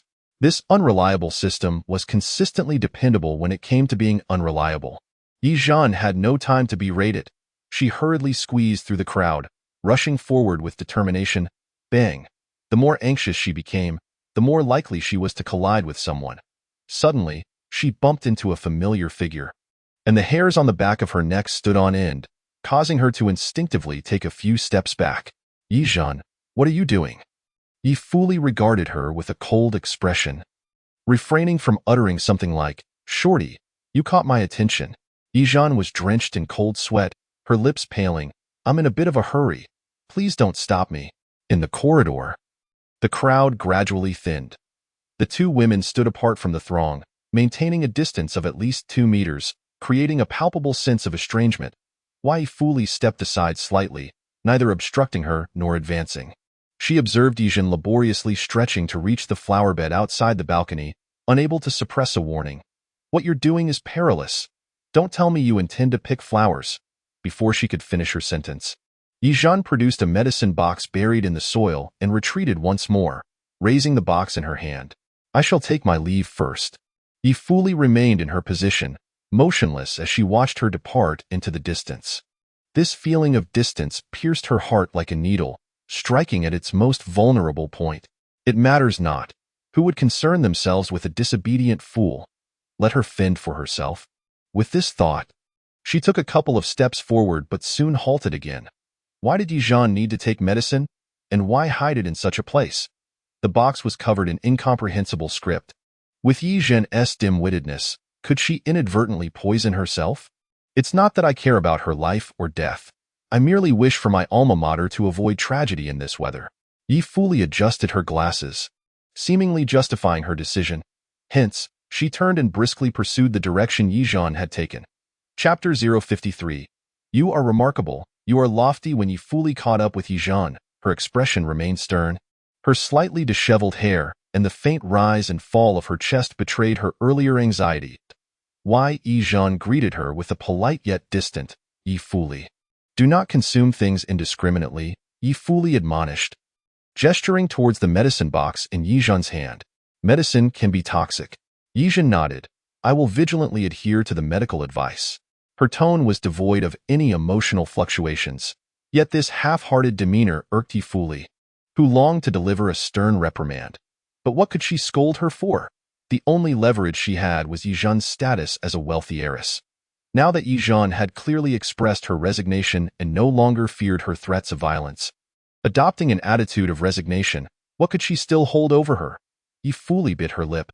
Her fingernails dug into her arm with considerable force, leaving deep impressions. The sensation of losing control was already difficult for an ordinary person, let alone for her, a reborn individual. "Forget it. Do as you wish. Your life and death are your own affairs. I shan't concern myself." Ye fully uttered words that contradicted her true feelings.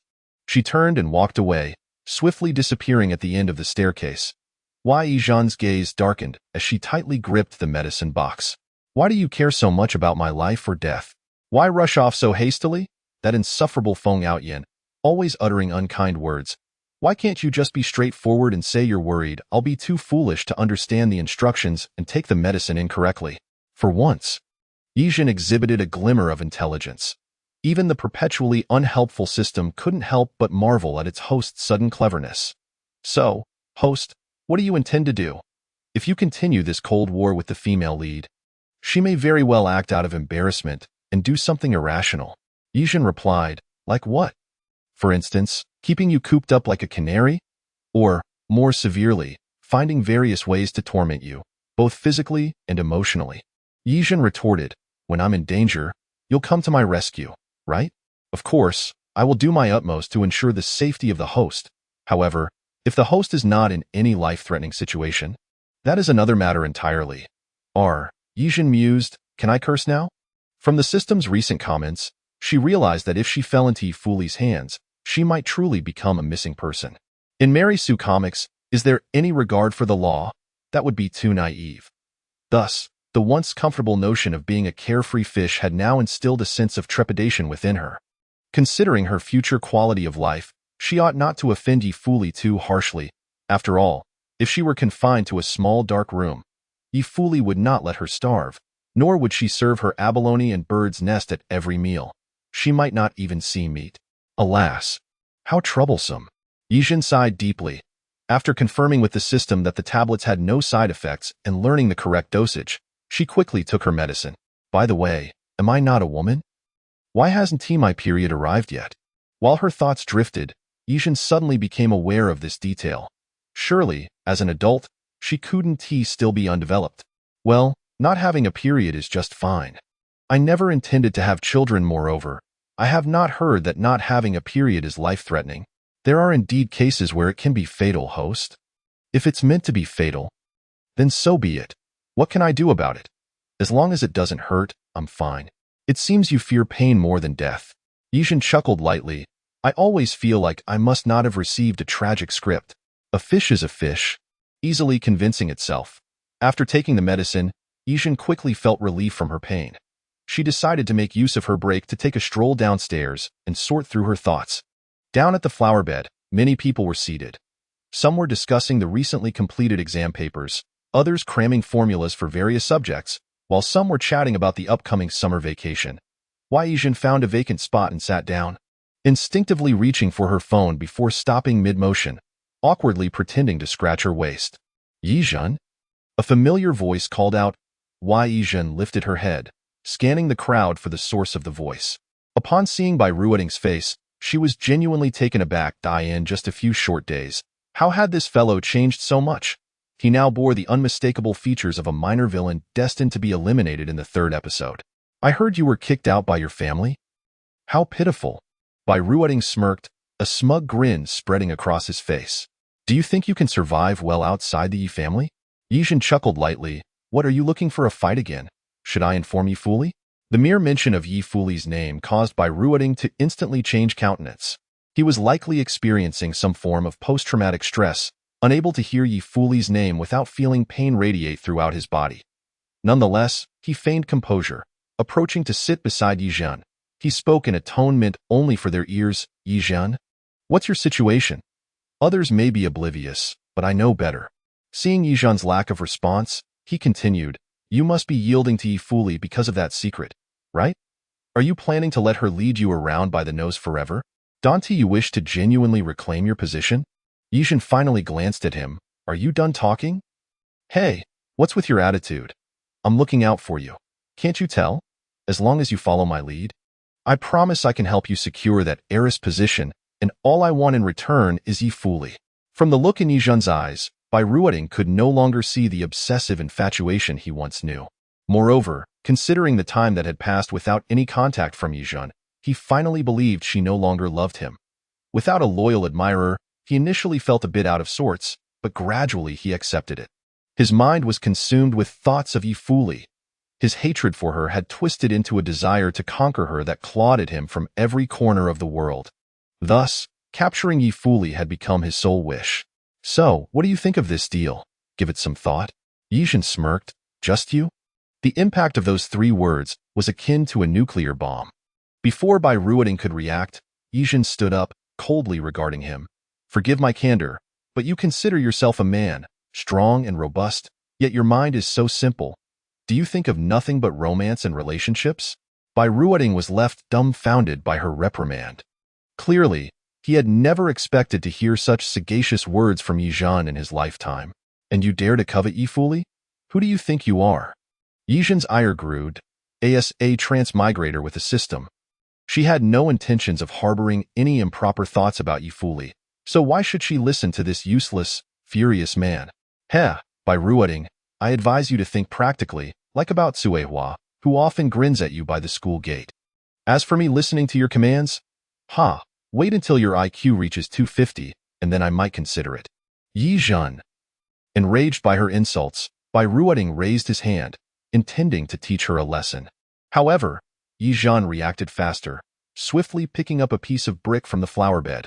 Raising it high as she glared fiercely at him, Bai Ruoting gasped, realizing that no matter how strong his hand was, it could never surpass the hardness of the brick. Moreover, judging from Ye Zhen's height, she certainly wouldn't aim for his head, but she could very well inflict a fatal blow elsewhere. You think you're remarkable? You lofty, willing to play the saint? Go ahead and act like one. We shall see. As he glanced back at her, he awkwardly retreated, his legs not quite cooperating in a moment of distraction. He stumbled over a water pipe on the ground and fell headfirst into the filthy greenery. Ye Zhen let out a laugh, but as the laughter subsided, an unsettling feeling crept in. Why did she feel so upset when others targeted Ye Fuli? Amidst the peculiar stares from onlookers, she silently set down the brick she had been holding. I must just be overwhelmed by my compassionate nature. Alas, not many possess kindness like mine. I wonder which saint would unhesitatingly wield a brick over mere words from others. Shut up, you useless system. Chapter 054. The Pretender's Escape. The 3-day examination period swiftly drew to a close. After completing her final exam, Ye Zhen exhaled a deep sigh, as if she had cast aside a heavy burden. Since she had failed to achieve mastery in all subjects, she had to exert herself fully on the language, math, and English papers. However, in order to avoid an outrageous score, she selectively answered some questions incorrectly. It's over.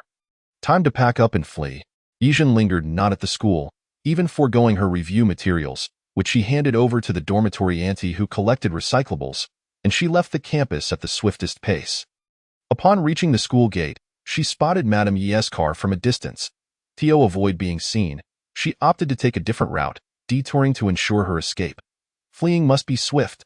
The Ye family was daunting, and so was Ye Fuli. Regardless of whether she could truly escape, her priority was to lay low for a couple of months, waiting for the storm to pass. By then, perhaps Ye Fuli would return home, and she could live joyfully as an unnoticed salted fish. Uncle, please take me to this address. Ye Zhen pulled out her phone to show the driver the navigation. Earlier that morning, she had already moved her belongings from the villa to a courier station along her school route. Upon arriving at her destination, she hurriedly exited the vehicle. After retrieving her luggage, she felt a wave of relief and quickly confirmed her bus schedule. Let us seize this opportunity to travel. Being petite, lugging such a large suitcase was quite a strain. Her little arms felt as though they might snap. Heave-ho, heave-ho. Ye Zhen hailed a cab, and with the driver's assistance, she tossed her suitcase into the trunk. Uncle, please take me to the suburban bus station, thank you. Her intellect could certainly not be compared to Ye Fuli's, and at the moment, she could not devise a clever escape route. She was only thinking of taking a long-distance bus to a neighboring city and then switching to other forms of transport. Trains and planes were out of the question, as the likelihood of being tracked by Ye Fuli was considerable. If she was to flee, she must leave as few traces as possible. Were she skilled in horseback riding? She might have even considered embarking on a long journey atop a steed, with ample time during the summer holiday to enjoy the world's unique scenery along the way. Host, this is the boldest I've seen you since we met. Even her lazy system was astonished, having thought Ye Zhen intended to remain a docile little pet for eternity. Why? Ye Zhen scoffed, crossing her arms, and replied defiantly, I've declared my desire for freedom. At this moment, as she truly embarked on her journey, a tinge of melancholy settled in her heart. If only Ye Fuli would be willing to converse with her as an equal, they might very well have had a chance at friendship. Yet, with repeated tests and disappointments, Ye Zhen could only choose to sever all lingering attachments and fantasies. What she truly desired was not a twisted relationship defined by command and obedience. Host, would you like some sunflower seeds, drinks, or instant noodles? Ye Zhen paused. What? You can actually provide those? Sure, but as per usual, I can only have them appear in a reasonable manner, not through direct airdrop. Ye Zhen face-bombed. She was well aware of the incompetence of this useless system. Its notion of reasonable was likely only what it deemed acceptable. However, having left empty-handed, she did feel a pang of hunger once seated on the long-distance bus. All right, go ahead and deliver. I'll trust you one more time. Meanwhile, Ye Fuli had just exited the school. With a backpack slung over one shoulder, she walked alone through the crowded sidewalk. Passing by a newly opened supermarket, she paused. I should buy some food. The scoundrel foster parents had been absent for quite some time. It seemed Bai Ruoding was reluctant to release them from their role as pawns to control her. He was waiting for Ye Fuli to plead with him, yet it was evident she would never do so. With someone else taking care of those burdens, controlling their actions to prevent them from misbehaving, she felt quite content. Why worry? Ye Fuli initially intended to grab a quick meal and leave, but while checking out, she noticed her shopping basket contained many items she didn't particularly care for. When did these get added? Cheese, chocolate-flavored cookies, new collaboration ice cream, and cones? Glancing over the items, Ye Fuli sighed. These appeared to be Ye Zhen's favorites. It was all that incessant chatterbox's fault, constantly reminding her of her food preferences, leading her to subconsciously pick up so much. She didn't even enjoy sweet treats. Miss, do you still want these items? The cashier inquired cautiously, noticing Ye Fuli staring at the ice cream with utter disgust, as if she were about to dump it on an unsuspecting customer's head. Oh dear, such a frightening young lady. With such a beautiful face, too. Ye Fuli retrieved her payment code. Scan this. As she exited the supermarket with the items in hand, Ye Fuli felt certain that she must have been brainwashed by the black spider, compelling her to pay for things she disliked. Now that she had paid, if she were to waste these items, She certainly wouldn't sleep well tonight. She sat on a stone bench by the roadside, gazing at the distant skyscrapers, lost in thought for quite some time. Countless times she pulled out her phone, yet there was no message from Ye Zhen. The last message she sent remained unanswered. While lamenting the audacity of that girl, she felt a wave of despondency wash over her as she pondered how to deal with these sickly sweet items. Perhaps she should just go to Ye Zhen's place and force her to eat. If she refused, she would threaten her. Alas, she decided against hitting her. That delicate frame wouldn't withstand it. Perhaps she could just offer her an ice cream and $100 instead. She knew Ye Zhen loved money. Mention it, and she'd do anything. Resolving her plan, Ye fully flagged down a cab and instructed the driver to take her to the villa where Ye Zhen resided. However, upon arriving at the entrance, an unsettling premonition washed over Ye fully. The villa's gate was firmly locked, and the garden had become overrun with wild weeds. Why, Ye fully pulled out her phone, expressionless as she attempted to dial Ye Zhen's number. Sorry. The number you dialed is powered off. After one unsuccessful attempt, she called again, and again, and again. Ye fully's fists clenched tightly. With mounting anxiety and fury, she sent Ye Zhen a message. Where are you? Chapter 055. Sleeping in the overpass. Yet refusing to surrender. Ye Zhen, where are you? Speak. Ye Zhen, respond to me. Talk to me.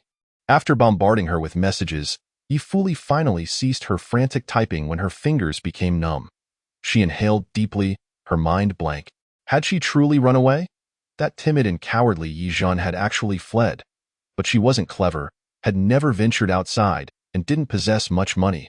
Where could she possibly go? Would she starve on the road? During the exams, she had been taking medication. What kind of medication was it? Could it be that she was suffering from a terminal illness, suddenly enlightened enough to forsake the Ye family's riches? After confirming the fact of Ye Zhen's escape, Ye fully pondered extensively.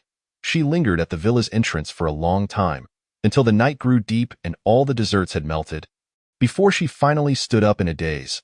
Unbeknownst to her, Ye Zhen had occupied a significant portion of her life since her rebirth. Even if she were to deny it, this had already become an established fact. I will find you. Ye Zhen. Ye fully gritted her teeth, a newfound determination surging within her. I will locate you, punish you severely, and bind you hand and foot, even if you are indeed afflicted by a terminal illness. You will still face your demise before me. You bullied and humiliated me in your past life. Don't think that a month of time will absolve you of your sins. I will find you.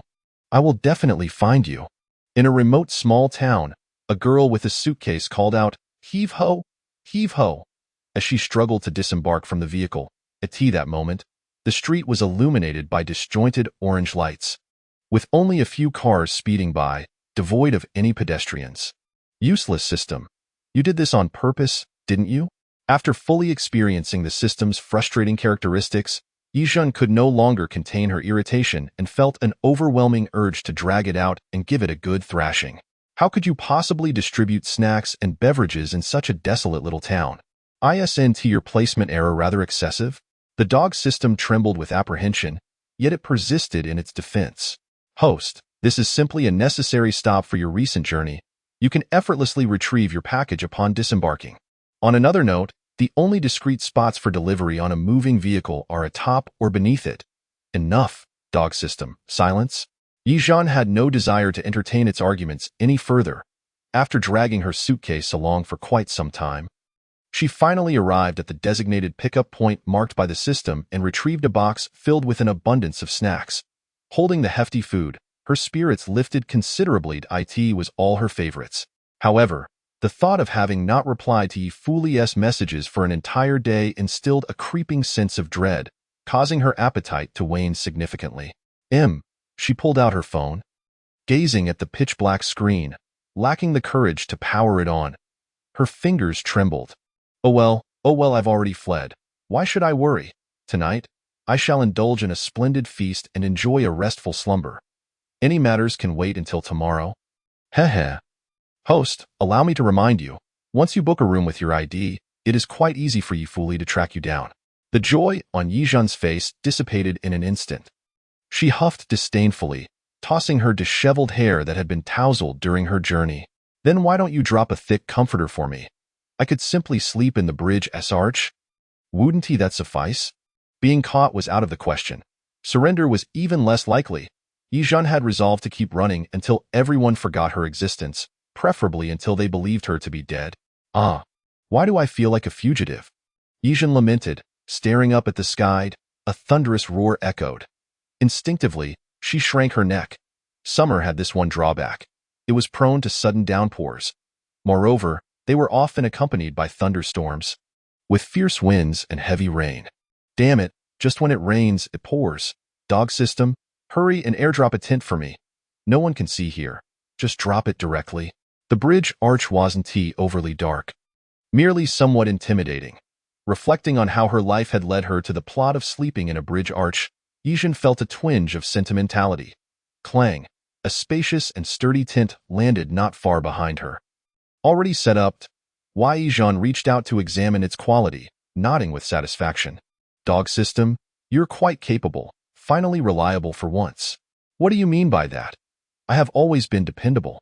Proud face. JPG, yes, you're amazing, Ye family. What? Are you saying that after the exam today, no one has seen Jinjin again? Madame Ye finally grasped the gravity of the situation. She had initially thought it was just a child throwing a tantrum, but after questioning all of Ye Zhen's former friends, she received more alarming information. It appeared that about a month ago, Ye Zhen's temperament had drastically changed. She had severed ties with those friends, stopped attending idol concerts, and devoted herself entirely to her studies. Many had seen her humbly seeking help from students in the elite classes at the library. Simultaneously, she no longer lavishly spent money on others. Perhaps she had been saving all that money. Moreover, several valuable pieces of jewelry had mysteriously vanished from Ye Zhen's room. She had not taken the ostentatious dresses, only a few ordinary changes of clothes. All indications suggested that her disappearance today was not a spur-of-the-moment decision, but rather a long-planned escape. She had been plotting to leave this home, to depart from her parents. What a heartless little wretch. But where could she go? Last year, when she attended a summer camp in the neighboring city, I had to personally deliver her. She is timid and indecisive. Would she dare to run away from home? Madame Ye scoffed again and resumed her seat. The situation seemed not so dire after all, and no matter how meticulously Ye Zhen planned her departure, she was still just a naive girl lacking life experience. Given her accustomed lifestyle of luxury, how long could she endure outside? Opposite Madame Ye, Mr. Ye wore a grim expression, teetering on the edge of an outburst. I ask you, are you still Ye Zhen's mother? She has gone missing, and you intend to disregard it? Madame Ye retorted coldly, she is declaring war on me. She is attempting to subjugate me. Can't you see? If we concede today, we will have difficulty managing her in the future. You have lost your mind. Ye refused to engage in any further conversation. He was only aware that his daughter was missing. Perhaps never to return, he had to find her, bring his Zhen back. Mr. Ye did not alert the police, but instead utilized his own resources to investigate through various channels. The rain poured heavily. The city was gridlocked on him. Ye's vehicle struggled to maneuver through the crowded traffic, as if resisting his efforts to reach his daughter. He pounded the steering wheel in frustration. Suddenly, a thought struck him. He recalled Ye Fuli. That girl, Ye Fuli, had grown quite close to Zhen over the past month. Perhaps she knew Zhen's whereabouts. With this in mind, Mr. Ye promptly pulled out his phone, searching for Ye Fuli's number. As the call connected, both parties simultaneously posed the crucial question. Where is Ye Zhen? Where is Ye Zhen? After a brief silence, Mr. Ye, suppressing his anxiety and irritation, spoke deliberately. Ye Fuli, Zhen has gone missing, and no matter the circumstances, I hope we are on the same page at this moment. Please assist in the search. Money is not an issue. Ye Fuli remained silent, abruptly hanging up the phone. Before her, the computer screen displayed rapidly flashing data. She pushed up her glasses. Her eyes, hidden behind the lenses, were bloodshot from fatigue. Dark circles under her eyes added to her haggard appearance. Yet, her fingers continued to dance across the keyboard without pause. Ye Zhen, I refuse to believe you can truly vanish without a trace. Chapter 056.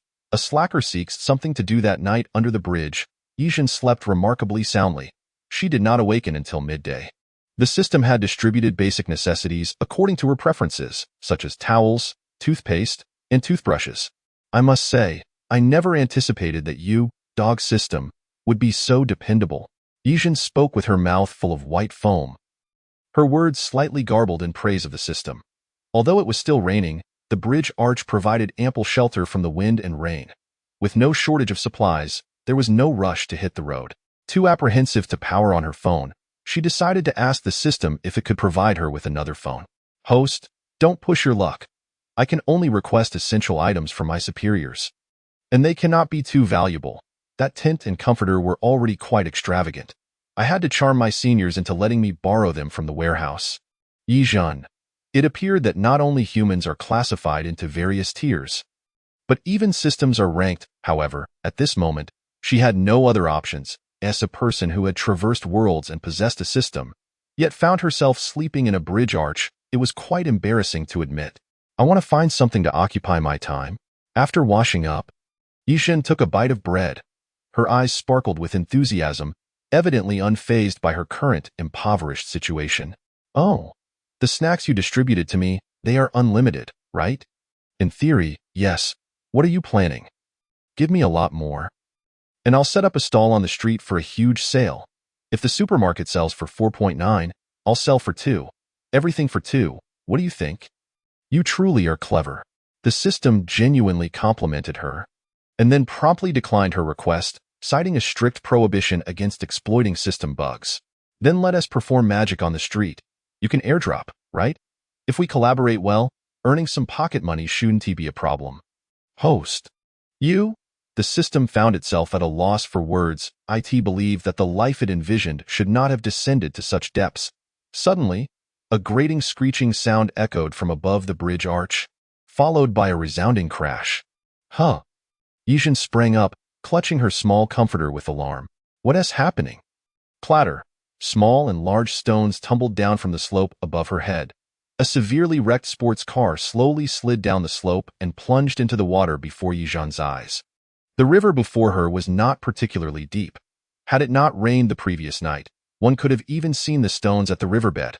However, due to the torrential downpour, the current had become exceedingly turbulent. Ye Zhen noticed that the driver was a girl with pink hair, currently unconscious from the impact. Damn it, we need to rescue her. Host, you truly are a good soul. No, if she dies here, it's bad for the feng shui. How can I set up camp here? Ye Zhen rolled up her sleeves and pant legs and dashed into the water. The car door, severely deformed from the crash, resisted her efforts no matter how hard she pulled. The acrid smell of gasoline filled the air, causing Ye Zhen's heart to race. Could it be like in the dramas, where the car is about to explode? The thought sent waves of terror coursing through her. That's not acceptable. She must hurry. The system barked. Dog system, provide some tools, quickly. If the car explodes, I will perish, and you will lose your host as well, so hurry. The system lamented its unfortunate fate.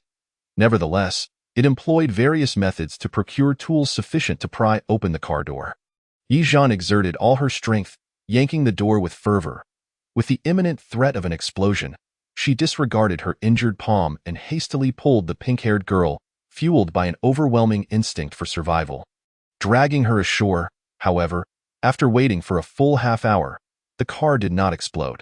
Instead, the rising water from upstream swept the vehicle away. Fortunately, she merely fainted, and her legs and forehead are injured. It's not a grave issue. Ye Zhen assessed the pink-haired girl's condition. Once assured that the girl was unharmed, she began to examine her own injuries. Gazing at her bloodied palm, Ye Zhen let out a bitter smile, pondering that being a good Samaritan was not her lot. Here she was, fleeing for her life, with little time to spare for the fates of others. When night fell, the pink-haired girl finally regained consciousness. She looked around in confusion. Upon seeing Ye Zhen's face, her eyes widened in shock. You? Ye Zhen was startled. Do you recognize me? The girl did not respond, merely pursed her lips. She vaguely recalled the moment her brakes failed, leading to the accident, half an hour before the crash. She had received a request from K1, namely Ye Fuli, asking for her assistance in locating someone. This very girl before her. Had it not been for this accident, and if Ye Zhen had not saved her life, she would have promptly delivered Ye Zhen to Ye Fuli, for the conditions offered by Ye Fuli were exceedingly tempting. Opportunities to handle Ye Fuli were rare, and Ye Zhen appeared to be the only chance. Heh. I don't know you. The pink-haired girl, He Ying, shrugged. However, given the current situation, it seems you have saved my life. Ye Zhen nodded. Of course. Look, I have this deep gash on my hand from saving you. Whether I can use a pin in the future is questionable. I understand. I will repay you. He Ying genuinely wished to express that she had already repaid her. Unaware of the enmity between Ye Fuli and Ye Zhen, He Ying suspected it was serious, perhaps even a vendetta of the murdered father. Stolen wife caliber. If she were to hand Ye Zhen over, this delicate, slender girl would undoubtedly be subjected to torment. Although He Ying was not a paragon of virtue, she understood the code of the underworld and the importance of gratitude. She could not bring herself to exchange her savior for monetary gain. Allow me to introduce myself. I am He Ying, the third miss of the He family from Yuanqing Group. He Ying smiled warmly, extending her hand to Ye Zhen. From now on, I will protect you. Ye Zhen hesitated for a moment, but eventually shook her hand politely. I am merely an ordinary wanderer. My name is rather inconvenient to disclose. Haha. No worries, I shall simply call you little sister. That night, under the dark, windy sky, He Ying experienced for the first time sleeping beneath a bridge. Ye Zhen prepared a bowl of noodles for her and even offered a marinated egg. He Ying, cradling the noodles, discreetly observed Ye Zhen. How curious that the daughter of the Ye family, fleeing her home, seemed so accustomed to life beneath the bridge. What an intriguing little sister she was. With the He family being all males and her being the only daughter, He Ying had longed for a sister. Yet her parents had disappointed her. Cough, cough. Now, she could experience the joy of having a sister. The more she thought about it, the more excited she became, her eyes glistening. These noodles are delightful, little sister. You are quite the culinary talent. Ye Zhen blinked in bewilderment, pondering how instant noodles could evoke such tears of joy. Chapter 057. I understand. I completely understand. After a simple dinner, the two sat outside the tent, enjoying the cool evening. It was indeed refreshing beneath the bridge. However, the humidity was quite oppressive and eerie, which could be unnerving. Fortunately, both were quite brave. They not only felt unafraid but also thoroughly enjoyed their surroundings. Little sister, you don't plan to stay here permanently, do you? He Ying inquired with concern. After all, Ye Zhen was a sheltered young lady, not the robust type that a brief experience of life under the bridge would suffice, but residing there long-term posed a danger to her safety. Even if Ye Zhen was stubborn and insisted on embracing this wilderness survival narrative, He Ying could not allow her savior to endure such hardship. This place is quite nice, Ye Zhen said, producing 2 boxes of strawberry-flavored yogurt, generously offering one to He Ying, as it was not her own money that had purchased it. He Ying gratefully accepted. You must not have much money or food after running away, yet you are so kind to me. She solemnly added, once we return, I shall buy a snack shop to repay you. Inserting a straw, she slurped the yogurt. Strawberry-flavored yogurt was indeed delightful, and this brand was one He Ying had never encountered before, becoming increasingly enamored with it. This place is nice, but I plan to continue my journey in a few days, Ye Zhen exhaled, setting down her empty milk carton. Summer vacation is still long. I wish to explore more. He Ying was taken aback. You intend to carry pots, pans, and a tent while embarking on a frugal journey throughout summer? Is that not feasible? It's not that it's impossible. He Ying sighed. She thought to herself, if left to her own devices, it was only a matter of time before Ye Fuli found her. That person was quite frightening when enraged, obsessively relentless, and would never give up until she found her target. 15 days, at most, 15 days, and Ye Zhen would fall into her clutches. Sighing, He Ying resolved to assist her savior to the end. Little sister, do not wander aimlessly. I have purchased 2 streets in this town and opened over a dozen hotels and inns. You may choose any to stay in, with all expenses charged to my account. Ye Zhen blinked her innocent eyes, her expression exuding a natural charm that nearly melted He Ying's heart. If only her parents had been more competent. She too could have had such a beautiful sister. What good was her hard-earned money if she had a sister to spoil? A sister could don the most exquisite dresses, sparkle with the finest jewels, and have a little temper, often indulging in sisterly affection. The more she thought about it, the more excited she became, her eyes shimmering once again. Why are you crying again? Ye Zhen found her companion rather peculiar. No. It's just that sand got into my eyes. How annoying. He quickly turned her head, pretending nothing had happened, discreetly wiping her tear-streaked eyes. She had this unfortunate habit of tearing up when excited. Whether from joy or anger, Ye Zhen clicked her tongue, thinking how strange this girl was. She did not entirely dismiss Ye Ying's proposal. Dealing with Ye Fuli had taught her an important lesson. Never trust anyone who appears in your life. She was not the heroine sailing smoothly through life, but a villainess burdened by a significant debuff.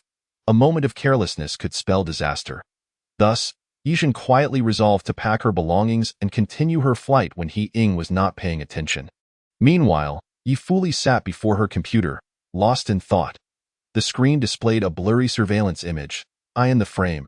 A petite figure was seen boarding a rather rustic bus with a suitcase. This was the last sighting of Ye Zhen that she could trace. Finally, there was a lead regarding Ye Zhen, yet she felt disoriented. She had expected to leap up, gather her belongings, and pursue Ye Zhen at this address, but in reality, she found herself unable to rise. The sleepless nights, coupled with the strain on her mind and days of starvation, had left her physically drained. I need to eat something. Yes, I must eat something first. Ding dong. The doorbell rang. Ye Fuli instinctively grasped a nearby fruit knife. Her expression darkening as she asked, "Who is it?" "It's me." Upon hearing Huang Li's voice, Ye Fuli's heart eased slightly, yet she did not release her grip on the knife. Standing up, she approached the door, opening it only a crack to glimpse the unexpected visitor outside. "Huang Li, what brings you here?" Huang Li was taken aback by her dark circles and the bloodshot eyes that appeared somewhat frightening. "Oh dear. Ye Fuli, what happened to you?" Ye Fuli smirked. "Are you here to seek death?" Huang Li waved his hands, smiling apologetically. No, I actually have something important to discuss with you." He recounted his inability to contact Ye Zhen and emphasized that he held no ulterior motives towards her. He was merely concerned about her well-being. "Everyone knows that I have been close to Ye Zhen lately. If something were to happen to her, I would be the prime suspect." Yet, in truth, Huang Li mused, he was fully aware that both girls harbored secret affections for him, competing for his attention and even pretending to be friends to avoid his suspicion. "I understand. I truly understand." Huang Li felt that with his intelligence, he could see through such trivial games. He is truly content, reveling in the bliss of being loved. However, now that Ye Zhen has gone missing, the situation has become grave. If Ye Zhen cannot be found, it is highly likely that she has been kidnapped by Ye Fuli, or worse, eliminated. Witnessing the two girls who love him fall into such dire straits leaves Huang Li in a state of unrest, unable to eat or sleep. Consequently, he immediately sought out Ye Fuli's home address and hurriedly took a taxi there. Yet, he found himself unable to voice his concerns, resorting instead to a forced smile. "Senior Ye Fuli, if you are facing any difficulties, please feel free to confide in me. While I may not be able to offer substantial assistance, I can certainly help in some capacity. By the way, I have studied a bit of psychology. If you require any emotional support, we can certainly chat." Huang Li's expression was imbued with sincerity. Implicitly, he was conveying, "If you wish to inflict harm, direct it towards me, this irresistibly charming man. Please spare the other girl who loves me, if you would be so kind." As a gentleman, he would not allow such an occurrence. Ye Fuli, oblivious to his inner turmoil, merely dismissed him with a curt, "Get lost," before shutting the door. Nevertheless, Huang Li remained steadfastly squatting at her doorstep. Refusing to depart as dusk approached, he nearly succumbed to slumber when he heard the door creak open once more. Ye Fuli emerged, clad in a rather inexpensive tracksuit, her hair hastily tied up in a messy bun, dragging a faded suitcase behind her. "You haven't left?" Huang Li stifled a yawn and sprang to his feet. "I cannot leave. Senior Ye Zhen is like a beloved sister to me. She is currently missing. How can I possibly ignore that?" Upon hearing this, Ye Fuli let out a cold laugh. She had no intention of engaging with him, her thoughts consumed by the image of Ye Zhen, desperate to bring her back. Yet, for every step she took, Huang Li mirrored her movement, steadfast in his refusal to budge. It wasn't until Ye Fuli picked up a brick from a flower bed and glared at him fiercely that he, with a look of grievance, stomped his foot and reluctantly retreated, glancing back multiple times. Ye Fuli hailed a passing taxi and departed with haste. Undeterred, Huang Li too flagged down a taxi. "Driver, please follow that car ahead." That girl is not thinking clearly. I suspect she may do something foolish. The taxi driver, upon hearing this, extinguished his cigarette and gripped the steering wheel tightly, flooring the accelerator. Saving a life is more valuable than constructing a 7-story pagoda. Hold on tight, kid. Chapter 058. Have I overestimated my importance? Ye Zhen initially intended to continue her escape. However, King seemed to sense her unease and, perceiving her intentions, insisted on staying close, even accompanying her to the restroom. Since we are here, we might as well make ourselves comfortable. Little sister, allow me to extend my hospitality and express my gratitude, she said. Ye Zhen pursed her lips, remaining silent. Let us go. Don't sleep under the bridge. We're heading to my guest house. Ying, being somewhat pampered, enjoyed watching boxing but had never trained, her stamina proving insufficient. She insisted on carrying Ye Zhen's suitcase, panting heavily, refusing to let Ye Zhen lift a finger. Tio assert her authority as the elder sister. She was determined to exert herself a bit more. Upon entering a guest house, Ye Zhen hurried towards the shared restroom. Just as she was about to unfasten her pants, King rushed in behind her. Without a second thought, she began to change out of her skirt and into a fresh outfit. It was a scorching summer day, and after lugging the suitcase for such a distance, she was drenched in sticky sweat. Utterly uncomfortable. Miss He, wait, turn around, Ye Zhen exclaimed, flustered and embarrassed, hastily covering her eyes. Go to the next room, please. Ying, puzzled, asked, What's wrong? I'm not a man. Why are you so shy? Oh, just your presence makes it impossible for me to go. Ying chuckled. Is it really that exaggerated? I don't believe you. Hurry and get out. Ye Zhen was nearly exasperated. Her fierce tone, combined with her adorably cute face, failed to intimidate Ying in the slightest. Third miss, I implore you, step outside for a moment. I promise I will be swift. Okay, just do what you need to do, then call me when you're done. When Ying exited the restroom, she wore a silly grin, as if to say, the more you scold me, the more I enjoy it. Oh, how adorable. The little sister is simply precious, of course. Ying found it difficult to comprehend why Ye Zhen was so upset. It was perfectly normal for girls to go to the restroom together. After all, moreover, she hadn't seen anything inappropriate. Even if she had, they were both girls. What could it possibly matter? In public baths, they even scrub each other's backs, though she didn't quite understand. Ying chose to respect Ye Zhen's feelings. Once Ye Zhen had tidied her skirt and emerged from the restroom, Ying cheerfully asked, What do you want for lunch? It's on me. I have no appetite. I just want to sleep. Ye Zhen took a deep breath, reaching for her suitcase, only to have Ying firmly hold it down. Ying smiled. Since you're tired, let us rest for a bit. Come, I'll take you to your room. She led Ye Zhen to the most scenic room, but showed no intention of relinquishing the suitcase. Ye Zhen glared at the suitcase, biting her lip. Was she stepping from one perilous situation into another? If necessary, perhaps it would be wise to abandon the suitcase to protect herself. Once inside the room, Ye Zhen decisively shut the door. Lying on the soft bed, her body weary, she found herself unable to drift off. Her phone remained powered off, leaving her in a state of disconnect. She wondered if chaos had erupted within the Ye family, or if Ye Fuli had done something reckless. The mere thought of Ye Fuli sent a shiver down her spine. Perhaps she has come to despise me? No, surely not. She had behaved well, returning what belonged to her, taking almost nothing away. Surely, she would only resent her for a time before forgetting and moving on with her life. Ye Zhen muttered to herself, suddenly bursting into laughter. Perhaps I have overestimated my own significance. In reality, I am merely a minor character in a tragedy, with a fleeting role and an early exit. Sitting on the sofa downstairs, sucking on a lollipop and scrolling through her phone, King received a call from Ye Fuli. Aware of Ying's capabilities, Ye Fuli knew that locating someone was hardly a challenge for her. Whether through overt or covert means, the Ye family had resources at their disposal. Given the time that had passed, it was inconceivable that Ying had not gathered any information. Coldly, Ye Fuli inquired, Miss He, you wouldn't happen to have a lead that you're withholding, would you? Ying felt a chill run down her spine at those words. Goodness, she was sharp. Yet, out of loyalty to her benefactor, Ying merely chuckled in response. Oh, don't think of me as some sort of oracle. Finding someone takes time, you know? I am already dispatching people to search. Please be patient. Ye Fuli's expression remained impassive. You understand that deceiving me will have consequences? Do you not? Hey, please don't threaten me like that. It jeopardizes our friendship and business. The person on the other end spoke slickly.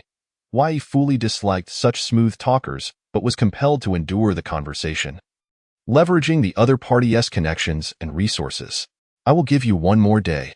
Ye Fuli softened her tone. If, after a day, you have no leads, we will no longer need to cooperate. Ying felt a surge of frustration, but still managed to reply, understood. After hanging up, she bit down hard on her lollipop, the sound of crunching filling the air. Money or benefactor? What was more important? Of course, the benefactor. Yet, the thought of losing Ye Fuli, her financial lifeline, made her heart ache. She pounded the small cushion on the sofa in frustration. Damn you. Ye Fuli, why did you have to fixate on my savior? Ye Fuli disembarked from the bus, suitcase in hand. The unfamiliar town exuded a desolate aura in the night. She cast her gaze around and soon spotted a wide river, along with a bridge shrouded in darkness and mist. Not far off, there was an archway beneath the bridge. The sight of that place evoked memories of Ye Zhen from her previous life, and the grim conclusion that awaited her. This pampered young lady ultimately met her demise beneath that very bridge, the cause of death shrouded in mystery. Out of hatred, Ye Fuli had paid little attention to the news of her death in her previous life. Yet now, recalling Ye Zhen's submissive demeanor and the tragic resolve she displayed before departing, a wave of discomfort washed over her. How could such a vibrant young person simply perish? Perhaps she had been afflicted with an incurable ailment? The thought of the medication Ye Zhen had secretly consumed gnawed at her conscience. And no matter the enmity, death rendered everything trivial. Ye Fuli suppressed the tumult of emotions within her as she approached the dark archway. Ye Zhen, are you there? Come out now, and I will not harm you. Ye Zhen, are you alive? Foolish Ye Zhen, if you are alive, say something. Chapter 059. There's no escape now beneath the archway. Ye Fuli observed remnants of habitation that had yet to be cleared away. She picked up an empty milk carton from the ground, scrutinizing it intently. The box was adorned with unfamiliar characters. Judging by the scent emanating from within, it seemed to have been abandoned not long ago. A faint smile graced Ye Fuli's lips, reminiscent of a cat that has caught a whiff of blood.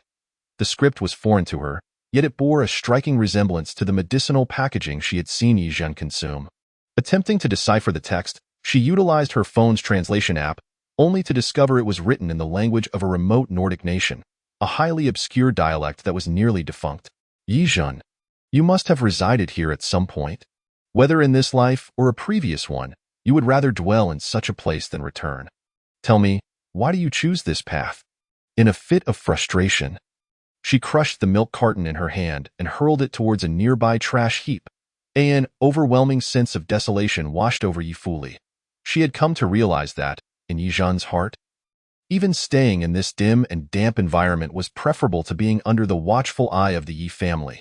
Such a frail creature, possessed such indomitable will, it was, undeniably, a source of admiration for Ye Fuli. For a fleeting moment, she felt a pang of compassion, contemplating abandoning her pursuit and allowing Ye Zhen to slip away. Yet, the memory of the dazzling fireworks that had illuminated the sky behind the school that day reignited her resolve. I will find you. She yearned to grasp Ye Zhen's heart, akin to wanting to preserve the ephemeral beauty of the fireworks. That spectacle was the sole remnant of joy in her life since her rebirth. Good morning, little sister. Ye Zhen awoke naturally in the guest house. Having slept soundly, hearing He Ying's knock at the door, she hurriedly got up and replied, Good morning. I've prepared some new clothes for you. They are left at the doorstep for you to collect. Oh, all right. Leaning against the door frame, Ye Zhen waited until the sounds outside subsided before cautiously opening the door just a crack to retrieve the several bags. Unsurprisingly, Ying had chosen an array of dresses for her. Various styles and colors, including an assortment of stockings, white and black. Thankfully, there were no cat ears or tails. Initially, Ye Zhen struggled to accept the idea of an adult male donning dresses. However, she gradually became accustomed to it. She picked up a relatively simple pair of white stockings, slid them onto her legs, and tugged at them to test their elasticity. Next, She donned a rather inconspicuous denim skirt. Taking a moment to appraise herself in the mirror, she sighed, if only such an adorable loli were not me. She brushed her disheveled bangs and hastily tied her hair up. Alas, she could not match Ye Fuli's skill in styling, nor could she do it as swiftly. Wait, was it just her? Or was she thinking about Ye Fuli rather too often today?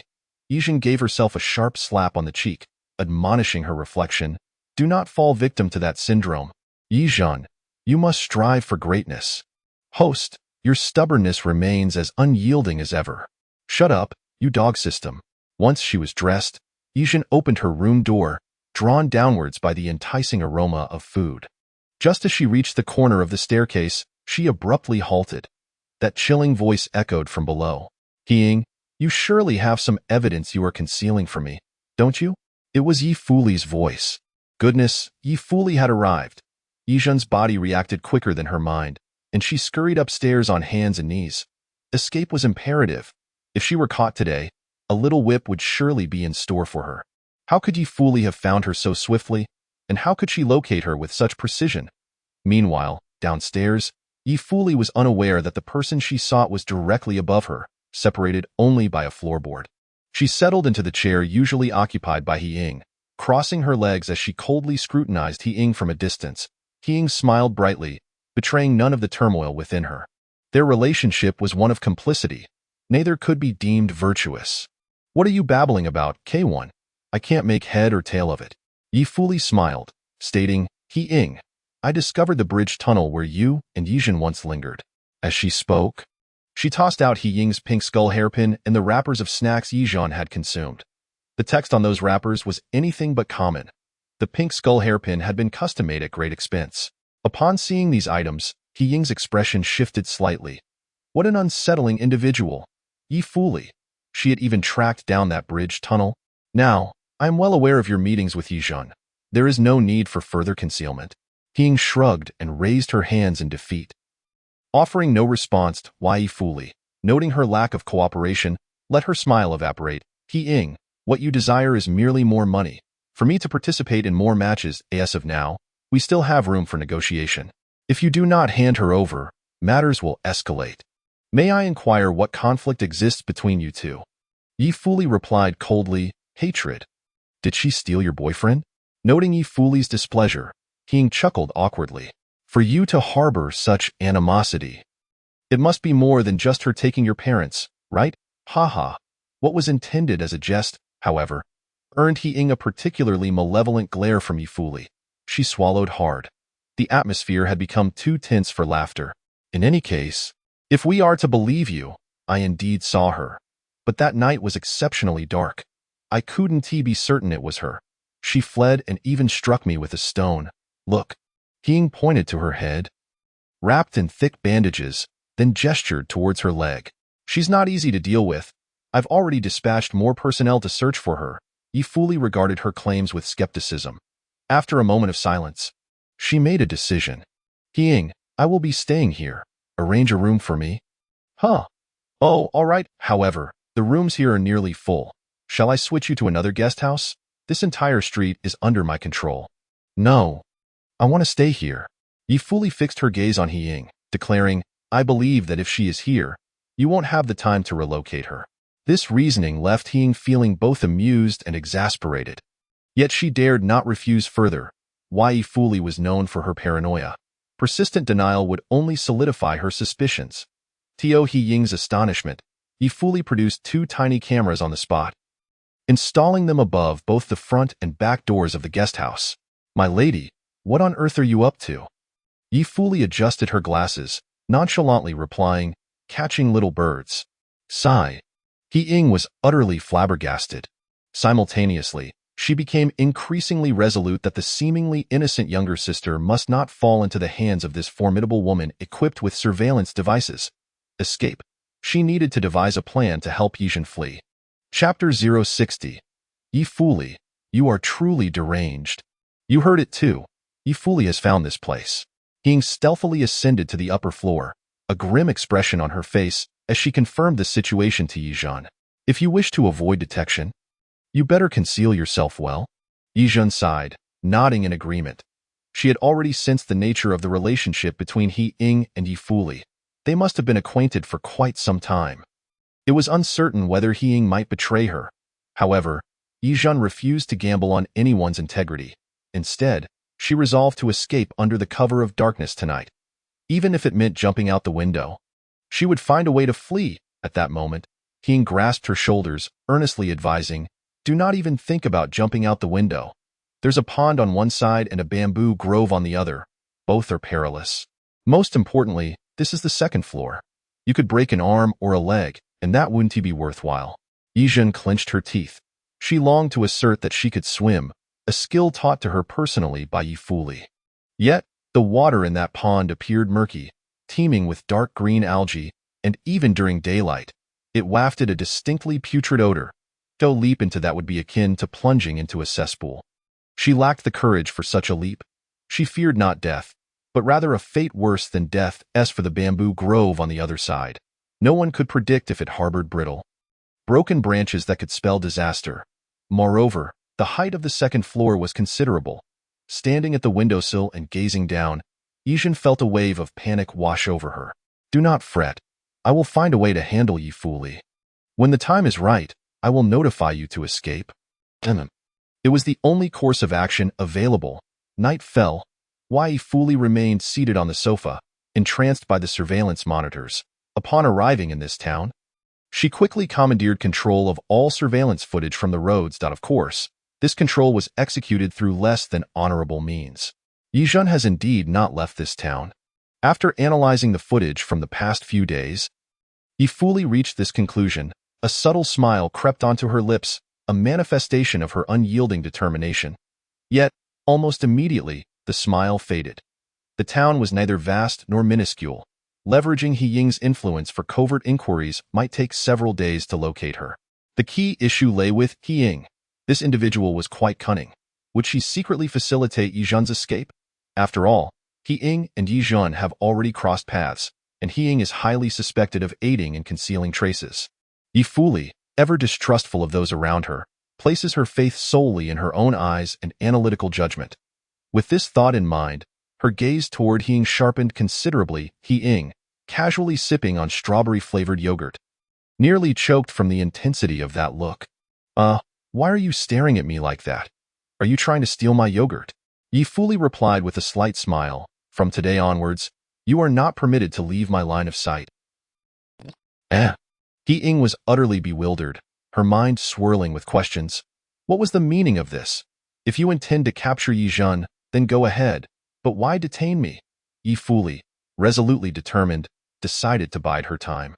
She had not enjoyed a good night's sleep for several days, teetering on the brink of mental collapse, yet she stubbornly kept her eyes wide open, missing not a single suspicious detail. Where she drew such formidable willpower from was a mystery. Rising to her feet, she retrieved a gleaming pair of handcuffs from her bag and approached He Ying with unwavering resolve. He Ying's face registered shock. "Hey, this is too much." Ye Fuli maintained her smile. "It's not official gear.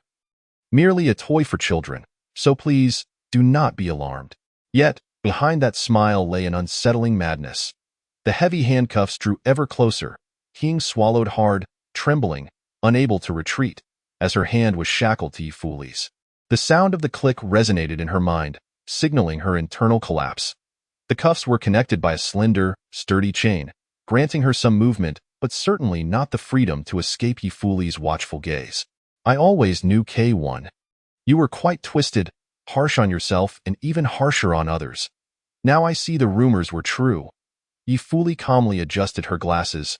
"Miss He, let us not speak in such a manner. If you cooperate with me and promptly hand over the person in question, we can avoid any unpleasantness. After all, I am not here specifically to confront you."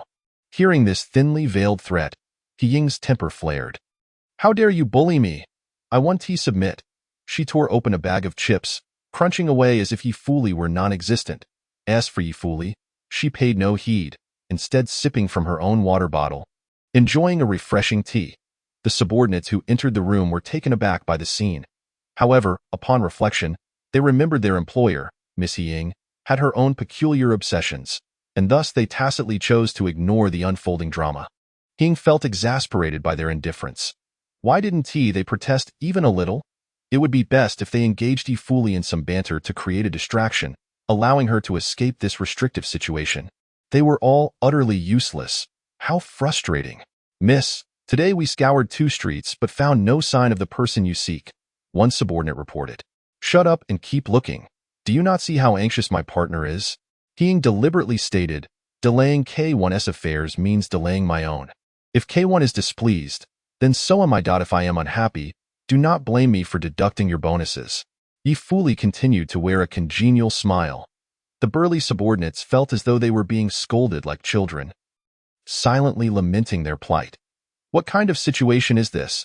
In the sweltering summer heat, it felt as though they were not regarded as human. Thank you for your hard work, everyone. Here is a little something for team money. Ye fully opened her backpack and tossed a stack of crisp bills to those present. I sincerely hope you all can continue to assist me. He watched this act. Unable to suppress a frustrated bite of her finger, it was evident that Ye fully was willing to spend any amount to capture Ye Zhen. Money? What truly mattered? Wealth or a benefactor? He vigorously shook her head, casting aside all greedy thoughts. No, she must not engage in such disgraceful behavior. The benefactor is of utmost importance, the benefactor above all else. Missy, are you aware that next month there is a grand boxing event? Ye fully reclined with her legs crossed, turning slightly to regard He with a smile that was more skin-deep than sincere. She was adept at exploiting the weaknesses of human nature. For instance, He weakness lay in her avarice. By the way, this boxing event is funded by the renowned multinational corporation's female CEO, Jacqueline, with a grand prize of 50 million. 50 million? He sprang to her feet, her eyes gleaming with fervor as they locked onto Ye fully. You'll be attending, right? My dear K1, you will be, won't you? Ye fully shook her head. In her previous life, she hadn't gone. While participating in the matches was certainly exhilarating, it was not essential. Ye fully rarely took to the field herself. She preferred to operate behind the scenes. Nevertheless, she had meticulously investigated every detail regarding this boxing match, ensuring everything remained under her control. Seeing her shake her head, He lunged forward, clasping Ye fully's leg, her eyes brimming with tears as she pleaded, No. No, no, no. You must go. You have to go. 50 million. With your brilliant mind and my vast resources, we could not only win the prize but potentially earn at least 100 million. Eyeing her, Ye fully narrowed her gaze. Then you must first hand over Ye Zhen. Chapter 061. The Ye family has arrived with a thud. He collapsed onto the floor, her previous excitement still etched on her face. She forced a smile. K1, I truly do not know where Ye Zhen is. Ye fully leaned down, grasping one of He twin ponytails with one hand while lifting her chin with the other. With a blink, she smiled. It's all right. I never claimed Miss he had the knowledge, however. If you happen to know, that would be splendid. Wouldn't it? He felt a slight pang at her scalp. But then Ye fully released her grip, pretending as if nothing had happened. Ye fully often wore a radiant smile at such moments, akin to a demon emerging from hell. Even a battle-hardened villain would tremble before such a figure. What hope did someone as delicate and helpless as Ye Zhen have against her? He lowered her head, chastising herself for the fleeting moment when she contemplated betraying the other. No, she absolutely could not hand over Ye Zhen. Ye Zhen would be subjected to unspeakable torment by this person. One could engage in villainy, but one must not be perpetually wicked. The summer night gradually lost its coolness, leaving only suffocating heat in its wake. Fortunately, the interior of the inn was quite pleasant, with air conditioning throughout. In an upstairs room, Ye Zhen sat huddled on the sofa, legs drawn close, feeling utterly helpless as she leaned against the base. The cloud-shaped night light on the bedside table emitted a soft glow. Host, would you like some instant noodles, sunflower seeds, or drinks? Do you see me as capable of eating anything? Ye Zhen exclaimed in frustration, standing abruptly. I am about to go mad from suffocation. That scoundrel Ye fully still hasn't he left? Is she determined to capture me? Host, would you prefer some spicy strips instead? You might as well bring me a few books to read. All right. With a soft thud, a bundle filled with books landed at Ye Zhen's feet. Driven mad by boredom, Ye Zhen quickly reached for the bundle. Upon opening it, her radiant eyes dimmed instantly. You have got to be kidding me. The books included titles such as Postpartum Care for Sows, Global Contact Information for Wealthy Women, How to Successfully Hook Up with a Rich Woman, and The Autobiography of a Legendary Gigolo. It must be said, this dog system certainly knew how to pick books.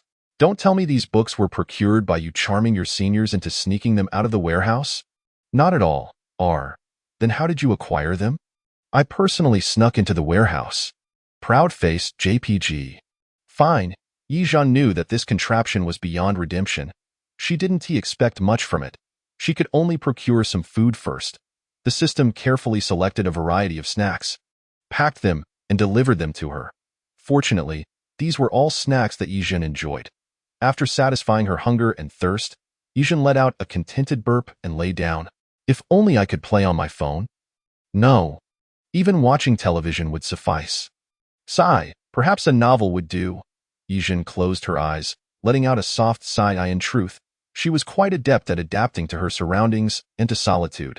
After all, no isolation could be more daunting than a decade spent bedridden. At this moment, though she lacked a phone or television, at least she had an electronic pet to chat with. She gently patted her belly, a slight smile gracing her lips. I feel like I've gained a bit of weight lately. What do you think, dog system? Host, do you feel that your underwear has grown tighter? Or is it your innerwear? All right, this dog could never produce anything of quality. Ye Zhen huffed, choosing to ignore it. She slept soundly until dawned by noon. She heard a gentle knock at the door. Instantly, Ye Zhen's nerves tightened, and she instinctively hid in the wardrobe. The knocking soon ceased. Outside, voices belonging to He Ying and Ye Fuli could be heard. He Ying said, I've already told you, this room is unoccupied. Ye Fuli replied, why is it locked? He Ying said helplessly, this is the room where my grandmother used to live. After she passed away, my father had it locked up and no one is allowed to enter. Ye Fuli responded with a simple "oh." She surveyed the room and its surroundings, choosing not to speak further as she continued on. Some rooms were empty. She stepped inside to take a look before retreating. In others, there were occupants, and after knocking, the tenants were far from cordial, especially when Ye Fuli mentioned her desire to enter. Their expressions soured, with some even resorting to curses. However, after Ye Fuli casually handed out a few bills, their demeanor improved significantly. Come, you wish to tour? It's no big deal. Step right in. This is the wardrobe. This is the bathroom. And here we have, do you like it? Would you like to swap rooms? Not interested? Very well then. After this round, Ye Fuli had at least distributed 5,000 yuan. He Ying watched, her heart aching for her. What grudge could possibly drive Ye Fuli to pursue someone at such a cost? I've installed several surveillance cameras in the corridor. Missy wouldn't mind, would she? Ye Fuli remarked while descending the stairs. Not at all, just a corridor. He Ying thought to herself, what does it matter if I mind? Would you care about my opinion? Alas, poor Ye Zhen. For the next few days, she would have to survive on instant noodles and water in her room. That's good. Ye Fuli continued to lounge on the sofa at the door. Breakfast, prepared by He Ying, was sumptuous and tailored to Ye Fuli's tastes. Yet, regrettably, Ye Fuli showed no interest. Her suitcase was filled with various emergency rations. When she opened it in front of He Ying, the latter was taken aback. You? This seems unnecessary. Ye Fuli raised an eyebrow. I considered it last night. Neither of us are particularly virtuous. If I were in your shoes and hiding someone, I would surely lace the food with something to incapacitate them, then smuggle the concealed person out. You certainly have a vivid imagination. In truth, He Ying had entertained such thoughts, but before she could act upon them, Ye Fuli had already seen through her intentions. Shall we sit down and share a meal? All right. Let us eat. He Ying took a seat. As she observed Ye Fuli offering her an open can of 8 treasure porridge, she cautiously turned away. If you fear poison, I too am wary of your intentions. Ye Fuli smiled silently, disregarding her, and began to eat. The two of them eyed each other warily, their meal fraught with tension. At that moment, one of her subordinates rushed back, exclaiming, Miss, we have a lead. Ye Fuli almost instantly set her porridge aside. Standing up with her gaze fixed intently on him, He Ying, however, looked utterly despondent. What lead? This guy truly seemed uninterested in his job. In the sweltering summer heat, for a few coins, what was worth risking one's life? There's a middle-aged man, well-dressed, carrying a photo of Miss Ye Zhen. asking around the streets if anyone has seen her. Ye Fuli's expression darkened. She understood that the Ye family was also searching for her. Time was running out. Chapter 062. So you're stubborn? Then we shall perish together. Excuse me, have you seen the person in this photo? Excuse me, I apologize for the interruption. Have you seen this child? Ye's father was anxiously canvassing the streets, but yielded no results. Under the blazing sun, beads of sweat streamed down his face, nearly obscuring his vision. Gazing at the slow-paced, remote town, he sighed wearily, a wave of bitterness swelling within him. He had no idea where Ye Zhen had gone or if she was eating well. The bodyguards he had brought were busy showing other photos and inquiring everywhere. Zhen, you are far too reckless. Ye's father felt the helplessness of a middle-aged man. He had always entrusted child-rearing to his wife. Initially, he believed being strict with a teenager was beneficial, at least to prevent them from being easily deceived. But now, it seemed that this path had strayed. His wife called via video chat, and Ye's father answered. The contrast between his sun-scorched surroundings and her cooling off with watermelon in an air-conditioned room was glaring. So, have you found her? Ye's father shook his head, still searching. Can she really travel that far? Perhaps she has sneaked back to the city. Ye's father scoffed. Did you call just to say such nonsense? What do you mean nonsense, oldie? Enough is enough. Stop indulging her. You know what she is like. She wants to see us worry about her. The video call was abruptly ended by Ye's father, who was already irritable. Looking at the disconnected screen, Ye's mother was furious, slamming down the plate in her hand, sending bright red watermelon juice cascading across the floor. A maid respectfully approached, squatting down to swiftly and carefully clean up the mess. This Ye Zhen, the older she gets, the more outrageous she becomes. Ye's mother was incensed, frantically shattering all the precious teacups on the table. The sound of shattering glass sent shivers through everyone present. I merely suggested a paternity test. Is that such a heavy statement that it could sever our relationship? Let her think she can stay away forever. Ha, what's one daughter? I could adopt one from an orphanage. No, 10. Each would be more sensible than her. This is infuriating. While she was indeed fuming, the notion of adopting another child was purely a moment of anger.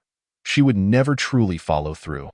The family business she and her husband had built could only be handed down to their biological daughter, and no matter how disappointing, this daughter was connected by blood, and that bond could not be severed. Suppressing her rage, Ye's mother sent another message to her husband. Fine. I concede to her I will buy her 2 more jewelry stores. Will that satisfy her? She should hurry back home. Another day passed. He Ying and Ye Fuli stared at each other, both growing weary. K1, if you can't hold on, just sleep. Don't overexert yourself. You're going to make yourself ill. Ying propped her eyelids open with her fingers, yawning incessantly. If I fall asleep, you'll get your wish. Ye Fuli's eyelids were drooping heavily. She had to squint to keep her focus on the person before her. The last shred of alertness was something she was determined to cling to. He Ying was so tired that she felt like hitting her own head. Suddenly, she stood up, kicked off her shoes, climbed onto the sofa, and looked down at Ye Fuli, pointing at her. I am begging you. Could you behave normally? K1, your overconfidence might lead you astray. Believing in oneself is not a bad thing. But humans are adept at self-deception. I do not deceive myself. He Ying sighed, rubbing her forehead. You are beyond help. You are truly twisted. I am terrified, genuinely terrified. I regret ever meeting you. Ye Fuli seized her ankle clad in white stockings. Tell me, where is she? With her ankle in Ye Fuli's grasp, He Ying was startled. She struggled a couple of times to withdraw her foot. But Ye Fuli's grip was strong, easily bringing her down.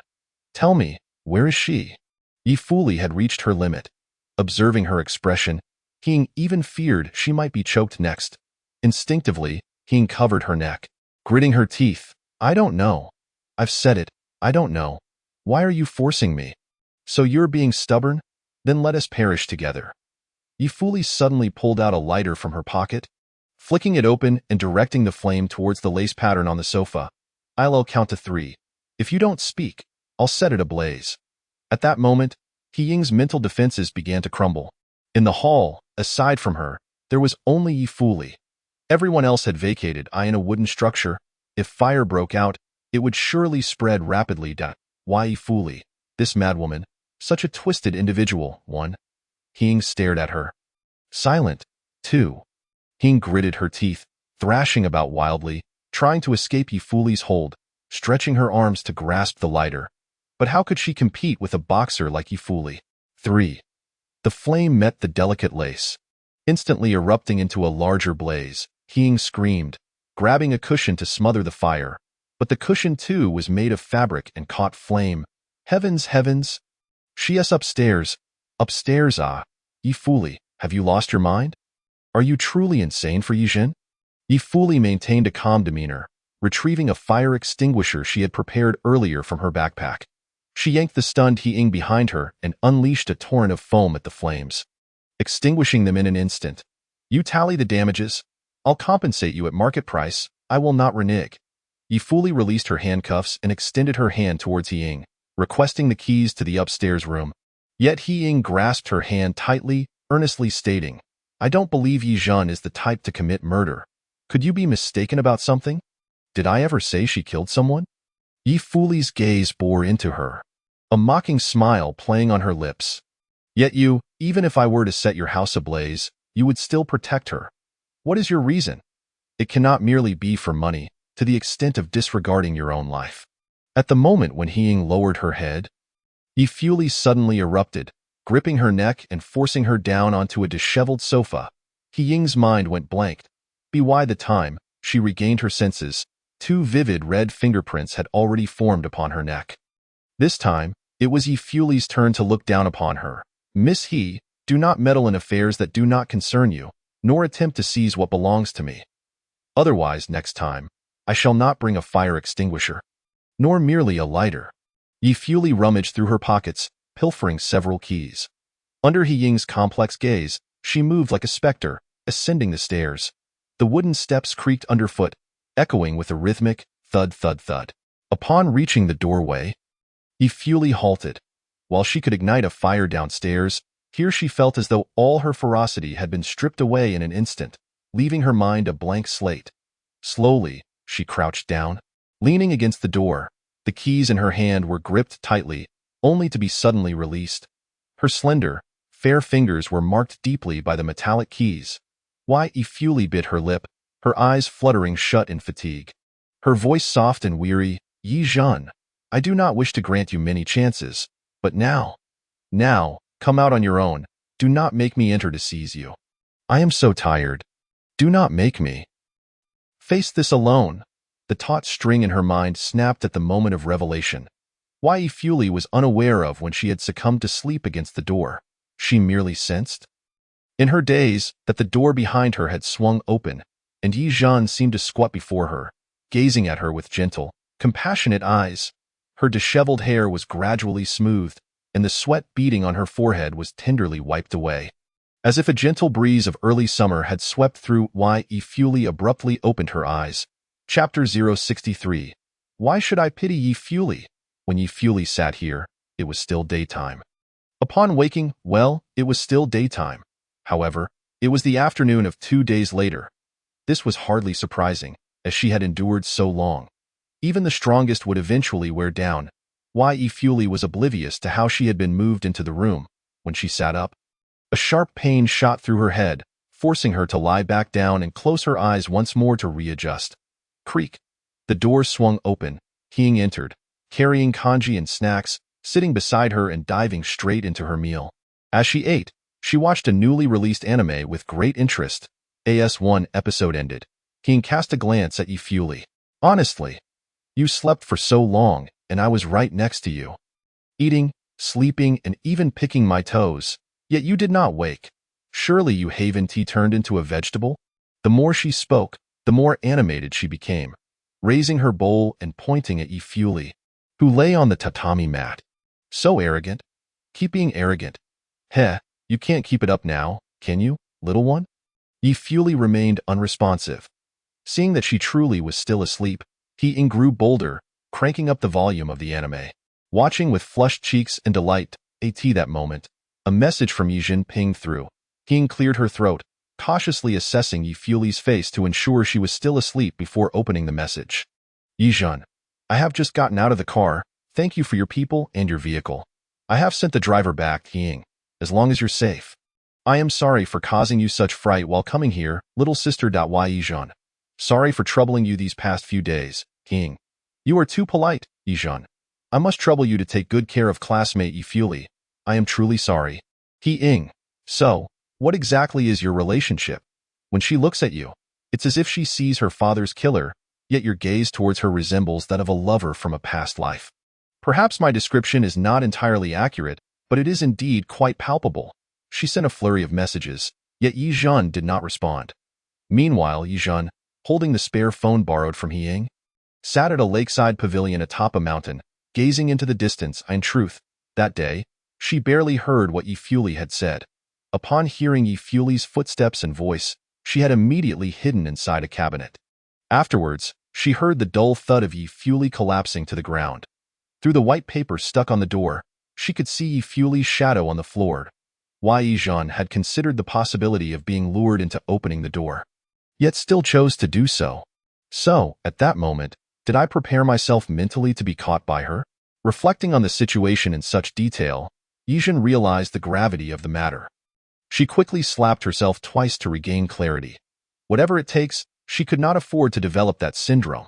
As a person with a male heart, even if her exterior had become delicate and frail, she must not allow her inner self to weaken. Yes. Why should I pity Ye? Who will pity me? I, Ye Zhen, am at least a time traveler and I have a system, right, you wretched system? With my configuration, I shouldn't merely be an ordinary person. I should be above the rest, right? Isn't that right, you wretched system? Oh, you detestable host, calling me a cute little system at every turn. I am quite angry now. Humph. Ye Zhen coughed a few times. I apologize. I promise I won't call you that again. You said the same thing yesterday. This time I truly mean it, yes. Well, having an electronic pet to bicker with certainly adds a bit of amusement to life. Ye Zhen had never expected her heart could be so hardened that she could turn a blind eye and flee from her idealized, weakened heroine and run so far. This summer vacation had been excessively thrilling. This place is a scenic area in the southwest, bustling with people escaping the heat, camping, and barbecuing during the holidays. At this hour, the aroma of grilled meat and skewers wafted through the air. Ye Zhen gazed longingly at the food. Thus, after a relentless negotiation with the system, it stealthily provided her with a barbecue grill and an array of ingredients and spices. However, due to the crowd, the system could only deliver them inside the tent, leaving her, a petite girl, to carry everything herself. During this time, Ye Zhen rejected several offers of help from eager young men. Host, you can actually refuse to exploit this naturally advantageous appearance of vulnerability for your own gain. This truly impresses me. Ye Zhen placed one hand on her hip and wiped her face with the other. You know nothing. If I let them help, wouldn't I have to treat them to skewers later? Such large chicken legs must be worth at least $10. Just thinking about getting it for free makes my heart ache. As she spoke, an inexplicable thought crossed her mind. Had Ye eaten yet? Ah, what a detestable notion. Go away. She slapped herself once more. Look at that. In the face of premium wagyu and such large chicken legs, lamb skewers, oysters, and lobsters, she could still think of Ye. How infuriating. After chastising herself, Ye Zhen hurriedly began to grill. With so many ingredients, she certainly could not finish them all, but with many tourists nearby, she could take the opportunity to sell some and earn a little profit. However, given her cooking skills, which Ye had heavily criticized as poor, could she really manage? Ye Zhen's eyes twinkled as a thought crossed her mind. Host, flip it over. Eggplant, flip it over. Host, add the seasoning. 1 spoon, not too much. Host, the fire is dying down. Add a piece of charcoal. Before long, the enticing aroma of barbecue wafted from her direction. Ye Zhen felt herself a genius for thinking to have the system assist her in monitoring the cooking. Now that it was such a success, she felt a bit shy. Look over there. There's a black girl doing barbecue. PFF, what black girl? She just has a dirty face. So fragrant. This flavor is incredible. I want a skewer. Don't add too much spice. One by one, people approached to do business with Ye Zhen, purchasing numerous lamb skewers, and those who tasted them all praised their deliciousness. Ye Zhen couldn't help but feel delighted, thinking that with this skill, she would never go hungry again. Having a system was truly enjoyable. Just as Ye Zhen was daydreaming about turning her small venture into a nationwide chain, an unpleasant voice interrupted from behind her. Ye Zhen. Senior, why do you trouble yourself like this? Ye Zhen jumped in surprise. Turning around, she saw Huang Li, his face smeared with smoke. Huang Li? When did you? I've been following you ever since you left that inn. Senior. Huang Li wore a worried expression. Senior, please stop barbecuing. If you're short on money, feel free to ask me. Saying this, he wiped at the corners of his eyes, though he failed to catch even a single tear. Seeing you demean yourself like this truly pains me. I know you, and Ye Fuli. Huang Li clutched at his chest, sniffing. He nearly let slip the biggest secret, but thankfully managed to stop himself in time, averting a potentially terrifying confrontation. Regardless, I know you both have your reasons. Don't worry, I won't reveal your secret to anyone. I swear on my life. Ye Zhen was utterly perplexed. This guy seemed to have some sort of hysteria. Hopefully, he wouldn't overthink things. That would be too detrimental for him. Meanwhile, inside the inn, Ye Fuli was using grappling techniques on the young lady He Ying, eliciting pitiful cries for mercy. Without hesitation, Ye Fuli snatched He Ying's phone, which was currently displaying an open chat with Ye Zhen. She poked the screen, contemplating for a moment before sending a message. May I see what you are doing? Just take a photo for me. Chapter 064. The confident Ye Fuli was tricked. Hey, that's my account. Why are you using my account to chat with my sister? He Ying reached for the phone, but was quickly pressed down by Ye Fuli. Ye Fuli stared at the phone screen, pursing her lips in silence. After a while, she finally said to He Ying, you cannot tell anyone about my chatting with Ye Zhen on your behalf. He Ying responded, huh? Ye Fuli shot her a glance, especially not Ye Zhen. She must not know a word. This was not a suggestion, but an order. He Ying, receiving such a command, bore a face of discontent, but still muttered, yes, yes, yes. After some time, Ye Zhen sent a photo. The picture depicted a magnificent forest landscape, accompanied by 2 golden, crispy skewers of meat. Ye Zhen, I'm having barbecue. Would you like some? Ye Fuli remained silent. After a while, Ye Fuli sent her a message. The mountain wind is strong at night. Where will you stay? This time. Ye Zhen replied quickly, did you forget? I have a tent. Just a tent, it seemed, was not much different from roughing it outdoors. Ye Fuli slowly lowered her phone, pressing her hand against her heart to calm herself. Though she was reluctant to admit it, seeing Ye Zhen sleeping in a bridge hole, facing the elements, stirred feelings of unease and even worry within her. However, this emotion, which she herself refused to acknowledge, had no chance of surfacing. Ye Fuli stubbornly believed that she had been affected by the black spider, leading her to entertain such peculiar thoughts. This was an ailment that required vigorous treatment. This phone is quite nice. It belongs to me now. Huh. He Ying exclaimed, then weakly protested. At least return my SIM card, so I can format it. Of course, her protest fell on deaf ears. Ye Fuli tucked the phone into her pocket and began packing her belongings, not intending to linger for even a moment before departing. Before she left enough cash to compensate for the losses in He Ying's shop, along with the ransom for the phone. Holding the stack of cash, He Ying felt a myriad of emotions. What on earth happened between those two? If they were enemies, it wouldn't seem so. If they were friends, it would appear even less so. He Ying sighed, pressing her forehead. Such a complicated matter was beyond her comprehension. She decided to set it aside and refrain from meddling. Not long after, the results of the graduation exam were announced in Ye Zhen's class group. It was as if a bomb had detonated, causing a tumultuous uproar. What the heck? This is Ye Zhen's score. It can't be. Surely there was an issue with the exam paper. Or perhaps the grading teacher is a relative of hers.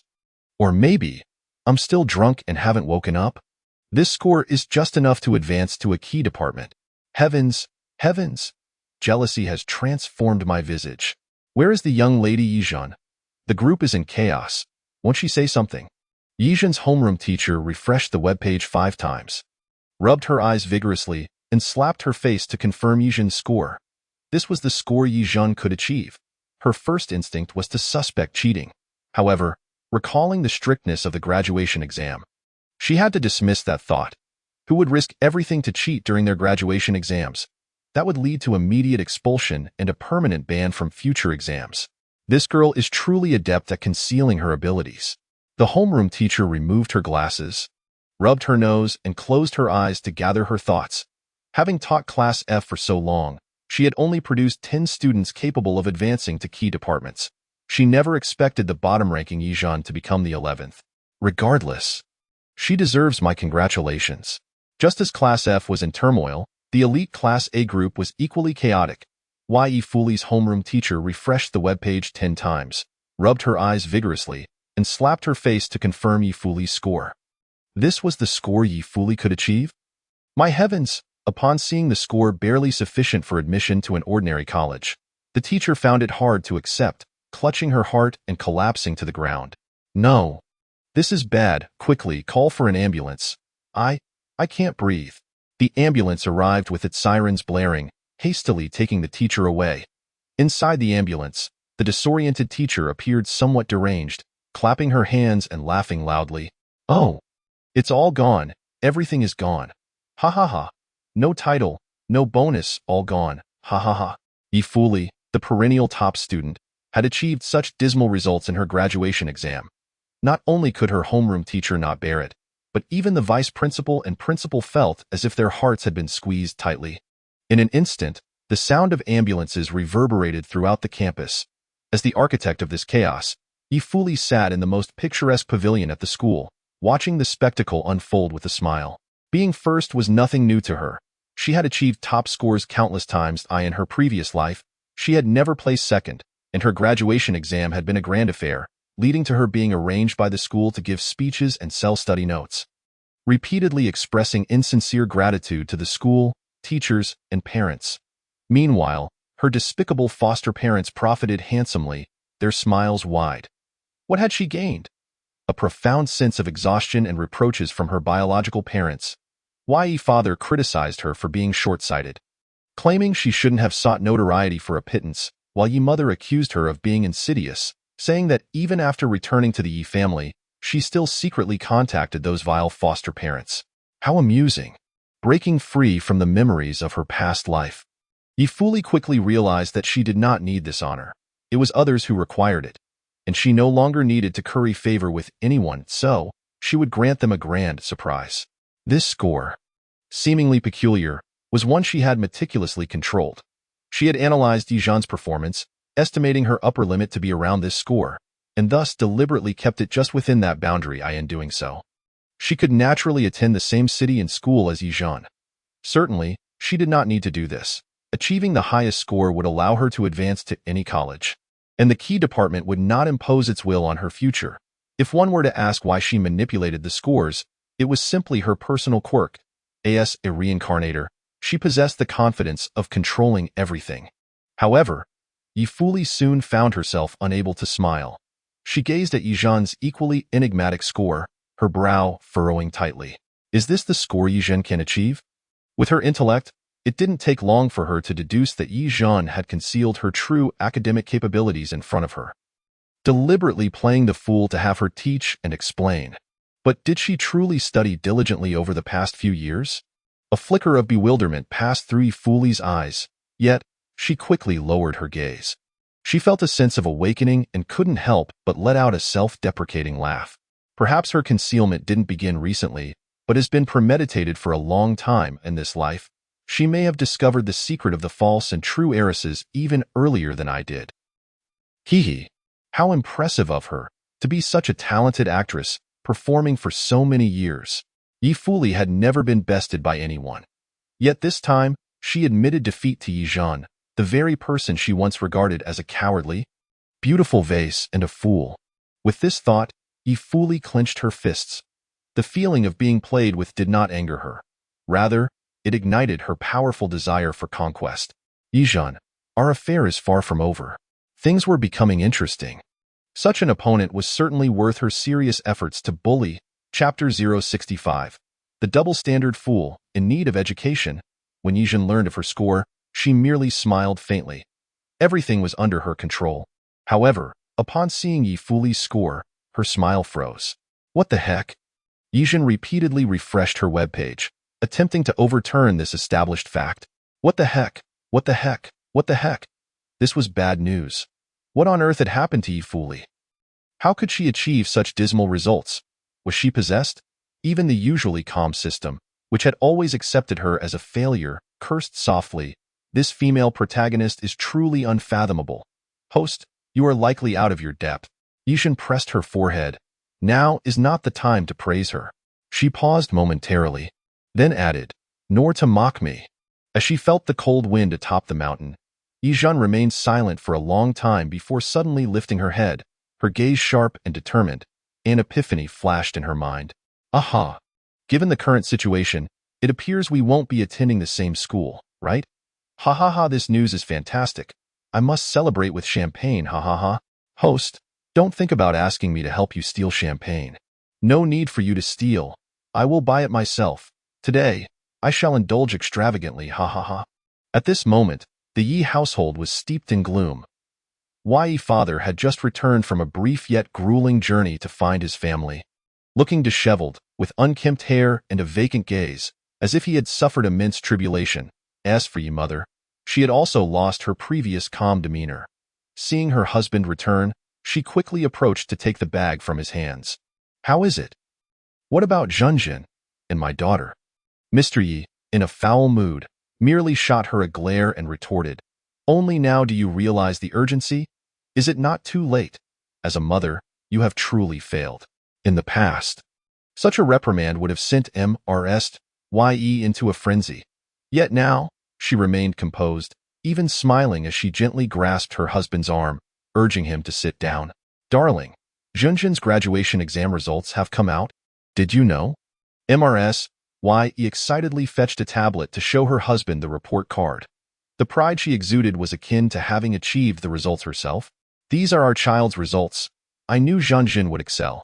She is a wonderful child who hasn't made our love for her in vain. It must be said, Zhen's results brought her immense joy. I shall buy her 5 gold stores, and I will even allocate 100 million to commission a golden statue for her. My Zhen is truly a remarkable child. She deserves every bit of this. Ye remained silent throughout, observing his utterly oblivious wife, his fists clenched. Have you had enough of this nonsense? What?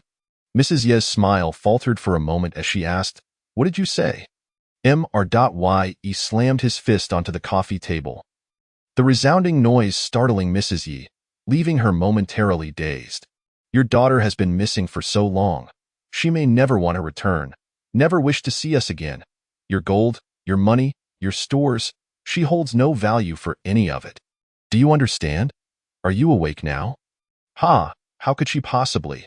Mrs. Ye attempted to defend herself but was met with a fierce glare from Mr. Ye. With an expressionless face, he commanded, go change out of your nightgown now. We are going out to search for her. His tone brooked no argument. Typically mild-mannered and concerned with appearances, he rarely raised his voice with family, especially not with his wife. But now, he had lost all rationality. Ye stood frozen, unresponsive, until Ye tugged at her arm, dragging her into the changing room. At which point she seemed to awaken from a stupor and cursed under her breath. After venting her frustration, she obediently changed into suitable clothes and followed him out. Zhen no longer wanted them? No, that was impossible. She must simply be sulking. How could she bear to abandon such a grand family legacy, to forsake a life of luxury? Mrs. Ye appeared unable to convince herself otherwise. Their Zhen had indeed been away from home for quite some time. But if it were merely a fit of temper, she should have returned by now. After all, with such excellent results, if she wanted the stars from the heavens, the couple would surely fetch a ladder to retrieve them for her. She could have anything she desired.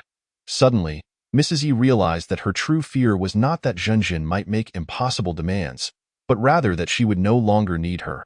Under the blazing sun, with not a whisper of cool breeze, Mrs. Ye felt her scalp prickling from the heat, beads of sweat cascading down her face. Since becoming a lady of leisure, it had been ages since she had endured such discomfort.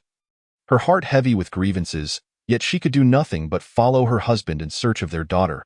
After gathering her emotions, Ye Fuli once again picked up her suitcase and stealthily pursued Zhen's footsteps. Armed with He Ying's phone and social media accounts, She found it easy to communicate with Zhen and keep track of her whereabouts. The sound of a new message jolted the drowsy Ye fully awake on the bus. She picked up her phone to check. Zhen. Third miss, look, I've arrived here, and the goldfish are so plump, like pigs, huh? She sent a photo showing several chubby goldfish competing for food in a crystal-clear artificial pond. Ye fully chuckled briefly but quickly wiped the smile from her face, replying, "What's the point of such fish? They're neither pleasing to the eye nor of any use." Zhen, huh? This strange comment felt reminiscent of conversing with that icy Ye fully. On the other side of the screen, Zhen couldn't help but scratch her head. However, she didn't feel betrayed by Ying. Let there be no misunderstanding. She did not trust Ying's character but understood Ye fully's nature. If the person on the other side truly were a formidable figure, wouldn't she already have tracked her down? Hey, look at how clever I am. After a brief silence, Ye fully sent another message. The results are out. Where do you plan to go for further studies? Zhen, me? Oh, I haven't decided yet. Actually, I don't like studying. Maybe I want to consider further education. Ye fully. If you don't continue your studies, what do you plan to do? Zhen, sell skewers, sell potatoes, sell roasted sweet potatoes. 3 yuan each, 10 yuan for 3. Ye fully. Zhen, haha, I'm just joking. I'll think about further studies after I've had my fun, bye. After this teasing jest, Ye fully rolled her eyes in annoyance and turned off the screen. Just as she was about to close her eyes for a quick nap, she opened them again, feeling inexplicably small while chatting with Zhen through He Ying's social account. Moreover, why was Zhen so lively when chatting with others? This undisciplined fool has such double standards. Chapter 066. To wake her or not to wake her. In the Rose Resort, Zhen indulged in every activity available, even attending a free-made performance, before finally exiting the park in high spirits. She found a spot where everyone was camping and set up her tent. After a quick freshening up, she crawled into the tent, lay down, and flipped over. Pure bliss. Hey, I'm really happy. In her past life, being bedridden for a decade had filled her with curiosity about the outside world. She not only enjoyed feeding fish but also delighted in playing with soap bubbles like the children, and she yearned to experience thrilling rides such as the pirate ship, roller coaster, and haunted house. However, considering she was all alone and would have no one to cling to in fright, she ultimately decided against it. In this life, I am content. Host, are you not being a tad too easily satisfied? The system of the lazy fish emitted a voice of disbelief. Zhen huffed and replied, "Tell me, why do people strive and toil? Of course, to achieve great success and become someone of significance." Zhen shook her head, feigning profundity as she said, "It is so that one day, I can lie back comfortably like this and indulge in idleness." Zhen grew animated, even feeling compelled to lecture the system. "Look, you a little waste yourself. I have accepted your mediocrity and incompetence, so you should too, embracing idleness like I do." Isn't that wonderful? The system fell into contemplation. Was she scolding it? Zhen continued, "Of course, if one day you evolve into a sign-in system, a wealthy system, or a genius system, then we can enjoy wealth together, never forgetting each other. Just remember to help me steal some good stuff. It wouldn't be in vain for us to have this love-hate relationship." The system fell completely silent. It felt that Zhen was truly going too far.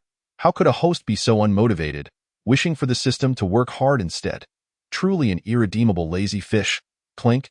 Zhen actually opened a bottle of champagne and toasted to the air. For the sake of safety, she took a shallow sip, then filled her empty glass with Sprite. To freedom, cheers.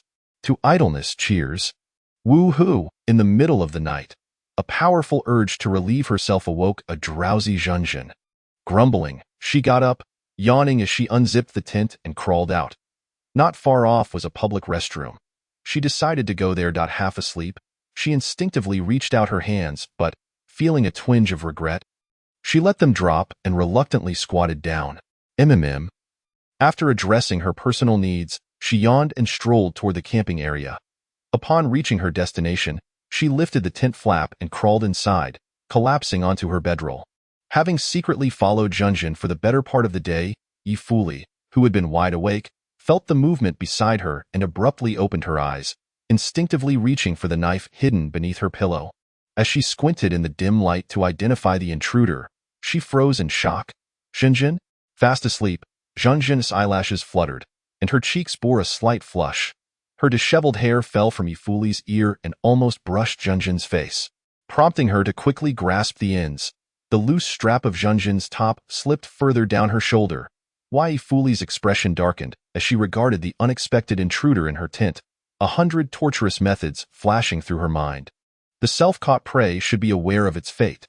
Yet ultimately, she did nothing, merely maintaining her position, watching the peacefully sleeping, utterly defenseless girl. Tio wake her or not? If so, what would be the best approach? Yifuli gazed at Zhen Zhen's delicate neck, thinking that awakening her by choking her might not be the best idea. Perhaps a kick to wake her up, but looking at Zhen Zhen curled up, she feared that a single kick might do serious harm, and then there would be no fun left. After much hesitation, she could not devise a particularly good plan. Yifuli slowly reclined, staring blankly at the dark ceiling of the tent. Inside, the only sound that pierced the silence was the somewhat heavy breathing of Ye Zhen. After a brief moment, Yifuli felt a weight on her leg. Ye Zhen had draped her leg over her, wrapping her arms around her waist and resting her head against her hair. Instantly, Yifuli was reminded of the days when she had used her as a pillow, yet the sensation now was entirely different. A storm brewed in Yifuli's mind. Resolutely, she rose and, with the lightest of movements, lifted Ye Zhen and carried her out of her tent. The two tents were, in fact, completely dissimilar, even their colors differing, one black, the other a deep teal. How could Ye Zhen be so oblivious as to make such a mistake? This question found its answer after Yifuli deposited her back in her own tent. Ye Zhen was truly in a deep slumber. Even being moved from one tent to another, she remained utterly unresponsive.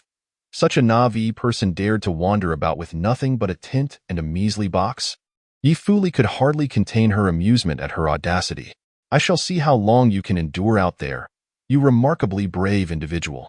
A young kitten that has not been nurtured must face a little hardship before learning to cling and obey. In that moment, Yifuli's mindset shifted.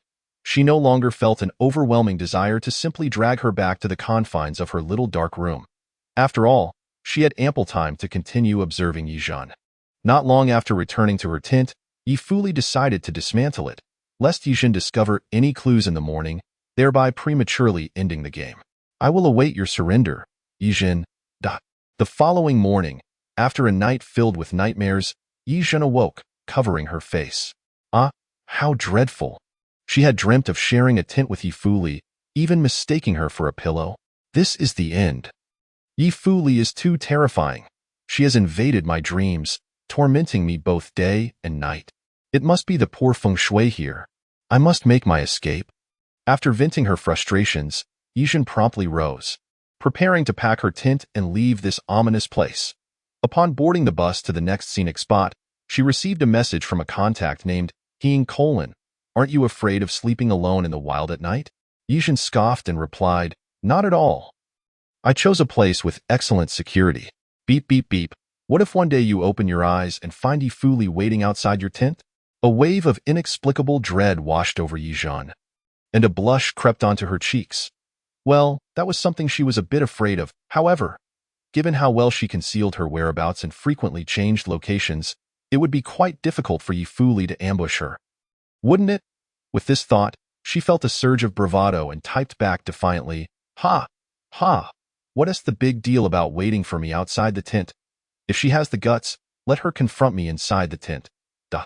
In the ensuing week, Ye Zhen occasionally updated Ying about her experiences and shared her coordinates, a prearranged agreement before departing from the quaint inn in her hometown. As Ying put it, little sister, you speak so softly, like a little lamb. It makes one uneasy to think of you wandering alone. When Ye Zhen escaped from the Yi household, she had not considered the potential dangers of her youthful, innocent appearance. However, after He Ying's reminder, a sense of unease crept in. She could no longer subconsciously think of herself as a robust man. The disparity in strength between the sexes was already significant. Not to mention she was a petite girl, even weaker than the average female. Thus, she diligently shared her coordinates each day, ensuring that if any danger arose, Ying could come to her aid. Little did Ye Zhen know that her chatting partner had long since changed. Had she been aware that the person exchanging messages with her was none other than her greatest fear, Ye Li, she would likely have fainted on the spot at this very moment. Ye Li, donning a wide-brimmed straw hat and sunglasses, dressed in nondescript casual attire, sat in a gazebo at a vantage point. Observing Ye Zhen frolicking in the water below. What a childlike spirit, she mused, sipping her icy lemon tea and letting out a sigh. Switching hands, she continued to rest her chin on her palm. Why do I feel like a mother accompanying her daughter on a trip? This peculiar thought caused Ye Li's expression to become somewhat awkward. The sight of Ye Zhen, clad in sunflower-patterned swim trunks, only reinforced the impression of a child rather than a fully fledged adult. She rubbed her temples and quickly diverted her gaze. I truly should not have engaged in that match with the Black Widow. She has really left me in disarray. Ye Zhen, having played in the water to her heart's content, perched herself on a stone by the shore, wiggling her pristine little feet and splashing water about. She tilted her head back, squinting at the vast, clear sky. Ah, how refreshing! The meaning of life seemed to boil down to this, didn't it? A vendor pushing a cart selling freshly made beverages passed by Ye Zhen. She raised her hand like a schoolgirl and called out, "Excuse me, I would like a cup of lemon tea." "Certainly, that will be 80 cash or card." "What? You might as well rob me." "Hey, little one, that's not how you should speak. This is freshly made lemon tea. If you don't understand, you can ask your parents." Hearing herself referred to as little one, Ye Zhen's face flushed with indignation, and she shouted, "I am a fully grown adult who has completed 3 years of education." Alas, with her youthful visage, her words lacked credibility. Observing her agitation, a kind-hearted older sister nearby offered to pay for her drink. "Here, little sister, don't be upset. By the way, where are your parents? Aren't they worried about you playing in the water all alone?" The well-meaning older sister inadvertently dealt Ye Zhen another verbal blow. As she reluctantly accepted the cup of lemon tea, her face was painted with grievance. Only after the older sister had walked away did she realize she had failed to utter a single word of thanks. How ridiculous! Ye Zhen sprang to her feet, hands on her hips. "Here I am, a dignified man, yet I am forced to play the role of a cute girl. How infuriating! Host, if you were a true man, perhaps you wouldn't have received free lemon tea." "Nonsense! You have no idea how charming I was in my past life, how much I was adored. The nurse would always send me flirtatious glances and sneak in at night to cover me with a blanket, bringing me roses in the morning." At this point, Ye Zhen huffed again. "It's all your fault for being such a useless system. Otherwise, I might not even have to pay for watermelon." "Host, if you wanted free watermelon, you should have said so. I could airdrop you a 20-pound watermelon." "Hey, don't meddle. Just thank you." She left the water's edge and headed toward the changing room to AT that moment. Ye Li finished the last sip of her lemon tea. Rising, she prepared to change her position and continue watching Ye Zhen. This act of surveillance was quite exhausting, and had it been someone else, they likely would not have been able to endure for so long. Yet Ye Li found great pleasure in it. As dusk approached, Ye Zhen began preparing for her camping adventure. There's a campsite nearby where many people have set up tents. With her box in hand and bag slung over her shoulder, she walked in the direction indicated on the map. That should be the spot. In the dead of night, Ye Zhen, who usually enjoyed restful sleep, found herself unable to drift off. Clutching her blanket, she rolled back and forth on the plush rug. Her eyes growing weary, yet sleep eluded her in the stillness and solitude of the night. Her mind wandered to myriad thoughts. She thought of her parents back at the Yi household, of He Ying, of Ye Li, and even of Ye Li's adoptive parents. A pang of pain struck her heart at the thought of Ye's father. Quickly, she pushed the sentiment aside, reminding herself not to dwell on what did not belong to her. When thoughts of Ye Li crossed her mind, she buried her face in her hands. She suspected she was testing the theory that absence makes the heart grow fonder. Being away from home for so long, her mental image of Ye Li was becoming increasingly idealized and benevolent. The memory of Ye Li scolding her had also lost some of its sting. She recalled the golden ring Ye Li had gifted her, the meals she had prepared, and the earnest way she had taught her in the pool. Ye Zhen swiftly slapped herself twice. "Stop thinking. Please, just stop, you cursed mind." This inexplicable emotional shift filled her with trepidation. The pain brought her a moment of clarity. She cupped her face in her hands, pouted, and wiggled her toes on the rug. "Since I can't sleep, I might as well tackle some math problems and preview my 4-year curriculum. Host, you are finally taking the initiative to study. It seems there is still hope in following this lazy host around for a life of leisure. What nonsense! Your master, I, have always been diligent and hard-working. Okay, just look at my outstanding results. Look. Host, your face is truly thick. Ye Zhen raised an eyebrow and smiled. At that moment, outside the tent, not far from her, Ye Fuli was scrolling through her phone. Lost in thought, the chat interface with Ye Zhen remained open, and she yearned to converse with her but found herself at a loss for words. She let out a soft sigh, with a slight adjustment to the disheveled strands of hair blown by the wind. She still wore a face of annoyance as she tucked her phone away. Why do I always feel the urge to say something to her? Am I intending to scold her or intimidate her? Do I wish to confine her or continue to let her roam free? A chaotic swirl enveloped Ye Fuli's mind. Her intellect rarely faltered in understanding matters, yet this particular conundrum was insurmountably perplexing. Returning to her modest tent, sleep eluded her. Had I known sleeplessness awaited, I should have brought along some challenging assignments. The agonizing sensation of watching time drag on was unbearable. Beep, beep, beep. The notification sound from her phone jolted Ye Fuli upright. She placed a hand over her heart, soothingly patting it a few times before glancing at the source of the new message. Upon seeing it was from He Ying's alternate account, her expression froze, her mood instantly soured. He Ying's alternate account. Hi, K1. I have good news to share. The stock you entrusted me with has yielded profits again. Shall we follow the usual protocol for dividends and transfer directly to that card? Ye Fuli, from now on, refrain from sending me such useless messages at night. He Ying's alternate account. Hey, what do you mean by useless? That's 5 million. Can you not show some respect for 5 million? Ye Fuli, I'm going to sleep. The triviality of 5 million seemed to her a poor trade for the restful night she had nearly secured. Leaving her feeling quite aggrieved, Ye Fuli promptly switched off her phone, pulled her blanket over her head, and muttered, "How tiresome. Why won't it just dawn already?" Chapter 068. The escape concludes. Time to face punishment soon. The day arrived for submitting college applications. After leaving the Ye household, Ye Zhen had not logged into her previous social media accounts, but today she found it unavoidable. After all, I need to download the forms from the class group and confirm with the school. With a heart full of trepidation, Ye Zhen logged into her social media account. The influx of messages was overwhelming, nearly freezing her phone. Apart from various doubts, there were also limitless flattery, which she found utterly uninteresting and chose to ignore.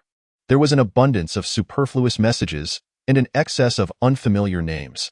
After a considerable search, she finally located Ye Fuli's account. Ye Fuli had sent her numerous repetitive messages, filled with accusations and threats. Devoid of any kind words, exuding an air of ferocity as if she would sever her limbs upon their next encounter. Reading these messages sent a chill down Ye Zhen's spine, rendering her unable to respond to a single one. However, she noted that since her departure from the inn, Ye Fuli had ceased to send her any messages. Perhaps, after that moment, Ye Fuli had let go. It was possible that He Ying had finally managed to persuade her to embrace a new life. Or maybe Ye Fuli herself had come to terms with their past and decided to reconcile with the former selves they had been. In any case, it was a positive development. This nightmare is finally coming to an end. The thought of Ye Fuli's willingness to let go brought Ye Zhen a sense of relief. Yet it was accompanied by a tinge of sadness. That feeling was akin to heartbreak, as if she had lost a meaningful old gift, leaving her heart feeling hollow. Ye Zhen forced a bitter smile, murmuring to herself, "In this lifetime, I am destined to grow old in solitude." Transforming into an adorable girl, yet her heart remained steadfastly straightforward. She would not settle for a marriage. However, she would also not exploit her female form to engage in frivolous interactions with unsuspecting young women. Such behavior struck her as somewhat unethical. As she perused the list of colleges, contemplating her future 4 years, she mused, "With my grades, I have numerous choices. South City it shall be." According to the plot of the comic, the love triangle of the protagonists will not affect South City, and its scenic beauty is splendid, though the culinary offerings leave much to be desired. Ye Zhen sighed. Now was not the time to dwell on food. Escaping the Ye family and the protagonists was her ultimate goal. Resolute, She filled out the application form with utmost speed and submitted it to the school before quickly logging off. The esteemed Miles Higher Learning Institution located in South City. I recall its ranking has entered the top 100 nationally this year. It holds great promise, Ye Zhen's homeroom teacher remarked as she scrutinized the submitted form. At this moment, she regarded Ye Zhen as her prize student, determined to ensure her application was meticulously reviewed. However, before final submission, I should contact her parents to confirm their opinions. The homeroom teacher dialed Ye Zhen's father's number. When informed that Ye Zhen intended to attend the Miles Higher Learning Institution to continue her 4-year studies, Ye Zhen's father was momentarily taken aback. To him, with her grades, she could attend an even better school. Even direct admission to the main branch of St. Laurent would surpass the Miles Institution. Yet, now was not the time for inquiries. What major has she chosen? He pressed down his confusion and anxiety to ask in a measured tone. She has chosen art. Art. Ye Zhen's father could no longer contain his composure. She is being reckless. Why choose art? She should pursue finance or management. With such a vast family enterprise, one day it will fall into her hands. I do not expect her to excel. But at the very least, it should not go under. The homeroom teacher on the other end of the line was rendered speechless. In truth, she too felt that the only daughter of the Ye family should not so recklessly choose her major. Taking a deep breath, Ye Zhen's father inquired, "May I ask how much time remains until the submission deadline?" "No rush. There are still 2 weeks left." Ye Zhen's father quickly replied, "Then please hold on to her application. And do not submit it just yet." He refrained from mentioning Ye Zhen's departure from home. After ending the call, he turned to the private investigator he had hired at great expense. After a lengthy and costly search, they had successfully discovered Ye Zhen's whereabouts. Exhausted, Ye Zhen's father sighed deeply. "Let us go. We must hurry and bring her back." Upon hearing that there was news, Ye Zhen's mother, who had previously been anxious, suddenly darkened her expression and coldly remarked, "That wretched girl, just wait until I teach her a lesson. She has become so unruly. She has truly gone too far." Ye Zhen's father shot her a glare. "You had better behave. If you push her away again, I will file for divorce." Hearing the word divorce, Ye Zhen's mother gritted her teeth but refrained from saying anything further. The immediate priority was to retrieve their child. The matter of her education was of utmost importance. Allowing Ye Zhen to act recklessly was out of the question. They could deal with this spoiled girl later, teaching her the error of her ways for running away from home. Strange. Why do I feel as though my eyelids are twitching uncontrollably? Ye Zhen pondered as she packed up her tent. It was dusk once again. Following her usual routine, she needed to set up her tent, conclude her day of wandering, and rest properly. Yet now, the twitching of her eyelids was intense, and her heart raced anxiously, as though something significant was about to unfold. The recent upheaval and her attempts to evade capture had sharpened her instincts. Could it be that my parents from the Ye family are closing in on me?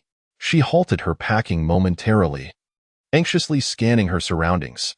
Though she did not spot any suspicious figures, Ye Zhen chose to cease her movements. "No, I must make a swift exit." She hastily rolled up the tent, stuffed it into her bag, and, clutching it tightly, hurriedly pushed her suitcase away from the camping area. However, before she could reach the bus station, she caught sight of several luxury cars with auspicious license plates in the distance. Ye Zhen's heart nearly stopped. Her body acted quicker than her mind, instinctively hiding behind a patch of greenery. That moment, the night had fully descended. The Ye family had evidently come prepared, stationing people at all critical junctures and seeking assistance from the local authorities. Witnessing such a setup, Ye Zhen felt a cold wave wash over her, realizing her escape was now nearly impossible. Being caught and returned to the Ye household would be no better than falling into Ye Fuli's hands. She clenched her bag tightly, determination gleaming in her eyes. Regardless of the circumstances, I cannot give up on my escape until the final moment. Seizing the opportunity, Ye Zhen decisively turned around, dragging her luggage up the mountain path leading to the scenic area. I cannot return. Absolutely not. The mountain wind howled fiercely, burdened. Ye Zhen trudged forward with great difficulty. Halfway up the path, she noticed that the amusement park at the foot of the mountain, which had already closed, suddenly illuminated its lights. With patrolling vehicles emerging one after another, heading toward various exits of the scenic area. Clearly, the financial clout of the Ye family was at play. Ye Zhen silently cursed, damn wealthy people, and continued onward with her luggage. She couldn't tell if it was mere paranoia, but she felt as though a light-footed figure was trailing her from a distance. Despite glancing back several times, she saw no one. A chill crept up her spine. Not far ahead lay a vast orchard, and the path's illumination ceased here. Gazing into the darkness of the orchard, Ye Zhen bit her lip, hesitated for a few seconds, and ultimately decided to venture inside. Just then, the footsteps behind her quickened, and a shadow lunged forward, covering her mouth and forcibly dragging her back. "There's a cliff ahead. Do you want to die?" Hearing Ye Fuli's voice, Ye Zhen's body trembled. Nearly losing her balance, Ye Fuli seized her luggage with her other hand and tossed it aside. "Ye Zhen, have you had your fun? Your foolish and laughable escapade ends here. It's time to accept your punishment." Upon hearing those words, Ye Zhen clenched her teeth. Despair, fear, and helplessness intertwined within her heart, brewing and ultimately transforming into a frenzy of desperation. She forcefully stepped on Ye Fuli's foot, but contrary to her expectations, the latter did not flinch in pain and instead lifted her off the ground. Leaving her suspended in mid-air, Ye Zhen flailed her small fists, striking wildly. She was uncertain whether she landed any blows, but Ye Fuli absorbed them all without releasing her grip. With her powerful arms squeezing around Ye Zhen's waist, tears welled up in her eyes from the pain, and her strength gradually ebbed away. At this juncture, Ye Zhen still resembled a fierce wildcat, shouting, "Ye Fuli, let me go. I would rather die than return. Just let me go." Ye Fuli gazed at her impassively. One must confront reality. "Miss Ye Zhen, I will not." Their eyes locked. From Ye Zhen's gaze, Ye Fuli discerned unmasked hatred. Such a rarity. Ye Fuli smirked slightly, silently amused. "So, no more pretense? What a hate-filled glare. How unexpected." "Hatred?" Ye Zhen chuckled in response, wiping the tears from her eyes. "Indeed. I loathe you. The person I detest most is you. I've returned everything to you as you wished. What more do you want from me?" "Ugh." Upon hearing this, Ye Fuli seized her jaw, halting her words. Leaning closer, she enunciated each word carefully. "Ye Zhen, are you certain that you have returned everything to me?" Chapter 069. Do you know what the true treasure of the Ye family is? This question left Ye Zhen somewhat bewildered. Did she possess anything valuable from the Ye family? Surely not. She had merely taken 2 pieces of jewelry. If Ye Fuli truly cared so much, she could simply hand them over. It was worth it for her freedom. Fine. Fine. I don't want these anymore. They are all yours." Ye Zhen, in a fit of pique, retrieved the 2 pieces of jewelry from her bag and offered them to Ye Fuli. "Now can you let go? I've given you everything. Are you satisfied?" Ye Fuli glanced at the items in her palm and scoffed. "Are you attempting to bribe me? How childish." What she desired could not possibly be these trinkets. Besides, such easily obtainable wealth was not something she needed to ask for. There would always be others willing to present it to her. Poor little kitten, still so dim-witted, entirely unaware of what the Ye family's real treasure was. Seeing Ye Fuli unmoved, Ye Zhen began to thrash about desperately, wildly swinging her small fists. "Let go! If you dare send me back, I will die. I'll hang myself to prove it." Upon hearing her outburst, Ye Fuli suddenly laughed. Then, Ye Zhen heard a truly chilling statement. "Ye Zhen, if you wish to die, so be it that I shall have you cremated and buried in my family's yard. After all, we have ample space. And I will plant some flowers and plants atop your grave." Ye Zhen stared at her in shock. Such a perverse individual, and yet she was the protagonist of a Klitsch Mary Sue comic? Ye Fuli sighed, saying, "Stop trying to resist me. Ye Zhen, don't you realize? Only by obeying my commands can you remain safe and live a life free of worries." Ye Zhen chuckled dryly. "So what am I to you? A slave? A pet? Or merely a toy?" Upon hearing this familiar question, Ye Fuli fell silent for a moment. When Ye Zhen looked up at her, she shifted her gaze awkwardly and lowered her voice. "You can be whatever you wish to be. I can be whatever I wish to be? Indeed. I wish to become the richest person in the world. Can I be that? I wish to transform into a handsome man standing at 6 feet tall. Can I be that? I desire to be an extraterrestrial being, the kind whose eyes emit rays. Can I be that? Ye Fuli stared at her in astonishment. This individual was truly childlike at heart. Ye Zhen shrugged her shoulders and gave a tragic smile. Right now, all I truly desire is freedom. I want to be a free bird. Can I be that? Ye fully fell silent. The search party for the missing person was growing larger. The hope of continuing to escape was gradually diminishing. Ye Zhen resignedly lowered her head. Her hands clenched tightly into fists. Ye fully, I will tell you this. The cage of the Ye family will not confine me forever. A diminutive creature possessed such ambition. Ye fully vigorously ruffled her hair. Then, Ye Zhen, allow me to impart this to you. One day, you will undoubtedly bow your head and submit to me. Saying this, she leaned closer to Ye Zhen's ear. Ye Zhen, believing she was about to engage in some intimate act, hastily raised her hand to block her, prompting a fit of laughter from Ye fully. The ridiculed little girl instantly flushed with embarrassment. I truly admire your untamed spirit, but I will eagerly anticipate the day you sincerely submit to me. Upon your return to the Ye family, you will likely be grounded. Remember not to close the balcony window at night. Upon hearing this, Ye Zhen abruptly lifted her head to look at her.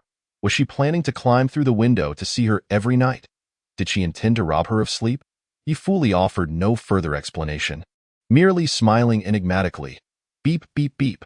The sound of patrol cars echoed from the other side of the mountainside. Zhen. Ye Zhen, are you there? Zhen, don't run off. Come home. Ye father's voice boomed through the loudspeaker. Reverberating throughout the scenic area, the thought of that stifling home caused Ye Zhen's eyes to redden instantly, and she weakly lowered her head, tightly closing her eyes. Ye fully released her grip, gazing into the distance at the lights. She recalled the dismal memories of her previous life.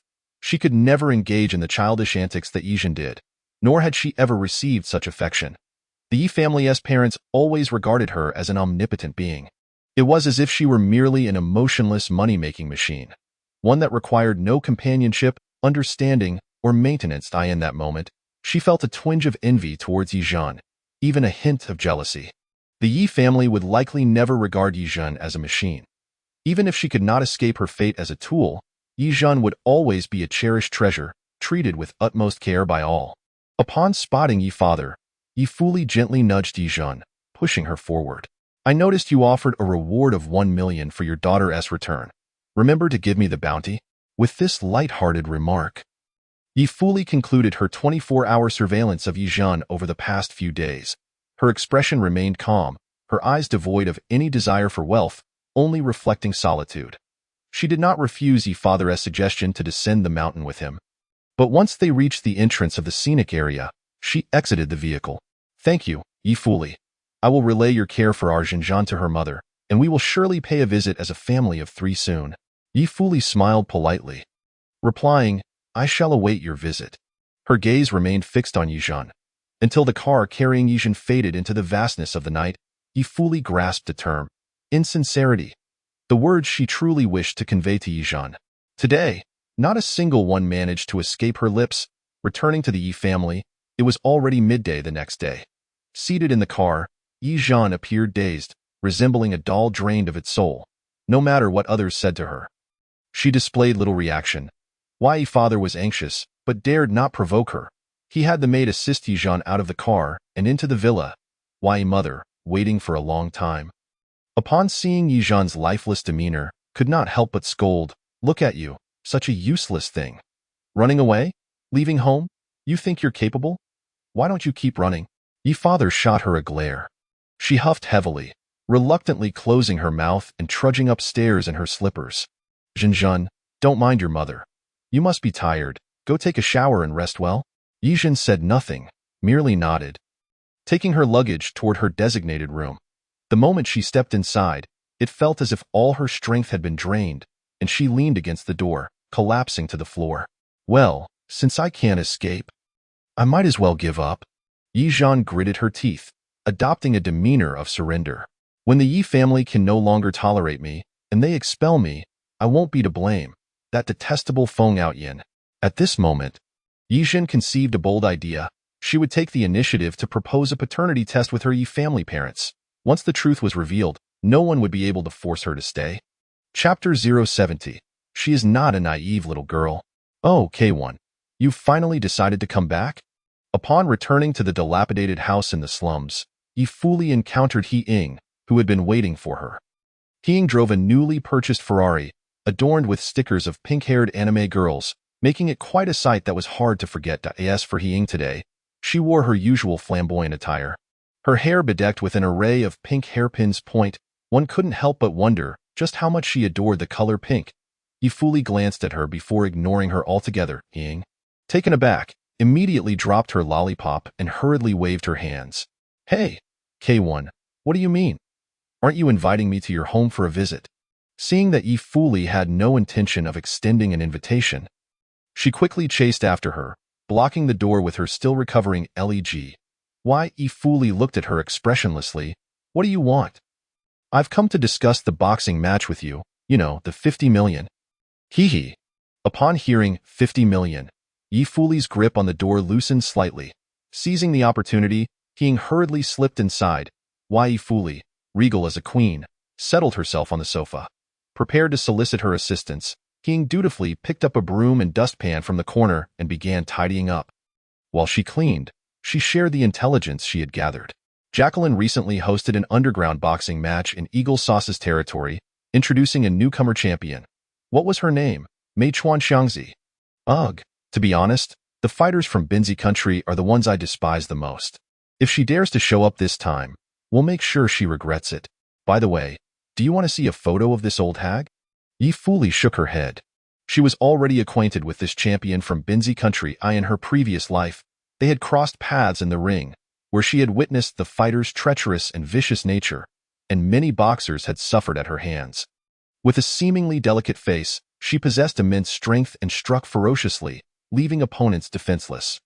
Although Ye fully had also been a victim, she quickly learned her tactics after just one match, formulating several strategies in her mind to counter her.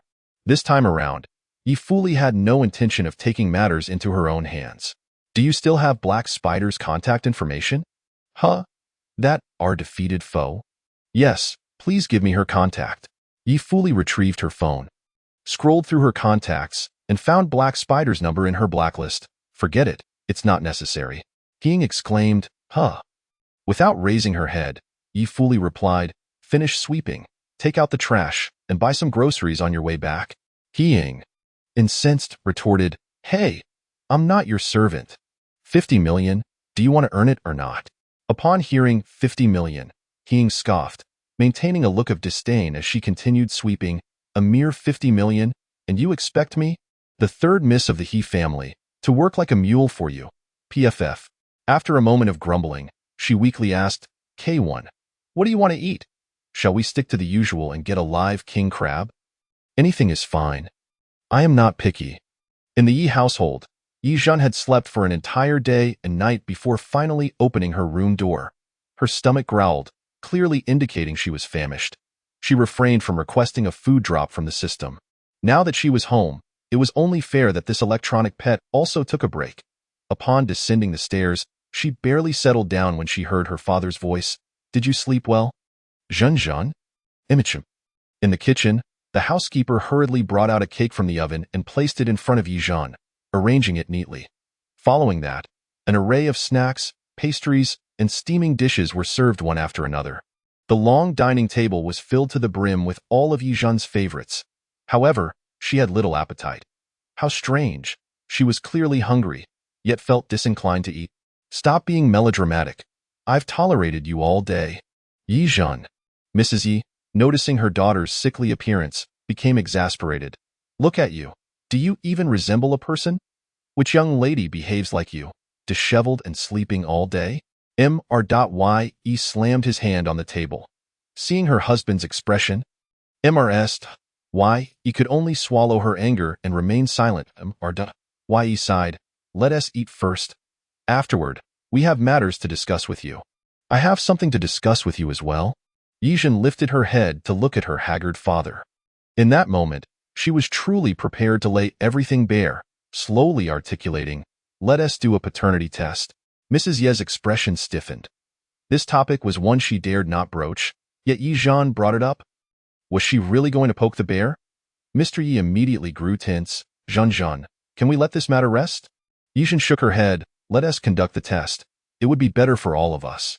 After all, Facts speak louder than words. Eventually, her parents' attention would surely shift away from her. Ye Zhen. Ye exploded, standing up abruptly. What is there to test? You are our daughter, our only daughter. This will never change, do you understand? Ye Zhen raised her head slightly, her gaze steady upon him. But I truly am not your biological daughter. I don't resemble you, and I'm not particularly bright, am I? Ye huffed. With grades like yours, are you really not clever enough? I've heard that genius Ye fully flunked her exams, and you outperformed her. The little girl just wanted compliments, didn't she? As a mother, she was already prepared with generous rewards for her academic achievements.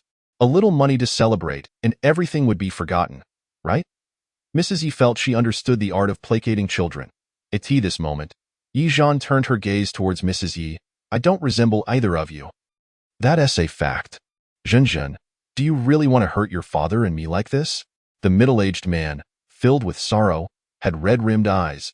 He held his forehead and sat back down, appearing as if he had aged a decade in that instant. Ye Zhen's heart wasn't made of stone. Seeing this scene made her feel a tightening in her chest, and she could only momentarily avert her gaze. Enough, Ye Zhen. You've made your point long enough. Mrs. Ye opened her bag and pulled out a pre-prepared check, passing it across the table. Here's 20 million, a reward for you to spend as you wish. Additionally, I've arranged a few commercial properties in the city center for you, and the rental income will all belong to you. Furthermore, I'll commission a golden sculpture for you, budgeted at 100 million. You can choose the design yourself. Such extravagant wealth had once been Ye Zhen's dream. Yet now, it felt like a hot potato in her hands.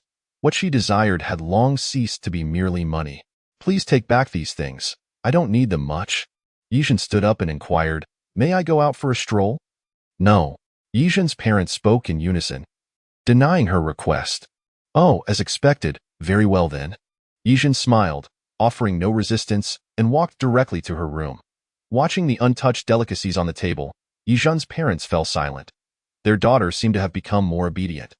Yet paradoxically, she appeared to drift further away from them. What exactly was the issue?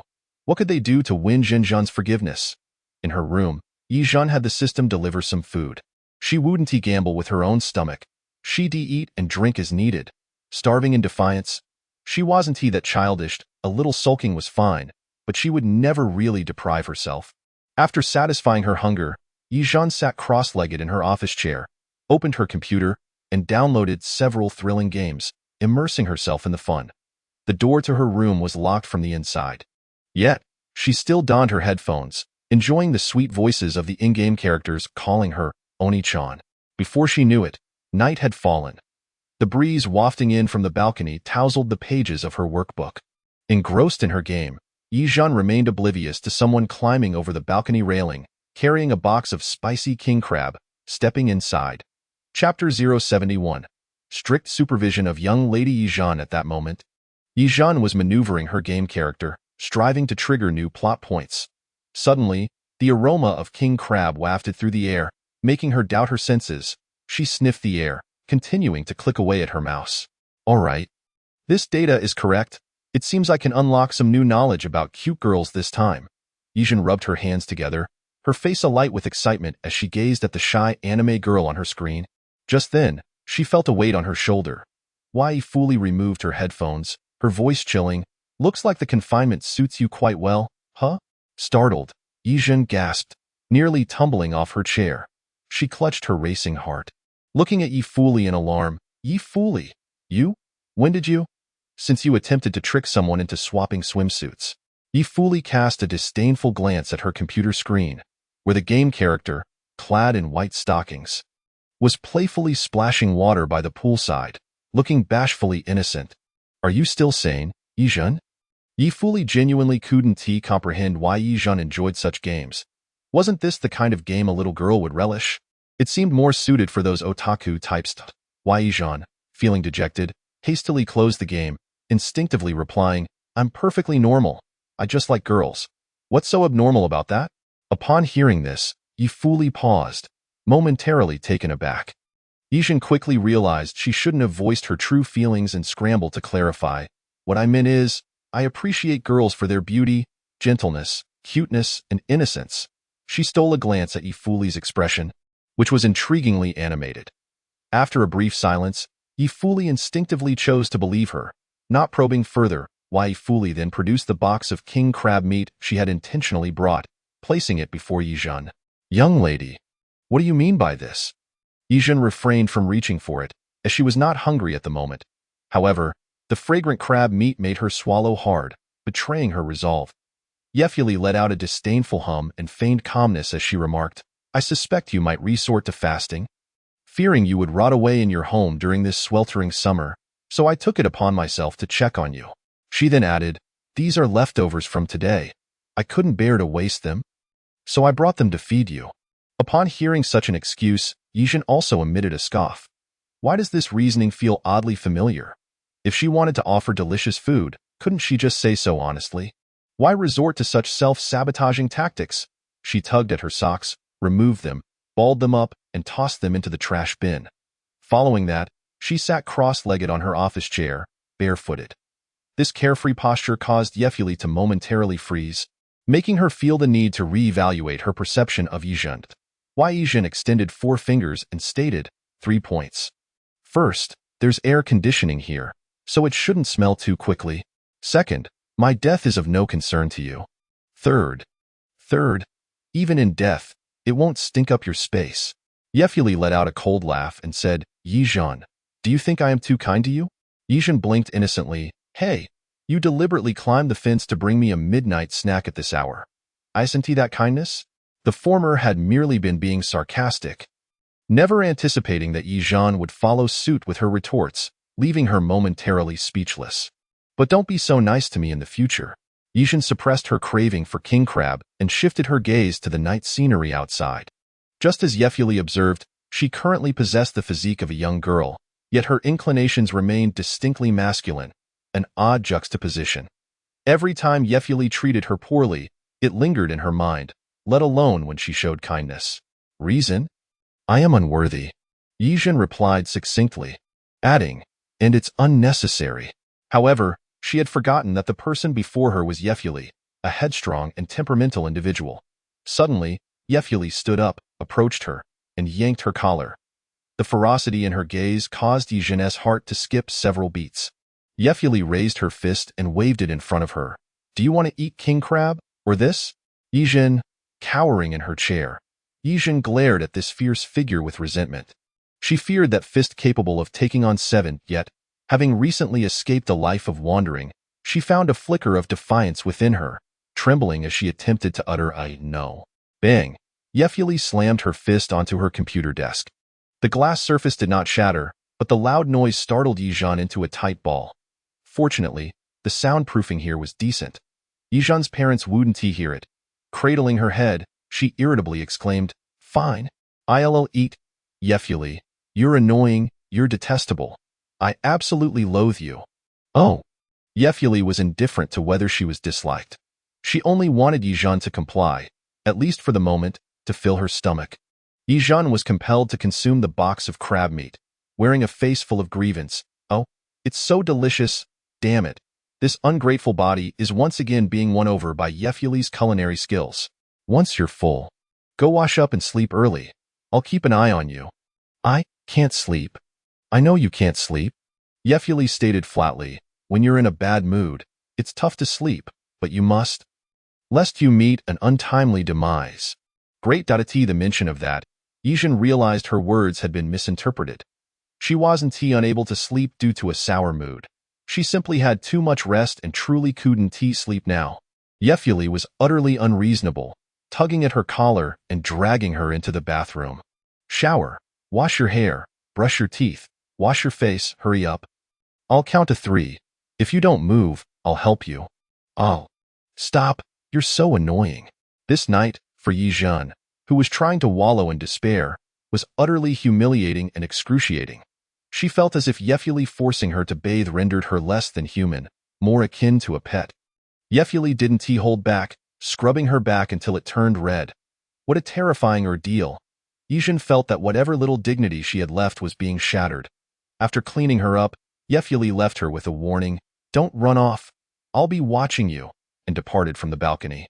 Lying on her bed, Ye Zhen stared blankly at the ceiling. Suddenly, a brilliant idea struck her. She sat up and glanced toward the balcony. If Yefuli can climb over this, then so can I, right? Thus, she donned her little crocodile-shaped green slippers and eagerly approached the balcony. Peering down, before she could put her plan into action, her phone began to beep incessantly. Ye Zhen, feeling vexed, picked it up and glanced at the screen. There was a screenshot of her from the surveillance camera sent by Yefuli. The image captured her sneaking around. Accompanying it were a few words. Ye Zhen, there are 10 miniature cameras surrounding your room. If you wish to escape, go ahead. But if I catch you again, I will definitely lock you up. Chapter 072. I won't be trapped in your cage forever. Knock. Knock, knock. The sound of knocking jolted Ye Zhen awake. She groggily opened her eyes and looked towards the door. Zhen, how long has it been since you last ate? No matter what, please eat a little. All right. This is your father's request. Outside the door was her father's voice. Ye Zhen hesitated for a moment before getting out of bed, unlocking the door and opening it. I'm not hungry. You can take it away. It wasn't an act. She genuinely wasn't hungry. Ye Zhen's father sighed and said, then let us discuss your school application. Ye Zhen furrowed her brows. Hadn't she already submitted her application? Was it being held up now? You want to go to Nanching. We have no objections. But you must choose finance or management. Zhen, please do not be willful about this. Your parents will grow old and can't manage this family business for you forever. One day, everything will rely on you. Observing her father's earnest expression, Ye Zhen weakly clenched her fingers. She lowered her head. In truth, the choice of major was inconsequential. She was someone who thrived in the moment, never having a concrete life plan, simply seeking to be well-fed and content. Why did she choose art? Perhaps it was because, while lying in that hospital bed, she had gazed longingly at the long corridor adorned with paintings, nurturing the thought, I want to try that too. Now, she desperately wished to tell her father that she wouldn't stay here for long, that someone far more suitable would eventually inherit this legacy without any pressure, and that they need not make things difficult for each other. But the words caught in her throat, unable to escape. In this household, personal preferences had never held significance. They would not heed her words, even though they appeared to be taking her seriously at this moment. All right. I'll follow your arrangements. I'm fine with anything. Ye Zhen acquiesced to the change of major. Yet, somewhat reluctantly, she inquired, so, can I go out for a stroll today? The gleam of delight in her father's eyes quickly faded.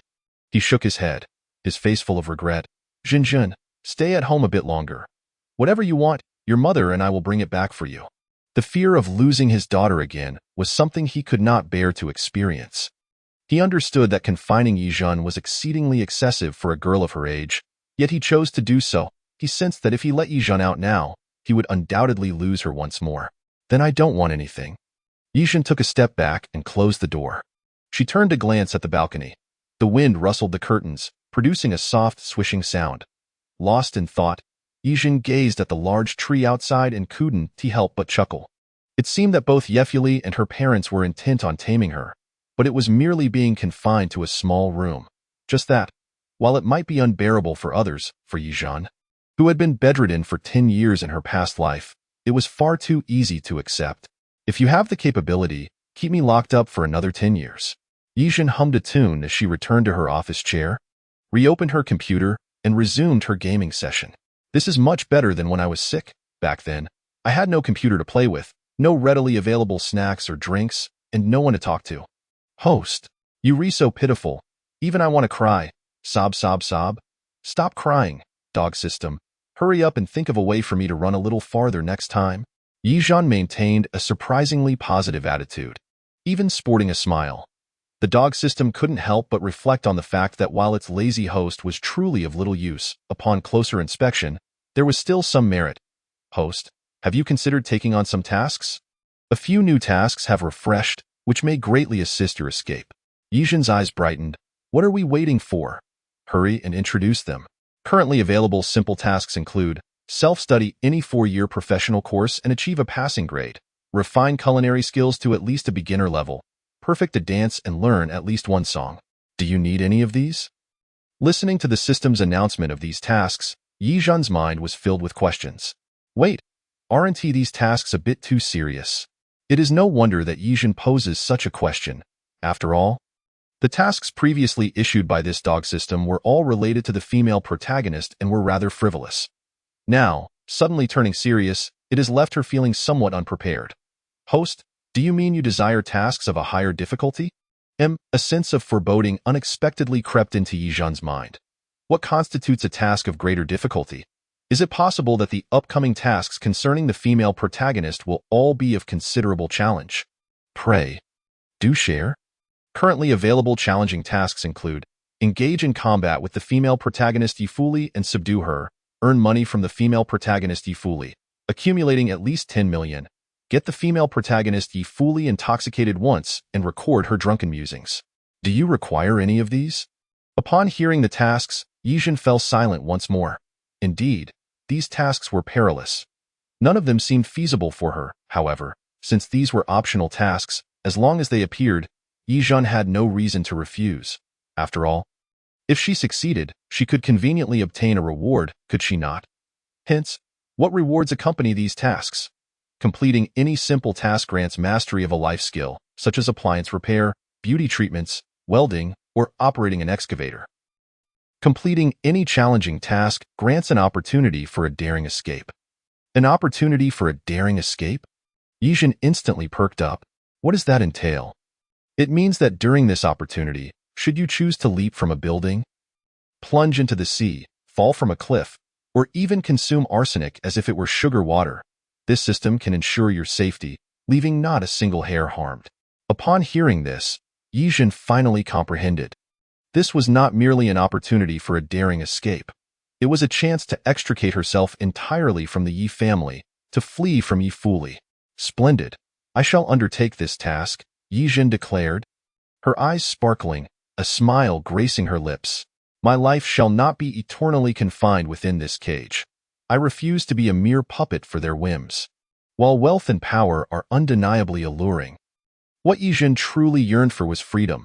Having been trapped in a hospital room for a decade in her previous life, left her with no choice in this life, she was determined to break free, to escape far away. In the blink of an eye, it was once again the dead of night. This evening, Ye fully climbed up from the balcony, bearing a box of egg tarts, a box of red velvet cake, and a cup of grass jelly. I accidentally ordered the wrong takeout today. It's all food I don't enjoy and IT would be ashamed to throw it away, so I thought I'd let you have it instead. She placed the items on Ye Zhen's desk. Noticing that Ye Zhen was not engrossed in a game, she couldn't help but exclaim, "Are you reading?" Ye Zhen held a textbook on advanced mathematics. She had mastered mathematics during her 3-year academic program. But here, it would only be of limited help.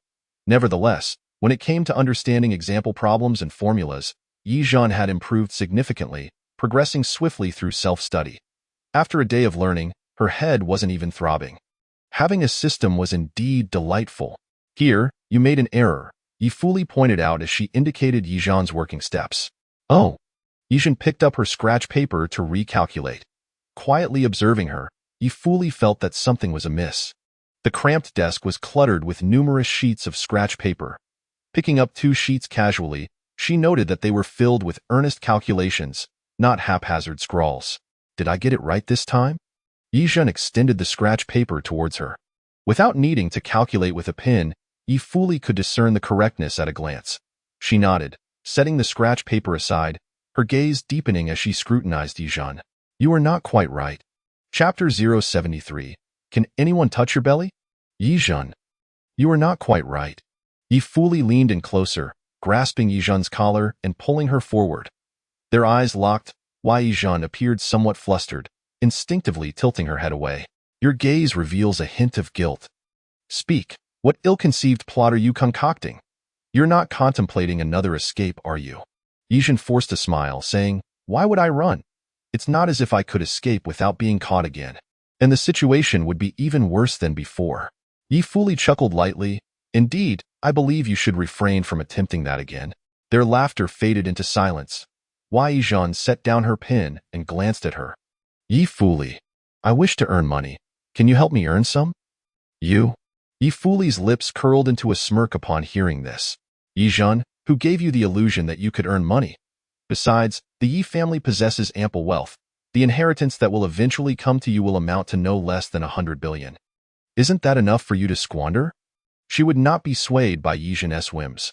After all, she had witnessed Ye Zhen's reckless spending on more than one occasion, knowing full well that Ye Zhen lacked any business acumen. Even if this version of Ye Zhen was a bit more diligent and studious, it was unlikely to change much. Most importantly, Ye fully felt she had already afforded Ye Zhen a considerable degree of indulgence in this life. As long as Ye Zhen didn't act foolishly, refrained from attempting to escape, and obediently complied, she could support her for a lifetime, treating her as a delicate and costly pet. Ye Zhen suddenly erupted in anger, violently shaking off Ye Fuli's grip, but regrettably, she could not break free. Thus, she remained in the position of being held by her collar, glaring defiantly as she exclaimed, "You may look down on me, but that's nothing new. I'm used to it. Now leave with your takeout. I don't want anything. I want to eat. I'll starve." Before she could finish, Ye Fuli seized her jaw, silencing her once more. Ye Zhen was furious, ready to retaliate. Yet, in just a few swift motions, Ye Fuli subdued her, pinning her against the desk in a rather humiliating position. Ye Zhen felt tears of frustration welling up.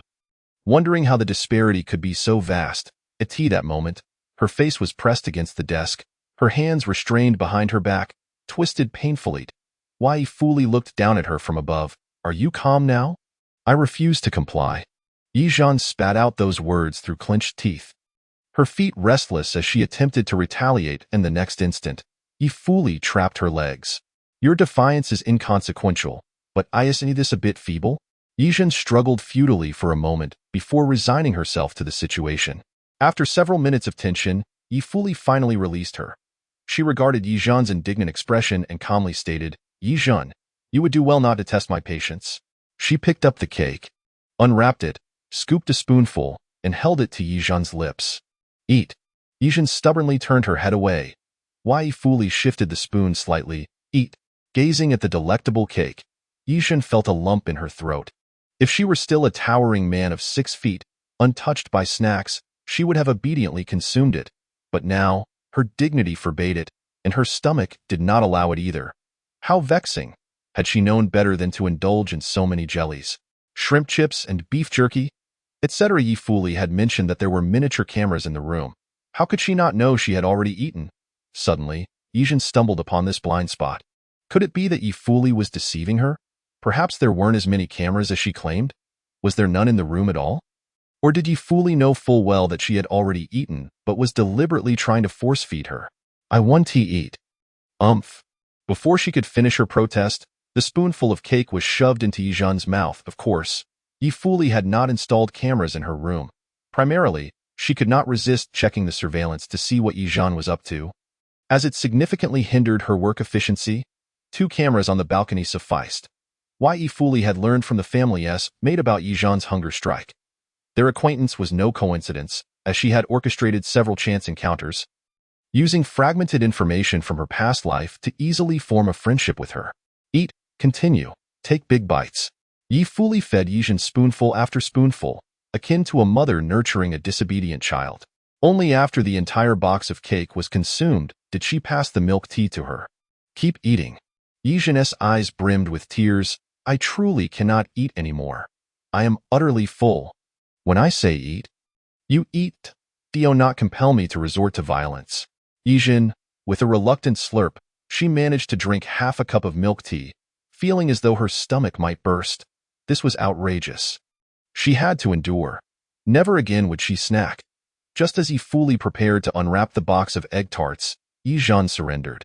"I genuinely cannot consume another morsel. If you don't believe me, feel my belly." She seized Ye Fuli's hand and pressed it against her slightly protruding belly, which felt soft and fleshy. Ye Zhen harbored no ulterior motives. She simply wished to demonstrate her fullness. But Ye Fuli appeared to have touched something alarming, swiftly retracting her hand and standing abruptly. "Ye Fuli, classmate?" Ye Zhen gazed up at her. Ye Fuli huffed. "Are you inviting just anyone to touch your belly?" Ye Zhen. She found it rather absurd. What was the issue? It wasn't as if she were rummaging through a bird's nest. Ye Fuli seemed to realize her reaction was somewhat excessive, and thus hastily added, "As a girl, you must respect yourself." Aren't we all girls? Ye fooly, ye fooly. Will you come again tomorrow to deliver takeout? Ye shot her a glare. Delivering takeout? Did she think she had nothing better to do? That insufferable Ye Zhen. Always pushing her luck. She left. Today, Ye did not insist on pressing her head down to force her to bathe. She prepared to leap over the railing. Ye Zhen hastily got up and chased after her. Wait. Tomorrow. No, any day after. If you come to deliver takeout again, could you bring some alcohol? Alcohol? Ye turned back to look at her. Are you planning to set the house on fire? Ye Zhen choked momentarily and quickly clarified. No. No, I mean, I'd like to share a drink with you. Haha, just you? Ye face was filled with mockery, and she ignored her, jumping down from the railing. However, as she walked through the night, her heart raced considerably, and a hint of youthful fluster surfaced on her face. Ye Zhen, wanting to drink with her? Why the sudden desire for a drink? Was there something she felt compelled to say only when intoxicated? Ye took a deep breath, striving to control her thoughts and prevent herself from overthinking. What kind of alcohol? Just a child. Yet wanting to drink. Yet, the Ye Zhen she deemed a child was already an adult. Realizing this belatedly, Ye kicked a stone by the roadside in frustration. Ah, really, am I playing the role of her mother again? So, should she drink or not? Chapter 074. Self-indulgence and hypocrisy. Zhen hasn't eaten for 3 days. In the Ye family's living room, the couple sat facing each other. They had seen Ye Zhen throw tantrums before, but this time, it was indeed too severe and prolonged. Why he had lost her patience and exclaimed angrily, "That wretched girl, does she truly want to seek death? Let her die. Who does she think she is? Without the Ye family, without us, what is she worth?" Ye remained silent, reluctantly pulling out a cigarette. Just as he was about to light it, he put it down in resignation. Smoking wouldn't solve anything. He was deeply worried about his daughter's state. Yet he simply couldn't let her go. She would run away, further and further, ultimately leading him to completely lose his child. Ye scolded for a long while, her chest heaving with anger. You must not indulge her any longer. Old Ye, can't you see? She is in the throes of a rebellious phase, and the more you indulge her, the more outrageous she becomes. We are both middle-aged and have endured so much. Must we still be manipulated by a mere child? At this point, she picked up her phone and called a familiar doctor.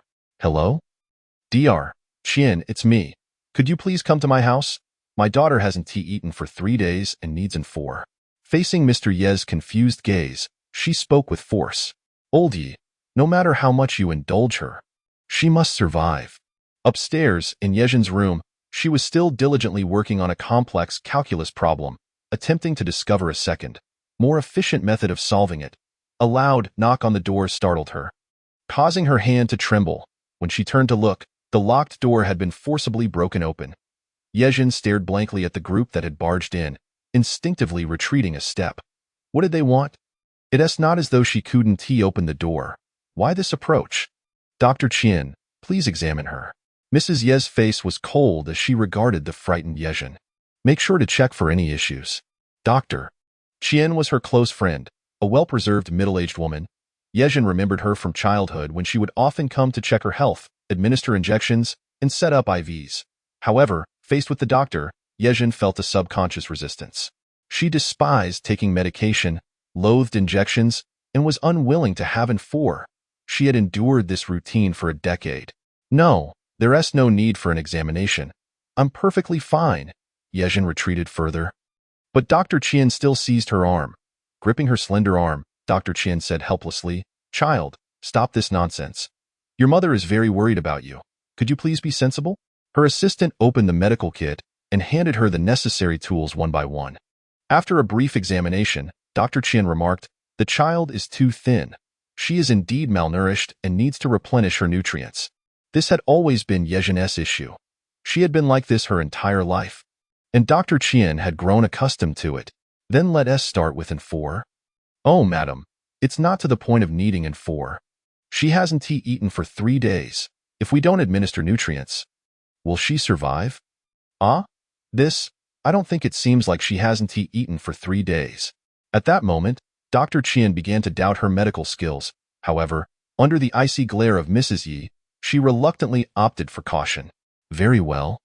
I'll prescribe some medication. Ye Zhen widened her eyes. I already said I don't want it. Why do you insist on giving me in? I'm not sick. I don't need it. Mrs.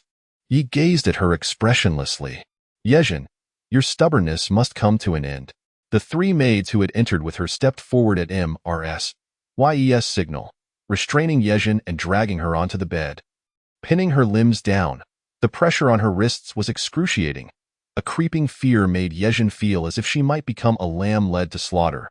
She stared wide-eyed at the surrounding people, even forgetting to cry out or struggle. Of course, in such a situation, struggling would be futile. Dr. Qian was methodically preparing the medication nearby, the clinking sounds of instruments ringing out intermittently. Ye sat beside Ye Zhen's bed, reached out, and touched her forehead. Zhen, you must listen.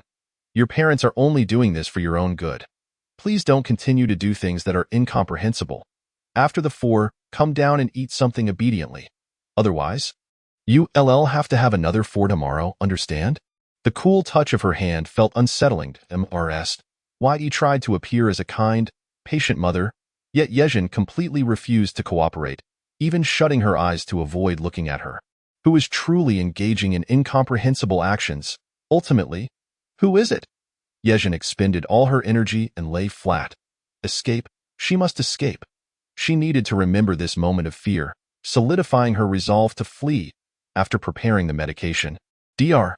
Qian entrusted the follow-up work to her assistant, while Ye called her outside to discuss something. When she returned, Dr. Qian glanced at Ye Zhen's 4 bottle, deep in thought. After a moment of silence, she sighed and turned to leave. Lying on the bed, Ye Zhen felt dazed. She did not know when Dr. Qian had left or when she had returned. All she knew was that she felt numb at that moment. Ye sat by the bedside, gazing at the peacefully sleeping Ye Zhen, unable to resist reaching out to touch her forehead. Zhen, you will understand in the future that everything your mother does is for your own good. In the dead of night, when everyone had vacated Ye Zhen's room, she remained asleep, seemingly unable to get enough rest. Previously, she had attempted to sit up and write some problems, but upon seeing the books, she felt drowsy and had to give up. When Ye climbed over the railing and entered, she managed to open her eyes just enough to glance at her before drowsily closing them again. Ye Zhen was shaken awake by her, forcing her weary body to sit up. You here. She lacked energy, a stark contrast to herself from yesterday. Ye looked at her with an expression of concern. In this state, how can you drink? Ye Zhen smiled weakly and replied, Hey, I'm not sick. I'm just a bit more tired today. A little alcohol won't hurt. Saying this, she reached out to take the bag Ye had brought. Upon opening it, her expression shifted to one of seriousness. Pineapple beer? Pineapple beer couldn't really be considered alcohol. How utterly dismissive, that scoundrel phoned out Ye Zhen felt deflated and shoved it back into Ye hands. I don't want this. Please leave. You're not acting right today. Ye reached out to check her forehead's temperature. However, Ye Zhen was not feverish. She merely appeared listless. Ye Zhen looked at her and smiled. Ye, are you concerned about me? I am not. Ye withdrew her hand, maintaining her facade of hypocrisy. You're just being overly sentimental. Oh, I am being overly sentimental again. Ye Zhen lowered her head, staring at the patterns on the blanket, lost in thought. If being overly sentimental is what it is, so be it. After all, she had thick skin and had already been humiliated to the point of feeling nothing. Ye sat at the edge of her bed, several times attempting to reach out and hold Ye Zhen's hand but stopping each time. Actually, perhaps it was a mere illusion, but she felt that today Ye Zhen appeared particularly pitiful, as if she might burst into tears at any moment. Watching Ye Zhen's long lashes droop, Ye felt a moment of daze. She finally reached out and grasped Ye Zhen's more delicate fingers. In the surprise of Ye Zhen's gaze, she hurriedly released her grip, a wave of guilt washing over her. Ye mind went blank. She knew that just now, she had entertained some deeply sinful thoughts. I'll just leave it at this for today. Ye Zhen's system has limited functionality, but it can still prove useful in critical moments. For instance, it is capable of assessing the host's physical condition. Host, The investigation has yielded results. Speak, she urged. Within your body, there are substances with calming effects that pose no threat to your health. However, with my current permissions, I can assist in their removal. Do you require this? Ye Zhen was momentarily taken aback. A vague suspicion had lingered in her mind, yet she had not anticipated that the Ye family could indeed take such actions. If she continued to resist, would they resort to electroshock therapy or even confine her within a psychiatric institution? What troubled Ye Zhen further was the realization that everything she was currently enduring could very well have been the fate of Ye Fuli in her past life. Thus, was Ye Fuli implying that her penance was far from over? Was she resolute in ensuring that others would endure the same torments she had suffered? However, I am no longer the original Ye Zhen. My arrival here was not by choice. I have relinquished everything and merely wish to leave. Why must I continually pay for the mistakes of others? Ye Zhen bit her lip fiercely, suppressing the sorrow that threatened to engulf her. How long must this endure? She had always been the one unable to voice her grievances. Whether facing the Ye family or Ye Fuli, her words fell on deaf ears. They only heard what they wished to hear. The system had already purged the remnants of the substances from her system, restoring her to a semblance of normalcy. Ye Zhen clenched her fists and rose to her feet. Following a brief period of pain and confusion, she became acutely aware that she needed to alter her strategy. In this situation, even if I depart from the Ye family and secretly conduct a paternity test, they would likely dismiss it as a forgery. This path is no longer viable. Ye Zhen seated herself at the desk, her gaze heavy as it lingered outside the window. Once she regained her composure, she swiftly contemplated various feasible countermeasures. Whether opposing the Ye family or standing against Ye Fuli, she faced certain death. One was a billion-dollar conglomerate, the other the chosen daughter. In terms of financial prowess or supernatural abilities, she possessed neither. Therefore, a direct confrontation was not an option. Previously, she believed that she merely needed to choose to leave obediently, but now it seemed that mere resolve was woefully insufficient. I must devise a means to bring Ye Fuli into this household, to the spotlight that belongs to her, before her biological parents. Only when everyone acknowledges her excellence and becomes accustomed to her presence can I retreat into the shadows. At that point, if Ye Fuli continues to linger, I shall employ a strategy akin to golden cicada, shedding its shell to erase my existence from her life entirely. At that moment, Ye Zhen felt certain that no amicable relationship could ever develop between her and Ye Fuli. They would never become lifelong companions or even friends. Ye Fuli, I will not allow you to dominate me. Even if she was Ye Zhen's ideal type, she would not permit herself to become her puppet. During dinner, Ye Zhen entered the restroom, meticulously arranging her hair and tying it neatly. After a brief wash-up, she changed her clothes, preparing to head downstairs to join the Ye family for dinner. Noticing that Ye Zhen was no longer throwing tantrums, her parents silently breathed a sigh of relief. "Zhen, come quickly. We've made your favorite corn fritters," called Ye father, inviting her to take a seat. "Look, these lilies, aren't they the ones you adore? I had them planted in the garden. What do you think?"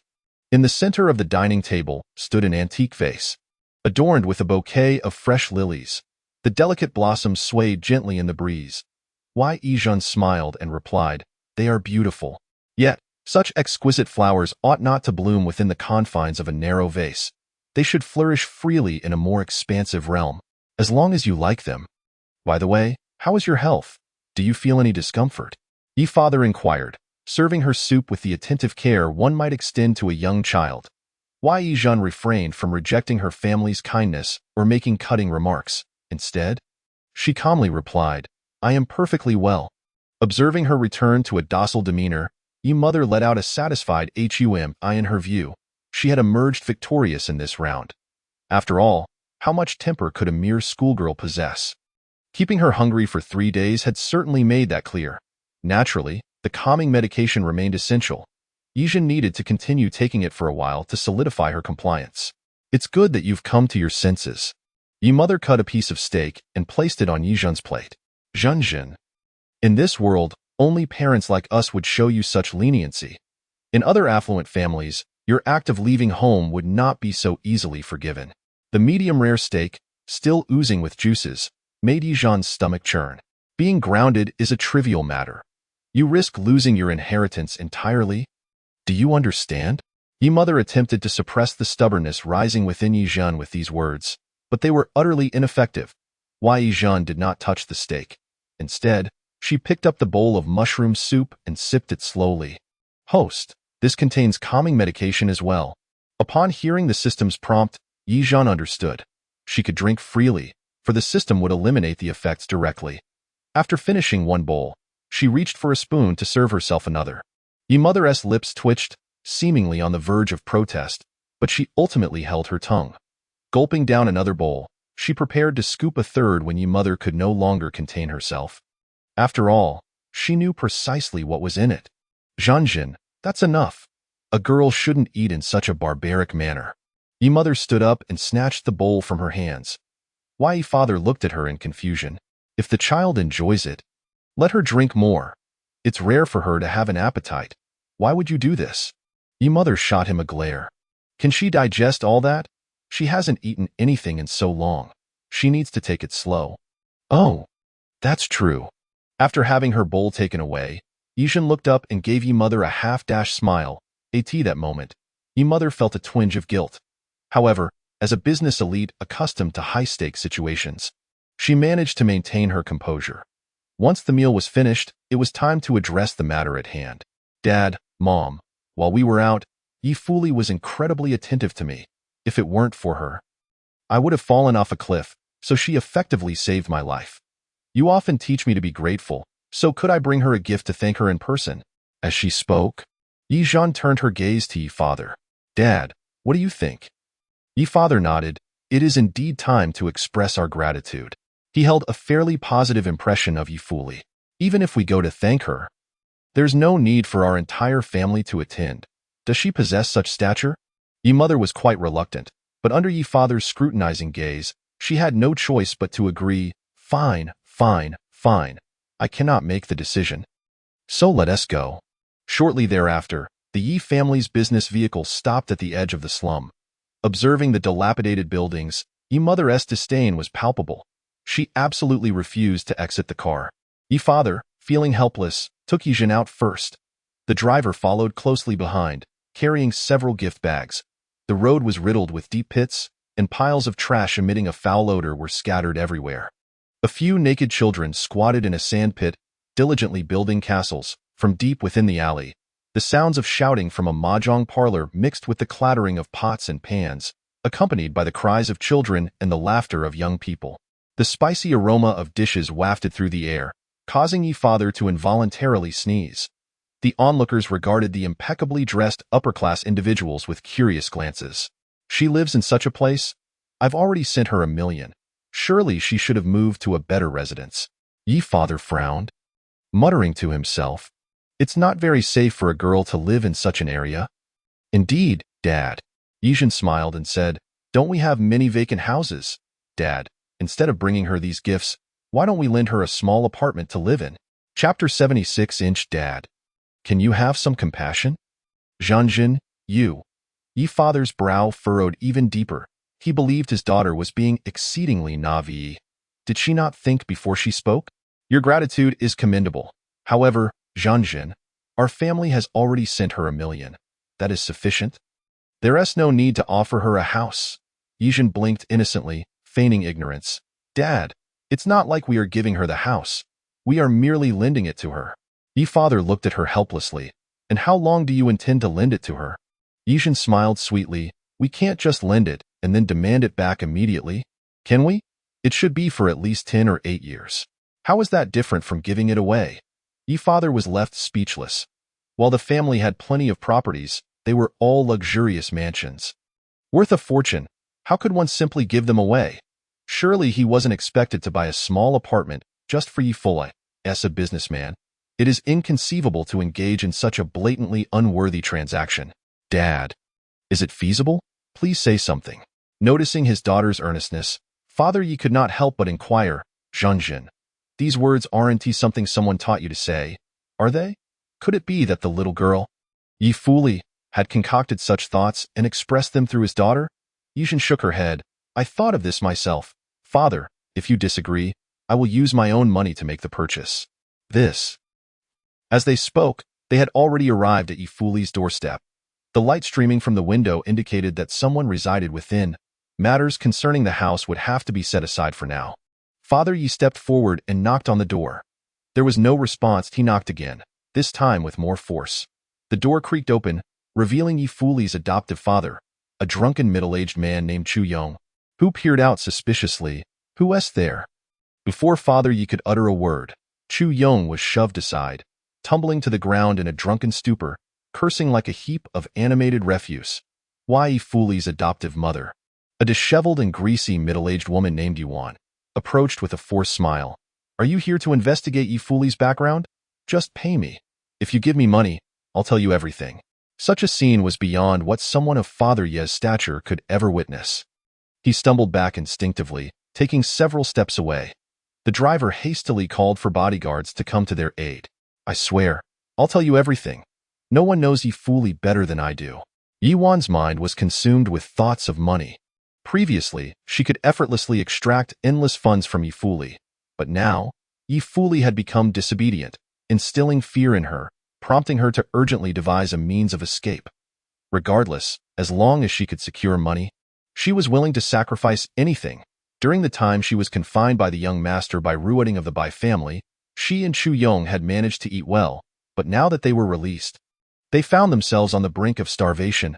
Money, she needed money. Father Ye shook his head, pondering the unfortunate circumstances of Ye Fuli. Her parents did not appear to be in a sound state of mind. He offered the prepared gift, saying, "It is as follows, dear sirs. Your daughter, Ye Fuli, saved our daughter Zhen. This is a token of our gratitude. Please do not take offense." "Ah? My daughter saved your daughter?" Upon hearing this pivotal statement, Yuan's eyes darted, and her smile vanished. "You bring such a meager gift. Do you think that a life-saving grace is worth just a few thousand?" She glared at Ye Zhen. Ye Zhen, unfazed, remained calm. But Father Ye, ever cautious, instinctively shielded her behind him. He had already resolved to leave with Ye Zhen. However, the two individuals before them clearly had no intention of letting this lucrative opportunity slip away. After all, with Ye Fuli absent from home, they could act with impunity. "Listen, understand this, a life-saving grace."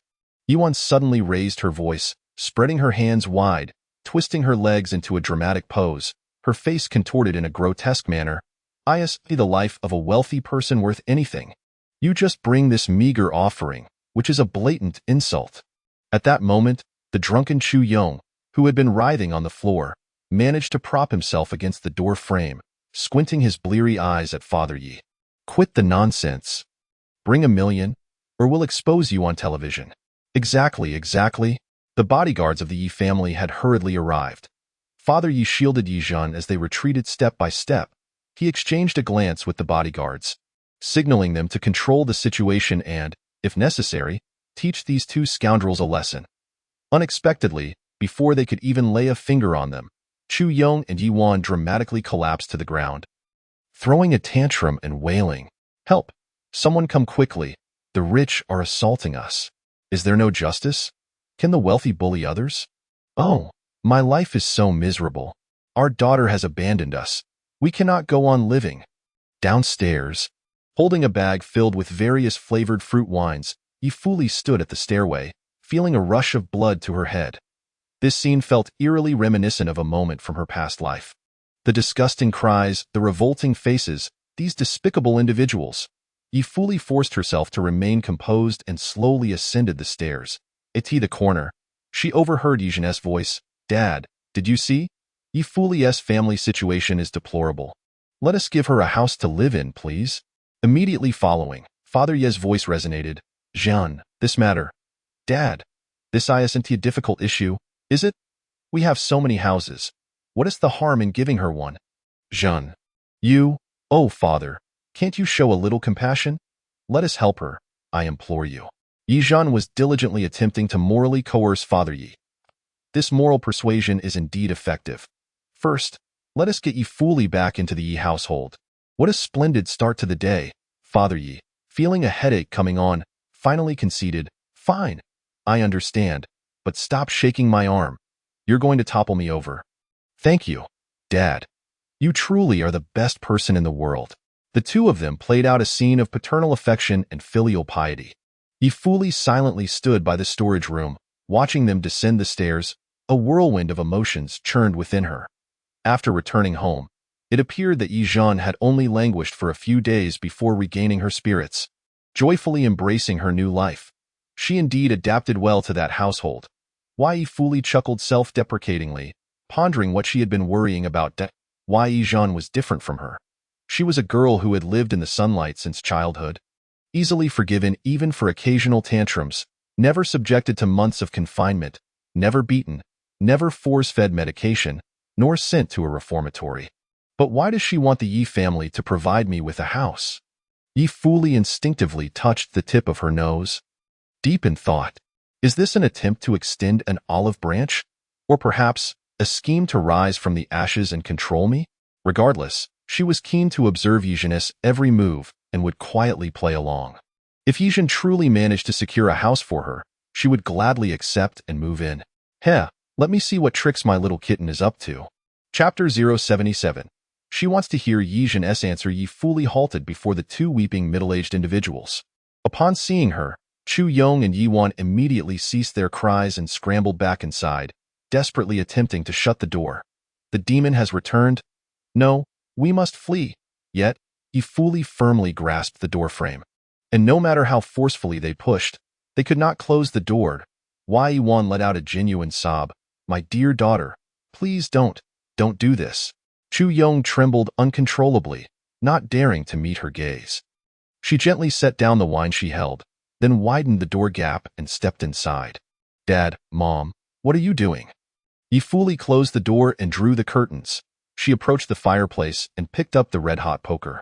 With the poker raised, she smiled sweetly at the two scoundrels. Let us have a good chat, my dear father and mother. What were you just trying to accomplish? Half an hour later, Ye Fuli emerged from the house. Her spirits lifted, standing in the corridor as she cheerfully called out to her adoptive parents inside, be sure to sleep early, don't play cards, don't drink, and don't argue. After issuing her instructions, she closed the door and as the lights went out, she wiped the smile from her face, picked up the fruit wine she had left by the door, and prepared to visit Ye Zhen.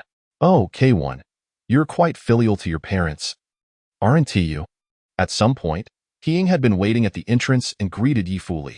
She waved a handful of admission tickets. Here, tickets for Jacqueline's jewelry exhibition, along with tickets for the underground boxing match, 5 in total. They cost me quite a bit. Ye Fuli pinched 2 fingers together to grasp the tickets. When did you arrive? Not long ago. I just saw Ye Zhen and her dad. By the way, didn't you run into them? Ye Fuli huffed. Mind your own business. She quickly noticed the fruit wine in Ye Fuli's hand. The red glass bottle piqued He Ying's curiosity. She extended her hand. Hey, I spent millions on tickets. Isn't it fair for me to have a drink from your bottle? Ye Fuli shot her a glare. Don't drink and drive. That's illegal. What? Since when did you care about laws and regulations? Hearing Ye Fuli utter, that's illegal, astonished He Ying. The misdeeds they had committed together could easily land them years in prison, and now they were worried about legality? Ye Fuli ignored her and walked toward her ride, a remarkably quiet little electric scooter. Seeing her mode of transportation shift from a flashy motorcycle to this modest electric vehicle worth a mere 1 or 2,000, He Ying could not help but facepalm. Are you trying to experience life? K1, you don't seem to lack money. Ye Fuli shot her a glance before solemnly donning a helmet, one that was pink and adorned with bunny ears. Super cute and utterly girlish. He Ying's breath caught in her throat. You? Is this your style?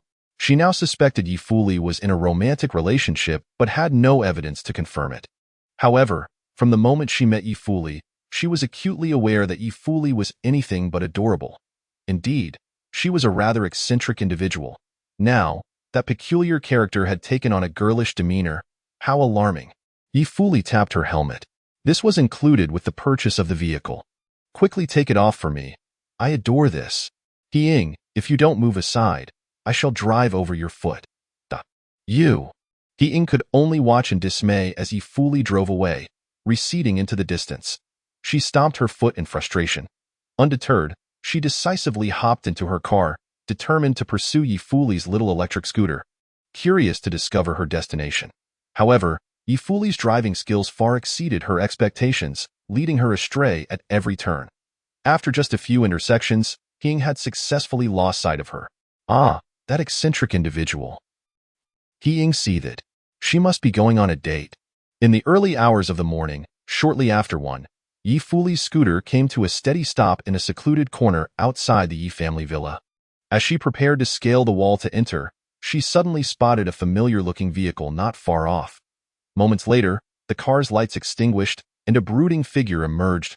Ye Fuli squinted at the stranger. Huangli, what are you doing here? Huangli was taken aback, startled at the unexpected encounter, nearly crying out in surprise. Upon recognizing Ye Fuli, he placed a hand over his heart, striving to regain his composure. Oh, please, don't shout, senior. I have something rather important to discuss. What do you want? Ye Fuli scrutinized him with an appraising gaze, akin to a pig contemplating the theft of cabbages. Huangli forced a bitter smile and replied, I heard that Senior Ye Zhen has been feeling down and hasn't eaten in days. So I prepared some snacks for her. He had intended to scale the wall himself to deliver the treats, but upon seeing Ye Fuli, he promptly changed his mind. A gentleman must not climb the wall of a beautiful maiden. With Ye Fuli present, he could save himself considerable trouble while preserving his dignity. Senior Ye Fuli, could you please pass this along for me? I mean no harm. I simply hope she can eat something and not let our friendship suffer. Huangli spoke with utmost sincerity. Ye Fuli couldn't help but facepalm. Get lost. Stop loitering here. If I catch you climbing the Ye family wall, I will end you. What about the snacks? Huangli hastily opened the trunk, and a cascade of puffed snacks tumbled out. Mustard-flavored chips, pickled cucumber chips, crayfish-flavored chips. Excellent. None of these were Ye Zhen's favorites. Where did he procure such bizarre snacks? Observing his earnest expression, Ye Fuli found it hard to believe it was intentional. Thus, she stepped forward, picked up a bag of more conventional plain chips, and said, I'll take this to her. You can leave now. All right then. Huangli cheerfully gathered the scattered chips, refilled the trunk, and drove away. Ye Fuli turned her gaze toward Ye Zhen's room. Perhaps she would join her for a drink. Ye Zhen rarely made requests of her. Even the occasional unreasonable plea could be indulged. With this thought, Ye Fuli tightened her grip on the bag, feeling a flutter of anxiety in her heart. An idea suddenly struck her. She wanted to get Ye Zhen intoxicated and ask her a heartfelt question. No, in truth, she merely wished to pose one inquiry to Ye Zhen. Ye Zhen, do you think we have the potential to become friends? This was a question Ye Fuli would never voice while sober. Yet, after hearing Ye Zhen's words to her father that day, she felt an unusual curiosity about the answer. Today might present an opportunity. She was eager to hear Ye Zhen's response. Chapter 078. Heartfelt truths and daring adventures. Ye Fuli scaled the wall into the Ye family's courtyard. In a few nimble movements, she clambered up the railing to the second floor and gracefully leapt onto the balcony. Ye Zhen sat at her desk, poring over advanced calculus. She sensed someone behind her but pretended not to notice. Continuing with her problems, Ye Fuli settled at the foot of her bed, staring vacantly at the plush toys adorning it. She refrained from disturbing Ye Zhen, who was already prepared for interruption, her focus wavering as she struggled to absorb the words on the page. After a prolonged silence, Ye Zhen set down her pen and turned to her. Classmate Ye Fuli. Ye Fuli lifted the bottle of wine in her hand, saying, Today, there was a sale at the supermarket, so I bought a bit more than usual. All fruit wines, their alcohol content not too high, however. She recalled that Ye Zhen's tolerance wasn't particularly great. Likely 2 bottles would suffice to incapacitate her. Ye Zhen eyed the bottles of fruit wine, secretly inquiring of her system, dog system. If you can help me eliminate sedatives, surely you can remove alcohol as well? Of course, R. With a confirming answer, Ye Zhen felt relieved. Tonight's performance could commence. The completion of optional tasks was within reach. With this in mind, Ye Zhen stepped forward, crouching by Ye Fuli's feet. Ye Fuli was momentarily taken aback. What are you doing? The little girl beside her placed a hand on her leg, gently kneading it. Classmate Ye Fuli delivers takeout to me every day. It must be quite exhausting, no? Hearing this, Ye Fuli's heart skipped a beat. She feigned indifference, clearing her throat. I didn't come here to deliver food on purpose. You needn't take it to heart. Yet. It had been ages since she last enjoyed Ye Zhen's massage. Ye Fuli instinctively reached out, her hand hovering near Ye Zhen's head, hesitating before retracting it cautiously, rarely shy. Ye Fuli felt her cheeks flush. She curled her toes, pressing against the tips of her shoes to assuage the turmoil within. Classmate Ye Fuli, would you consider coming to the Ye family? Not just for a hurried late-night visit, but to stay for a while. Ye Zhen lifted her gaze to meet hers, feigning nonchalance as she made this request. She had already spoken with Ye Zhen's father about arranging a place for Ye Fuli to stay. But whether Ye Fuli would accept was ultimately up to her. This was the first step in inviting Ye Fuli home. Ye Zhen's gaze was so innocent, devoid of ulterior motives. Yet, Ye Fuli found it difficult to believe that someone who struggled to pass exams could succeed in gaining admission to a prestigious institution. Likewise, she found it hard to accept that Ye Zhen was genuinely inviting her. Doubts aside, Ye Fuli remained steadfast in her initial intent. Should Ye Zhen extend the invitation, she would acquiesce. She justified her decision by telling herself that regardless of Ye Zhen's ulterior motives, she could easily handle the situation and turn the tables. This was merely a game, a way to pass the stagnant moments of her life. I can agree to your proposal, Ye Zhen. Ye Fuli leaned down, her icy fingers gently tracing Ye Zhen's cheek, cradling her delicate face. But what role shall I assume? Ye Zhen licked her parched lips, a smile gracing her lips. Family? At this moment, Ye Fuli's fingertips brushed against her lips. The atmosphere grew too suggestive, making it difficult for either to maintain their composure. Ye Zhen hastily turned her head away, saying, if you dislike the family role, then let us choose another. What shall we change it to? How about classmates? I dislike being your classmate. Then, a servant. I have no need for you to be my servant.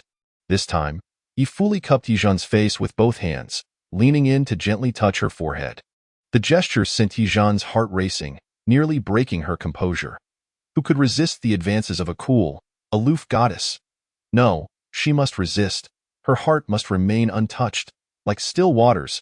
After a moment of silence, Ye Fuli provided an answer. My bed is far too large. Sleeping alone would feel too empty.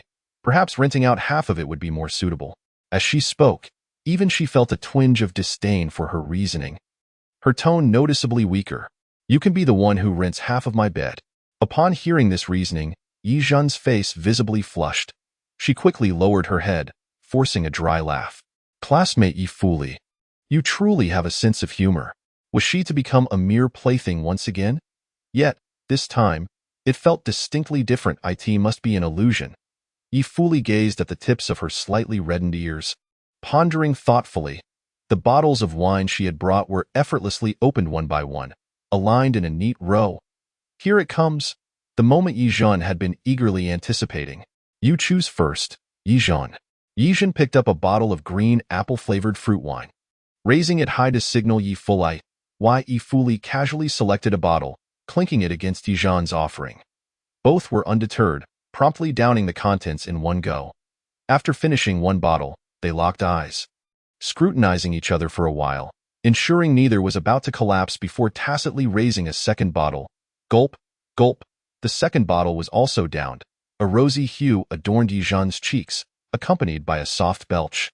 In contrast, Ye Fuli remained unperturbed, her expression composed. Observing Ye Zhen's poised demeanor, she straightened her skirt and sat up straight. With the system by her side to assist in cheating, she could drink without fear of intoxication, treating it merely as juice. Tonight, she would surely bring down this confident phoenix. Ye Zhen, if you can't drink, don't force yourself. Ye Fuli picked up the third bottle of wine and gave it a gentle shake. No forcing. He, no forcing.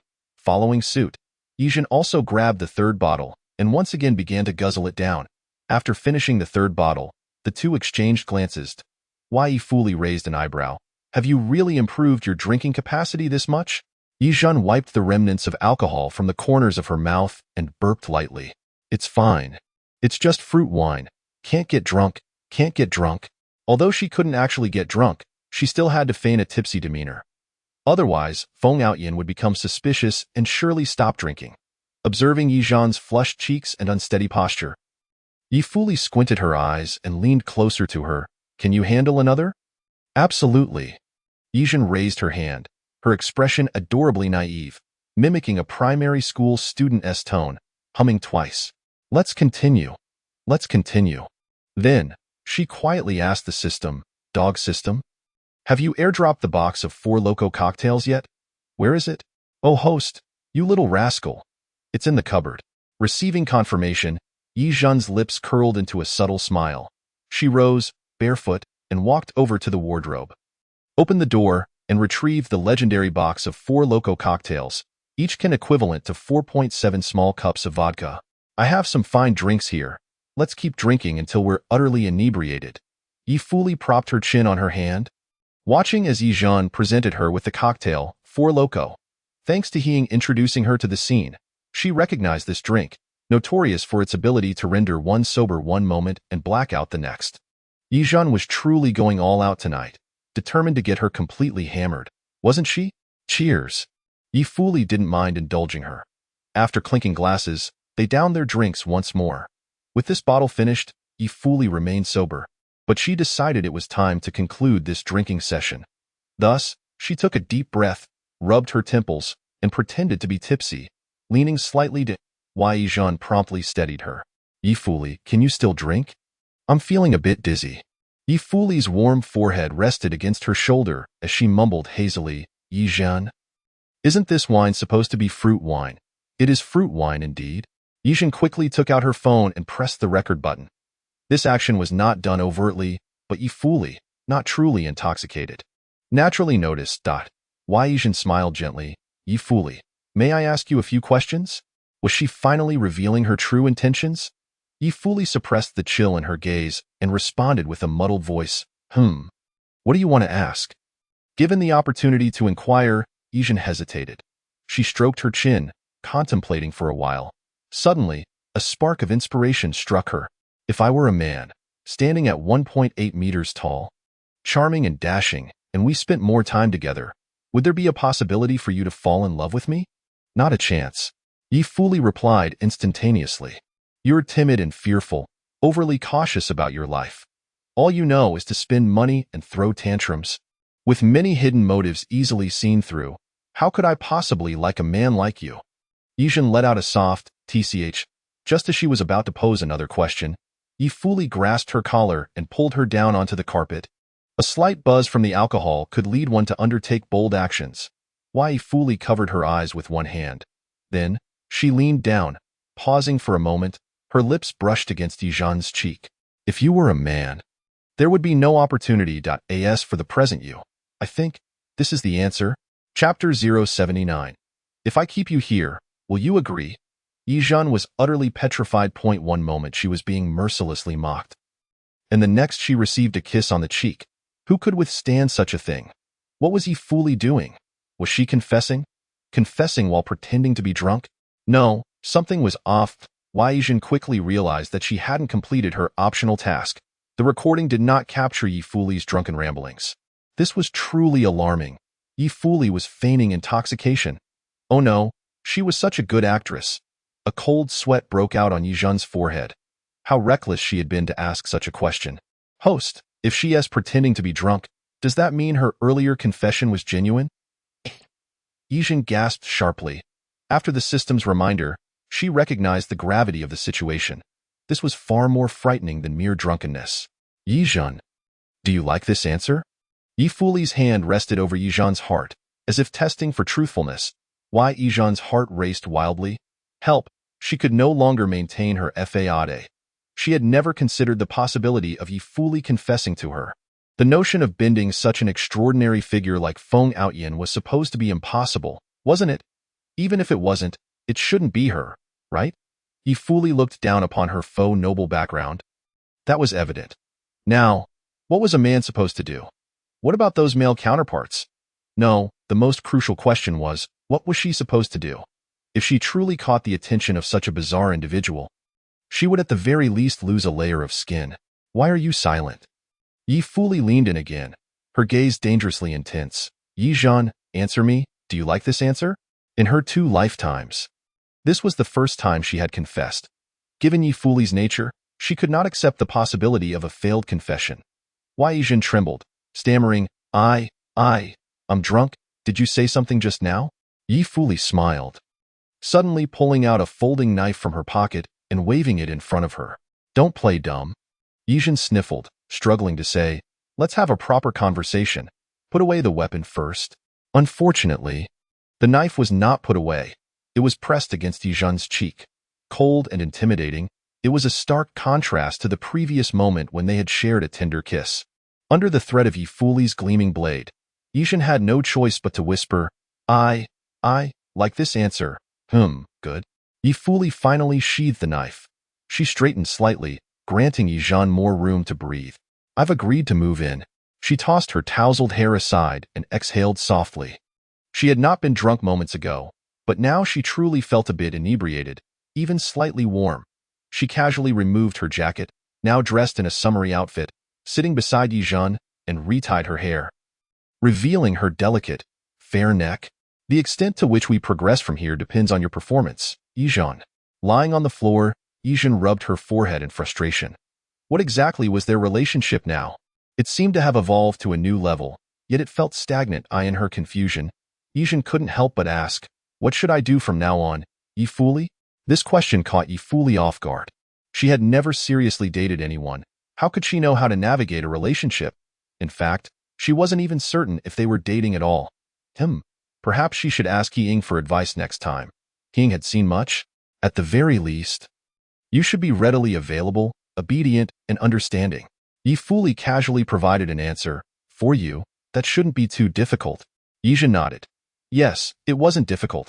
However, did this resemble the requirements of a romantic relationship? Clearly, Ye Fuli did not intend to treat her on equal footing. In Ye Fuli's eyes, she was likely still a marionette.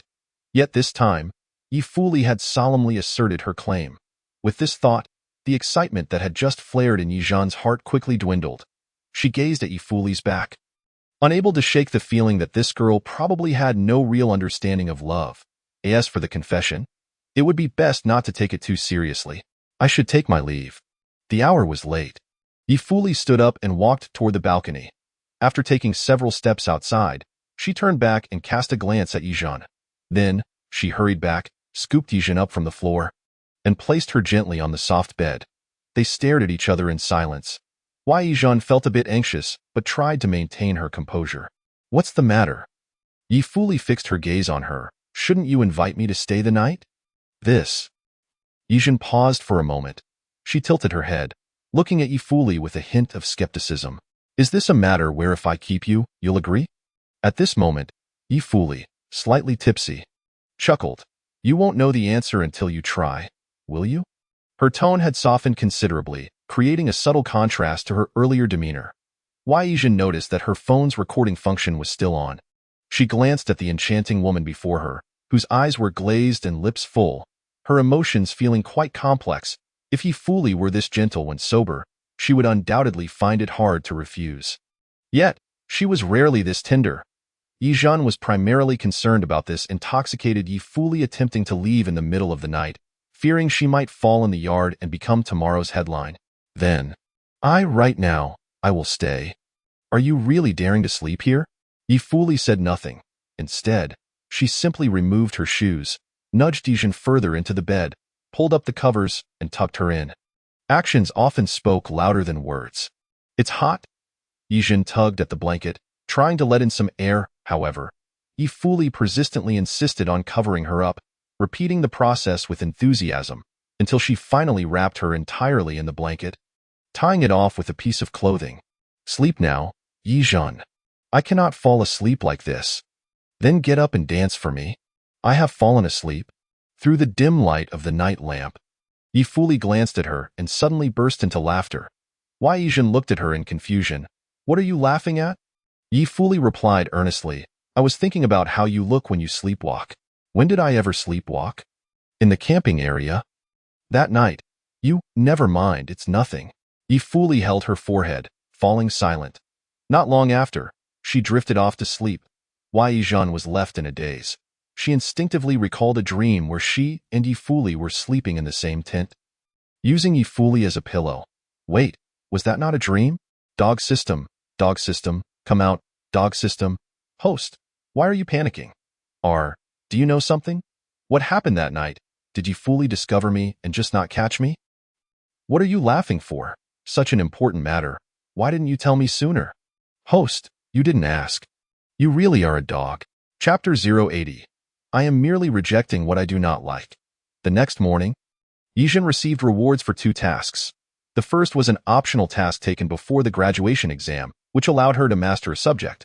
The second was a challenging optional task, get the female lead. Ye Fuli, drunk once, and record her drunken ramblings, which could lead to a wild escapade. In that sense, last night was quite profitable. However, when she thought about their awkward relationship now, Ye Zhen felt as if she had lost several billion. Men who attempted to flirt with Feng Outyan did not end well, let alone a malicious female supporting character. She glanced at Ye Fuli beside her, Ye Fuli, as if sensing her thoughts, opened her eyes, stretched lazily, her chest rising and falling, and no matter how cold and unpleasant her personality, Ye Fuli's looks and figure were impeccable, her fair skin and beauty resembling a natural beauty filter. No wonder she could captivate those young and handsome gentlemen to the point of madness. Ye Zhen coughed lightly, reminding her, now you can't leave even if you want to. There are people in the courtyard during the day. Ye Fuli sat up, surveying her surroundings. Upon seeing the scattered bottles, she paused momentarily, realizing how reckless she had been and how easily she had trusted Ye Zhen. A chill ran down her spine. If Ye Zhen had done something to her last night, like taking inappropriate photos, it would be a disaster. Ye Fuli felt a headache coming on and couldn't help but rub her forehead. She would check Ye Zhen's phone later to see if she had stored anything strange. After all, her safety was paramount. Ye Fuli turned to look at Ye Zhen, who was still lying on the bed. Ye Zhen smiled back at her. At this moment, they seemed to have 1,000 thoughts between them. Yet there was no hint of romance. Last night, I remember we were already in a relationship. Ye Fuli's red lips parted, uttering a terrifying statement. Gulp. Ye Zhen was startled and swallowed hard. She touched the back of her head, lowered her gaze, and softly replied, then you should serve me in changing clothes this morning. Ye Fuli sat back at the edge of the bed, her long, fair legs glistening slightly in the sunlight. Oh. Ye Zhen agreed verbally, but inwardly cursed, you arrogant Feng Outyan. Is this what dating is? You think you are an emperor, bestowing favors upon a concubine to serve your wardrobe needs. This is called dating. Bah, thankfully, I have no expectations of you. Otherwise, this would be unbearable. What is with that impatient expression, Ye Zhen? Ye Fuli slightly tilted her head, looking at her displeased. Ye Zhen was not going to back down. She brought over a small makeup mirror from the table so Ye Fuli could see her own expression. Upon seeing her reflection, Ye Fuli's gaze sharpened. She took a deep breath and fixed her serious eyes on Ye Zhen. Ye Zhen, the most important point of being mine is to not contradict my opinions. Ye Zhen tugged at the corner of her mouth, instinctively wanting to retort, but stopped herself to argue with a ghost? I already have the chance to make a grand exit. Once the perfect moment arrives, I will vanish like the wind before you, leaving you to regret that. Of course, this was just Ye Zhen's bravado. She did not truly believe that if she vanished like the wind one day, Ye Fuli would regret it. Was Ye Fuli capable of such feelings? She was heartless. How could one expect someone without a heart to understand what regret means? All of Ye Zhen's myriad words ultimately transformed into a self-deprecating smile, reminding herself not to take things too seriously. Oh, understood. What is it like to help a graceful goddess change clothes? Ye Zhen quickly realized, for others, this might seem like a bullying act, but for her, it was purely an opportunity for a wave of benefits.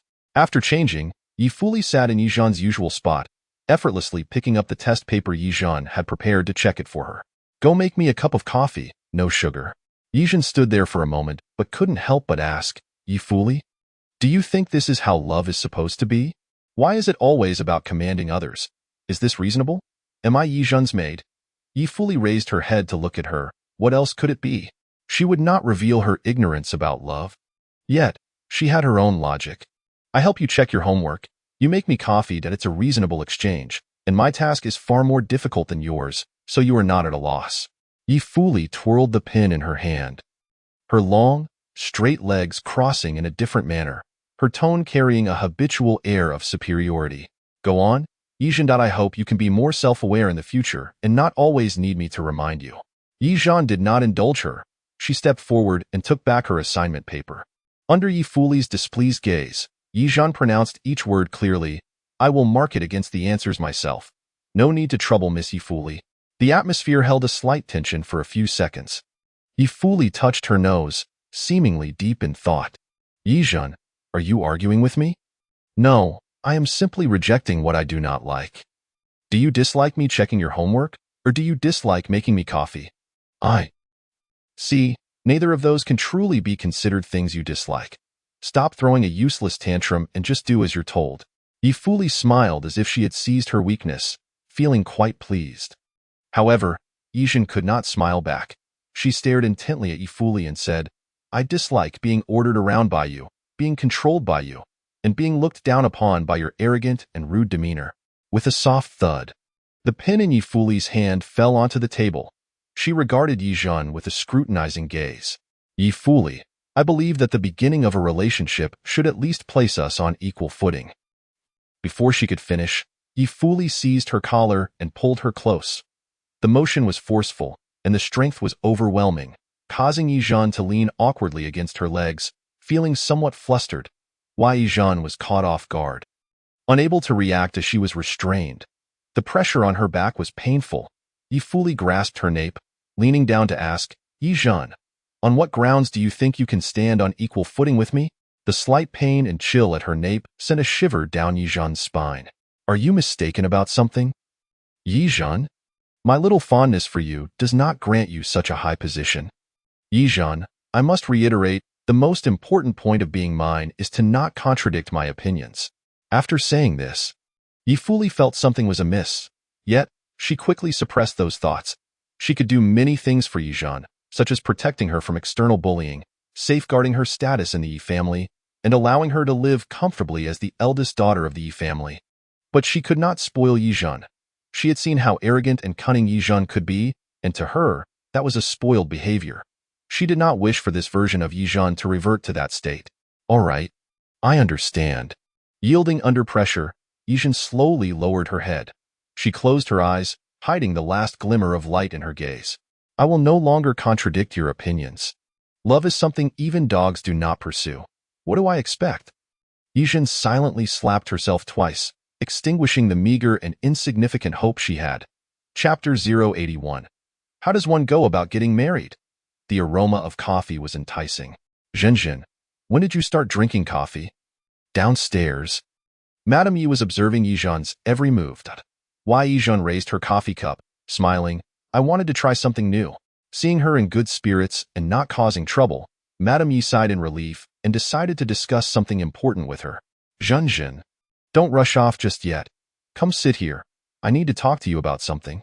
After half an hour of conversation, the coffee had gone cold. The topic of discussion kept circling back to the nurturing of a marriage partner. Ye Zhen listened with great boredom, her mind wandering.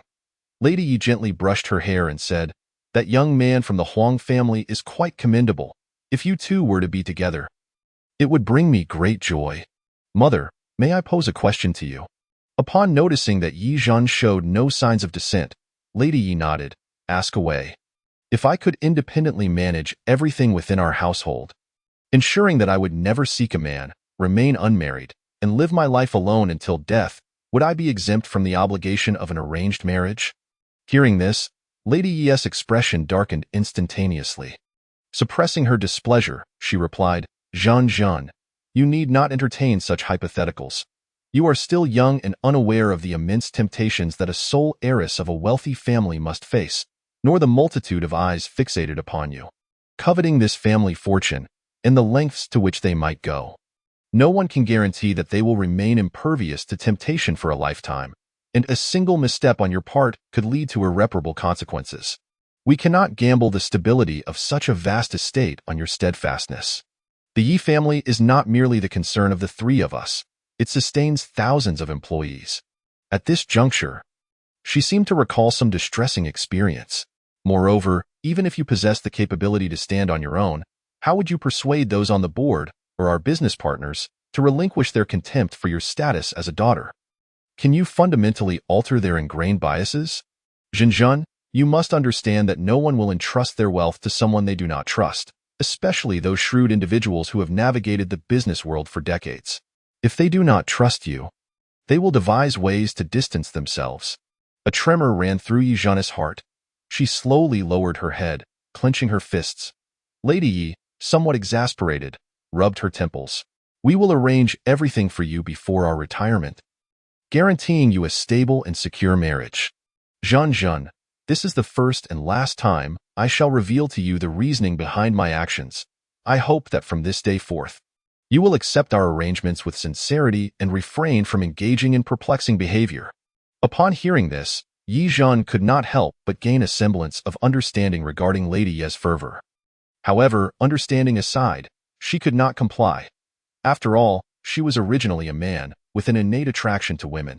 How could she marry? This was not something that could simply be forced. Moreover, based on her understanding of the narrative and Feng Outyan, it would not be a significant feat for him to amass a fortune of billions solely through his own means and luck. She would never acquiesce to the arranged marriage that Lady Yi had orchestrated. Ultimately, Lady Ye's impeccable plans would be in vain. Yet, at this moment, Ye Zhen could not disclose this outcome to Lady Yi. She could no longer endure the oppressive control imposed by her mother. All right, I understand. Ye Zhen rose, disposed of the now cold cup of coffee, and poured herself a fresh one. As she returned to her room, she heard the voice of the system. Host, your phone has been hacked. Ye Zhen furrowed her brow. What is going on? It was the female lead. She rifled through your album but did not steal your pocket money. Ye Zhen clicked her tongue. She would rather have Ye Fuli steal her money. What was the point of rummaging through her album? It was merely an assumption that she would take advantage of the situation and capture some revealing photos. How ridiculous. Always suspecting her character. Here comes the coffee. Ye Fuli took the cup from her hands and took a delicate sip. She had already graded all of Ye Zhen's assignments, marking those with simpler solutions. The assignment paper was a sea of red marks. Looking at it, Ye Zhen felt a slight twinge of gratitude. Despite her quirks, Ye Fuli never half-heartedly fulfilled her promises. Your mathematical talent is impressive. It is quite surprising that you have reached this level through self-study. To receive such praise from Ye Fuli was indeed unexpected for Ye Zhen. She sighed. Thank you for the compliment. No need for thanks. Just keep up the good work. Ye Fuli, holding the coffee cup, rose and seated herself on the opposite side, relinquishing the study space to Ye Zhen. As she gazed out at the unfamiliar yet somewhat familiar scenery, Ye Fuli fell into a moment of contemplation. That afternoon, Ye Zhen's father had prepared a house for Ye Fuli. The location was excellent. It was not the one-bedroom unit Ye Zhen had assumed, but rather a spacious and bright flat. When Ye Zhen's father knocked on the door to deliver the keys, Ye Zhen hurriedly grabbed a blanket and covered Ye Fuli, who was sitting on the edge of the bed, signaling her to be quiet. Ye Fuli shrugged her shoulders in response, remaining silent. Zhen, your desires have been fulfilled by your parents. There is a business gathering next week. Prepare yourself to represent the Yi family. All right. When it came to receiving gifts, it was always the best time to make requests. Ye Zhen's father clearly understood this tactic. However, he still underestimated Ye Zhen's current capacity for acceptance. Even if he offered nothing, Ye Zhen would agree to serve as mere background decoration. Ye Zhen donned a sweet smile. Of course, father. However, may I bring Ye Fuli along? She has never tasted those exquisite pastries or attended such extravagant banquets. She is my friend and my savior. I wish to take her along for a delightful experience, if that's all right. Ye Zhen's father nodded. This was certainly not an issue to him. As long as his daughter was willing to attend, it mattered not if she brought one person or several. After all, the expenses for the event would be covered by the Huang family. The hosts. Then it's settled. Ye Zhen closed the door. Turning back, she saw Ye Fuli resting her chin on her hand, gazing at her with a knowing look. Ye Fuli was not one to be easily appeased. She could see through Ye Zhen's act. Yet, she was uncertain what Ye Zhen was actually playing at. Why do you want me to attend the banquet? Ye Fuli directly inquired. What are you up to? Ye Zhen scoffed, raising her hands in surrender. Are we not in a relationship? Such an important occasion warrants our presence together. That's not your true sentiment. Ye Fuli remained unconvinced. Ye Zhen, what is the real reason? Under the pressure of Ye Fuli's questioning, Ye Zhen felt a surge of frustration. What genuine reason could there be? The real reason is, I must create an opportunity for you to shine. The piano solo at the banquet can only be performed by either Huang Li or you. Your captivating performance will earn you a wave of attention. You must not miss out on this. This is crucial for my ability to step back from the spotlight and gracefully exit the Yi family. The true reason is that I wish for your company. Ye Zhen approached her, summoning her courage to grasp Ye Fuli's hand. Is that reason sufficient? Ye Fuli visibly stiffened for a moment. She forced a smile, attempting to maintain her composure. Ye Zhen, you cunning creature. Chapter 82. I, Ye Zhen, am quite valuable. Ye Fuli departed from Ye Zhen's room late at night. She took with her the key Ye Zhen had given her and insisted that Ye Zhen change the note she had assigned to her. Ye Zhen looked at the words beloved on her phone screen and found it somewhat ironic. What a peculiar individual. She lay on her bed, sighing deeply. I truly do not comprehend what Ye Fuli is thinking. Host. Perhaps Ye Fuli finds your thoughts equally perplexing. Oh well, best not to overthink it. Ye Zhen flipped over, trying to find a more comfortable position. Ah, this blanket smells delightful. Wait a moment. The blanket smells delightful? Ye Zhen quickly slapped herself. I cannot be so strange. This is the blanket the female lead has used. I must quickly put it away and fold it neatly for her next use. Isn't it even stranger to cherish a blanket used by the female lead? Host. You know nothing. I am merely preventing her from infusing all my blankets with her scent. After switching to another blanket, Ye Zhen began to ponder how to utilize her free time to complete other optional tasks. Self-study any 4-year major course and achieve a passing grade, refine culinary skills to a beginner level, master a dance and learn at least one dance piece. Among these 3 tasks, Ye Zhen could easily accomplish the first one. Subsequently, she could use the rewards from the first task to tackle the second. As for the third task, Ye Zhen felt disheartened. It seemed that dancing was not considered a life skill. For someone as uncoordinated as I am, learning a dance piece is akin to scaling the heavens. She would not burden herself with unattainable expectations. As for the tasks of engaging in a duel with the female lead Ye Fuli and subduing her, and earning at least 10 million from the female lead Ye Fuli, Ye Zhen began to contemplate whether she could complete another one.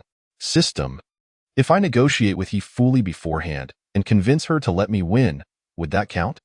Cheating is prohibited, host. I knew it.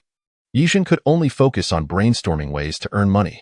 Initially, she considered having Ye Fuli assist her in making money, but Ye Fuli looked down on her and outright rejected the idea. Now, a sudden spark of inspiration hit Ye Zhen, and her thoughts opened up. If I sell my belongings to Ye Fuli, would the money I make count as my earnings? In theory, it would be considered. Then it's settled. But, host, what do you possess that is worth 10 million, and that Ye Fuli would be willing to buy? This question caused Ye Zhen's smile to falter. She fell silent for a moment. Ye Zhen let out a disdainful huff and retorted, Am I not worth anything? Surely I hold some value. Right? If she relentlessly pursues me and learns that I've been kidnapped, demanding a ransom of 10 million, she wouldn't just let it slide. Host, you are unexpectedly astute. However, that is not a viable option. Ye Zhen promptly dismissed this idea. Given her understanding of the plot and Ye Fuli's character, she knew she would choose to go solo to rescue someone, never submitting to the kidnapper's demands. The money belonging to Ye Fuli was far more difficult to acquire than her own life. Moreover, endowed with the fortune of the chosen one, she could effortlessly overpower the kidnappers she had unwittingly sought out and extricate herself from their clutches. Sigh. As she reclined, a wicked smile crept upon Ye Zhen's lips, her ambitions broadening even further. Indeed, I, Ye Zhen, am of great worth. You, dog system, should not assume you can outsmart me. I have already devised my path forward. Meanwhile, preparations were underway for the business gathering hosted by the Huang family. At this moment, Huang Li was dispatched by his mother to inspect the various facilities of the venue. Ugh, it's supposed to be summer vacation, and yet I am constantly assigned labor. Huang Li grumbled as he made his way. His loyal companion, Zhang Jun, offered him a chilled juice he had prepared with a concerned expression. Li Gu, with this heat, the venue must be stifling. He added reassuringly, such matters usually do not encounter any issues.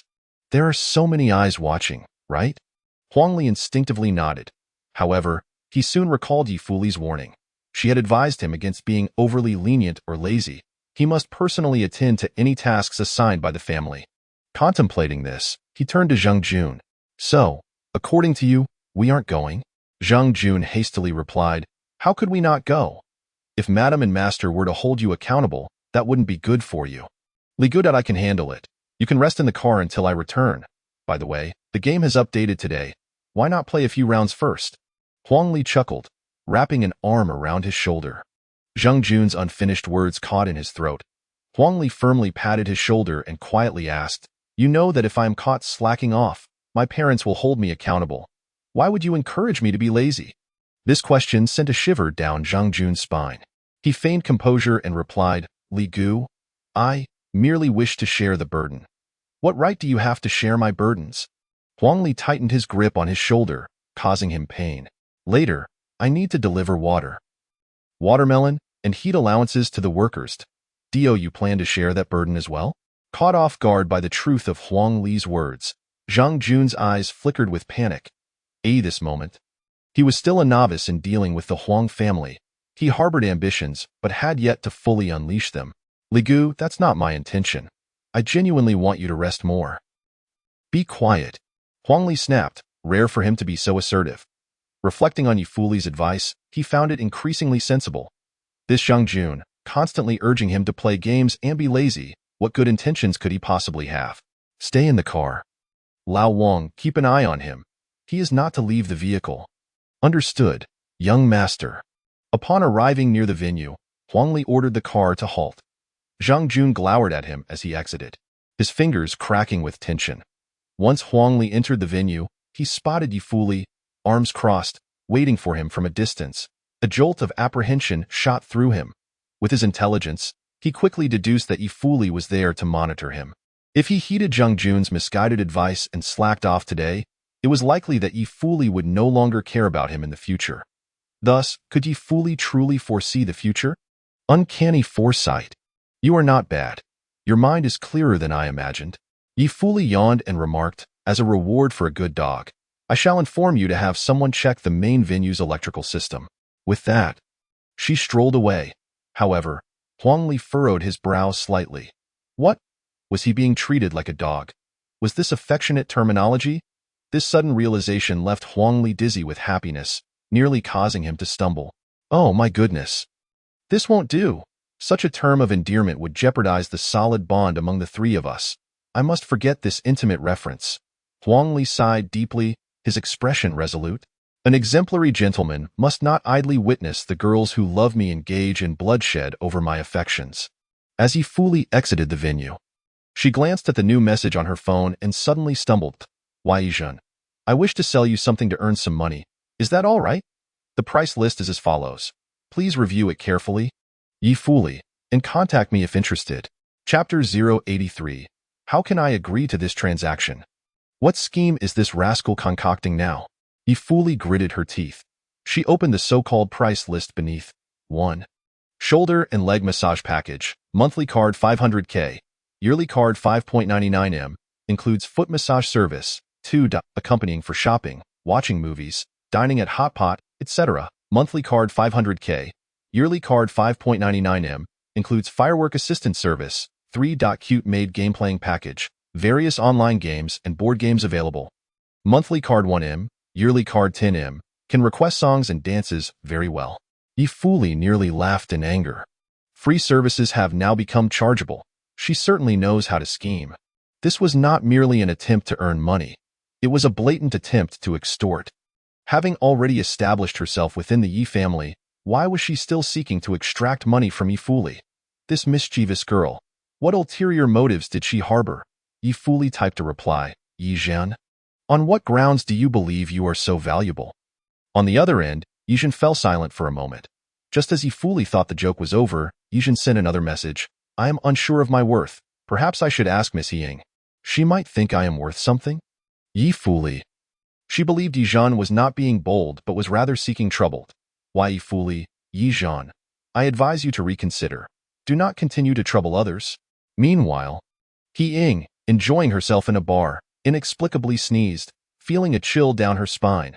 Beep, beep, beep. She listened to the notification on her phone, annoyed, and pulled it out. "Why, Ye Fuli, if you dare to buy anything from Ye Zhen, do not blame me for breaking your legs." He Ying.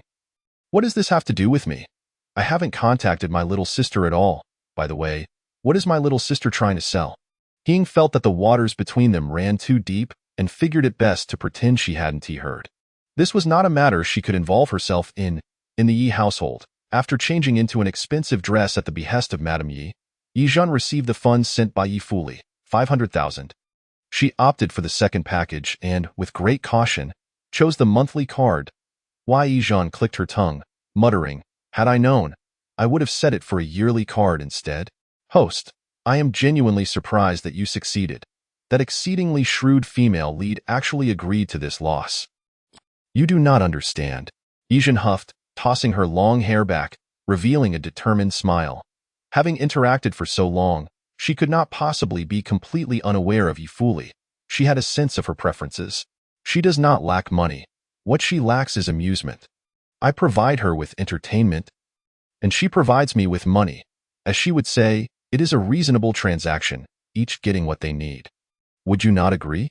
That seems somewhat reasonable. After a moment of silence, the dog system could not help but raise a question. Host, are you truly planning to serve her for an entire year with that yearly card? What a joke. By the time that comes around, I will refund half of it. That would be a charitable act. Ugh. You truly are a rascal. Jokes aside, Ye Zhen knew that Ye Fuli was not easily fooled. Without the system's assistance for reckless endeavors, she would likely be imprisoned in a small dark room. At that moment, having spent 500,000, Ye Fuli leaned back, reflecting on life. How could someone as shrewd as her fall for such an obvious trap? Was it truly the case that one becomes like the company they keep? This is not a good phenomenon. Ye Fuli decisively resolved to put an end to this transaction. Considering it a lesson learned at a cost, time flew by. On the day of the business gathering, Ye Zhen arose early, having been instructed by Madame Ye to change into a rather expensive dress. At this time, Ye father had already informed Ye mother that Ye Fuli would be attending as well. What? Madame Ye clearly could not agree to this arrangement. What business does she have attending? Is she fit for such an occasion? Does she deserve it? In the face of her skepticism, Ye father merely replied coldly, "She is Zhen's savior. I hope you refrain from speaking ill of her. Hasn't she already received 1 million? The mere thought of Ye Fuli residing in such a place with parents of dubious character made Madame Ye intolerant of such a person entering their home, let alone allowing her to coexist with her beloved daughter day and night. Ye Zhen gazed at her mother with a pitiful expression and whispered, "Mother, please allow classmate Ye Fuli to accompany me. Her presence makes me feel more secure, and it would greatly ease my mind." She had become quite adept at employing such endearing tactics. When used judiciously, they could swiftly achieve the desired effect. Madame Ye sighed, recalling Ye Zhen's previous despondent demeanor, which filled her with trepidation. "This shall be the last time," she conceded reluctantly. For any future requests, she would not entertain them. Ye Zhen exhaled in relief. "Thank you, Mama. The driver has gone to fetch Ye Fuli. Zhen, please prepare yourself. We shall depart in half an hour." "All right," she replied at this moment. It was the peak of summer, and each step outside felt exceedingly uncomfortable. Clad in a white dress and wielding a petite sunshade, Ye Zhen walked behind her parents, traversing the garden towards the parking area. Inside the car, Ye Fuli appeared as unremarkable as ever, her hair merely tied back in a casual manner. In stark contrast to the elegantly adorned Ye family, she resembled the common weeds found in a flower bed. Yet, she possessed a distinctive visage, one that bore a semblance to Madame Ye. Today marked her first time seated alongside the Ye parents. While Ye Zhen occupied the seat directly opposite them, maintaining a cheerful smile throughout. "Classmate Ye Fuli, I am truly delighted you could join us." Ye Fuli nodded slightly, replying dismissively, "Thank you for the invitation." Young Mississippi. She felt discomfort in the confined space and decided to shift to Ye Zhen's ROW. Ye Zhen did not impede her, but instead shifted aside to make room, that moment. The driver, Old Wu, glanced at the rearview mirror and exclaimed, "Oh." Then, he scrutinized more closely, uttering another "oh." "Old Wu, what are you so surprised about?" Madame Ye inquired, frowning with displeasure. "Oh, it's nothing, madam," Old Wu replied nonchalantly. "I merely noticed that Ye Fuli resembles you quite a bit from your younger days." Upon hearing this, the car fell into a profound silence. Ye father could not help but examine both his wife and the young girl, furrowing his brow in contemplation. Indeed, there was a striking resemblance. Madame Ye's expression hardened, Such remarks should not be made lightly. How could she resemble me? Old Wu, have your eyes deceived you? Ah, perhaps my eyes are indeed failing. Old Wu chuckled awkwardly, though he felt a wave of frustration. Why the exaggerated reaction? One might think Ye Fuli was Madame Ye's illegitimate daughter. At that moment, Ye Zhen seized the opportunity to stoke the flames of gossip, wrapping her arm around Ye Fuli's and saying, "Ah, Uncle Wu is not mistaken. There is indeed a resemblance. I see there. Mother, just look at us side by side. Doesn't Tishi resemble you even more?" Ye Fuli feigned alarm, quickly retracting her hand from Ye Zhen's grasp while discreetly pinching her waist.